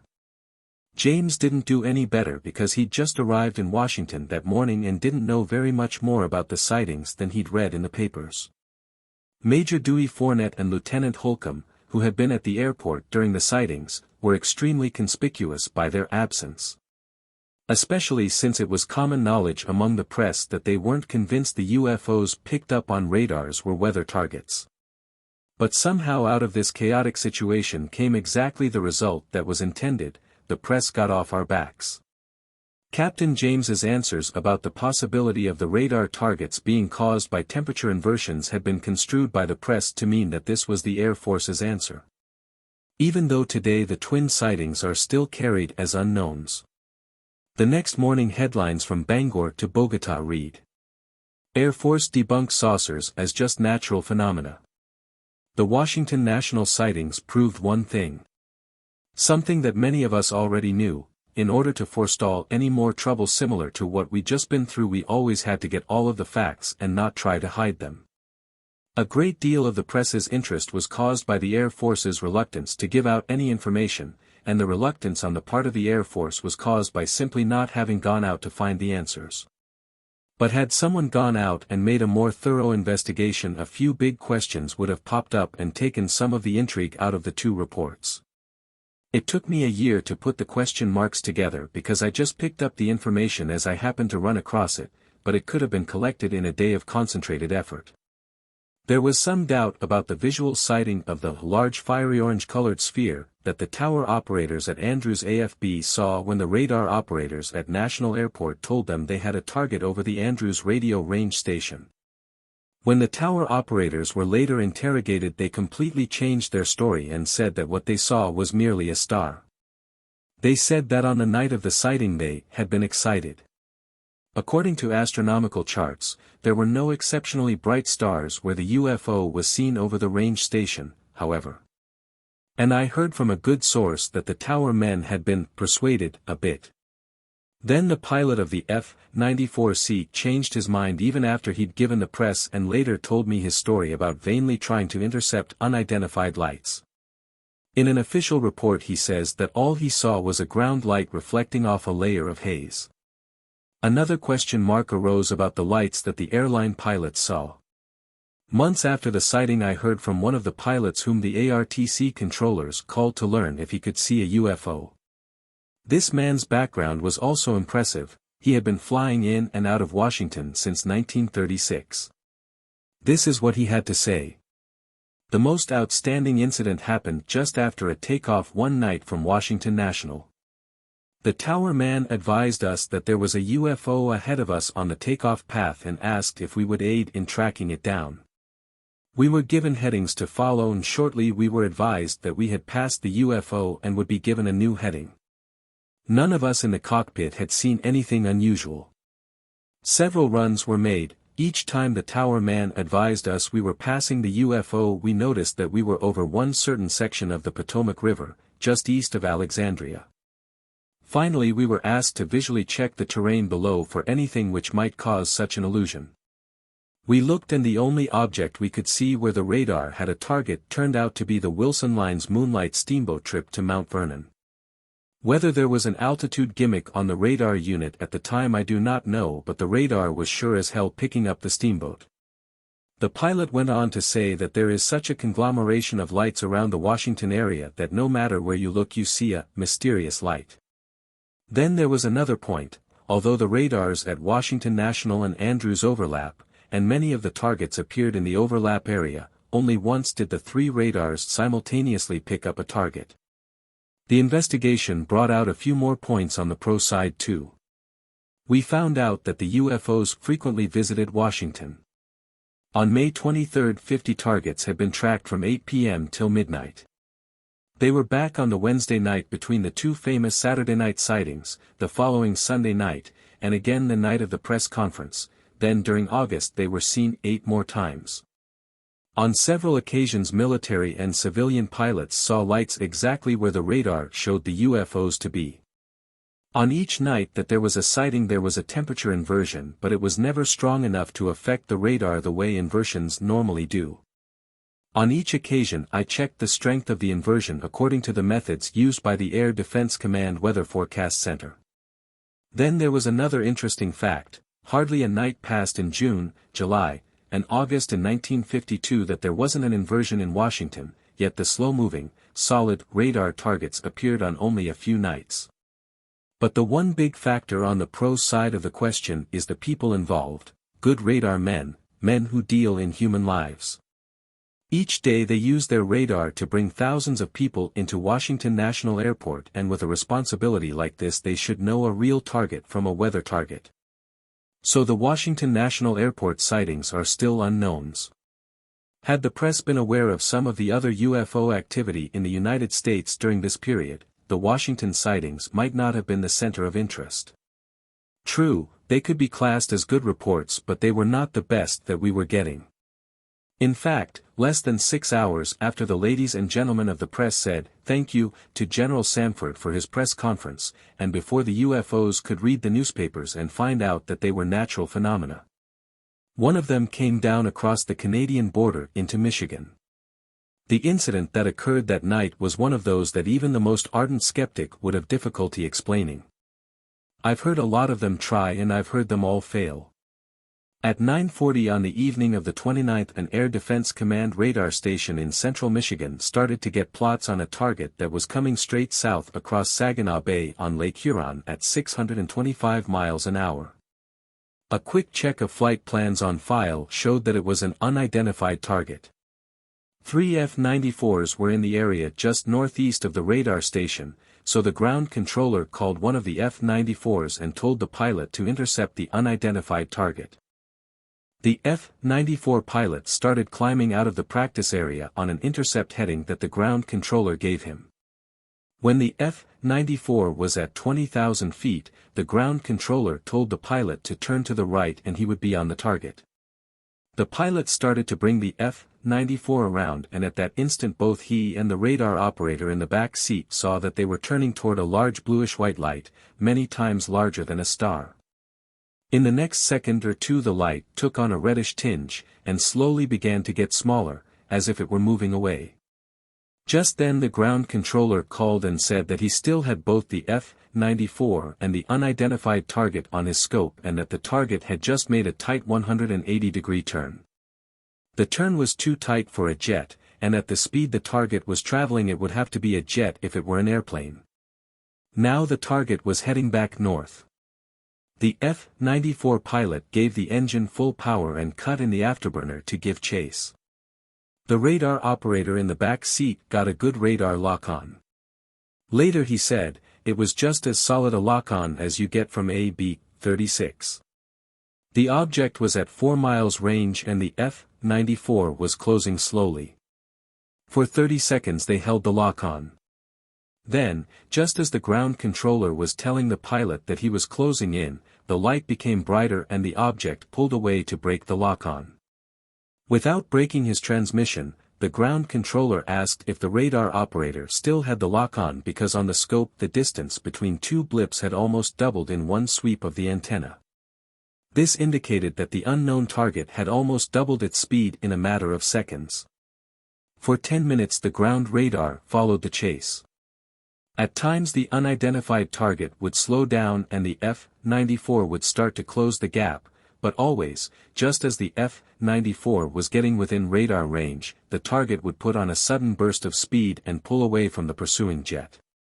The speed of the UFO, for by this time all concerned had decided that was what it was, couldn't be measured too accurately because its bursts of speed were of such short duration. But on several occasions the UFO traveled about 4 miles in one 10-second sweep of the antenna, or about 1,400 miles an hour. The F-94 was getting low on fuel, and the pilot had to break off the chase a minute or two before the UFO got out of range of the ground radar. The last few plots on the UFO weren't too good, but it looked as if the target slowed down to 200 to 300 miles an hour as soon as the F-94 turned around. What was it? It obviously wasn't a balloon or a meteor. It might have been another airplane, except that in 1952 there was nothing flying, except a few experimental airplanes that were far from Michigan, that could so easily outdistance an F-94. Then there was the fact that radar clocked it at 1,400 miles an hour. The F-94 was heading straight for the star Capella, which is low on the horizon and is very brilliant, but what about the radar contacts? Some people said, weather targets, but the chances of a weather target's making a 180-degree turn just as an airplane turns into it, giving a radar lock-on, then changing speed to stay just out of range of the airplane's radar, and then slowing down when the airplane leaves is as close to nil as you can get. What was it? A lot of people I knew were absolutely convinced this report was the key, the final proof. Even if all of the thousands of other UFO reports could be discarded on a technicality, this one couldn't be. These people believed that this report in itself was proof enough to officially accept the fact that UFOs were interplanetary spaceships.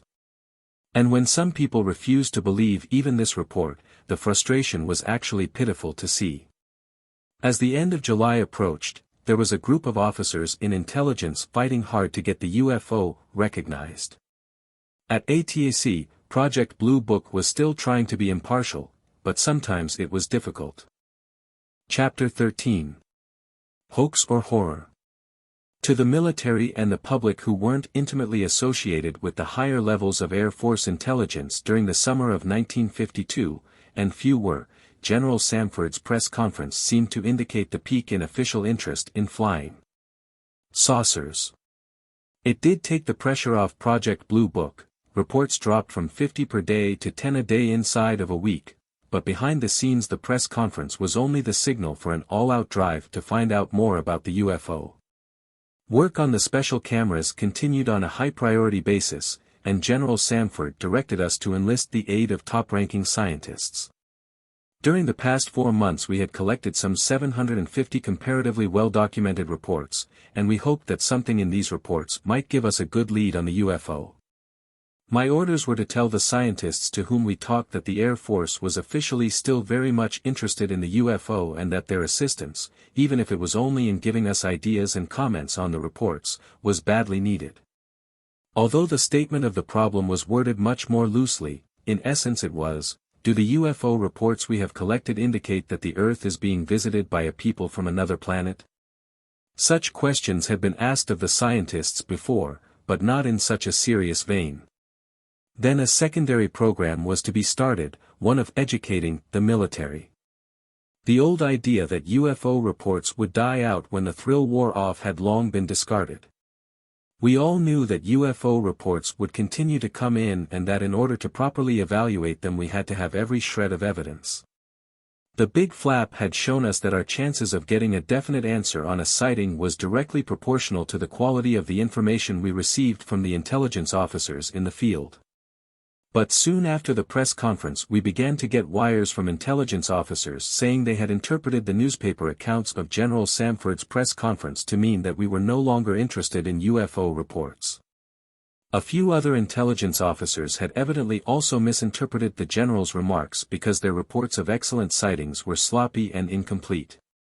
All of this was bad, so to forestall any misconceived ideas about the future of the Air Force's UFO project, summaries of General Samford's press conference were distributed to intelligence officers.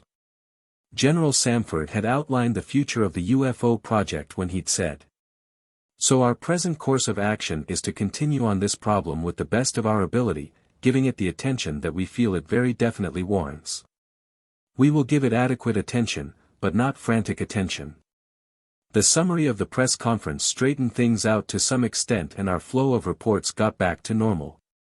I was anxious to start enlisting the aid of scientists, as General Samford had directed, but before this could be done we had a backlog of UFO reports that had to be evaluated.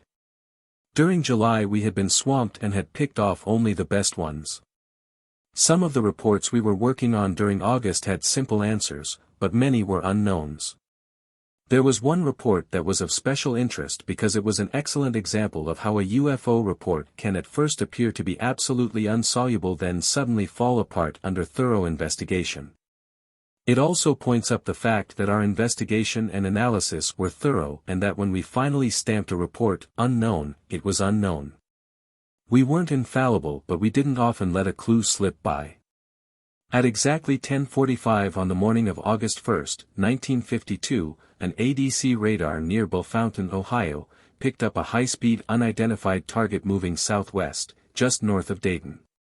Two F-86s from the 97th Fighter Interceptor Squadron at Wright-Patterson were scrambled and in a few minutes they were climbing out toward where the radar showed the UFO to be.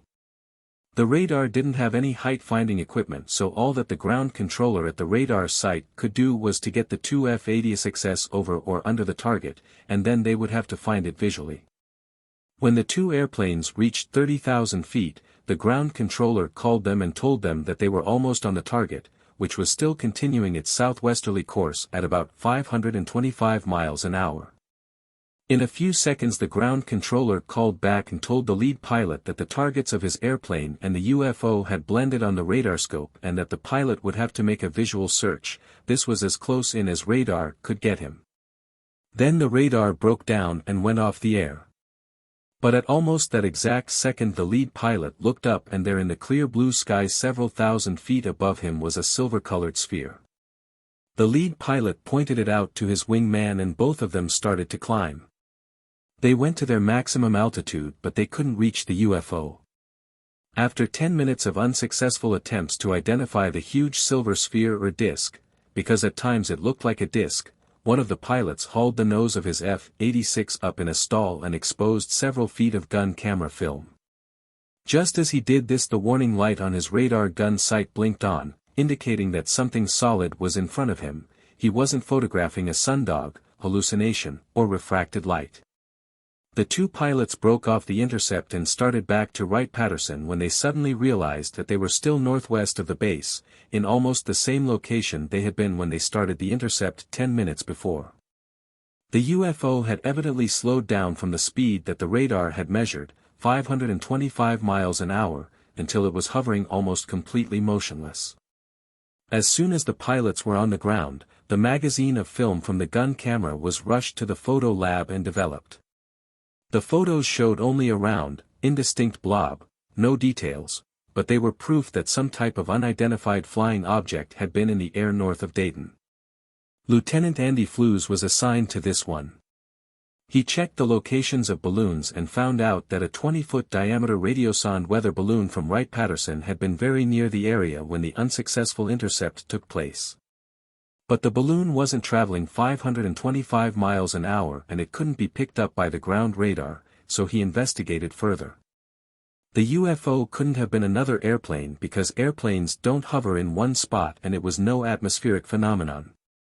Andy wrote it off as an unknown, but it still bothered him. That balloon in the area was mighty suspicious. He talked to the two pilots a half dozen times and spent a day at the radar site at Bellefontaine before he reversed his unknown decision and came up with the answer.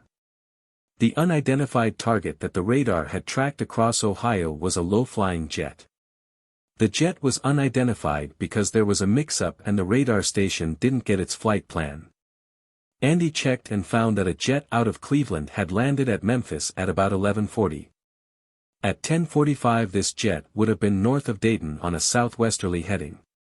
When the ground controller blended the targets of the two F-86s into the unidentified target, they were at 30,000 feet and were looking for the target at their altitude or higher, so they missed the low-flying jet, but they did see the balloon.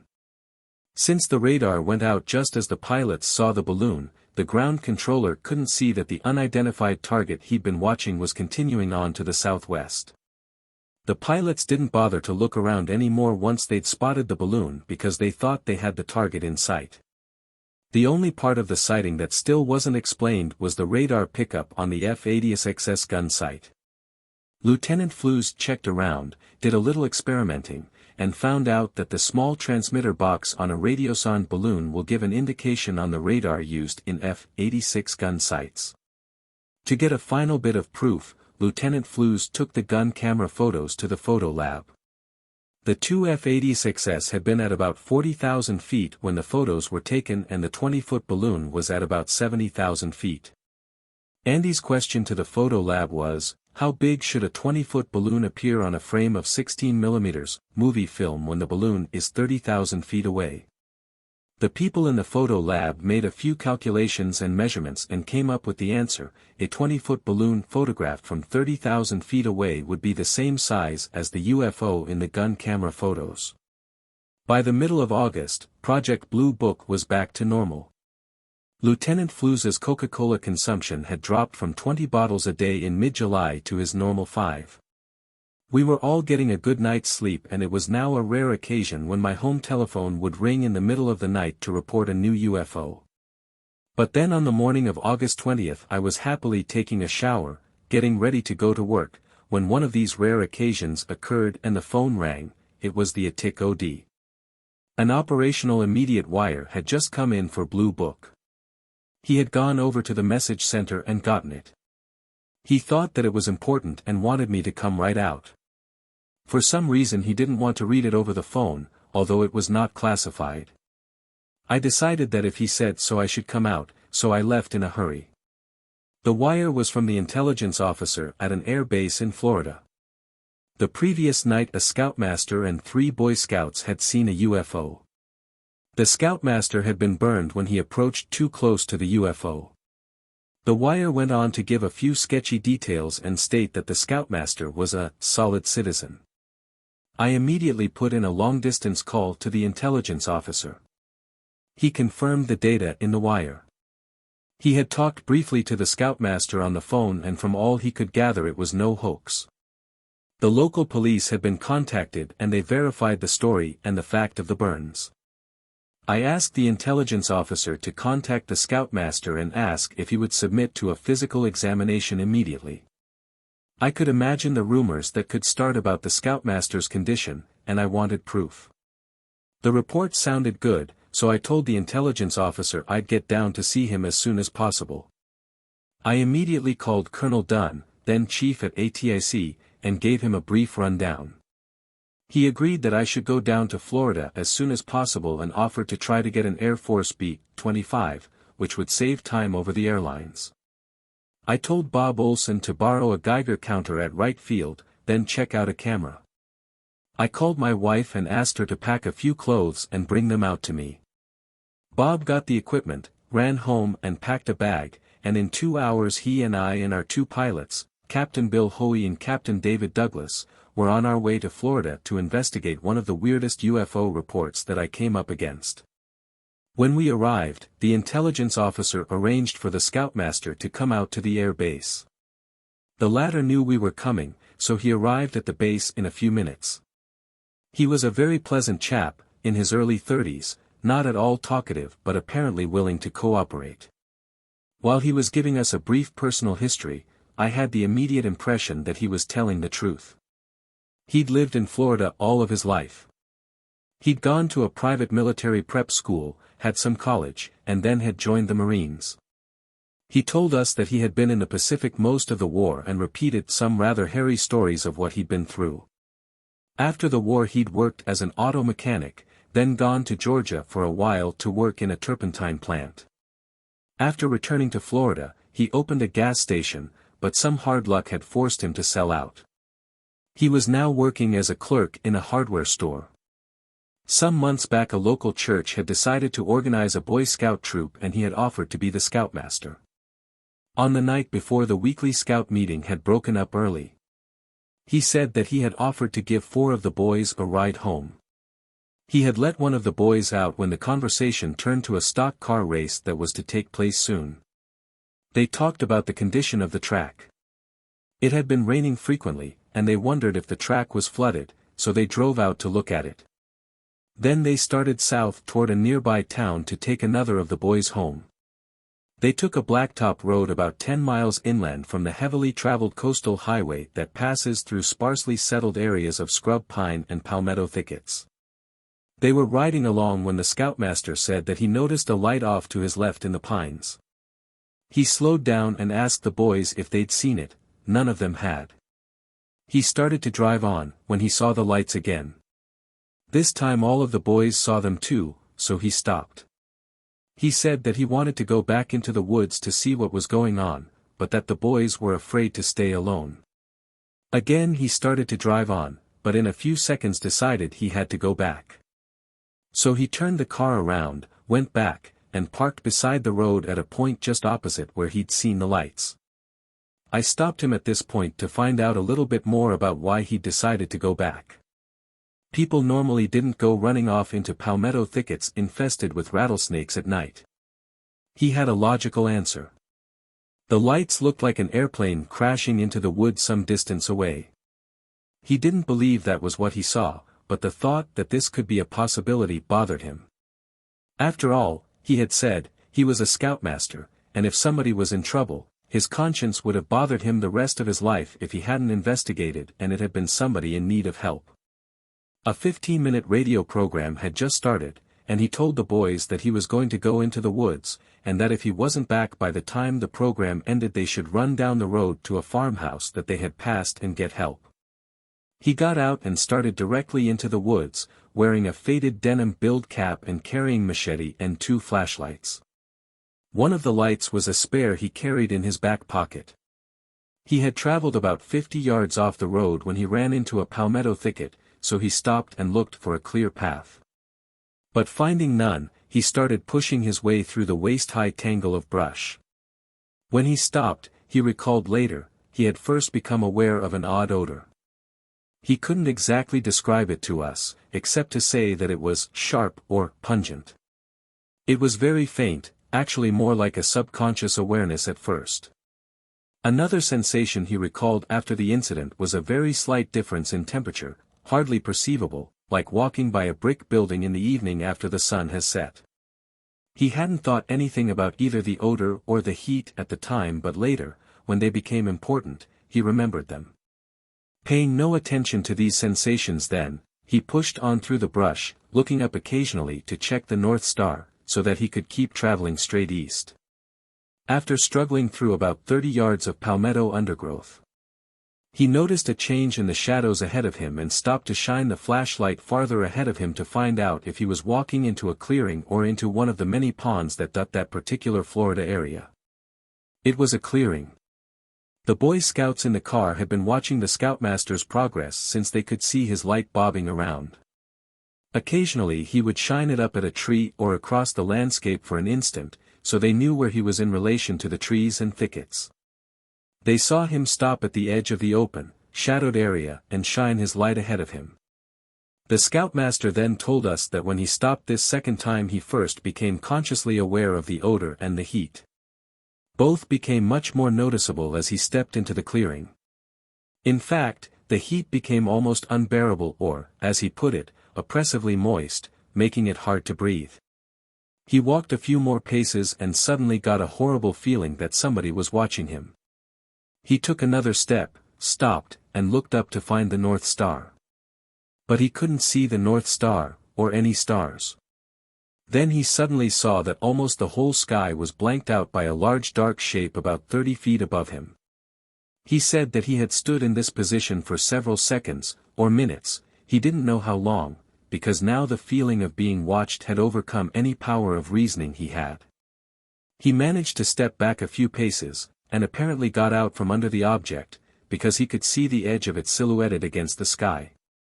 As he backed up, he said, the air became much cooler and fresher, helping him to think more clearly.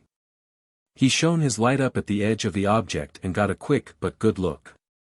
It was circular-shaped and slightly concave on the bottom. The surface was smooth and a grayish color.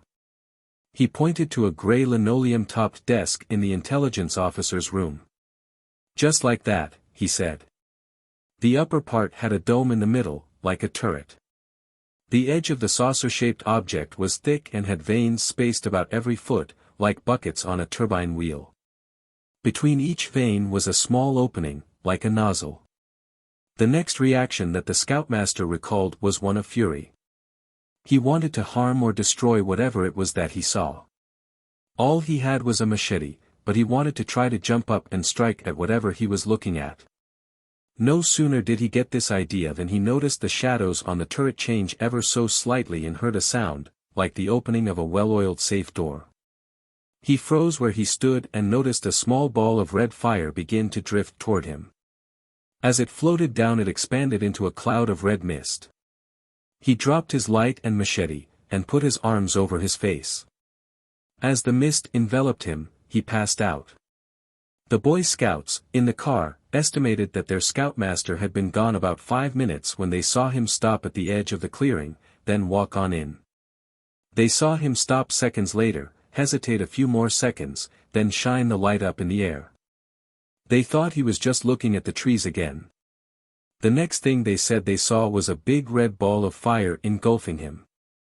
They saw him fall, so they spilled out of the car and took off down the road toward the farmhouse. The farmer and his wife had a little difficulty getting the story out of the boys, they were so excited. All they could get was something about the Boy Scoutmaster being in trouble down the road. The farmer called the Florida State Highway Patrol, who relayed the message to the county sheriff's office. In a few minutes a deputy sheriff and the local constable arrived. They picked up the scouts and drove to where their car was parked. The Scoutmaster had no idea of how long he had been unconscious. He vaguely remembered leaning against a tree, the feeling of wet, dew-covered grass, and suddenly regaining his consciousness. His first reaction was to get out to the highway, so he started to run. About halfway through the palmetto thicket he saw a car stop on the highway. He ran toward it and found the deputy and constable with the boys. He was so excited he could hardly get his story told coherently. Later the deputy said that in all his years as a law enforcement officer he had never seen anyone as scared as the scoutmaster was as he came up out of the ditch beside the road and walked into the glare of the headlights. As soon as he'd told his story, they all went back into the woods, picking their way around the palmetto thicket. The first thing they noticed was the flashlight, still burning, in a clump of grass. Next to it was a place where the grass was flattened down, as if a person had been lying there. They looked around for the extra light that the scoutmaster had been carrying, but it was gone. Later searches for this missing flashlight were equally fruitless. They marked the spot where the crushed grass was located and left. The constable took the Boy Scouts home and the scoutmaster followed the deputy to the sheriff's office. On the way to town the scoutmaster said he first noticed that his arms and face burned. When he arrived at the sheriff's office, he found that his arms, face, and cap were burned. The deputy called the Air Force. There were 6 people listening to his story. Bob Olson, the 2 pilots, the intelligence officer, his sergeant, and I. We each had previously agreed to pick one insignificant detail from the story and then request Ion the scoutmaster when he had finished. Our theory was that if he had made up the story he would either repeat the details perfectly or not remember what he'd said. I'd used this many times before, and it was a good indicator of a lie. He passed the test with flying colors. His story sounded good to all of us. We talked for about another hour, discussing the event and his background. He kept asking, "What did I see?" evidently thinking that I knew. He said that the newspapers were after him, since the sheriff's office had inadvertently leaked the story, but that he had been stalling them off pending our arrival. I told him it was Air Force policy to allow people to say anything they wanted to about a UFO sighting. We had never muzzled anyone, it was his choice. With that, we thanked him, arranged to pick up the cap and machete to take back to Dayton, and sent him home in a staff car. By this time it was getting late, but I wanted to talk to the flight surgeon who had examined the man that morning. The intelligence officer found him at the hospital and he said he would be right over. His report was very thorough. The only thing he could find out of the ordinary were minor burns on his arms and the back of his hands. There were also indications that the inside of his nostrils might be burned. The degree of burn could be compared to a light sunburn. The hair had also been singed, indicating a flash heat. The flight surgeon had no idea how this specifically could have happened. It could have even been done with a cigarette lighter, and he took his lighter and singed a small area of his arm to demonstrate. He had been asked only to make a physical check, so that is what he'd done, but he did offer a suggestion. Check his Marine records, something didn't ring true. I didn't quite agree, the story sounded good to me. The next morning my crew from ATAC, 3 people from the intelligence office, and the 2 law officers went out to where the incident had taken place. We found the spot where somebody had apparently been lying and the scoutmaster's path through the thicket. We checked the area with a Geiger counter, as a precautionary measure, not expecting to find anything, we didn't.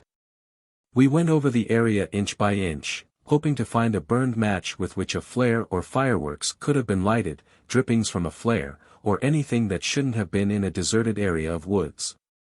We looked at the trees. They hadn't been hit by lightning. The blades of grass under which the UFO supposedly hovered were not burned. We found nothing to contradict the story. We took a few photos of the area and went back to town. On the way back we talked to the constable and the deputy.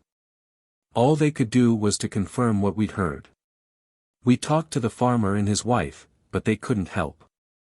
The few facts that the Boy Scouts had given them before they had a chance to talk to their scoutmaster correlated with his story. We talked to the scoutmaster's employer and some of his friends, he was a fine person. We questioned people who might have been in a position to also observe something, they saw nothing. The local citizens had a dozen theories, and we thoroughly checked each one. He hadn't been struck by lightning. He hadn't run across a still. There was no indication that he'd surprised a gang of illegal turtle butcherers, smugglers, or bootleggers. There was no indication of marsh gas or swamp fire. The mysterious blue lights in the area turned out to be a farmer arc welding at night. The other flying saucers were the landing lights of airplanes landing at a nearby airport. To be very honest, we were trying to prove that this was a hoax, but were having absolutely no success. Every new lead we dug up pointed to the same thing, a true story. We finished our work on a Friday night and planned to leave early Saturday morning. Bob Olson and I planned to fly back on a commercial airliner, as the B-25 was grounded for maintenance. Just after dinner that night I got a call from the sheriff's office. It was from a deputy I had talked to, not the one who met the scoutmaster coming out of the woods, but another one, who had been very interested in the incident. He had been doing a little independent checking and found that our singed UFO observer's background was not as clean as he led one to believe. He had been booted out of the Marines after a few months for being AWOL and stealing an automobile, and had spent some time in a federal reformatory in Chillicothe, Ohio. The deputy pointed out that this fact alone meant nothing but that he thought I might be interested in it. I agreed. The next morning, early, I was awakened by a phone call from the intelligence officer. The morning paper carried the UFO story on the front page. It quoted the scoutmaster as saying that high brass from Washington had questioned him late into the night. There was no high brass, just 4 captains, a second lieutenant, and a sergeant. He knew we were from Dayton because we had discussed who we were and where we were stationed. The newspaper story went on to say that he, the scoutmaster, and the Air Force knew what he'd seen but he couldn't tell, it would create a national panic. He'd also hired a press agent. I could understand the high brass from the Pentagon as literary license by the press, but this national panic pitch was too much. I had just about decided to give up on this incident and write it off as unknown until this happened. From all appearances, our scoutmaster was going to make a fast buck on his experience. Just before leaving for Dayton, I called Major Dewey Fournette in the Pentagon and asked him to do some checking. Monday morning the machete went to the materials lab at Wright-Patterson. The question we asked was, is there anything unusual about this machete? Is it magnetized? Is it radioactive? Has it been heated? No knife was ever tested so thoroughly for so many things. As in using a Geiger counter to check the area over which the UFO had hovered in the Florida woods, our idea was to investigate every possible aspect of the sighting. They found nothing, just a plain, unmagnetized, unradioactive, unheated, common, everyday knife. The cap was sent to a laboratory in Washington, D.C., along with the scoutmaster's story. Our question here was, does the cap in any way, bums, chemicals, etc., substantiate or refute the story? I thought that we'd collected all the items that could be analyzed in a lab until somebody thought of one I'd missed, the most obvious of them all, soil and grass samples from under the spot where the UFO had hovered. We'd had samples, but in the last-minute rush to get back to Dayton they had been left in Florida. I called Florida and they were shipped to Dayton and turned over to an agronomy lab for analysis. By the end of the week I received a report on our ex-Marines' military and reformatory records. They confirmed a few suspicions and added new facts. They were not complimentary. The discrepancy between what we'd heard about the scoutmaster while we were in Florida and the records was considered a major factor. I decided that we should go back to Florida and try to resolve this discrepancy. Since it was hurricane season, we had to wait a few days, then sneak back between 2 hurricanes. We contacted a dozen people in the city where the scoutmaster lived. All of them had known him for some time. We traced him from his early boyhood to the time of the sighting. To be sure that the people we talked to were reliable, we checked on them. The specific things we found out cannot be told since they were given to us in confidence, but we were convinced that the whole incident was a hoax. We didn't talk to the scoutmaster again, but we did talk to all the Boy Scouts one night at their scout meeting, and they retold how they had seen their scoutmaster knocked down by the ball of fire. The night before, we had gone out to the area of the sighting and, under approximately the same lighting conditions as existed on the night of the sighting, had reenacted the scene, especially the part where the Boy Scouts saw their scoutmaster fall, covered with red fire. We found that not even by standing on top of the car could you see a person silhouetted in the clearing where the scoutmaster supposedly fell. The rest of their stories fell apart to some extent too. They were not as positive of details as they had been previously. When we returned to Dayton, the report on the cap had come back. The pattern of the scorch showed that the hat was Fiat when it was scorched, but the burned holes, the lab found some minute holes we had missed, had very probably been made by an electrical spark. This was all the lab could find. During our previous visit we repeatedly asked the question, was the hat burned before you went into the woods, and, had the cap been ironed? We had received the same answers each time. The hat was not burned because we, the Boy Scouts, were playing with it at the scout meeting and would have noticed the burns, and, the cap was new, it had not been washed or ironed. It is rumored that the cap was never returned because it was proof of the authenticity of the sighting. The hat wasn't returned simply because the scoutmaster said that he didn't want it back. No secrets, no intrigue, it's as simple as that.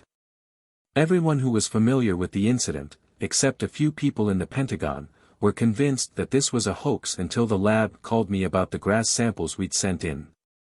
How did the roots get charred? Roots charred? I didn't even know what my caller was talking about. He explained that when they'd examined the grass they had knocked the dirt and sand off the roots of the grass clumps and found them charred. The blades of grass themselves were not damaged. They had never been heated, except on the extreme tips of the longer blades. These had evidently been bending over touching the ground and were also charred. The lab had duplicated the charring and had found that by placing live grass clumps in a pan of sand and dirt and heating it to about 300 degrees Fahrenheit over a gas burner the charring could be duplicated. How it was actually done outside the lab they couldn't even guess. As soon as we got the lab report, we checked a few possibilities ourselves. There were no hot underground springs to heat the earth, no chemicals in the soil, not a thing we found could explain it. The only way it could have been faked would have been to heat the earth from underneath to 300 degrees Fahrenheit. And how do you do this without using big and cumbersome equipment and disturbing the ground? You can't. Only a few people handled the grass specimens, the lab, the intelligence officer in Florida, and I. The lab wouldn't do it as a joke, then write an official report, and I didn't do it. This leaves the intelligence officer. I'm positive that he wouldn't do it.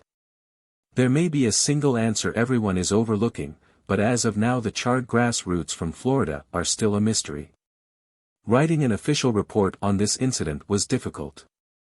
On one side of the ledger was a huge mass of circumstantial evidence very heavily weighted against the scoutmaster's story being true. On our second trip to Florida, Lieutenant Olson and I heard story after story about the man's aptitude for dreaming up tall tales. One man told us, if he told me the sun was shining, I'd look up to make sure. There were parts of his story and those of the Boy Scouts that didn't quite mesh. None of us ever believed the Boy Scouts were in on the hoax. They were undoubtedly so impressed by the story that they imagined a few things they didn't actually see. The Scoutmaster's burns weren't proof of anything. The flight surgeon had duplicated these by burning his own arm with a cigarette lighter. But we didn't make step one in proving the incident to be a hoax. We thought up dozens of ways that the man could have set up the hoax but couldn't prove one. In the Scoutmaster's favor were the two pieces of physical evidence we couldn't explain, the holes burned in the cap and the charred grass roots. The deputy sheriff who had first told me about the Scoutmaster's Marine and prison record had also said, maybe this is the one time in his life he's telling the truth, but I doubt it. So did we wrote off the incident as a hoax. The best hoax in UFO history. Many people have asked why we didn't give the Scoutmaster a lie detector test. We seriously considered it and consulted some experts in this field. They advised against it. In some definite types of cases the lie detector will not give valid results. This, they thought, was one of those cases. Had we done it and had he passed on the faulty results, the publicity would have been a headache. There is one way to explain the charred grass roots, the burned cap, and a few other aspects of the incident. It's pure speculation, I don't believe that it is the answer, yet it is interesting. Since the blades of the grass were not damaged and the ground had not been disturbed, this one way is the only way, nobody has thought of any other way. The soil could have been heated. It could have been done by induction heating. To quote from a section entitled, Induction Heating from an Electrical Engineering Textbook. A rod of solid metal or any electrical conductor, when subjected to an alternating magnetic field, has electromotive forces set up in it. These electromotive forces cause what are known as eddy currents. A rise in temperature results from eddy currents. Induction heating is a common method of melting metals in a foundry. Replace the rod of solid metal mentioned above with damp sand, an electrical conductor, and assume that a something that was generating a powerful alternating magnetic field was hovering over the ground. And you can explain how the grass roots were charred. To get an alternating magnetic field, some type of electrical equipment was needed. Electricity, electrical sparks, the holes burned in the cap by electric sparks. UFO propulsion comes into the picture when one remembers Dr. Einstein's unified field theory, concerning the relationship between electromagnetism and gravitation. If this alternating magnetic field can heat metal, why didn't everything the Scoutmaster had that was metal get hot enough to burn him? He had a flashlight, machete, coins in his pocket, etc. The answer: he wasn't under the UFO for more than a few seconds. He said that when he stopped to really look at it he had backed away from under it. He did feel some heat, possibly radiating from the ground. To further pursue this line of speculation, the Scoutmaster repeatedly mentioned the unusual odor near the UFO. He described it as being sharp or pungent. Ozone gas is sharp or pungent. To quote from a chemistry book, ozone is prepared by passing air between two plates which are charged at a high electrical potential. Electrical equipment again.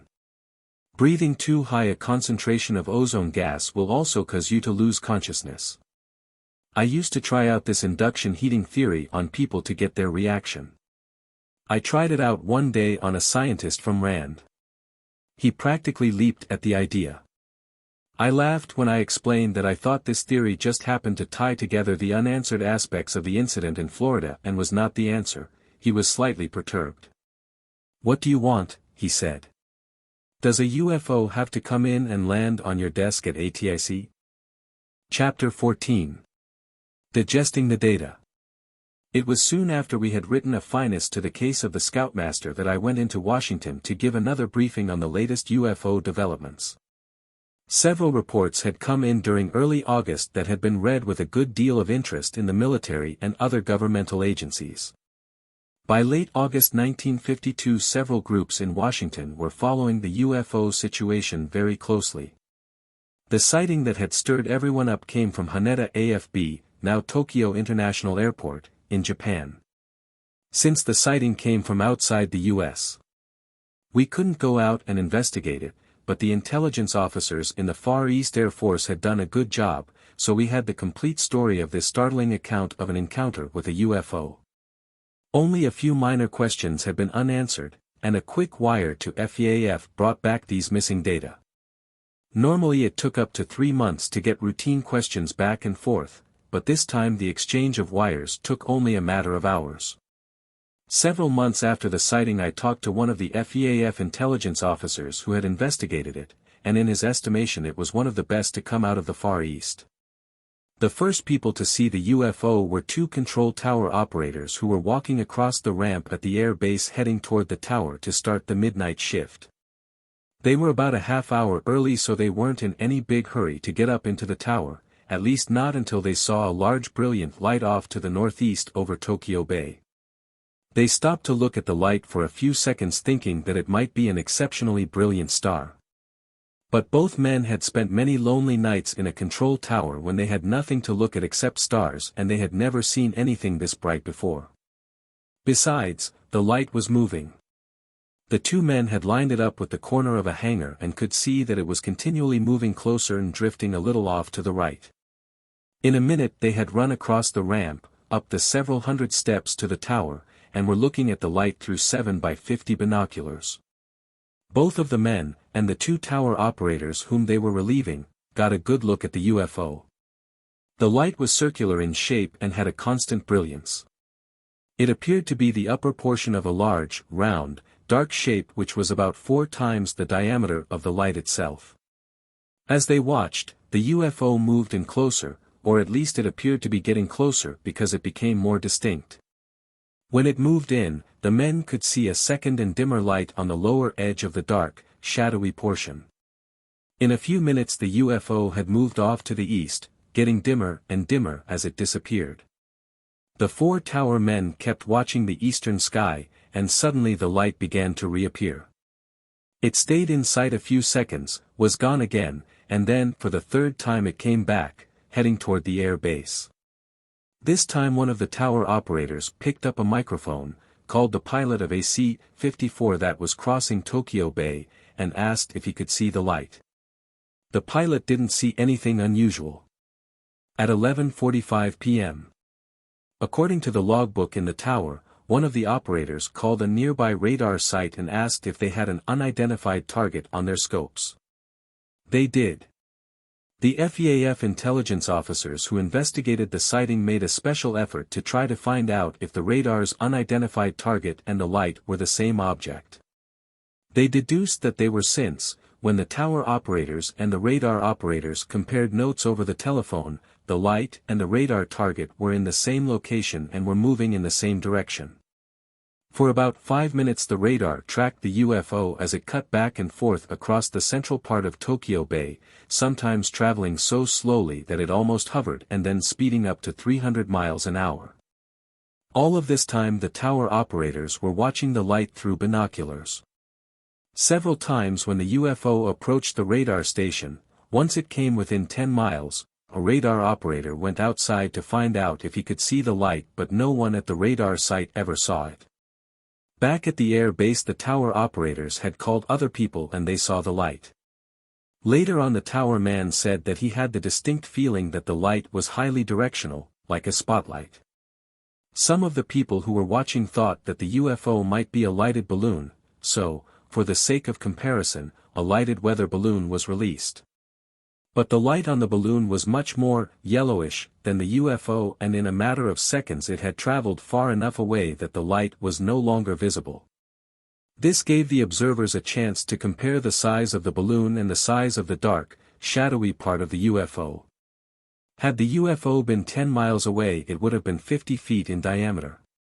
3 minutes after midnight an F-94 scrambled from nearby Johnson AFB came into the area. The ground controller sent the F-94 south of Yokohama, up Tokyo Bay, and brought him in behind the UFO. The second at the ground controller had the F-94 pilot lined up and told him that he was in line for a radar run. The radar operator in the rear seat of the F-94 called out that he had a lock-on. His target was at 6,000 yards, 10 degrees to the right and 10 degrees below the F-94. The lock-on was held for 90 seconds as the ground controller watched both the UFO and the F-94 make a turn and come toward the ground radar site. Just as the target entered the ground clutter, the permanent and solid target near the radar station caused by the radar beam striking the ground, the lock-on was broken. The target seemed to pull away swiftly from the jet interceptor. At almost this exact instant the tower operators reported that they had lost visual contact with the UFO. The tower called the F-94 and asked if they had seen anything visually during the chase. They hadn't. The F-94 crew stayed in the area 10 or 15 more minutes but couldn't see anything or pick up any more targets on their radar. Soon after the F-94 left the area, both the ground radar and the tower operators picked up the UFO again. In about 2 minutes radar called the tower to say that their target had just broken into 3 pieces, and that the 3 pieces, spaced about a quarter of a mile apart, were leaving the area, going northeast. Seconds later tower operators lost sight of the light. The FEAF intelligence officers had checked every possible angle but they could offer nothing to account for the sighting. There were lots of opinions, weather targets for example. But once again the chances of a weather target's being in exactly the same direction as a bright star and having the star appear to move with the false radar target aren't too likely, to say the least. And then the same type of thing had happened twice before inside of a month's time, once in California and once in Michigan. As one of the men at the briefing I gave said, "It's incredible, and I can't believe it, but those boys in FEAF are in a war, they're veterans, and by damn. I think they know what they're talking about when they say they've never seen anything like this before." I could go into a long discourse on the possible explanations for this sighting. I heard many, but in the end there would be only one positive answer: the UFO could not be identified as something we knew about. It could have been an interplanetary spaceship. Many people thought this was the answer and were all for sticking their necks out and establishing a category of conclusions for UFO reports and labeling it spacecraft. But the majority ruled, and a UFO remained an unidentified flying object. On my next trip to the Pentagon I spent the whole day talking to Major Dewey Fournette and two of his bosses, Colonel W.A. Adams and Colonel Weldon Smith, about the UFO subject in general. One of the things we talked about was a new approach to the UFO problem, that of trying to prove that the motion of a UFO as it flew through the air was intelligently controlled. I don't know who would get credit for originating the idea of trying to analyze the motion of the UFOs. It was one of those kinds of ideas that are passed around, with everyone adding a few modifications. We'd been talking about making a study of this idea for a long time, but we hadn't had many reports to work with, but now, with the massive data that we had accumulated in June and July and August, the prospects of such a study looked promising. The basic aim of the study would be to learn whether the motion of the reported UFOs was random or ordered. Random motion is an unordered, helter-skelter motion very similar to a swarm of gnats or flies milling around. There is no apparent pattern or purpose to their flight paths. But take, for example, swallows flying around a chimney. They wheel, dart, and dip, but if you watch them closely, they have a definite pattern in their movements, an ordered motion. The definite pattern is intelligently controlled because they are catching bugs or getting in line to go down the chimney. By the fall of 1952 we had a considerable number of well-documented reports in which the UFOs made a series of maneuvers. If we could prove that these maneuvers were not random, but ordered, it would be proof that the UFOs were things that were intelligently controlled. During our discussion Major Fournette brought up two reports in which the UFO seemed to know what it was doing and wasn't just aimlessly darting around. One of these was the recent sighting from Haneda AFB, Japan, and the other was the incident that happened on the night of July 29, when an F-94 attempted to intercept a UFO over eastern Michigan. In both cases radar had established the track of the UFO. In the Haneda incident, according to the sketch of the UFO's track, each turn the UFO made was constant and the straight legs between the turns were about the same length. The sketch of the UFO's flight path as it moved back and forth over Tokyo Bay reminded me very much of the crisscross search patterns we used to fly during World War II when we were searching for the crew of a ditched airplane.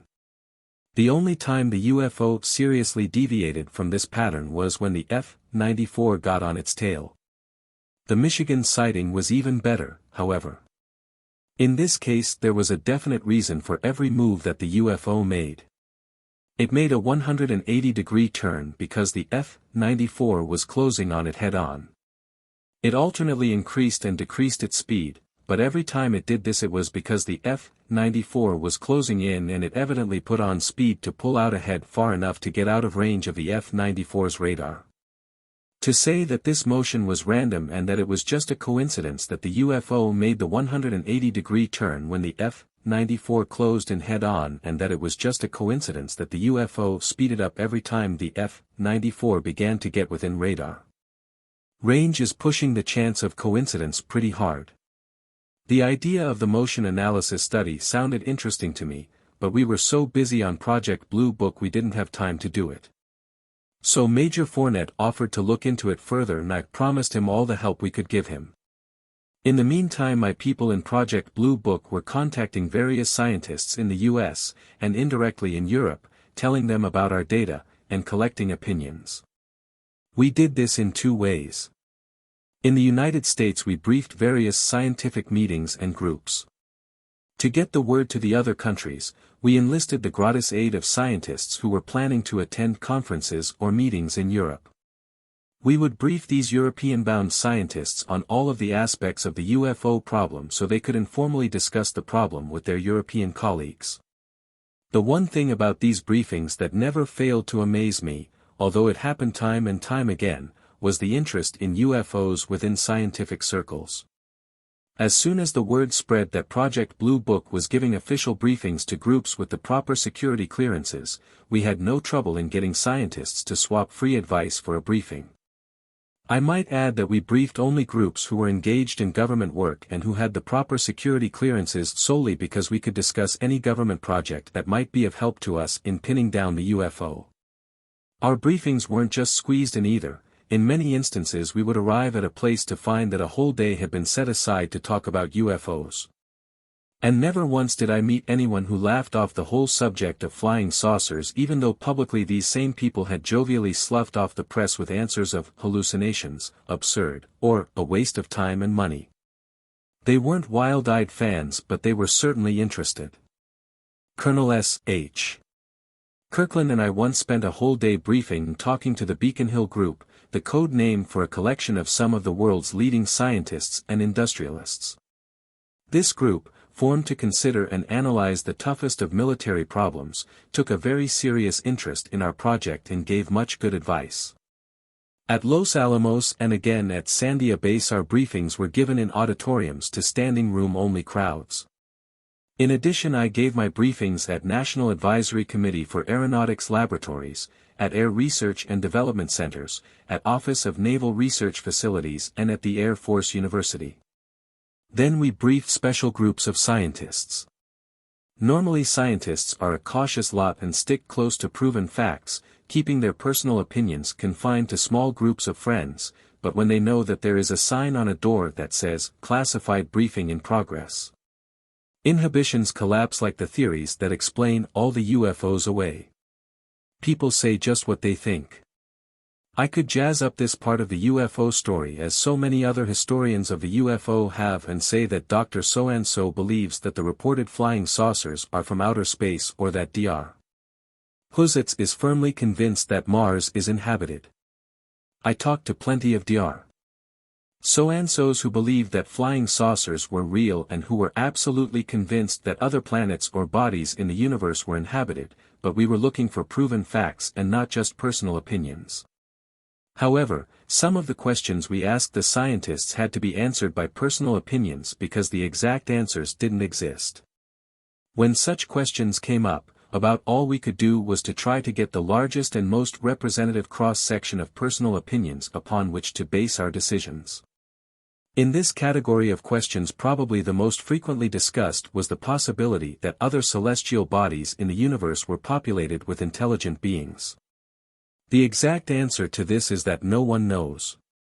But the consensus was that it wouldn't be at all surprising.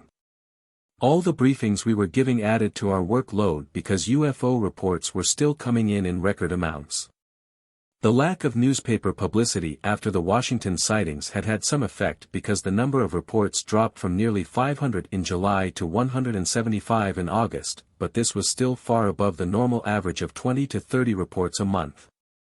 September 1952 started out with a rush, and for a while it looked as if UFO sightings were on the upswing again. For some reason, we never could determine why, we suddenly began to get reports from all over the southeastern United States. Every morning, for about a week or two, we'd have a half dozen or so new reports. Georgia and Alabama led the field. Many of the reports came from people in the vicinity of the then new Super Hush-Hush Atomic Energy Commission facility at Savannah River, Georgia. And many were coming from the port city of Mobile, Alabama. Our first thought, when the reports began to pour in, was that the newspapers in these areas were possibly stirring things up with scare stories, but our newspaper clipping service covered the majority of the southern papers. And although we kept looking for publicity, none showed up. In fact, the papers only barely mentioned one or two of the sightings. As they came in, each of the sighting reports went through our identification process.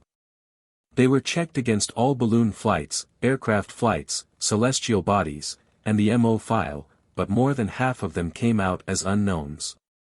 When the reports first began to come in, I had called the intelligence officers at all of the major military installations in the southeast unsuccessfully trying to find out if they could shed any light on the cause of the sightings.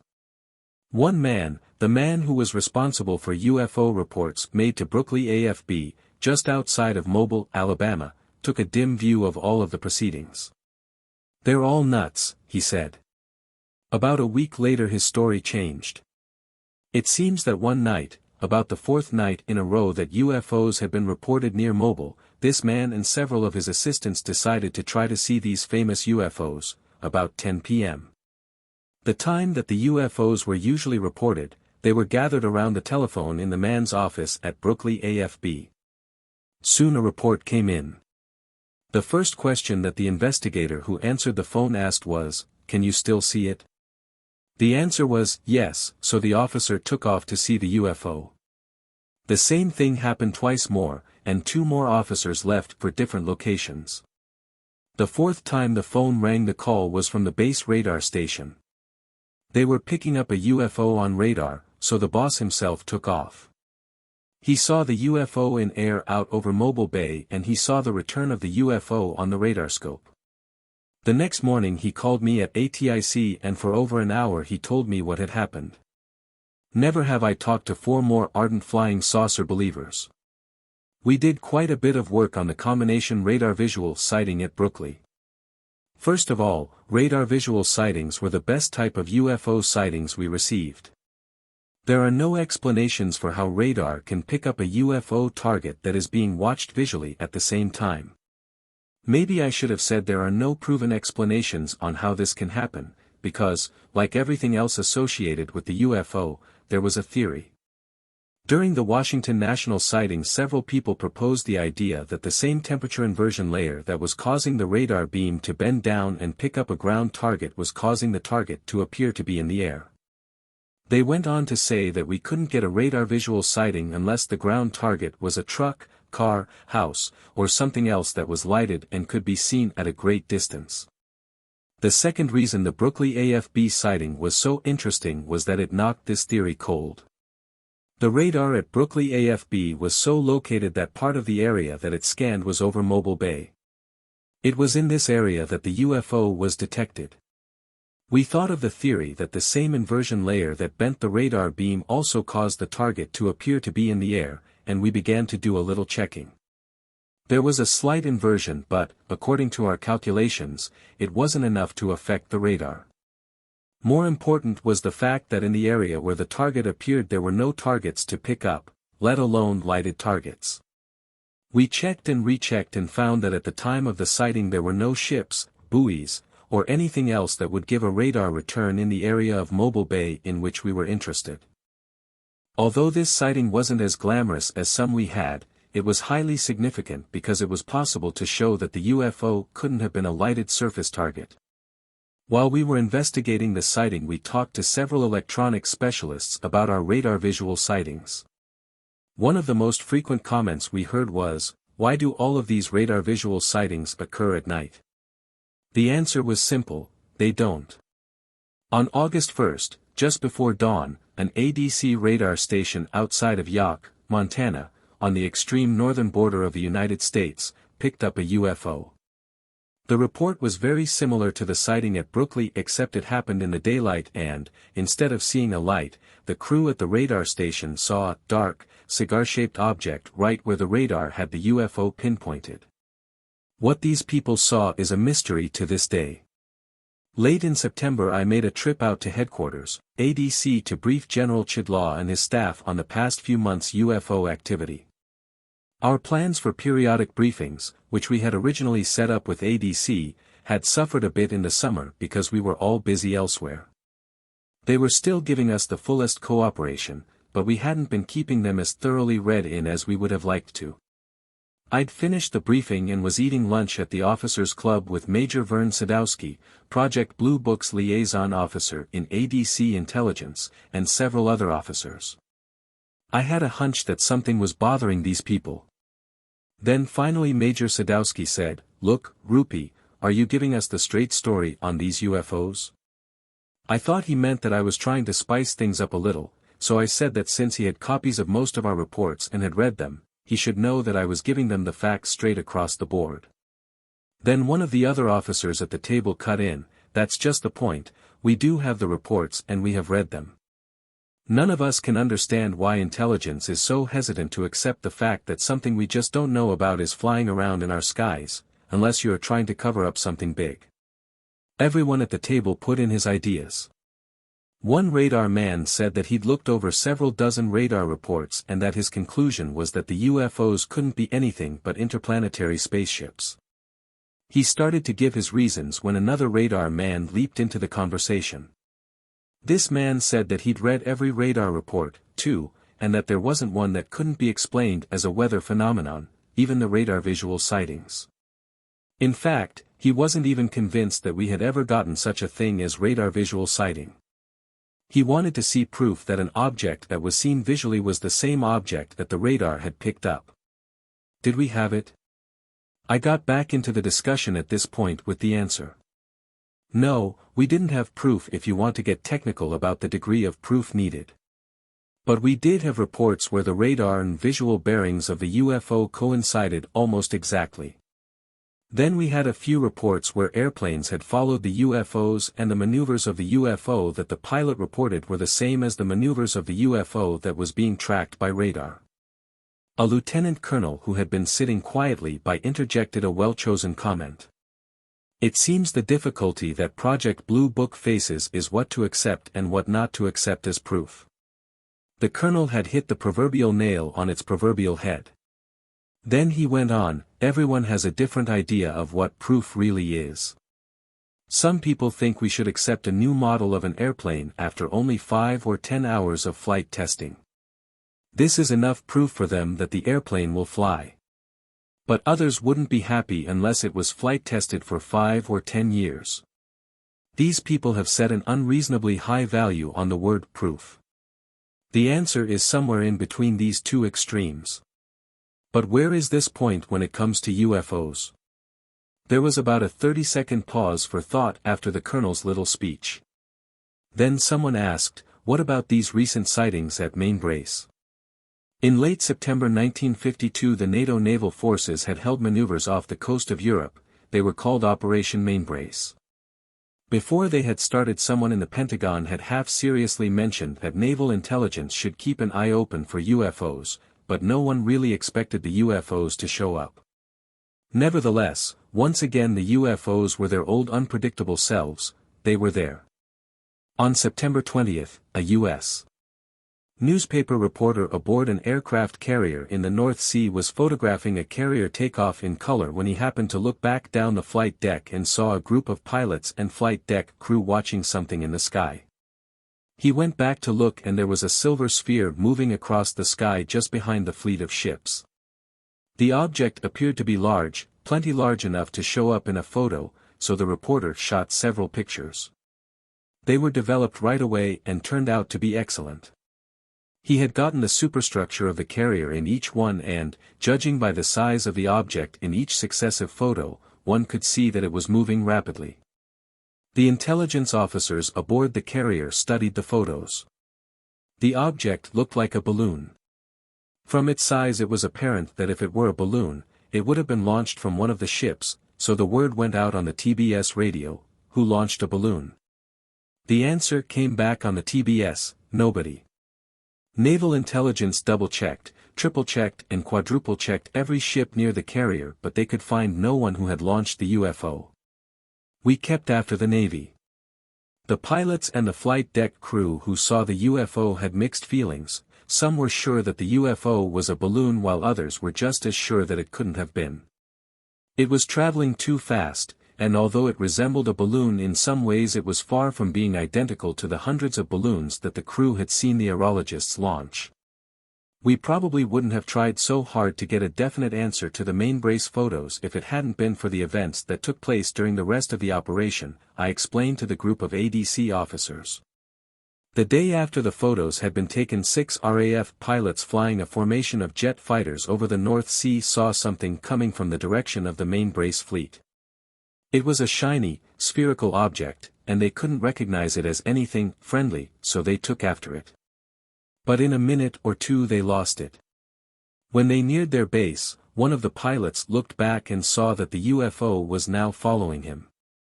He turned, but the UFO also turned, and again it outdistanced the meteor in a matter of minutes. Then on the third consecutive day a UFO showed up near the fleet, this time over Topcliffe Aerodrome in England. A pilot in a meteor was scrambled and managed to get his jet fairly close to the UFO, close enough to see that the object was round, silvery, and white, and seemed to rotate around its vertical axis and sort of wobble. But before he could close in to get a really good look, it was gone. It was these sightings, I was told by an RAF exchange intelligence officer in the Pentagon, that caused the RAF to officially recognize the UFO.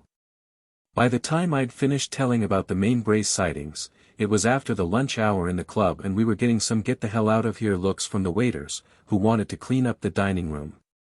But before I could suggest that we leave, Major Sadowski repeated his original question, the one that started the whole discussion: "Are you holding out on us?"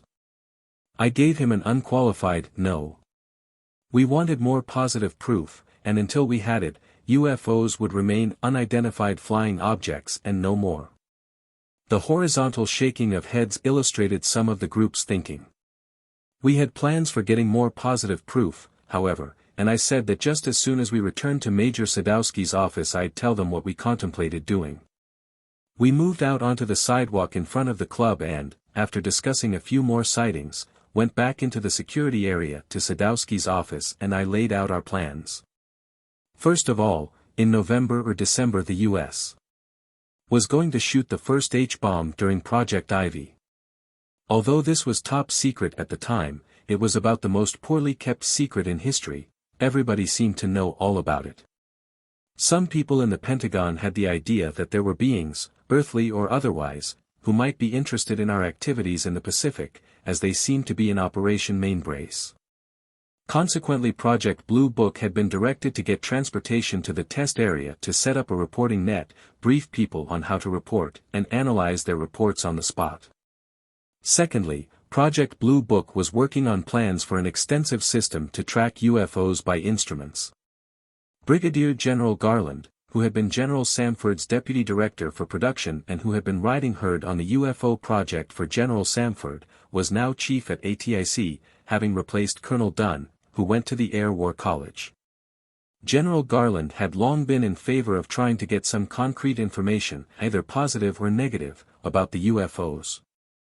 This planned tracking system would replace the diffraction grid cameras that were still being developed at ATIC. Thirdly, as soon as we could, we were planning to gather together a group of scientists and let them spend a full week or two studying the UFO problem. When I left ADC, Major Sadowski and crew were satisfied that we weren't just sitting around twiddling our UFO reports. During the fall of 1952, reports continued to drop off steadily.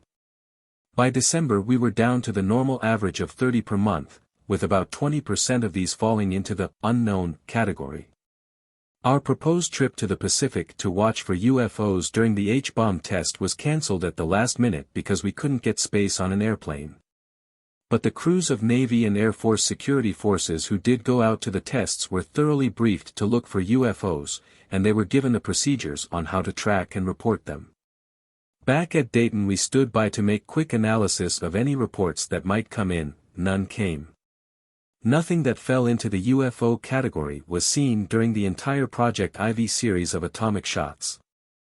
By December, work on the planning phase of our instrumentation program was completed. During the 2 months we had been working on it, we had considered everything from giving ground observer corps spotters simple wooden tracking devices to building special radars and cameras. We had talked over our problems with the people at Wright Field who knew about missile tracking equipment, and we had consulted the camera technicians at the Air Force Aerial Reconnaissance Laboratory. Astronomers explained their equipment and the techniques to use, and we went to Rome, New York, and Boston to enlist the aid of the people who developed the Air Force's electronic equipment. Our final plan called for visual spotting stations to be established all over northern New Mexico. We'd picked this test location because northern New Mexico still consistently produced more reports than any other area in the U.S. These visual spotting stations would be equipped with a sighting device similar to a gun sight on a bomber. All the operator would have to do would be to follow the UFO with the tracking device, and the exact time and the UFO's azimuth and elevation angles would be automatically recorded. The visual spotting stations would all be tied together with an interphone system, so that as soon as the tracker at one station saw something he could alert the other spotters in the area. If two stations tracked the same object, we could immediately compute its speed and altitude. This visual spotting net would be tied into the existing radar defense net in the Albuquerque-Los Alamos area. At each radar site we proposed that a long focal-length camera be synchronized to the turning radar antenna, so that any time the operator saw a target he could press a button and photograph the portion of the sky exactly where the radar said a UFO was located. These cameras would actually be astronomical telescopes, so that even the smallest light or object could be photographed. In addition to this photography system we proposed that a number of sets of instruments be set out around the area.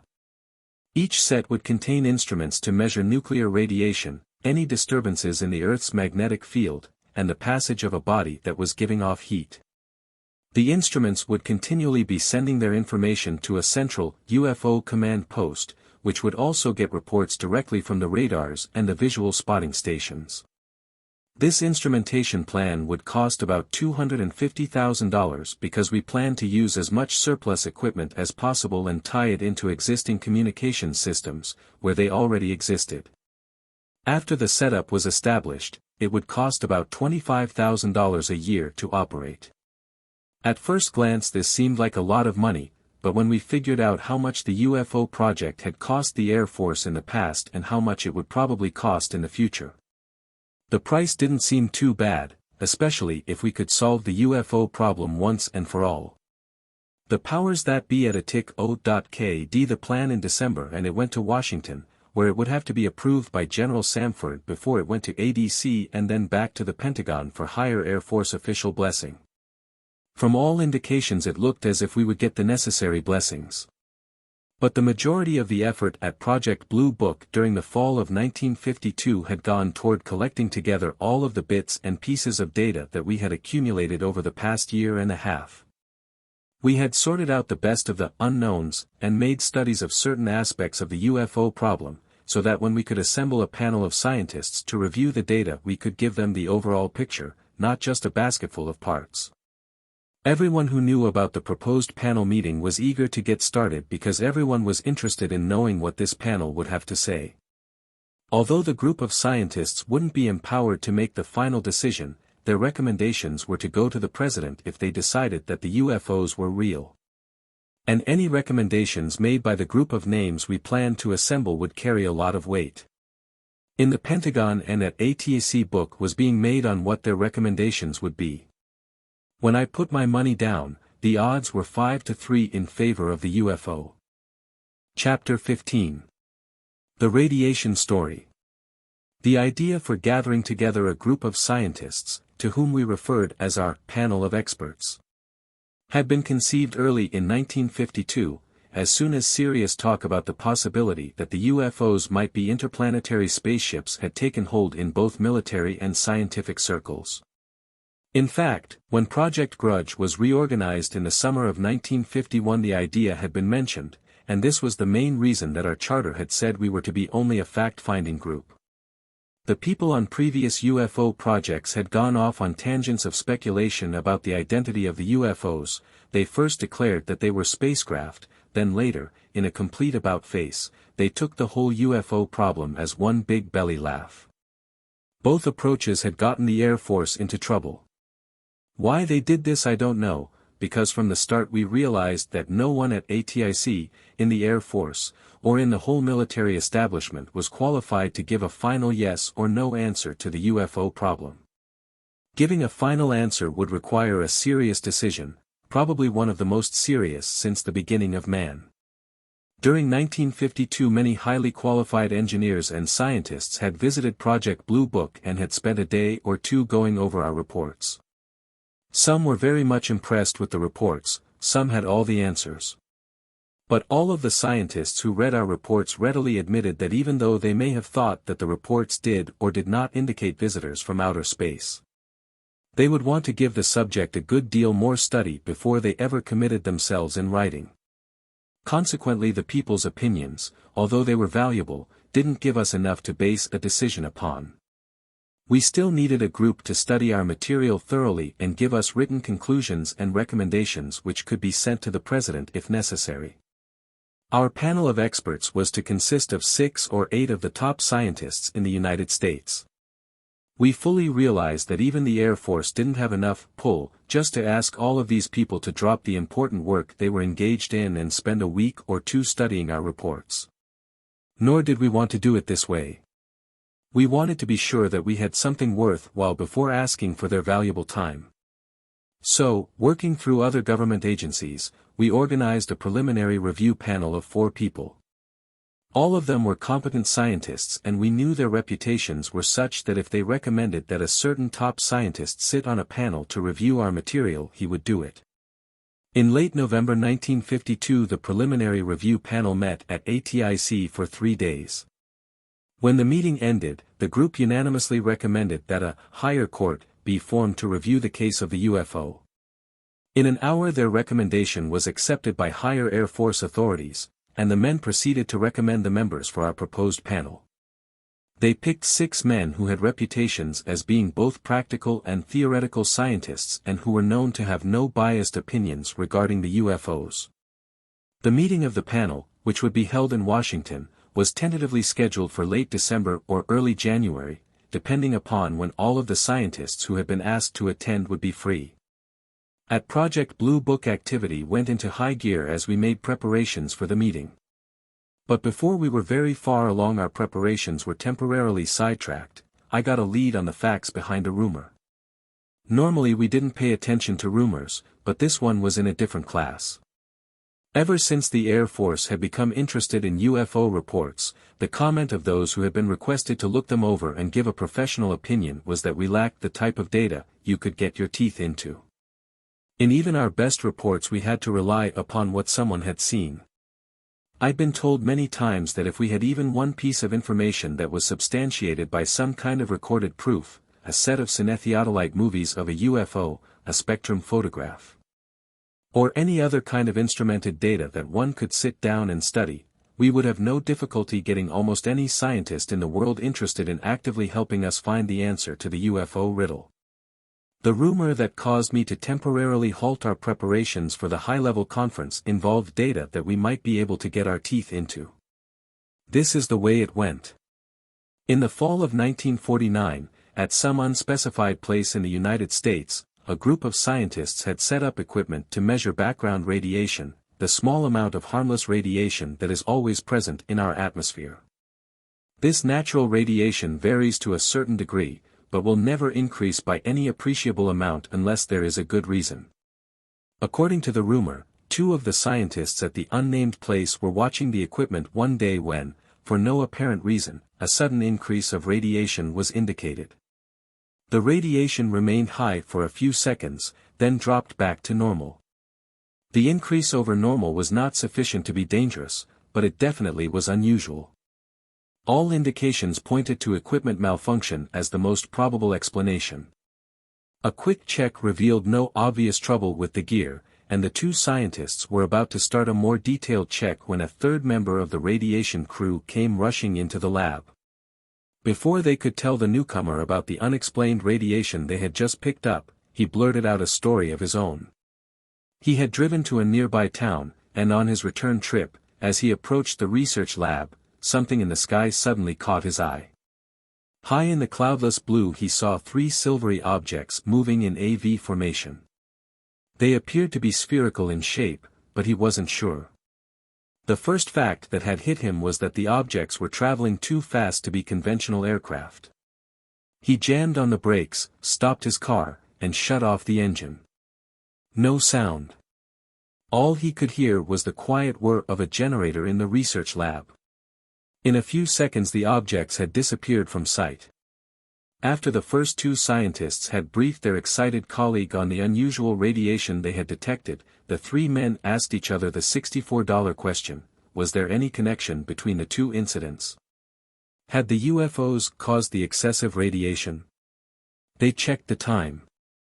Knowing almost exactly when the instruments had registered the increased radiation, they checked on how long it took to drive to the lab from the point where the three silver objects had been seen. The times correlated within a minute or two. The three men proceeded to check their radiation equipment thoroughly. Nothing was wrong. The rumor stopped here. Nothing that I or anyone else on Project Bluebook could find out shed any further light on the source of the story. People associated with projects similar to the research lab that was mentioned in the rumor were sought out and questioned. Many of them had heard the story, but no one could add any new details. The three unknown scientists, at the unnamed lab, in an unknown part of the United States, might as well never have existed. Maybe they hadn't. Almost a year after I had first heard the UFO radiation story, I got a long-distance call from a friend on the West Coast. I had seen him several months before, at which time I told him about this curious rumor and expressed my wish to find out how authentic it was. Now, on the phone, he told me he had just been in contact with two people he knew and they had the whole story. He said they would be in Los Angeles the following night and would like very much to talk to me. I hated to fly clear to the West Coast on what might be a wild goose chase, but I did. I couldn't afford to run the risk of losing an opportunity to turn that old recurrent rumor into fact. 20 hours later I met the two people at the Hollywood Roosevelt Hotel. We talked for several hours that night, and I got the details on the rumor and a lot more that I hadn't bargained for. Both of my informants were physicists working for the Atomic Energy Commission, and were recognized in their fields. They wanted no publicity and I promised them that they would get none. One of the men knew all the details behind the rumor, and did most of the talking. To keep my promise of no publicity, I'll call him the scientist. The rumor version of the UFO radiation story that had been kicking around in Air Force and scientific circles for so long had been correct in detail, but it was by no means complete. The scientist said that after the initial sighting had taken place, word was spread at the research lab that the next time the instruments registered abnormal amounts of radiation, some of the personnel were to go outside immediately and look for some object in the sky. About 3 weeks after the first incident, a repetition did occur. While excessive radiation was registering on the instruments in the lab, a lone dark object was seen streaking across the sky. Again the instruments were checked but, as before, no malfunction was found. After this second sighting, according to the scientist, an investigation was started at the laboratory. The people who made the visual observations weren't sure that the object they had seen couldn't have been an airplane. Someone thought that perhaps some type of radar equipment in the airplane, if that's what the object was, might have affected the radiation detection equipment. So arrangements were made to fly all types of aircraft over the area with their radar in operation. Nothing unusual happened. All possible types of airborne research equipment were traced during similar flights in the hope that some special equipment not normally carried in aircraft would be found to have caused the jump in radiation. But nothing out of the ordinary occurred during these tests either. It was tentatively concluded, the scientist continued, that the abnormally high radiation readings were officially due to some freakish equipment malfunction and that the objects sighted visually were birds or airplanes. A report to this effect was made to military authorities, but since the conclusion stated that no flying saucers were involved, the report went into some unknown file. Project Bluebook never got it. Shortly after the second UFO radiation episode, the research group finished its work. It was at this time that the scientist had first become aware of the incidents he related to me.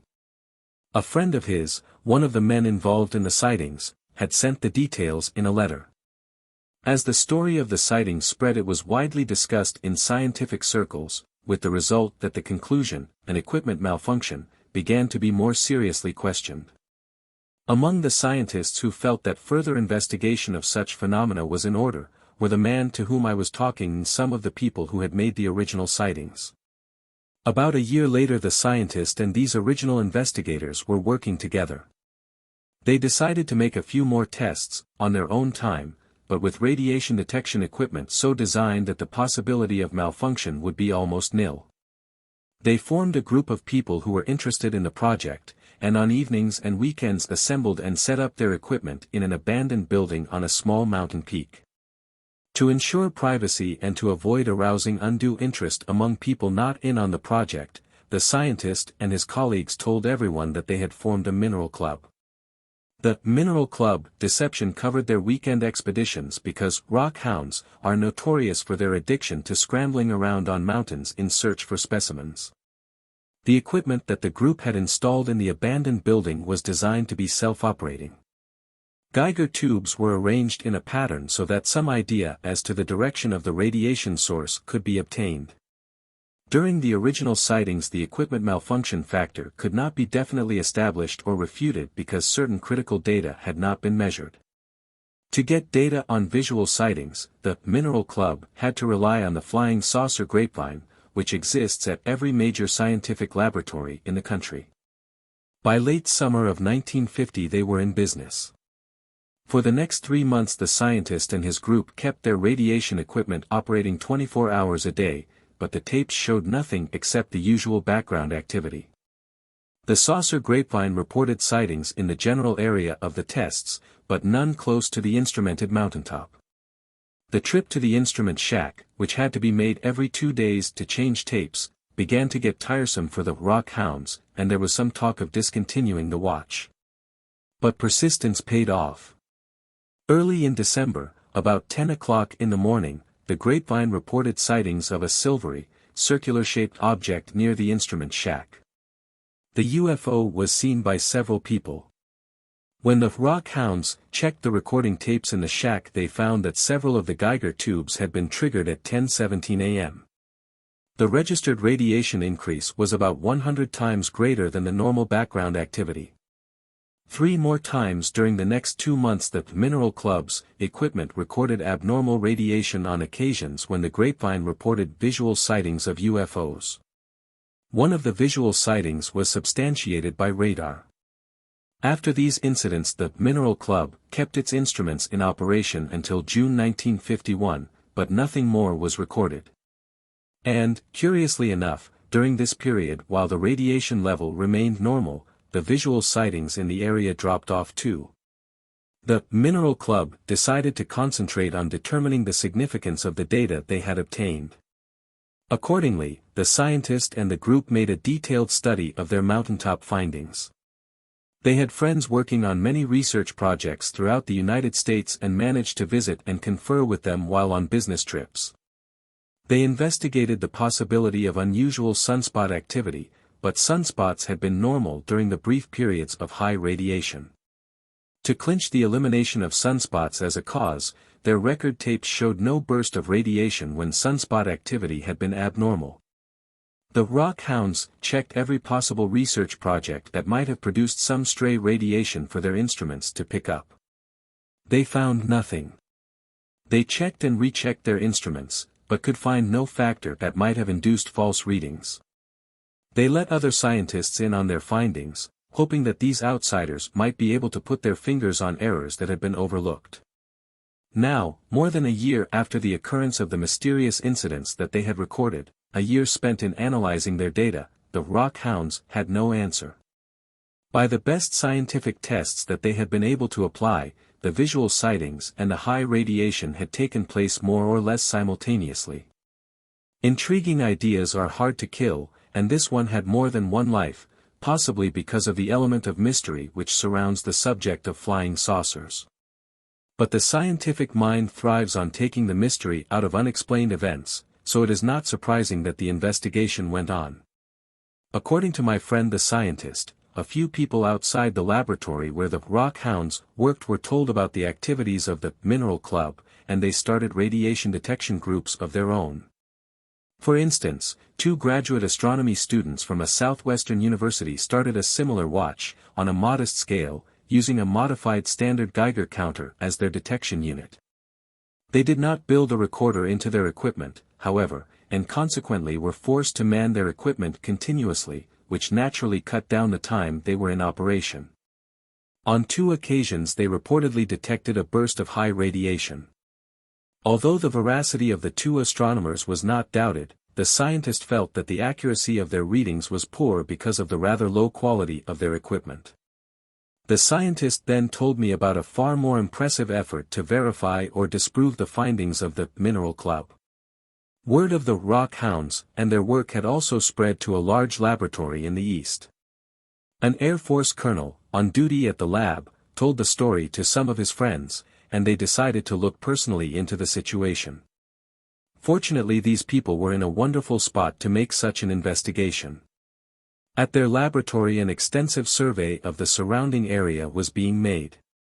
An elaborate system of radiation detection equipment had been set up for a radius of 100 miles around the lab. In addition, the defenses of the area included a radar net. Thanks to the flashing of silver eagles, the colonel's group got permission to check the records of the radiation survey station and to look over the logs of the radar stations. They found instances where, during the same period of time that radiation in the area had been much higher than normal, radar had had a UFO on the scope. These events had occurred during the period from January 1951 until about June 1951. Upon learning of the tentative but encouraging findings that the colonel's group had dug out of their past records, people on both the radiation survey crews and at the radar sites became interested in cooperating for further investigation. A tie-in with the local saucer grapevine established a 3-way check. One evening in July, just before sunset, 2 of the colonel's group were driving home from the laboratory. As they sped along the highway they noticed 2 cars stopped ahead of them. The occupants were standing beside the road, looking at something in the sky. The 2 scientists stopped, got out of their car, and scanned the sky too. Low on the eastern horizon they saw a bright circular object moving slowly north. They watched it for a while, took a few notes, then drove back to the lab. Some interesting news awaited them there. Radar had picked up an unidentified target near the spot where the scientists in the car had seen the UFO, and it had been traveling north. A fighter had been scrambled, but when it got into the proper area, the radar target was off the scope. The pilot glimpsed something that looked like the reported UFO, but before he could check further he had to turn into the sun to get on an interception course, and he lost the object. Several days passed before the radiation reports from all stations could be collected. When the reports did come and they showed that stations east of the laboratory, on an approximate line with the radar track, had shown the highest increase in radiation. Stations west of the lab showed nothing. The possible significance of this well-covered incident spurred the colonel's group to extend and refine their activities. Their idea was to build a radiation detection instrument in an empty wing tank and hang the tank on an F-47. Then when a UFO was reported they would fly a search pattern in the area and try to establish whether or not a certain sector of the sky was more radioactive than other sectors. Also, they proposed to build a highly directional detector for the F-47 and attempt actually to track a UFO. The design of such equipment was started, but many delays occurred. Before the colonel's group could get any of the equipment built, some of the members left the lab for other jobs, and the colonel, who sparked the operation, was himself transferred elsewhere. The entire effort collapsed. The scientist was not surprised that I hadn't heard the story of the colonel's group. All the people involved, he said, had kept it quiet in order to avoid ridicule. The scientist added that he would be glad to give me all the data he had on the sightings of his Mineral Club, and he told me where to get the information about the 2 astronomers and the colonel's group. Armed with the scientist's notes and recorder tapes, I left for my office at Wright-Patterson Air Force Base, Dayton. With the blessings of my chief, I started to run down the rest of the radiation information. The data we had, especially that from the scientists' Mineral Club, had been thoroughly analyzed, but we thought that since we now had access to more general data something new and more significant might be found. First I contacted the government agency for which all of the people involved in these investigations had been working, the scientists who recorded the original incident, the scientist and his mineral club, the colonel's group, and the rest. The people in the agency were very cooperative but stressed the fact that the activities I was investigating were strictly the extracurricular affairs of the scientists involved, had no official sanction, and should not be tied in with the agency in any way, shape, or form. This closed-door reaction was typical of how the words, flying saucer, seemed to scare some people. They did help me locate the report on the original incident, however, and since it seemed to be the only existing copy, I arranged to borrow it. About this same time we located the 2 graduate astronomy students in New Mexico. Both now had their PhDs and held responsible jobs on highly classified projects. They repeated their story, which I had first heard from the scientist, but had kept no record of their activities. On one occasion, just before dawn on a Sunday morning, they were on the roof, making some meteorological observations. One of them was listening to the Geiger counter when he detected a definite increase in the clicking. Just as the frequency of the clicks reached its highest peak, almost a steady buzz, a large fireball, described by them as spectacular, flashed across the sky. Both of the observers had seen several of the green fireballs and said that this object was similar in all respects except that the color was a brilliant blue-white. With the disappearance of the fireball, the counter once more settled down to a steady click per second. They added that once before they had detected a similar increase in the frequency of the clicks but had seen nothing in the sky. In telling their story, both astronomers stressed the point that their data were open to a great deal of criticism, mainly because of the limited instrumentation they had used. We agreed. Still their work tended to support the findings of the more elaborate and systematic radiation investigations. The gods who watch over the UFO project were smiling about this time, because one morning I got a call from a colonel on Wright-Patterson Air Force Base. He was going to be in our area that morning and planned to stop in to see me. He arrived in a few minutes and turned out to be none other than the colonel who had headed the group which had investigated UFOs and radiation at the Eastern Laboratory. He repeated his story. It was the same as I had heard from the scientist, with a few insignificant changes. The colonel had no records of his group's operations, but knew who had them. He promised to get a wire off to the person immediately, which he did. The answer was a bit disappointing. During the intervening months the data had been scattered out among the members of the colonel's group, and when the group broke up, so did its collection of records. So all we had to fall back on was the colonel's word, but since he now was heading a top priority project at Wright, it would be difficult not to believe him. After obtaining the colonel's story, we collected all available data concerning known incidents in which there seemed to be a correlation between the visual sighting of UFOs and the presence of excess atomic radiation in the area of the sightings. There was one last thing to do. I wanted to take the dates and times of all the reported radiation increases and check them against all sources of UFO reports. This project would take a lot of legwork and digging, but I felt that it would offer the most positive and complete evidence we could assemble as to whether or not a correlation existed. Accordingly, we dug into our files, ADC radar logs, press wire service files, newspaper morgues in the sighting area, and the files of individuals who collect data on saucers. Whenever we found a visual report that correlated with a radiation peak we checked it against weather conditions, balloon tracks, astronomical reports, etc. As soon as the data had all been assembled, I arranged for a group of Air Force consultants to look it over. I got the same old answer, the data still aren't good enough. The men were very much interested in the reports, but when it came time to putting their comments on paper they said, not enough conclusive evidence. If in some way the UFOs could have been photographed at the same time that the radiation detectors were going wild, it would have been a different story, they later told me, but with the data I had for them this was the only answer they could give. No one could explain the sudden bursts of radiation, but there was no proof that they were associated with UFOs.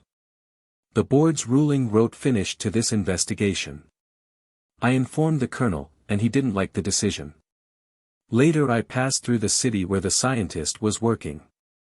I stopped over a few hours to brief him on the board's decision. He shook his head in disbelief.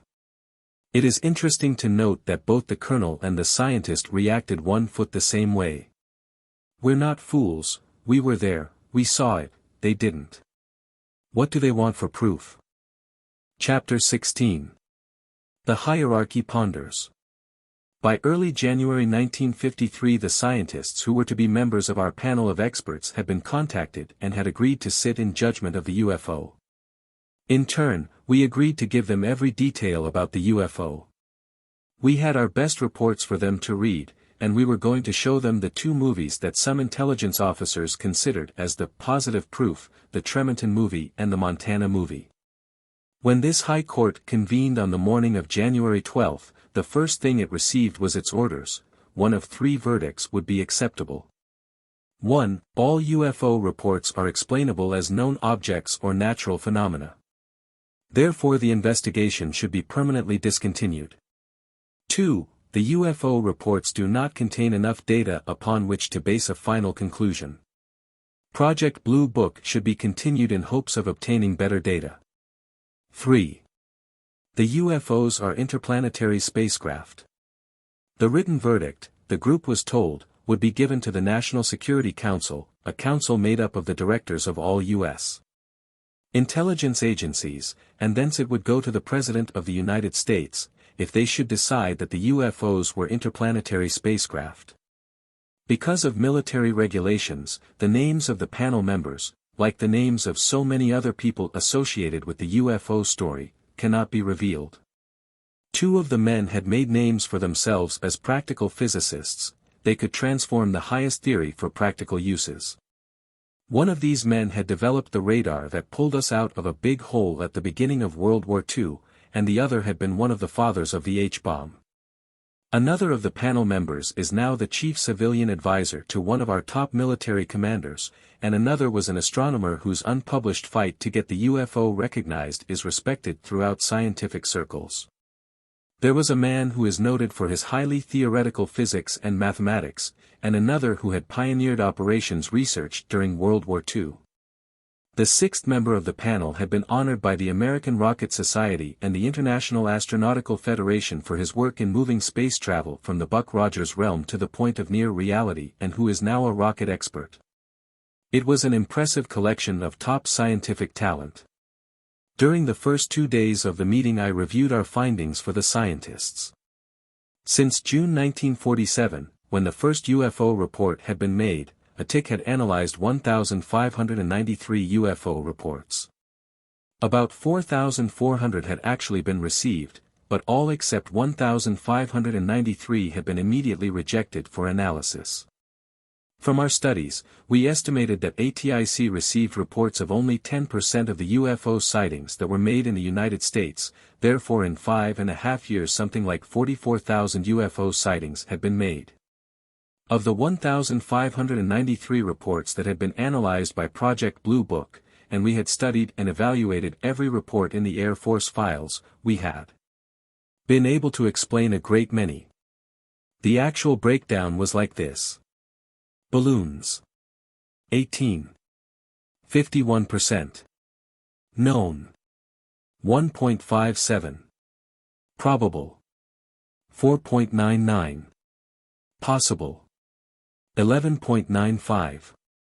18.51. Aircraft. 11.76%. Known. 0.98. Probable. 7.74. Possible.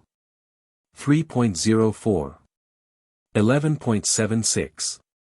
Astronomical bodies. 14.2%. Known. 2.79. Probable. 4.01. Possible. 7.40. 14. 20. Other. 4.21%. Searchlights on clouds, birds, blowing paper. Inversions, reflections, etc. Hoaxes. 1. 66%. Reports with insufficient data to evaluate. In addition to those initially eliminated. 22.72%. Unknowns. 26. 94%. By using the terms known, probable, and possible, we were able to differentiate how positive we were of our conclusions. But even in the possible cases we were, in our own minds, sure that we had identified the reported UFO. And who made these reports? Pilots and air crews made 17.1% from the air. Scientists and engineers made 5.7%, airport control tower operators made an even 1% of the reports, and 12.5% of the total were radar reports. The remaining 63.7% were made by military and civilian observers in general. The reports that we were interested in were the 94% or 429 unknowns, so we had studied them in great detail. We studied the reported colors of the UFOs, the shapes, the directions they were traveling, the times of day they were observed, and many more details, but we could find no significant pattern or trends. We did find that the most often reported shape was elliptical and that the most often reported color was white or metallic. About the same number of UFOs were reported as being seen in daytime as at night, and the direction of travel equally covered the 16 cardinal headings of the compass. 70% of the unknowns had been seen visually from the air. 12% had been seen visually from the ground, 10% had been picked up by ground or airborne radar, and 8% were combination visual radar sightings. In the overall total of 1,593 sightings, women made 2 reports for every one made by a man, but in the unknowns, the men beat out women 10-1. There were 2 other factors we could never resolve, the frequency of the sightings and their geographical distribution. Since the first flurry of reports in July of 1947, each July brought a definite peak in reports. Then a definite secondary peak occurred just before each Christmas. We plotted these peaks in sightings against high tides, worldwide atomic tests, the positions of the moon and planets, the general cloudiness over the United States, and a dozen and one other things. But we could never say what caused more people to see UFOs at certain times of the year. Then the UFOs were habitually reported from areas around, technically interesting, places like our atomic energy installations, harbors, and critical manufacturing areas. Our studies showed that such vital military areas as Strategic Air Command and Air Defense Command bases, some A-bomb storage areas, and large military depots actually produced fewer reports than could be expected from a given area in the United States. Large population centers devoid of any major, technically interesting, facilities also produced few reports. According to the laws of normal distribution, if UFOs are not intelligently controlled vehicles, the distribution of reports should have been similar to the distribution of population in the United States. It wasn't. Our study of the geographical locations of sightings also covered other countries. The US by no means had a curb on the UFO market.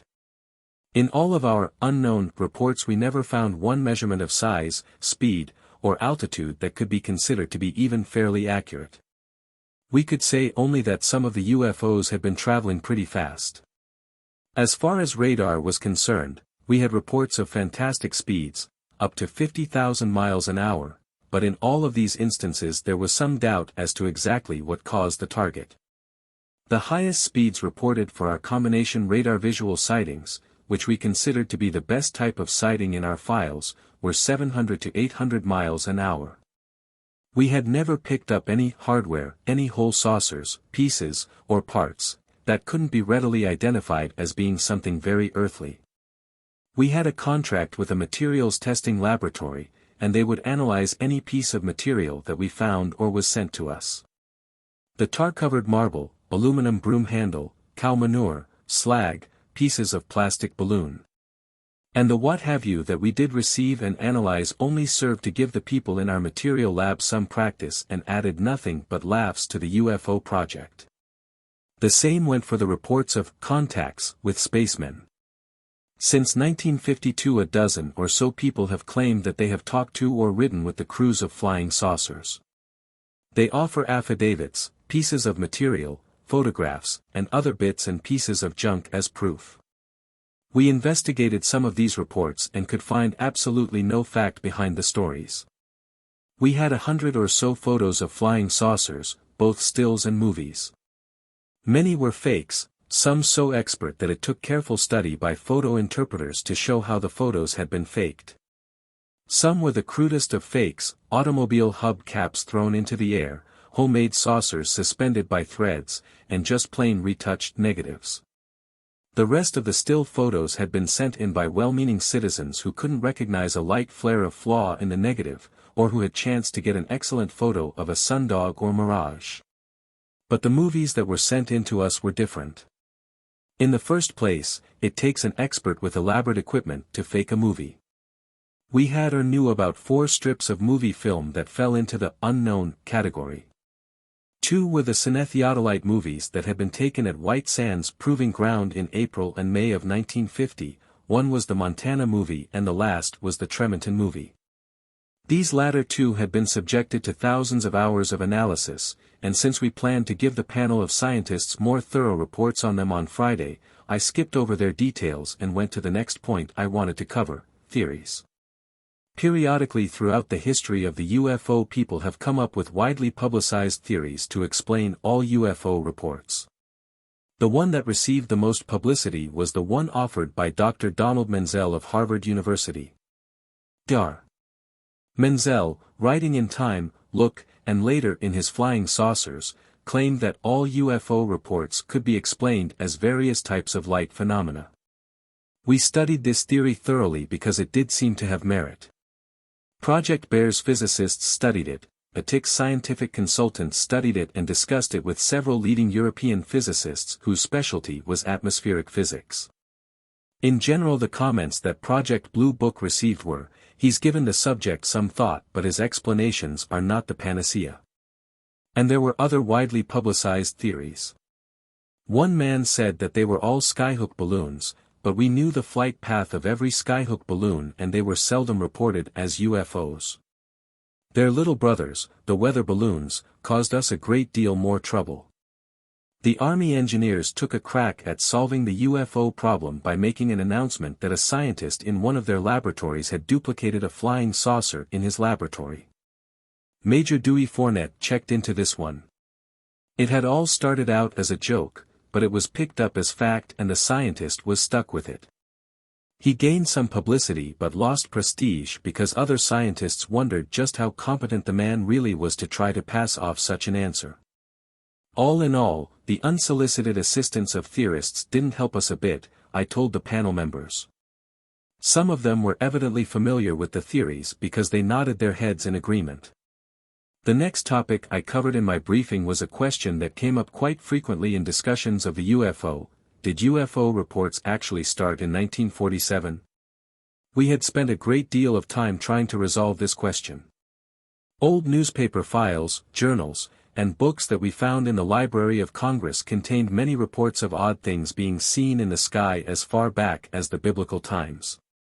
The old Negro spiritual says, Ezekiel saw a wheel way up in the middle of the air. We couldn't substantiate Ezekiel's sighting because many of the very old reports of odd things observed in the sky could be explained as natural phenomena that weren't fully understood in those days. The first documented reports of sightings similar to the UFO sightings as we know them today appeared in the newspapers of 1896. In fact, the series of sightings that occurred in that year and the next had many points of similarity with the reports of today. The sighting started in the San Francisco Bay Area on the evening of November 22, 1896, when hundreds of people going home from work saw a large, dark, cigar-shaped object with stubby wings, traveling northwest across Oakland. Within hours after the mystery craft had disappeared over what is now the northern end of the Golden Gate Bridge, the stories of people in other Northern California towns began to come in on the telegraph wires. The citizens of Santa Rosa, Sacramento, Chico, and Red Bluff, several thousand of them, saw it. I tried to find out if the people in these outlying communities saw the UFO before they heard the news from the San Francisco area or afterward, but trying to run down the details of a 56-year-old UFO report is almost hopeless. Once while I was on a trip to Hamilton AFB, I called the offices of the San Francisco Chronicle and they put me in touch with a retired employee who had worked on a San Francisco paper in 1896. I called the old gentleman on the phone and talked to him for a long time. He had been a copy boy at the time and remembered the incident, but time had cancelled out the details. He did tell me that he, the editor of the paper, and the news staff had seen the ship, as he referred to the UFO. His story, even though it was 56 years old, smacked of others I'd heard when he said that no one at the newspaper ever told anyone what they had seen. They didn't want people to think that they were crazy. On November 30th the mystery ship was back over the San Francisco area and those people who had maintained that people were being fooled by a wag in a balloon became believers when the object was seen moving into the wind. For 4 months reports came in from villages, cities, and farms in the West, then the Midwest, as the airship moved eastward. In early April of 1897 people in Iowa, Nebraska, Missouri, Wisconsin, Minnesota, and Illinois reported seeing it. On April 10 it was reported to be over Chicago. Reports continued to come in to the newspapers until about April 20, then it, or stories about it, were gone. Literally thousands of people had seen it before the last report clicked in over the telegraph wires.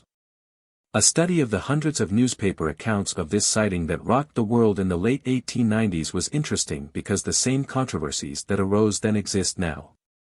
Those who hadn't seen the stubby-winged, cigar-shaped craft said, "Phooey," or the 19th century version thereof.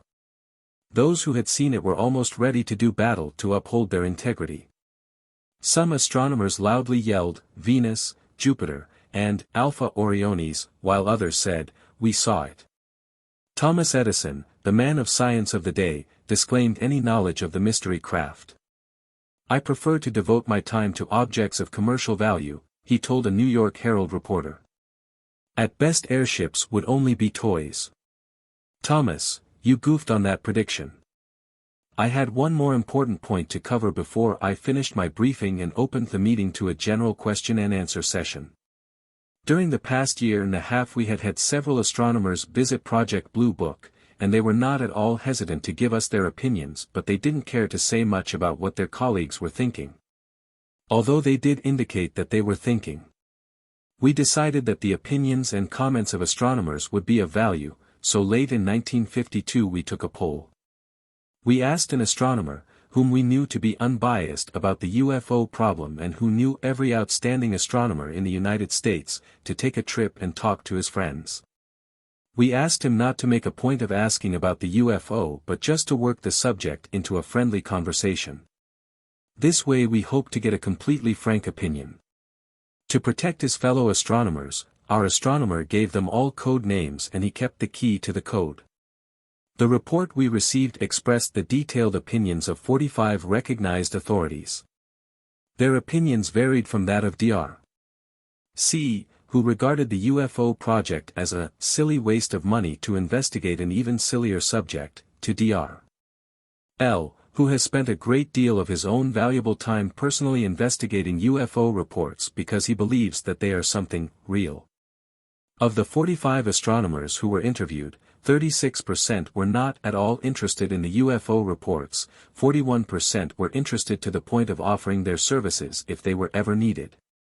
And 23% thought that the UFOs were a much more serious problem than most people recognized. None of the astronomers, even during a friendly discussion, admitted that he thought the UFOs could be interplanetary vehicles. All of those who were interested would only go so far as to say, "We don't know what they are, but they're something real." During the past few years I have heard it said that if the UFOs were really solid objects, our astronomers would have seen them. Our study shed some light on this point. Astronomers have seen UFOs. None of them has ever seen or photographed anything resembling a UFO through his telescope, but 11% of the 45 men had seen something that they couldn't explain. Although, technically speaking, these sightings were no better than hundreds of others in our files as far as details were concerned, they were good because of the caliber of the observer. Astronomers know what is in the sky. It is interesting to note that out of the representative cross-section of astronomers, 5 of them, or 11%, had sighted UFOs. For a given group of people this is well above average. To check this point, the astronomer who was making our study picked 90 people at random, people he met while traveling, and got them into a conversation about flying saucers. These people were his control group, to borrow a term from the psychologists. Although the percentage of people who were interested in UFOs was higher for the control group than for the group of astronomers, only 41% of the astronomers were interested while 86% of the control group were interested. 11% of the astronomers had seen UFOs, while only about 1% of the control group had seen one. This seemed to indicate that as a group astronomers see many more UFOs than the average citizen. When I finished my briefing, it was too late to start the question and answer session, so the first day's meeting adjourned. But promptly at 9 o'clock the next morning the group was again gathered, and from the looks of the list of questions some of them had, they must have been thinking about UFOs all night.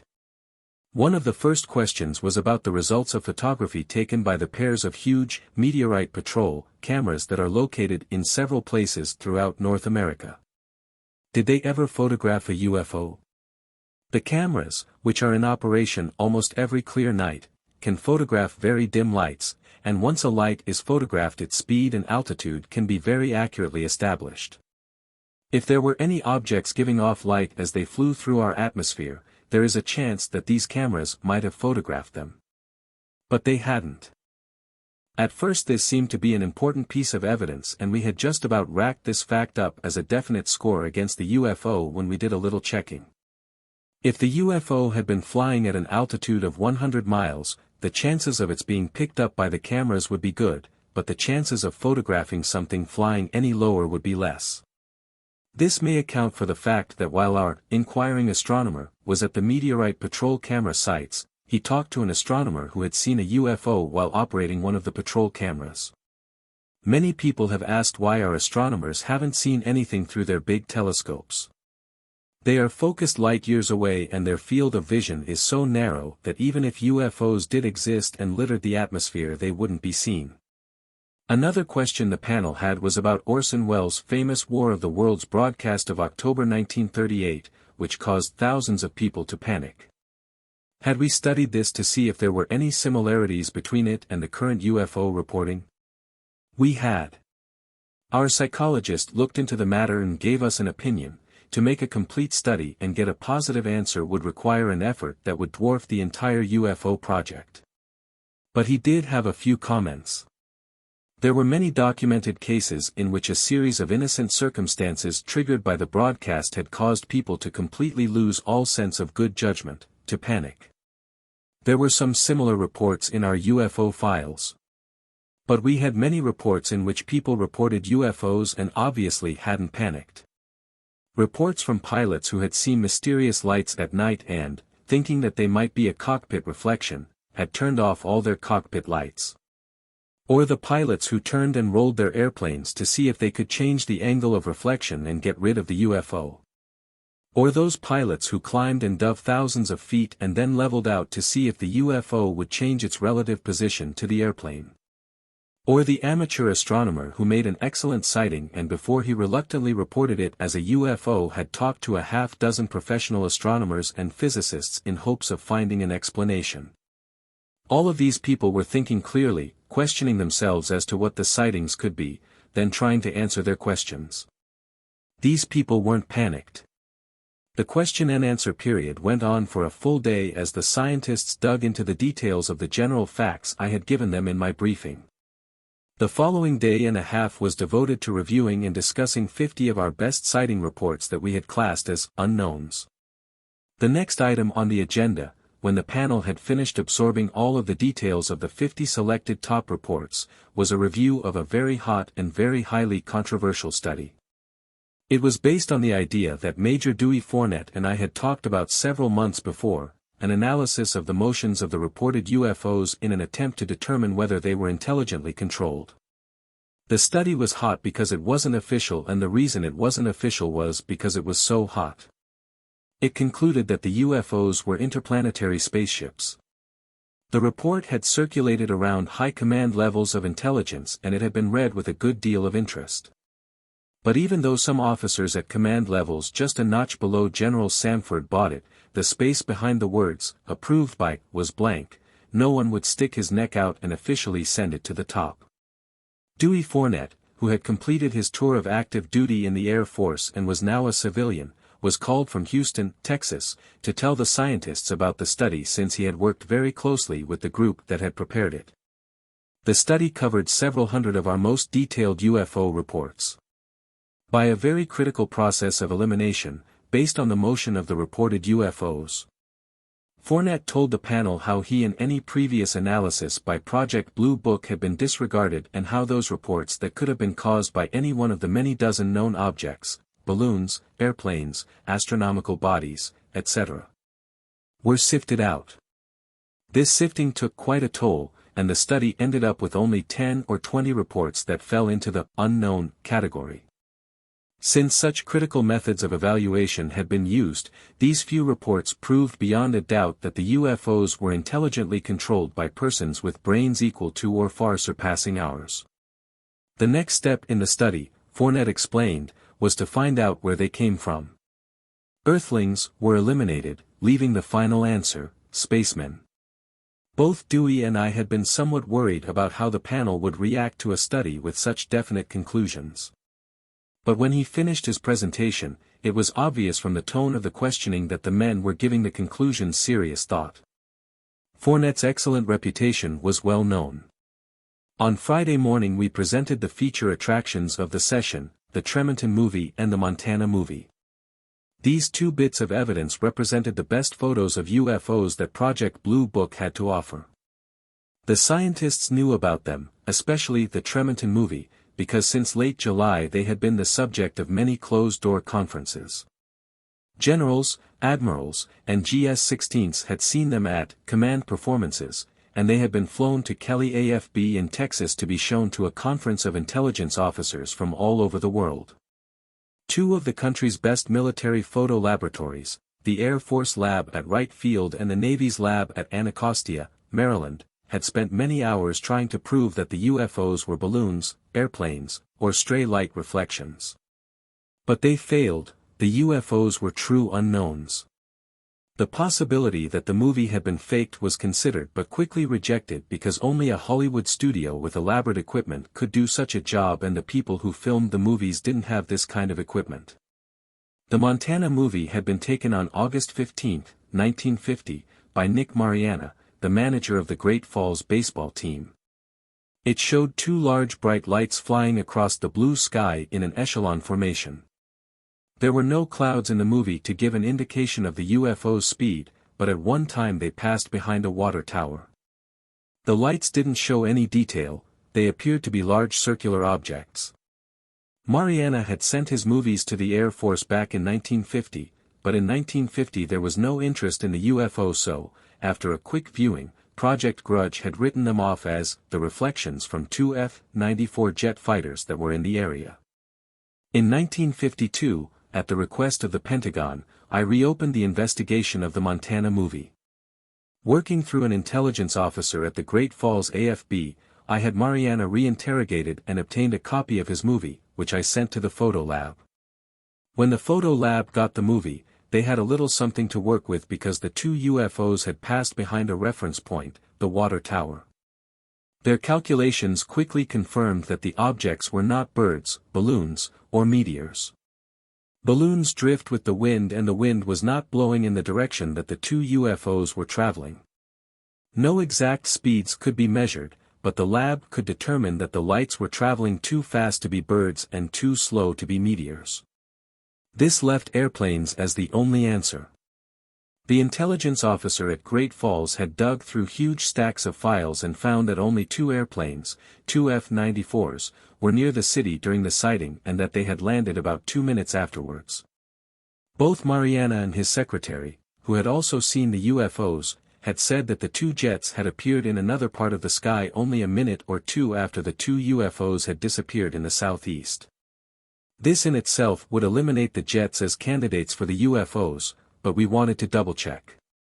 The two circular lights didn't look like F-94s, but anyone who has done any flying can tell you that an airplane so far away that it can't be seen can suddenly catch the sun's rays and make a brilliant flash.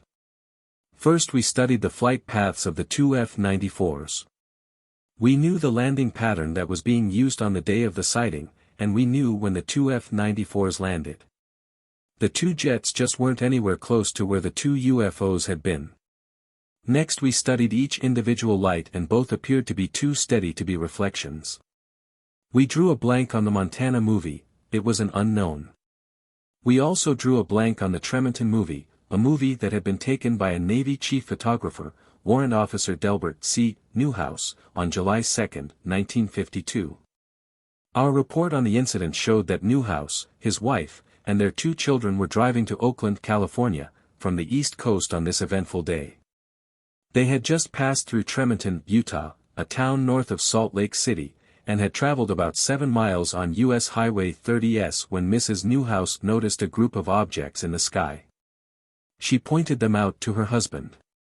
He looked, pulled over to the side of the road, stopped the car, and jumped out to get a better look. He didn't have to look very long to realize that something highly unusual was taking place because in his 21 years in the Navy and 2,000 hours flying time as an aerial photographer, he'd never seen anything like this.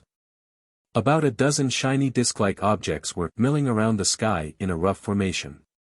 Newhouse had his movie camera, so he turned the turret around to a 3-inch telephoto lens and started to photograph the UFOs.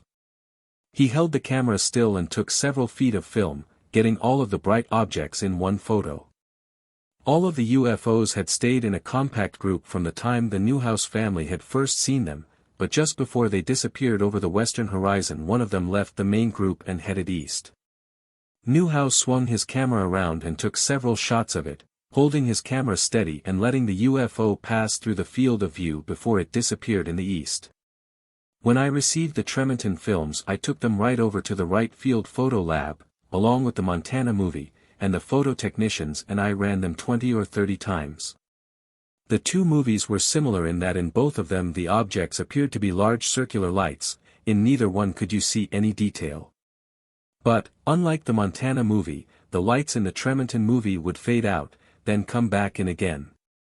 This fading immediately suggested airplanes reflecting light, but the roar of a king-sized dogfight could have been heard for miles and the Newhouse family had heard no sound.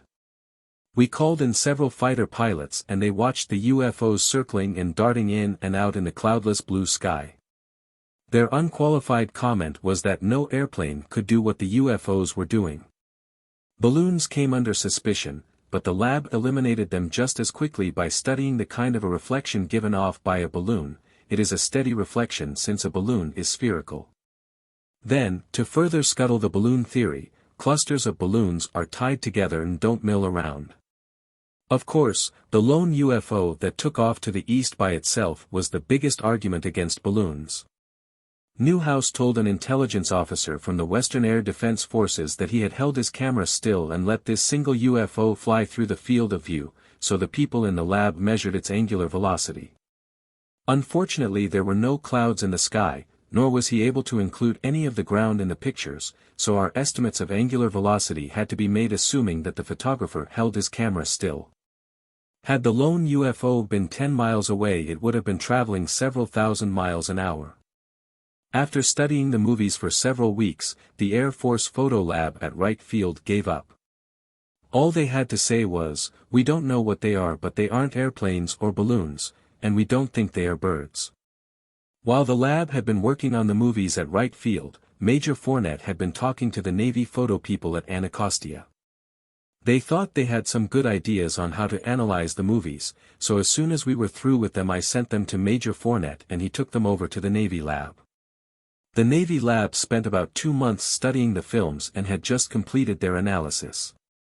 The men who had done the work were on hand to brief the panel of scientists on their analysis after the panel had seen the movies. We darkened the room and I would imagine that we ran each film 10 times before every panel member was satisfied that he had seen and could remember all of the details. We ran both films together so that the men could compare them. The Navy analysts didn't use the words interplanetary spacecraft, when they told of their conclusions, but they did say that the UFOs were intelligently controlled vehicles and that they weren't airplanes or birds. They had arrived at this conclusion by making a frame-by-frame study of the motion of the lights and the changes in the light's intensity. When the Navy people had finished with their presentation, the scientists had questions. None of the panel members were trying to find fault with the work the Navy people had done, but they weren't going to accept the study until they had meticulously searched for every loophole. Then they found one. In measuring the brilliance of the lights, the photo analysts had used an instrument called a densitometer. The astronomer on the panel knew all about measuring the density of an extremely small photographic image with a densitometer because he did it all the time in his studies of the stars. And the astronomer didn't think that the Navy analysts had used the correct technique in making their measurements. This didn't necessarily mean that their data were all wrong, but it did mean that they should recheck their work. When the discussion of the Navy's report ended, one of the scientists asked to see the Tremonton movie again, so I had the projectionists run it several more times. The man said that he thought the UFOs could be seagulls soaring on a thermal current. He lived in Berkeley and said that he'd seen gulls high in the air over San Francisco Bay. We had thought of this possibility several months before because the area around the Great Salt Lake is inhabited by large white gulls. But the speed of the lone UFO as it left the main group had eliminated the gulls. I pointed this out to the physicist. His answer was that the Navy warrant officer might have thought he had held the camera steady, but he could have panned with the action unconsciously. This would throw all of our computations way off. I agreed with this, but I couldn't agree that they were seagulls. But several months later I was in San Francisco waiting for an airliner to Los Angeles and I watched gulls soaring in a cloudless sky. They were riding a thermal, and they were so high that you couldn't see them until they banked just a certain way, then they appeared to be a bright white flash, much larger than one would expect from seagulls. There was a strong resemblance to the UFOs in the Tremonton movie. But I'm not sure that this is the answer. The presentation of the two movies ended Project Bluebook's part of the meeting. In 5 days we had given the panel of scientists every pertinent detail in the history of the UFO, and it was up to them to tell us if they were real, some type of vehicle flying through our atmosphere. If they were real, then they would have to be spacecraft because no one at the meeting gave a second thought to the possibility that the UFOs might be a super-secret US aircraft or a Soviet development. The scientists knew everything that was going on in the US and they knew that no country in the world had developed their technology far enough to build a craft that would perform as the UFOs were reported to do. In addition, we were spending billions of dollars on the research and development and the procurement of airplanes that were just nudging the speed of sound. It would be absurd to think that these billions were being spent to cover the existence of a UFO-type weapon. And it would be equally absurd to think that the British, French, Russians or any other country could be far enough ahead of us to have a UFO. The scientists spent the next 2 days pondering a conclusion. They reread reports and looked at the two movies again and again. They called other scientists to double-check certain ideas that they had, and they discussed the problem among themselves. Then they wrote out their conclusions and each man signed the document. The first paragraph said, "We as a group do not believe that it is impossible for some other celestial body to be inhabited by intelligent creatures. Nor is it impossible that these creatures could have reached such a state of development that they could visit the Earth. However, there is nothing in all of the so-called flying saucer reports that we have read that would indicate that this is taking place." The Tremonton movie had been rejected as proof, but the panel did leave the door open a crack when they suggested that the Navy Photo Lab redo their study. But the Navy lab never rechecked their report, and it was over a year later before new data came to light. After I got out of the Air Force I met Newhouse and talked to him for 2 hours. I've talked to many people who have reported UFOs, but few impressed me as much as Newhouse. I learned that when he and his family first saw the UFOs they were close to the car, much closer than when he took the movie. To use Newhouse's own words, if they had been the size of a B-29 they would have been at 10,000 feet altitude. And the Navy man and his family had taken a good look at the objects. They looked like 2 pie pans, one inverted on the top of the other. He didn't just think the UFOs were disc-shaped, he knew that they were, he had plainly seen them. I asked him why he hadn't told this to the intelligence officer who interrogated him. He said that he had. Then I remembered that I'd sent the intelligence officer a list of questions I wanted Newhouse to answer. The question, what did the UFOs look like, wasn't one of them because when you have a picture of something you don't normally ask what it looks like. Why the intelligence officer didn't pass this information on to us I'll never know. The Montana movie was rejected by the panel as positive proof because even though the two observers said that the jets were in another part of the sky when they saw the UFOs and our study backed them up, there was still a chance that the two UFOs could have been the two jets. We couldn't prove the UFOs were the jets, but neither could we prove they weren't. The controversial study of the UFO's motions that Major Fournette had presented was discarded. All of the panel agreed that if there had been some permanent record of the motion of the UFOs, a photograph of a UFO's flight path or a photograph of a UFO's track on a radarscope, they could have given the study much more weight. But in every one of the 10 or 20 reports that were offered as proof that the UFOs were intelligently controlled, the motions were only those that the observer had seen. And the human eye and mind are not accurate recorders. How many different stories do you get when a group of people watch two cars collide at an intersection? Each of the 50 of our best sightings that we gave the scientists to study had some kind of a loophole. In many cases the loopholes were extremely small, but scientific evaluation has no room for even the smallest of loopholes and we had asked for a scientific evaluation. When they had finished commenting on the reports, the scientists pointed out the seriousness of the decision they had been asked to make. They said that they had tried hard to be objective and not to be picayunish, but actually all we had was circumstantial evidence. Good circumstantial evidence, to be sure, but we had nothing concrete, no hardware, no photos showing any detail of a UFO, no measured speeds, altitudes, or sizes, nothing in the way of good, hard, cold, scientific facts. To stake the future course of millions of lives on a decision based upon circumstantial evidence would be one of the gravest mistakes in the history of the world. In their conclusions they touched upon the possibility that the UFOs might be some type of new or yet undiscovered natural phenomenon. They explained that they hadn't given this too much credence. However, if the UFOs were a new natural phenomenon, the reports of their general appearance should follow a definite pattern. The UFO reports didn't. This ended the section of the panel's report that covered their conclusions. The next section was entitled, Recommendations. I fully expected that they would recommend that we at least reduce the activities of Project Bluebook if not cancel it entirely. I didn't like this one bit because I was firmly convinced that we didn't have the final answer. We needed more and better proof before a final yes or no could be given. The panel didn't recommend that the activities of Bluebook be cut back, and they didn't recommend that it be dropped. They recommended that it be expanded.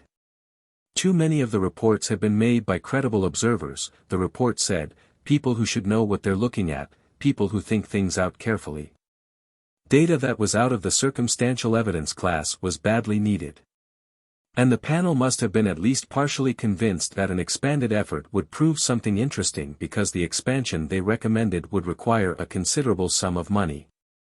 The investigative force of Project Bluebook should be quadrupled in size, they wrote, and it should be staffed by specially trained experts in the fields of electronics, meteorology, photography, physics, and other fields of science pertinent to UFO investigations.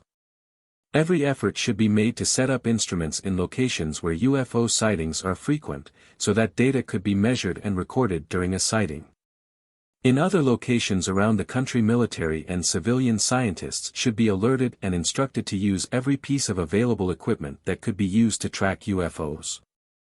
And lastly, they said that the American public should be told every detail of every phase of a UFO investigation, the details of the sightings, the official conclusions, and why the conclusions were made. This would serve a double purpose. It would dispel any of the mystery that security breeds and it would keep the Air Force on the ball. Sloppy investigations and analyses would never occur. When the panel's conclusions were made known in the government, they met with mixed reactions. Some people were satisfied, but others weren't. Even the opinions of a group of the country's top scientists couldn't overcome the controversy that had dogged the UFO for 5 years. Some of those who didn't like the decision had sat in on the UFO's trial as spectators, and they felt that the jury was definitely prejudiced, afraid to stick their necks out. They could see no reason to continue to assume that the UFOs weren't interplanetary vehicles. Chapter 17. What are UFOs? While the scientists were in Washington, D.C., pondering over the UFOs weren't just sitting idly by waiting to find out what they were out doing a little lobbying for the cause, keeping the interest stirred up. And they were doing a good job, too. It was just a few minutes before midnight on January 28, 1953, when a message flashed into Wright-Patterson for Project Bluebook. It was sent operational immediate, so it had priority handling. I was reading it by 12:30 a.m. A pilot had chased a UFO. The report didn't have many details, but it did sound good. It gave the pilot's name and said that he could be reached at Moody AFB. I put in a long-distance call, found the pilot, and flipped on my recorder so that I could get his story word for word. He told me that he had been flying an F-86 on a round-robin navigation flight from Moody AFB to Lawson AFB to Robbins AFB, then back to Moody, all in Georgia. At exactly 9:35 he was at 6,000 feet, heading toward Lawson AFB on the first leg of his flight. He remembered that he had just looked down and had seen the lights of Albany, Georgia. Then he'd looked up again and seen this bright white light at 10 o'clock high. It was an unusually bright light, and he said that he thought this was why it was so noticeable among the stars. He flew on for a few minutes watching it as he passed over Albany. He decided that it must be an extremely bright star or another airplane, except it just didn't look right. It had too much of a definitely circular shape. It was a nice night to fly and he had to get in so much time anyway, so he thought he'd try to get a little closer to it. If it was an airplane, chances were he could close in, and if it was a star, he should be able to climb up to 30,000 feet and the light shouldn't change its relative position. He checked his oxygen supply, increased the RPM of the engine, and started to climb. In 3 or 4 minutes it was obvious that he was getting above the light, and he watched it. It had moved in relation to the stars. It must be an airplane then, he decided, an airplane so far away that he couldn't see its red and green wing-tip lights.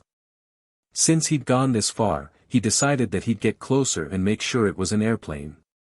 So he dropped the nose of the F-86 and started down. As the needle on the Mach-meter nudged the red line, he saw that he was getting closer because the light was getting bigger, but still he couldn't see any lights other than the one big white one. Then it wasn't white any longer, it was changing color. In about a 2-second cycle it changed from white to red, then back to white again. It went through this cycle 2 or 3 times, and then before he could realize what was going on, he told me, the light changed in shape to a perfect triangle. Then it split into 2 triangles, one above the other. By this time he had leveled off and wasn't closing in any more. In a flash the whole thing was gone. He used the old standard description for a disappearing UFO. It was just like someone turning off a light, it's there, then it's gone. I asked him what he thought he'd seen. He'd thought about flying saucers, he said, but he just couldn't swallow those stories. He thought he had a case of vertigo, and the more he thought about it, the surer he was that this was the answer. He'd felt pretty foolish, he told me, and he was glad that he was alone. Up ahead he saw the sprawling lights of Fort Benning and Lawson AFB, his turning point on the flight, and he'd started to turn, but then he'd checked his fuel. The climb had used up quite a bit, so he changed his mind about going to Robbins AFB and started straight back to Moody. He called into the ground station to change his flight plan, but before he could say anything the ground radio operator asked him if he'd seen a mysterious light. Well, he'd seen a light. Then the ground operator proceeded to tell him that the UFO chase had been watched on radar. First the radar had the UFO target on the scope, and it was a UFO because it was traveling much too slowly to be an airplane. Then the radar operators saw the F-86 approach, climb, and make a shallow dive toward the UFO. At first the F-86 had closed in on the UFO, but then the UFO had speeded up just enough to maintain a comfortable lead. This went on for 2 or 3 minutes, then it had moved off the scope at a terrific speed. The radar site had tried to call him, the ground station told the F-86 pilot, but they couldn't raise him, so the message had to be relayed through the tower. Rack up 2 more points for the UFO, another unknown and another confirmed believer. 2 or 3 weeks after the meeting of the panel of scientists in Washington, I received word that Project Bluebook would follow the recommendations that the panel had made. I was to start implementing the plan right away. Our proposal for setting up instruments had gone to the Pentagon weeks before, so that was already taken care of. We needed more people, so I drew up a new organizational cable that called for more investigators and analysts and sent it through to a TIC's personnel section. About this time in the history of the UFO, the first of a series of snags came up. The scientists had strongly recommended that we hold nothing back, give the public everything. Accordingly, when the press got wind of the Tremonton movie, which up until this time had been a closely guarded secret, I agreed to release it for the newsmen to see. I wrote a press release which was OK. by General Garland, then the chief of ATIC, and sent it to the Pentagon. It told what the panel had said about the movies, until proved otherwise there is no reason why the UFOs couldn't have been seagulls. Then the release went on to say that we weren't sure exactly what the UFOs were, the seagull theory was only an opinion. When the Pentagon got the draft of the release they screamed, "No. No movie for the press and no press release."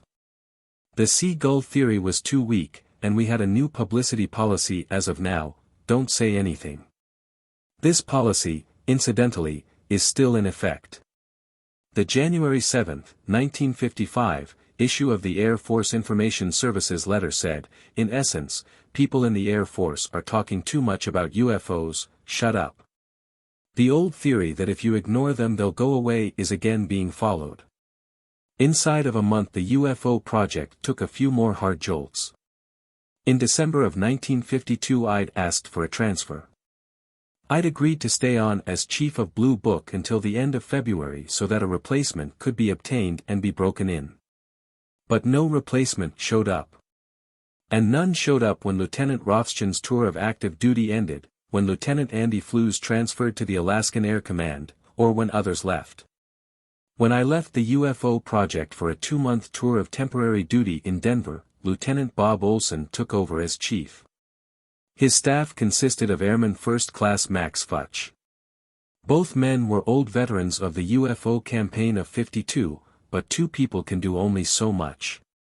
When I came back to ATIC in July 1953 and took over another job, Lieutenant Olson was just getting out of the Air Force and A1/C Futch was now it. He said that he felt like the president of Antarctica on a non-expedition year. In a few days I again had Project Bluebook, as an additional duty this time, and I had orders to build it up. While I had been gone, our instrumentation plan had been rejected. Higher headquarters had decided against establishing a net of manned tracking stations, astronomical cameras tied in with radars, and our other proposed instrumentation. General Garland had argued long and hard for the plan, but he'd lost. It was decided that the cameras with diffraction gratings over the lenses, the cameras that had been under development for a year, would suffice. The camera program had started out as a top priority project, but it had lost momentum fast when we tested these widely publicized instruments and found that they wouldn't satisfactorily photograph a 1,000,000 power flare at 450 yards. The cameras themselves were all right, but in combination with the gratings, they were no good. However, Lieutenant Olson had been told to send them out, so he sent them out. The first thing that I did when I returned to Project Bluebook was to go over the reports that had come in while I was away. There were several good reports but only one that was exceptional.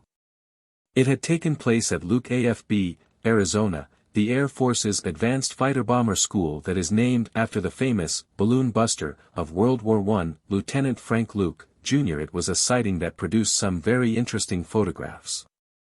There were only a few high cirrus clouds in the sky late on the morning of March 3 and a pilot took off from Lubbock in an F-84 jet to log some time. He had been flying F-51s in Korea and had recently started to check out in the jets. He took off, cleared the traffic pattern, and started climbing toward Blythe Radio, about 130 miles west of Lubbock. He'd climbed for several minutes and had just picked up the coded letters BLH that identified Blythe Radio when he looked up through the corner glass in the front part of his canopy. High at about 2 o'clock he saw what he thought was an airplane angling across his course from left to right, leaving a long, thin vapor trail. He glanced down at his altimeter and saw that he was at 23,000 feet. The object that was leaving the vapor trail must really be high, he remembered thinking, because he couldn't see any airplane at the head of it. He altered his course a few degrees to the right so that he could follow the trail and increased his rate of climb. Before long he could tell that he was gaining on the object, or whatever was leaving the vapor trail, because he was under the central part of it. But he still couldn't see any object. This was odd, he thought, because vapor trails don't just happen, something has to leave them. His altimeter had ticked off another 12,000 feet and he was now at 35,000. He kept on climbing, but soon the 84 began to mush. It was as high as it would go. The pilot dropped down 1,000 feet and continued on. Now he was below the front of the trail, but still no airplane. This bothered him too. Nothing that we have flies over 55,000 feet except a few experimental airplanes like the D-558 or those of the X series, and they don't stray far from Edwards AFB in California.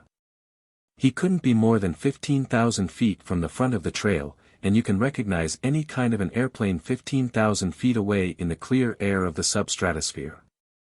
He looked and he looked and he looked.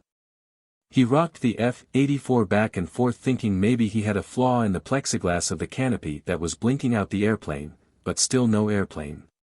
Whatever it was darn high or darn small. It was moving about 300 miles an hour because he had to pull off power and to stay under it. He was beginning to get low on fuel about this time, so he hauled up the nose of the jet, took about 30 feet of gun camera film, and started down. When he landed and told his story, the film was quickly processed and rushed to the projection room. It showed a weird, thin, forked vapor trail, but no airplane. Lieutenant Olson and Airman Futch had worked this one over thoroughly. The photo lab confirmed that the trail was definitely a vapor trail, not a freak cloud formation. But Air Force Flight Service said, no other airplanes in the area, and so did Air Defense Command, because minutes after the F-84 pilot broke off contact. The object had passed into an ADIZ, Air Defense Identification Zone, and radar had shown nothing. There was one last possibility. Bluebook's astronomer said that the photos looked exactly like a meteor's smoke trail. But there was one hitch. The pilot was positive that the head of the vapor trail was moving at about 300 miles an hour. He didn't know exactly how much ground he'd covered, but when he first picked up Blythe Radio he was on Green 5 Airway, about 30 miles west of his base, and when he'd given up the chase he'd gotten another radio bearing. And he was now almost up to Needles Radio, 70 miles north of Blythe. He could see a lake, Lake Mojave, in the distance. Could a high-altitude jet stream wind have been blowing the smoke cloud? Futch had checked this. No. The winds above 20,000 feet were the usual westerlies and the jet stream was far to the north. Several months later I talked to a captain who had been at Lubbock when this sighting occurred. He knew the F-84 pilot and he'd heard him tell his story in great detail. I won't say that he was a confirmed believer, but he was interested. I never thought much about these reports before, he said, but I know this guy well. He's not nuts. What do you think he saw? I don't know what he saw. Maybe he didn't travel as far as he thought he did. If he didn't, then I'd guess that he saw a meteor's smoke trail. But if he did know that he'd covered some 80 miles during the chase, I'd say that he saw a UFO, a real one. And I find it hard to believe that pilots don't know what they're doing. During the summer of 1953, UFO reports dropped off considerably. During May, June, and July of 1952 we'd received 637 good reports. During the same months in 1953 we received only 76. We had been waiting for the magic month of July to roll around again because every July there had been the sudden and unexplained peak in reporting. We wanted to know if it would happen again. It didn't, only 21 reports came in, to make July the lowest month of the year. But July did bring new developments. Project Bluebook got a badly needed shot in the arm when an unpublicized but highly important change took place. Another intelligence agency began to take over all field investigations. Ever since I'd returned to the project, the orders had been to build it up, get more people, do what the panel recommended. But when I'd asked for more people, all I got was a polite, "So sorry." So, I did the next best thing and tried to find some organization already in being which could and would help us. I happened to be expounding my troubles one day at Air Defense Command Headquarters while I was briefing General Burgess, ADC's Director of Intelligence, and he told me about his 4602nd Air Intelligence Squadron. A specialized intelligence unit that had recently become operational. Maybe it could help, he'd see what he could work out, he told me. Now in the military all commitments to do something carry an almost standard time factor. "I'll expedite it," means nothing will happen for at least 2 weeks. "I'll do it right away," means from a month to 6 weeks. An answer like, "I'll see what I can work out," requires writing a memo that explains what the person was going to see if he could work out and sealing it in a time capsule for preservation so that when the answer finally does come through the future generation that receives it will know how it all started. But I underestimated the efficiency of the Air Defense Command. Inside of 2 weeks General Burgess had called General Garland, they discussed the problem, and I was back in Colorado Springs setting up a program with Colonel White's 4602nd. The 4602nd's primary function is to interrogate captured enemy airmen during wartime. In peacetime all that they can do is participate in simulated problems. Investigating UFO reports would supplement these problems and add a factor of realism that would be invaluable in their training. The 4602nd had field teams spread out all over the United States, and these teams could travel anywhere by airplane, helicopter, canoe, jeep, or skis on a minute's notice. The field teams had already established a working contact with the highway patrols, sheriff's offices, police, and the other military in their respective areas, so they were in an excellent position to collect facts about a UFO report. Each member of the field teams had been especially chosen and trained in the art of interrogation, and each team had a technical specialist. We couldn't have asked for a better ally. Project Bluebook was once more back in business. Until the formal paperwork went through, our plan was that whenever a UFO report worth investigating came in we would call the 4602nd and they would get a team out right away. The team would make a thorough investigation and wire us their report. If the answer came back unknown, we would study the details of the sighting and, with the help of Project Bear, try to find the answer. A few weeks after the final plans had been made with the 4602nd, I again bade farewell to Project Bluebook. In a simple ceremony on the poop deck of one of the flying saucers that I frequently have been accused of capturing, before a formation of the 3-foot-tall green men that I have equally as frequently been accused of keeping prisoner, I turned my command over to A1/C Max Futch and walked out the door into civilian life with separation orders in hand. The UFOs must have known that I was leaving because the day I found out that officers with my specialty, technical intelligence, were no longer on the critical list and that I could soon get out of the service, they really put on a show. The show they put on is still the best UFO report in the Air Force files. I first heard about the sighting about 2 o'clock on the morning of August 13, 1953, when Max Futch called me from ATIC. A few minutes before a wire had come in carrying a priority just under that reserved for flashing the word the U.S. has been attacked. Max had been called over to ATIC by the OD to see the report, and he thought that I should see it. I was a little hesitant to get dressed and go out to the base, so I asked Max what he thought about the report. His classic answer will go down in UFO history, Captain, Max said in his slow, pure Louisiana drawl, You know that for a year I've read every flying saucer report that's come in and that I never really believed in the things. Then he hesitated and added, so fast that I could hardly understand him, but you should read this wire. The speed with which he uttered this last statement was in itself enough to convince me. When Max talked fast, something was important. A half hour later I was at ATAC, just in time to get a call from the Pentagon. Someone else had gotten out of bed to read his copy of the wire. I used the emergency orders that I always kept in my desk and caught the first airliner out of Dayton to Rapid City, South Dakota. I didn't call the 4602nd because I wanted to investigate this one personally. I talked to everyone involved in the incident and pieced together an amazing story. Shortly after dark on the night of the 12th, the Air Defense Command radar station at Ellsworth AFB, just east of Rapid City, had received a call from the local Ground Observer Corps Filter Center. A lady spotter at Black Hawk, about 10 miles west of Ellsworth, had reported an extremely bright light low on the horizon, off to the northeast. The radar had been scanning an area to the west, working a jet fighter in some practice patrols, but when they got the report they moved the sector scan to the northeast quadrant. There was a target exactly where the lady reported the light to be.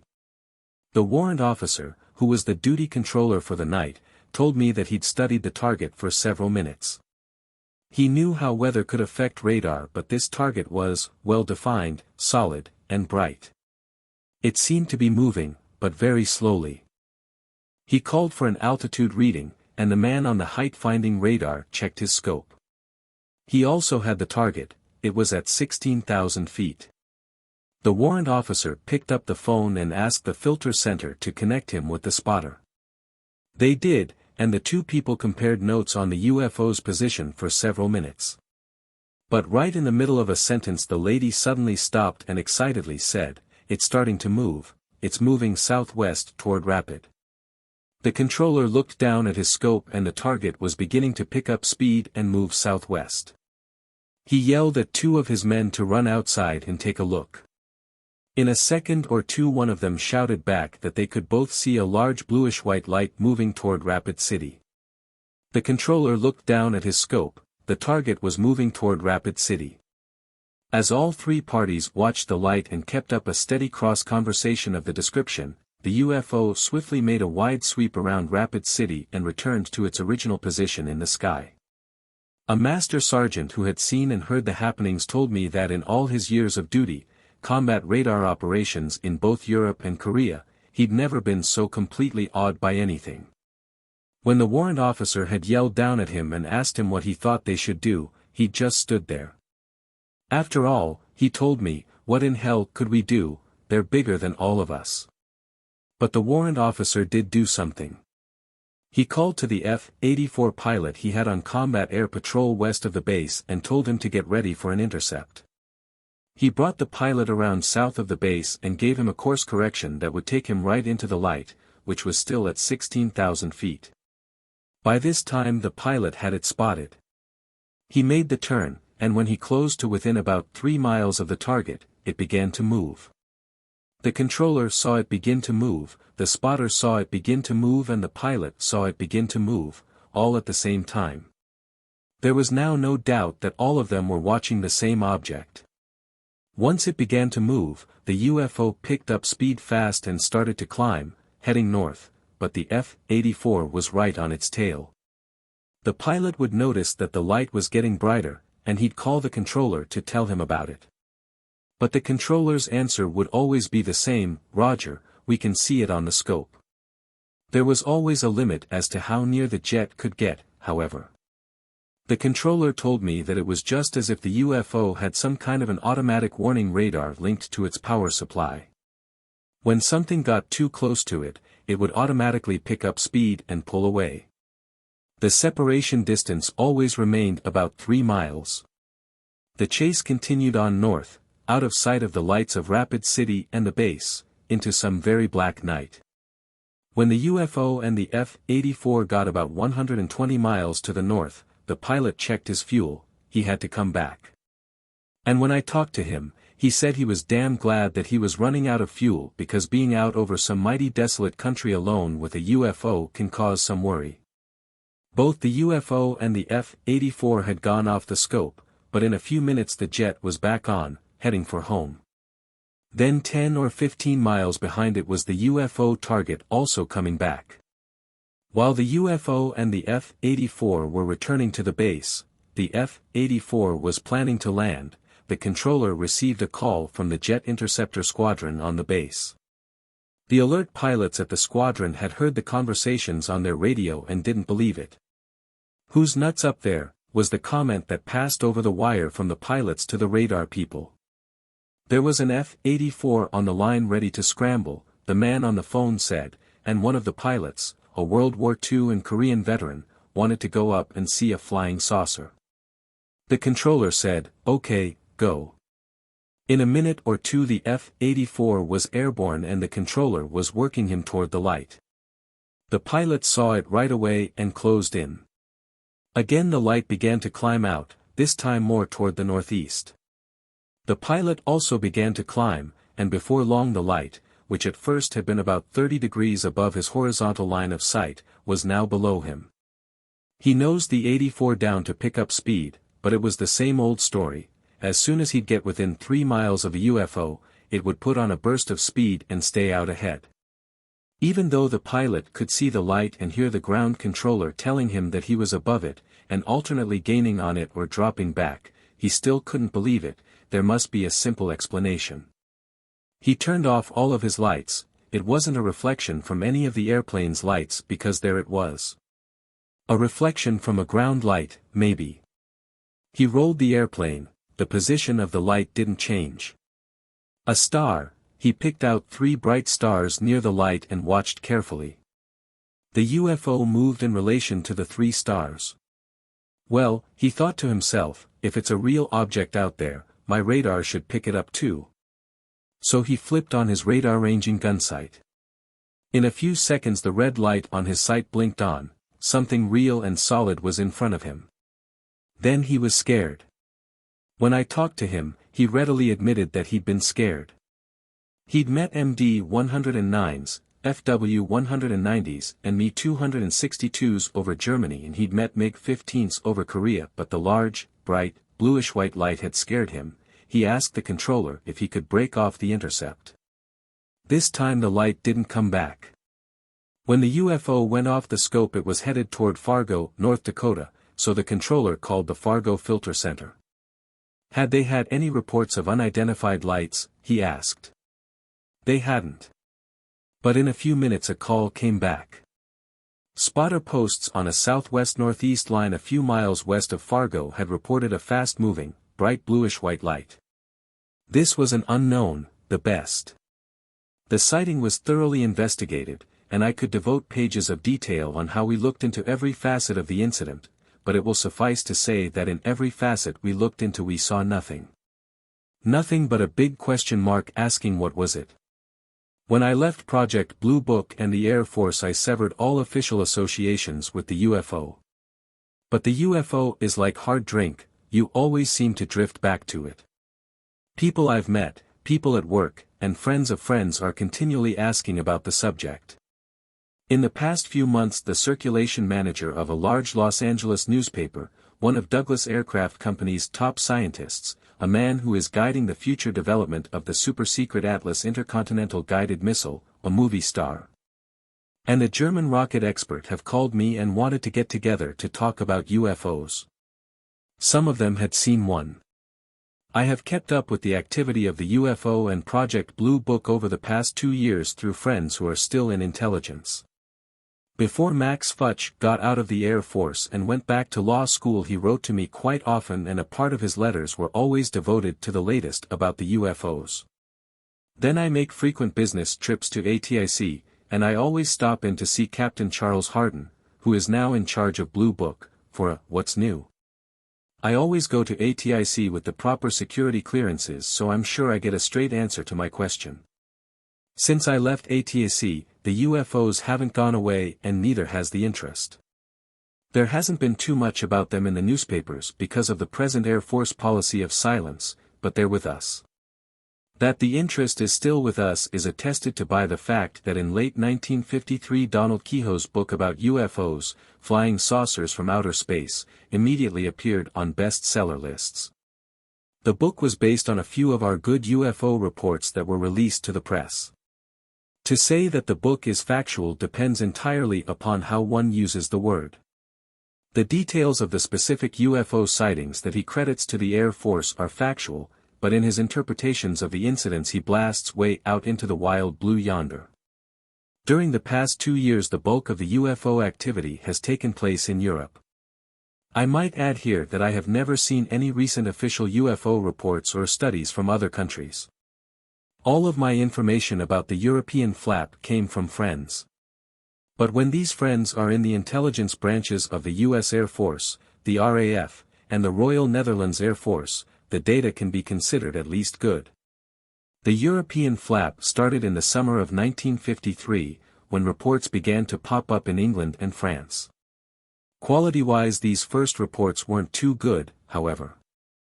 But then, like a few reports that occurred early in the stateside big flap of 1952, sightings began to drift in that packed a bit of a jolt. Reports came in that had been made by personal friends of the brass in the British and French Air Forces. Then some of the brass saw them. Corners of mouths started down. In September several radar sites in the London area picked up unidentified targets streaking across the city at altitudes of from 44,000 to 68,000 feet. The crews who saw the targets said, "Not weather," and some of these crews had been through the bloody Battle of Britain. They knew their radar. In October the crew of a British European Airways airliner reported that a strange aerial object had paced their twin-engined Elizabethan for 30 minutes. Then on November 3, about 2:30 in the afternoon, radar in the London area again picked up targets. This time 2 Vampire jets were scrambled and the pilots saw a strange aerial object. The men at the radar site saw it too.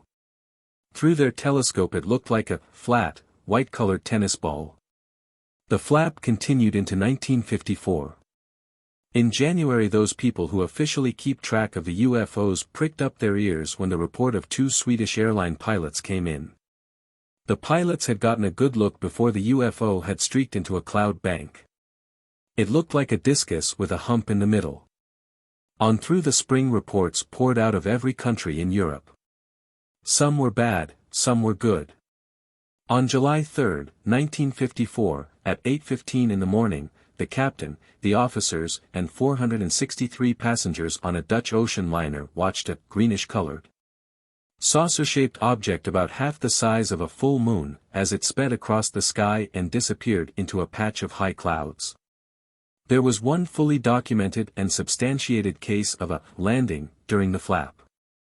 On August 25 2 young ladies in Mosjoen, Norway, made every major newspaper in the world when they encountered a saucerman. They said that they were picking berries when suddenly a dark man, with long shaggy hair, stepped out from behind some bushes. He was friendly, he stepped right up to them and started to talk rapidly. The 2 young ladies could understand English but they couldn't understand him. At first they were frightened, but his smile soon disarmed them. He drew a few pictures of flying saucers and pointed up in the sky. He was obviously trying to make a point, one of the young ladies said. A few days later it was discovered that the man from outer space was a lost USAF helicopter pilot who was flying with NATO forces in Norway.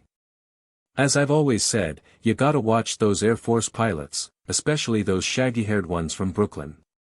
The reporting spread to Italy, where thousands of people in Rome saw a strange cigar-shaped object hang over the city for 40 minutes. Newspapers claimed that Italian Air Force radar had the UFO on their scopes, but as far as I could determine, this was never officially acknowledged. In December a photograph of 2 UFOs over Taormina, Sicily, appeared in many newspapers. The picture showed 3 men standing on a bridge, with a 4th running up with a camera. All were intently watching 2 disc-shaped objects. The photo looked good, but there was one flaw: the men weren't looking at the UFOs. They were looking off to the right of them. I'm inclined to agree with Captain Hardin of Bluebook, the photographer just fouled up on his double exposure. Sightings spread across southern Europe, and at the end of October, the Yugoslav government expressed official interest. Belgrade newspapers said that a thoughtful inquiry would be set up, since reports had come from control tower operators, weather stations and hundreds of farmers. But the part of the statement that swung the most weight was, scientists in astronomical observatories have seen these strange objects with their own eyes. During 1954 and the early part of 1955 my friends in Europe tried to keep me up to date on all of the better reports, but this soon approached a full-time job. Airline pilots saw them, radar picked them up, and military pilots chased them. The press took sides, and the controversy that had plagued the U.S. since 1947 bloomed forth in all its confusion. An ex-Air Chief Marshal in the RAF, Lord Dowding, went to bat for the UFOs. The Netherlands Air Chief of Staff said they can't be. Herman Oberth, the father of the German rocket development, said that the UFOs were definitely interplanetary vehicles. In Belgium a senator put the screws on the Secretary of Defense. He wanted an answer. The Secretary of Defense questioned the idea that the saucers were real and said that the military wasn't officially interested. In France a member of parliament received a different answer, the French military was interested. The French General Staff had set up a committee to study UFO reports. In Italy, Claire Booth-Luce, American ambassador to Italy, said that she had seen a UFO and had no idea what it could be. Halfway around the world, in Australia, the UFOs were busy too. At Canberra Airport the pilot of an RAAF Hawker Sea Fury and a ground radar station teamed up to get enough data to make an excellent radar visual report. In early 1955 the flap began to die down about as rapidly as it had flared up, but it had left its mark, many more believers. Even the highly respected British aviation magazine, Aeroplane, had something to say. One of the editors took a long, hard look at the overall UFO picture and concluded, "Really, old chaps, I don't know." Probably the most unique part of the whole European flap was the fact that the Iron Curtain countries were having their own private flap. The first indications came in October 1954, when Romanian newspapers blamed the United States for launching a drive to induce a flying saucer psychosis in their country. The next month the Hungarian government hauled an expert up in front of the microphone so that he could explain to the populace that UFOs don't really exist because all flying saucer reports originate in the bourgeois countries, where they are invented by the capitalist warmongers with a view to drawing the people's attention away from their economic difficulties. Next the USSR itself took up the cry along the same lines when the voice of the Soviet Army, the newspaper Red Star, denounced the UFOs as, you guessed it, capitalist propaganda. In 1955 the UFOs were still there because the day before the all-important May Day celebration. A day when the Soviet radio and TV are normally crammed with programs plugging the glory of Mother Russia to get the peasants in the mood for the next day, a member of the Soviet Academy of Sciences had to get on the air to calm the people's fears. He left out Wall Street and Dulles this time. UFOs just don't exist.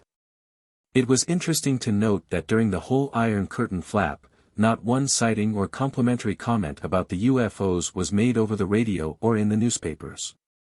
Yet the flap continued. The reports were obviously being passed on by word of mouth.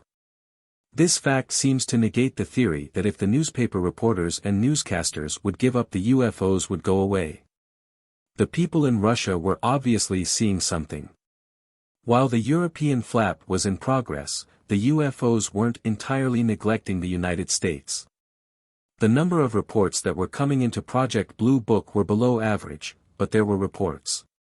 Many of them would definitely be classed as good, but the best was a report from a photo reconnaissance beat 29 crew that encountered a UFO almost over Dayton.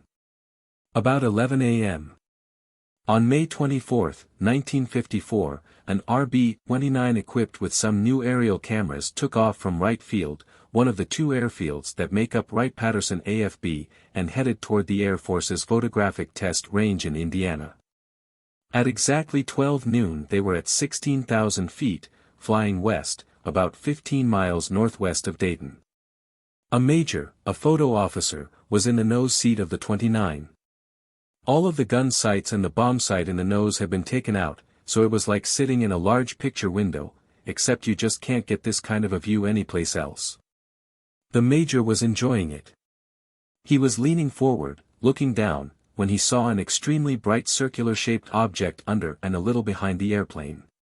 It was so bright that it seemed to have a mirror finish. He couldn't tell how far below him it was, but he was sure that it wasn't any higher than 6,000 feet above the ground, and it was traveling fast, faster than the B-29. It took only about 6 seconds to cross a section of land, which meant that it was going about 600 miles an hour. The Major called the crew and told them about the UFO, but neither the pilot nor the co-pilot could see it because it was now directly under the B-29.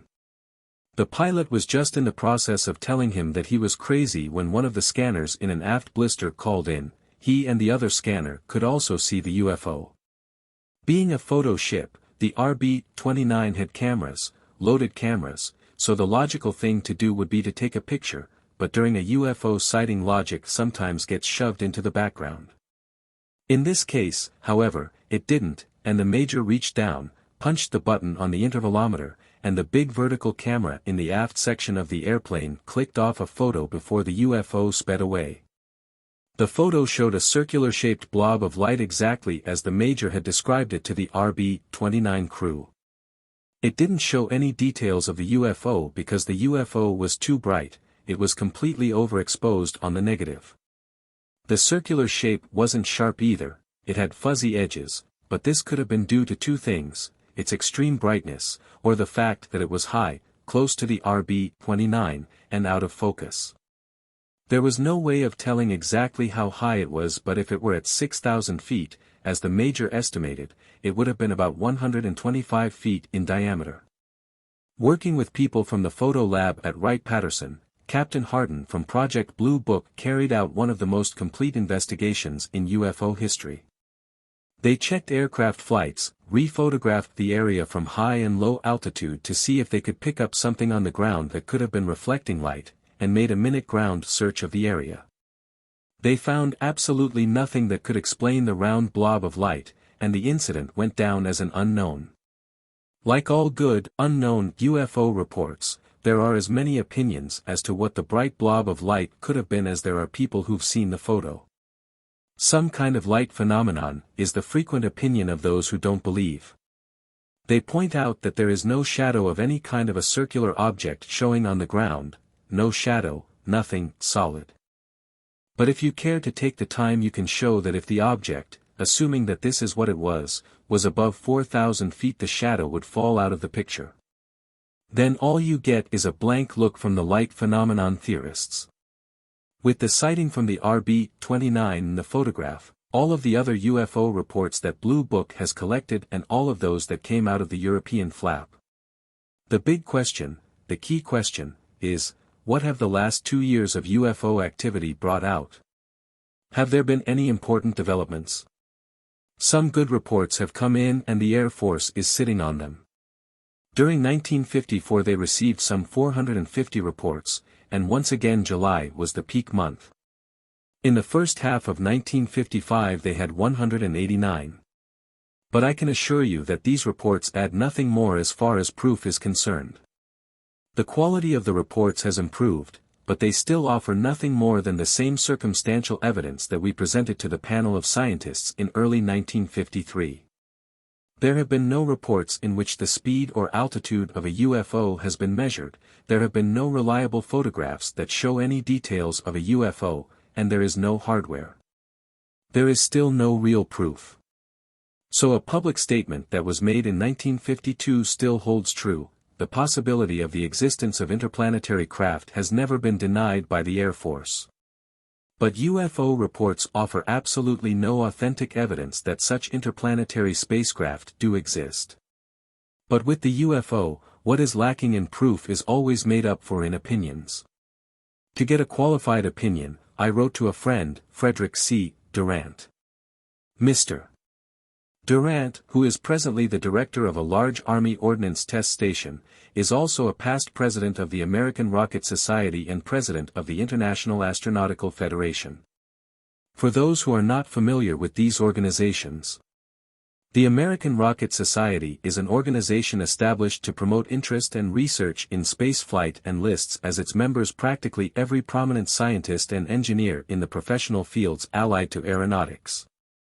The International Astronautical Federation is a worldwide federation of such societies.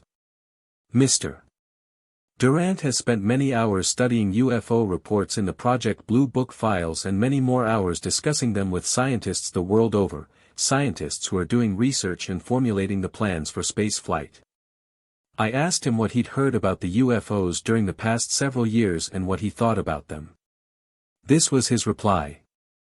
This past summer at the annual Congress of the IAF at Innsbruck, as well as previous congresses, Zurich, 1953, Stuttgart, 1952, and London, 1951. None of the delegates representing the rocket and space flight societies of all the countries involved had strong feelings on the subject of saucers. Their attitude was essentially the same as professional members of the American Rocket Society in this country. In other words, there appear to be no confirmed saucer fans in the hierarchy of the professional societies. I continue to follow the subject of UFOs primarily because of my being requested for comment on the interplanetary flight aspects. My personal feelings have not changed in the past 4 years, although I continue to keep an objective outlook. There are many other prominent scientists in the world whom I met while I was chief of Project Bluebook who, I'm sure, would give the same answer. They've not been able to find any proof, but they continue to keep an objective outlook. There are just enough big question marks sprinkled through the reports to keep their outlook objective. I know that there are many other scientists in the world who, although they haven't studied the Air Force's UFO files, would limit their comment to a large laugh followed by an, "It can't be." But "it can't be's" are dangerous, if for no other reason than history has proved them so. Not more than 100 years ago 2 members of the French Academy of Sciences were unseated because they supported the idea that stones had fallen from the sky. Other distinguished members of the French Academy examined the stones. "It can't be, stones don't fall from the sky," or words to that effect. These are common rocks that have been struck by lightning. Today we know that the stones from the sky were meteorites. Not more than 50 years ago Dr. Simon Newcomb, a world-famous astronomer and the first American since Benjamin Franklin to be made an associate of the Institute of France, the hierarchy of the world science, said, "It can't be." Then he went on to explain that flight without gas bags would require the discovery of some new material or a new force in nature. And at the same time Rear Admiral George W. Melville, then chief engineer for the U.S. Navy, said that attempts to fly heavier-than-air vehicles was absurd. Just a little over 10 years ago there was another, "It can't be." Ex-President Harry S. Truman recalls in the first volume of the Truman Memoirs what Admiral William D. Leahy, then Chief of Staff to the President, had to say about the atomic bomb. "That is the biggest fool thing we have ever done," he is quoted as saying. "The bomb will never go off, and I speak as an expert in explosives. Personally, I don't believe that 'it can't be.' I wouldn't class myself as a believer, exactly, because I've seen too many UFO reports that first appeared to be unexplainable fall to pieces when they were thoroughly investigated. But every time I begin to get skeptical I think of the other reports, the many reports made by experienced pilots and radar operators, scientists, and other people who know what they're looking at. These reports were thoroughly investigated and they are still unknowns. Of these reports, the radar visual sightings are the most convincing. When a ground radar picks up a UFO target and a ground observer sees a light where the radar target is located. Then a jet interceptor is scrambled to intercept the UFO and the pilot also sees the light and gets a radar lock-on only to have the UFO almost impudently outdistance him. There is no simple answer. We have no aircraft on this earth that can at will so handily outdistance our latest jets. The Air Force is still actively engaged in investigating UFO reports. Although during the past 6 months there have been definite indications that there is a movement afoot to get Project Bluebook to swing back to the old Project Grudge philosophy of analyzing UFO reports, write them all off, regardless. But good UFO reports cannot be written off with such answers as fatigued pilots seeing a balloon or star, green radar operators with only 15 years experience watching temperature inversion caused blips on their radar scopes. Or, a mild form of mass hysteria or war nerves. Using answers like these, or similar ones, to explain the UFO reports is an expedient method of getting the percentage of unknowns down to zero, but it is no more valid than turning the hands of a clock ahead to make time pass faster. Twice before the riddle of the UFO has been solved, only to have the reports increase in both quantity and quality. I wouldn't want to hazard a guess as to what the final outcome of the UFO investigation will be, but I am sure that within a few years there will be a proven answer. The Earth Satellite Program, which was recently announced, research progress in the fields of electronics, nuclear physics, astronomy, and a dozen other branches of the sciences will furnish data that will be useful to the UFO investigators. Methods of investigating and analyzing UFO reports have improved 100-fold since 1947, and they are continuing to be improved by the diligent work of Captain Charles Hardin, the present chief of Project Bluebook, his staff, and the 4,602nd Air Intelligence Squadron. Slowly but surely these people are working closer to the answer, closer to the proof. Maybe the final proven answer will be that all of the UFOs that have been reported are merely misidentified known objects. Or maybe the many pilots, radar specialists, generals, industrialists, scientists, and the man on the street who have told me, I wouldn't have believed it either if I hadn't seen it myself, knew what they were talking about. Maybe the Earth is being visited by interplanetary spaceships. Only time will tell.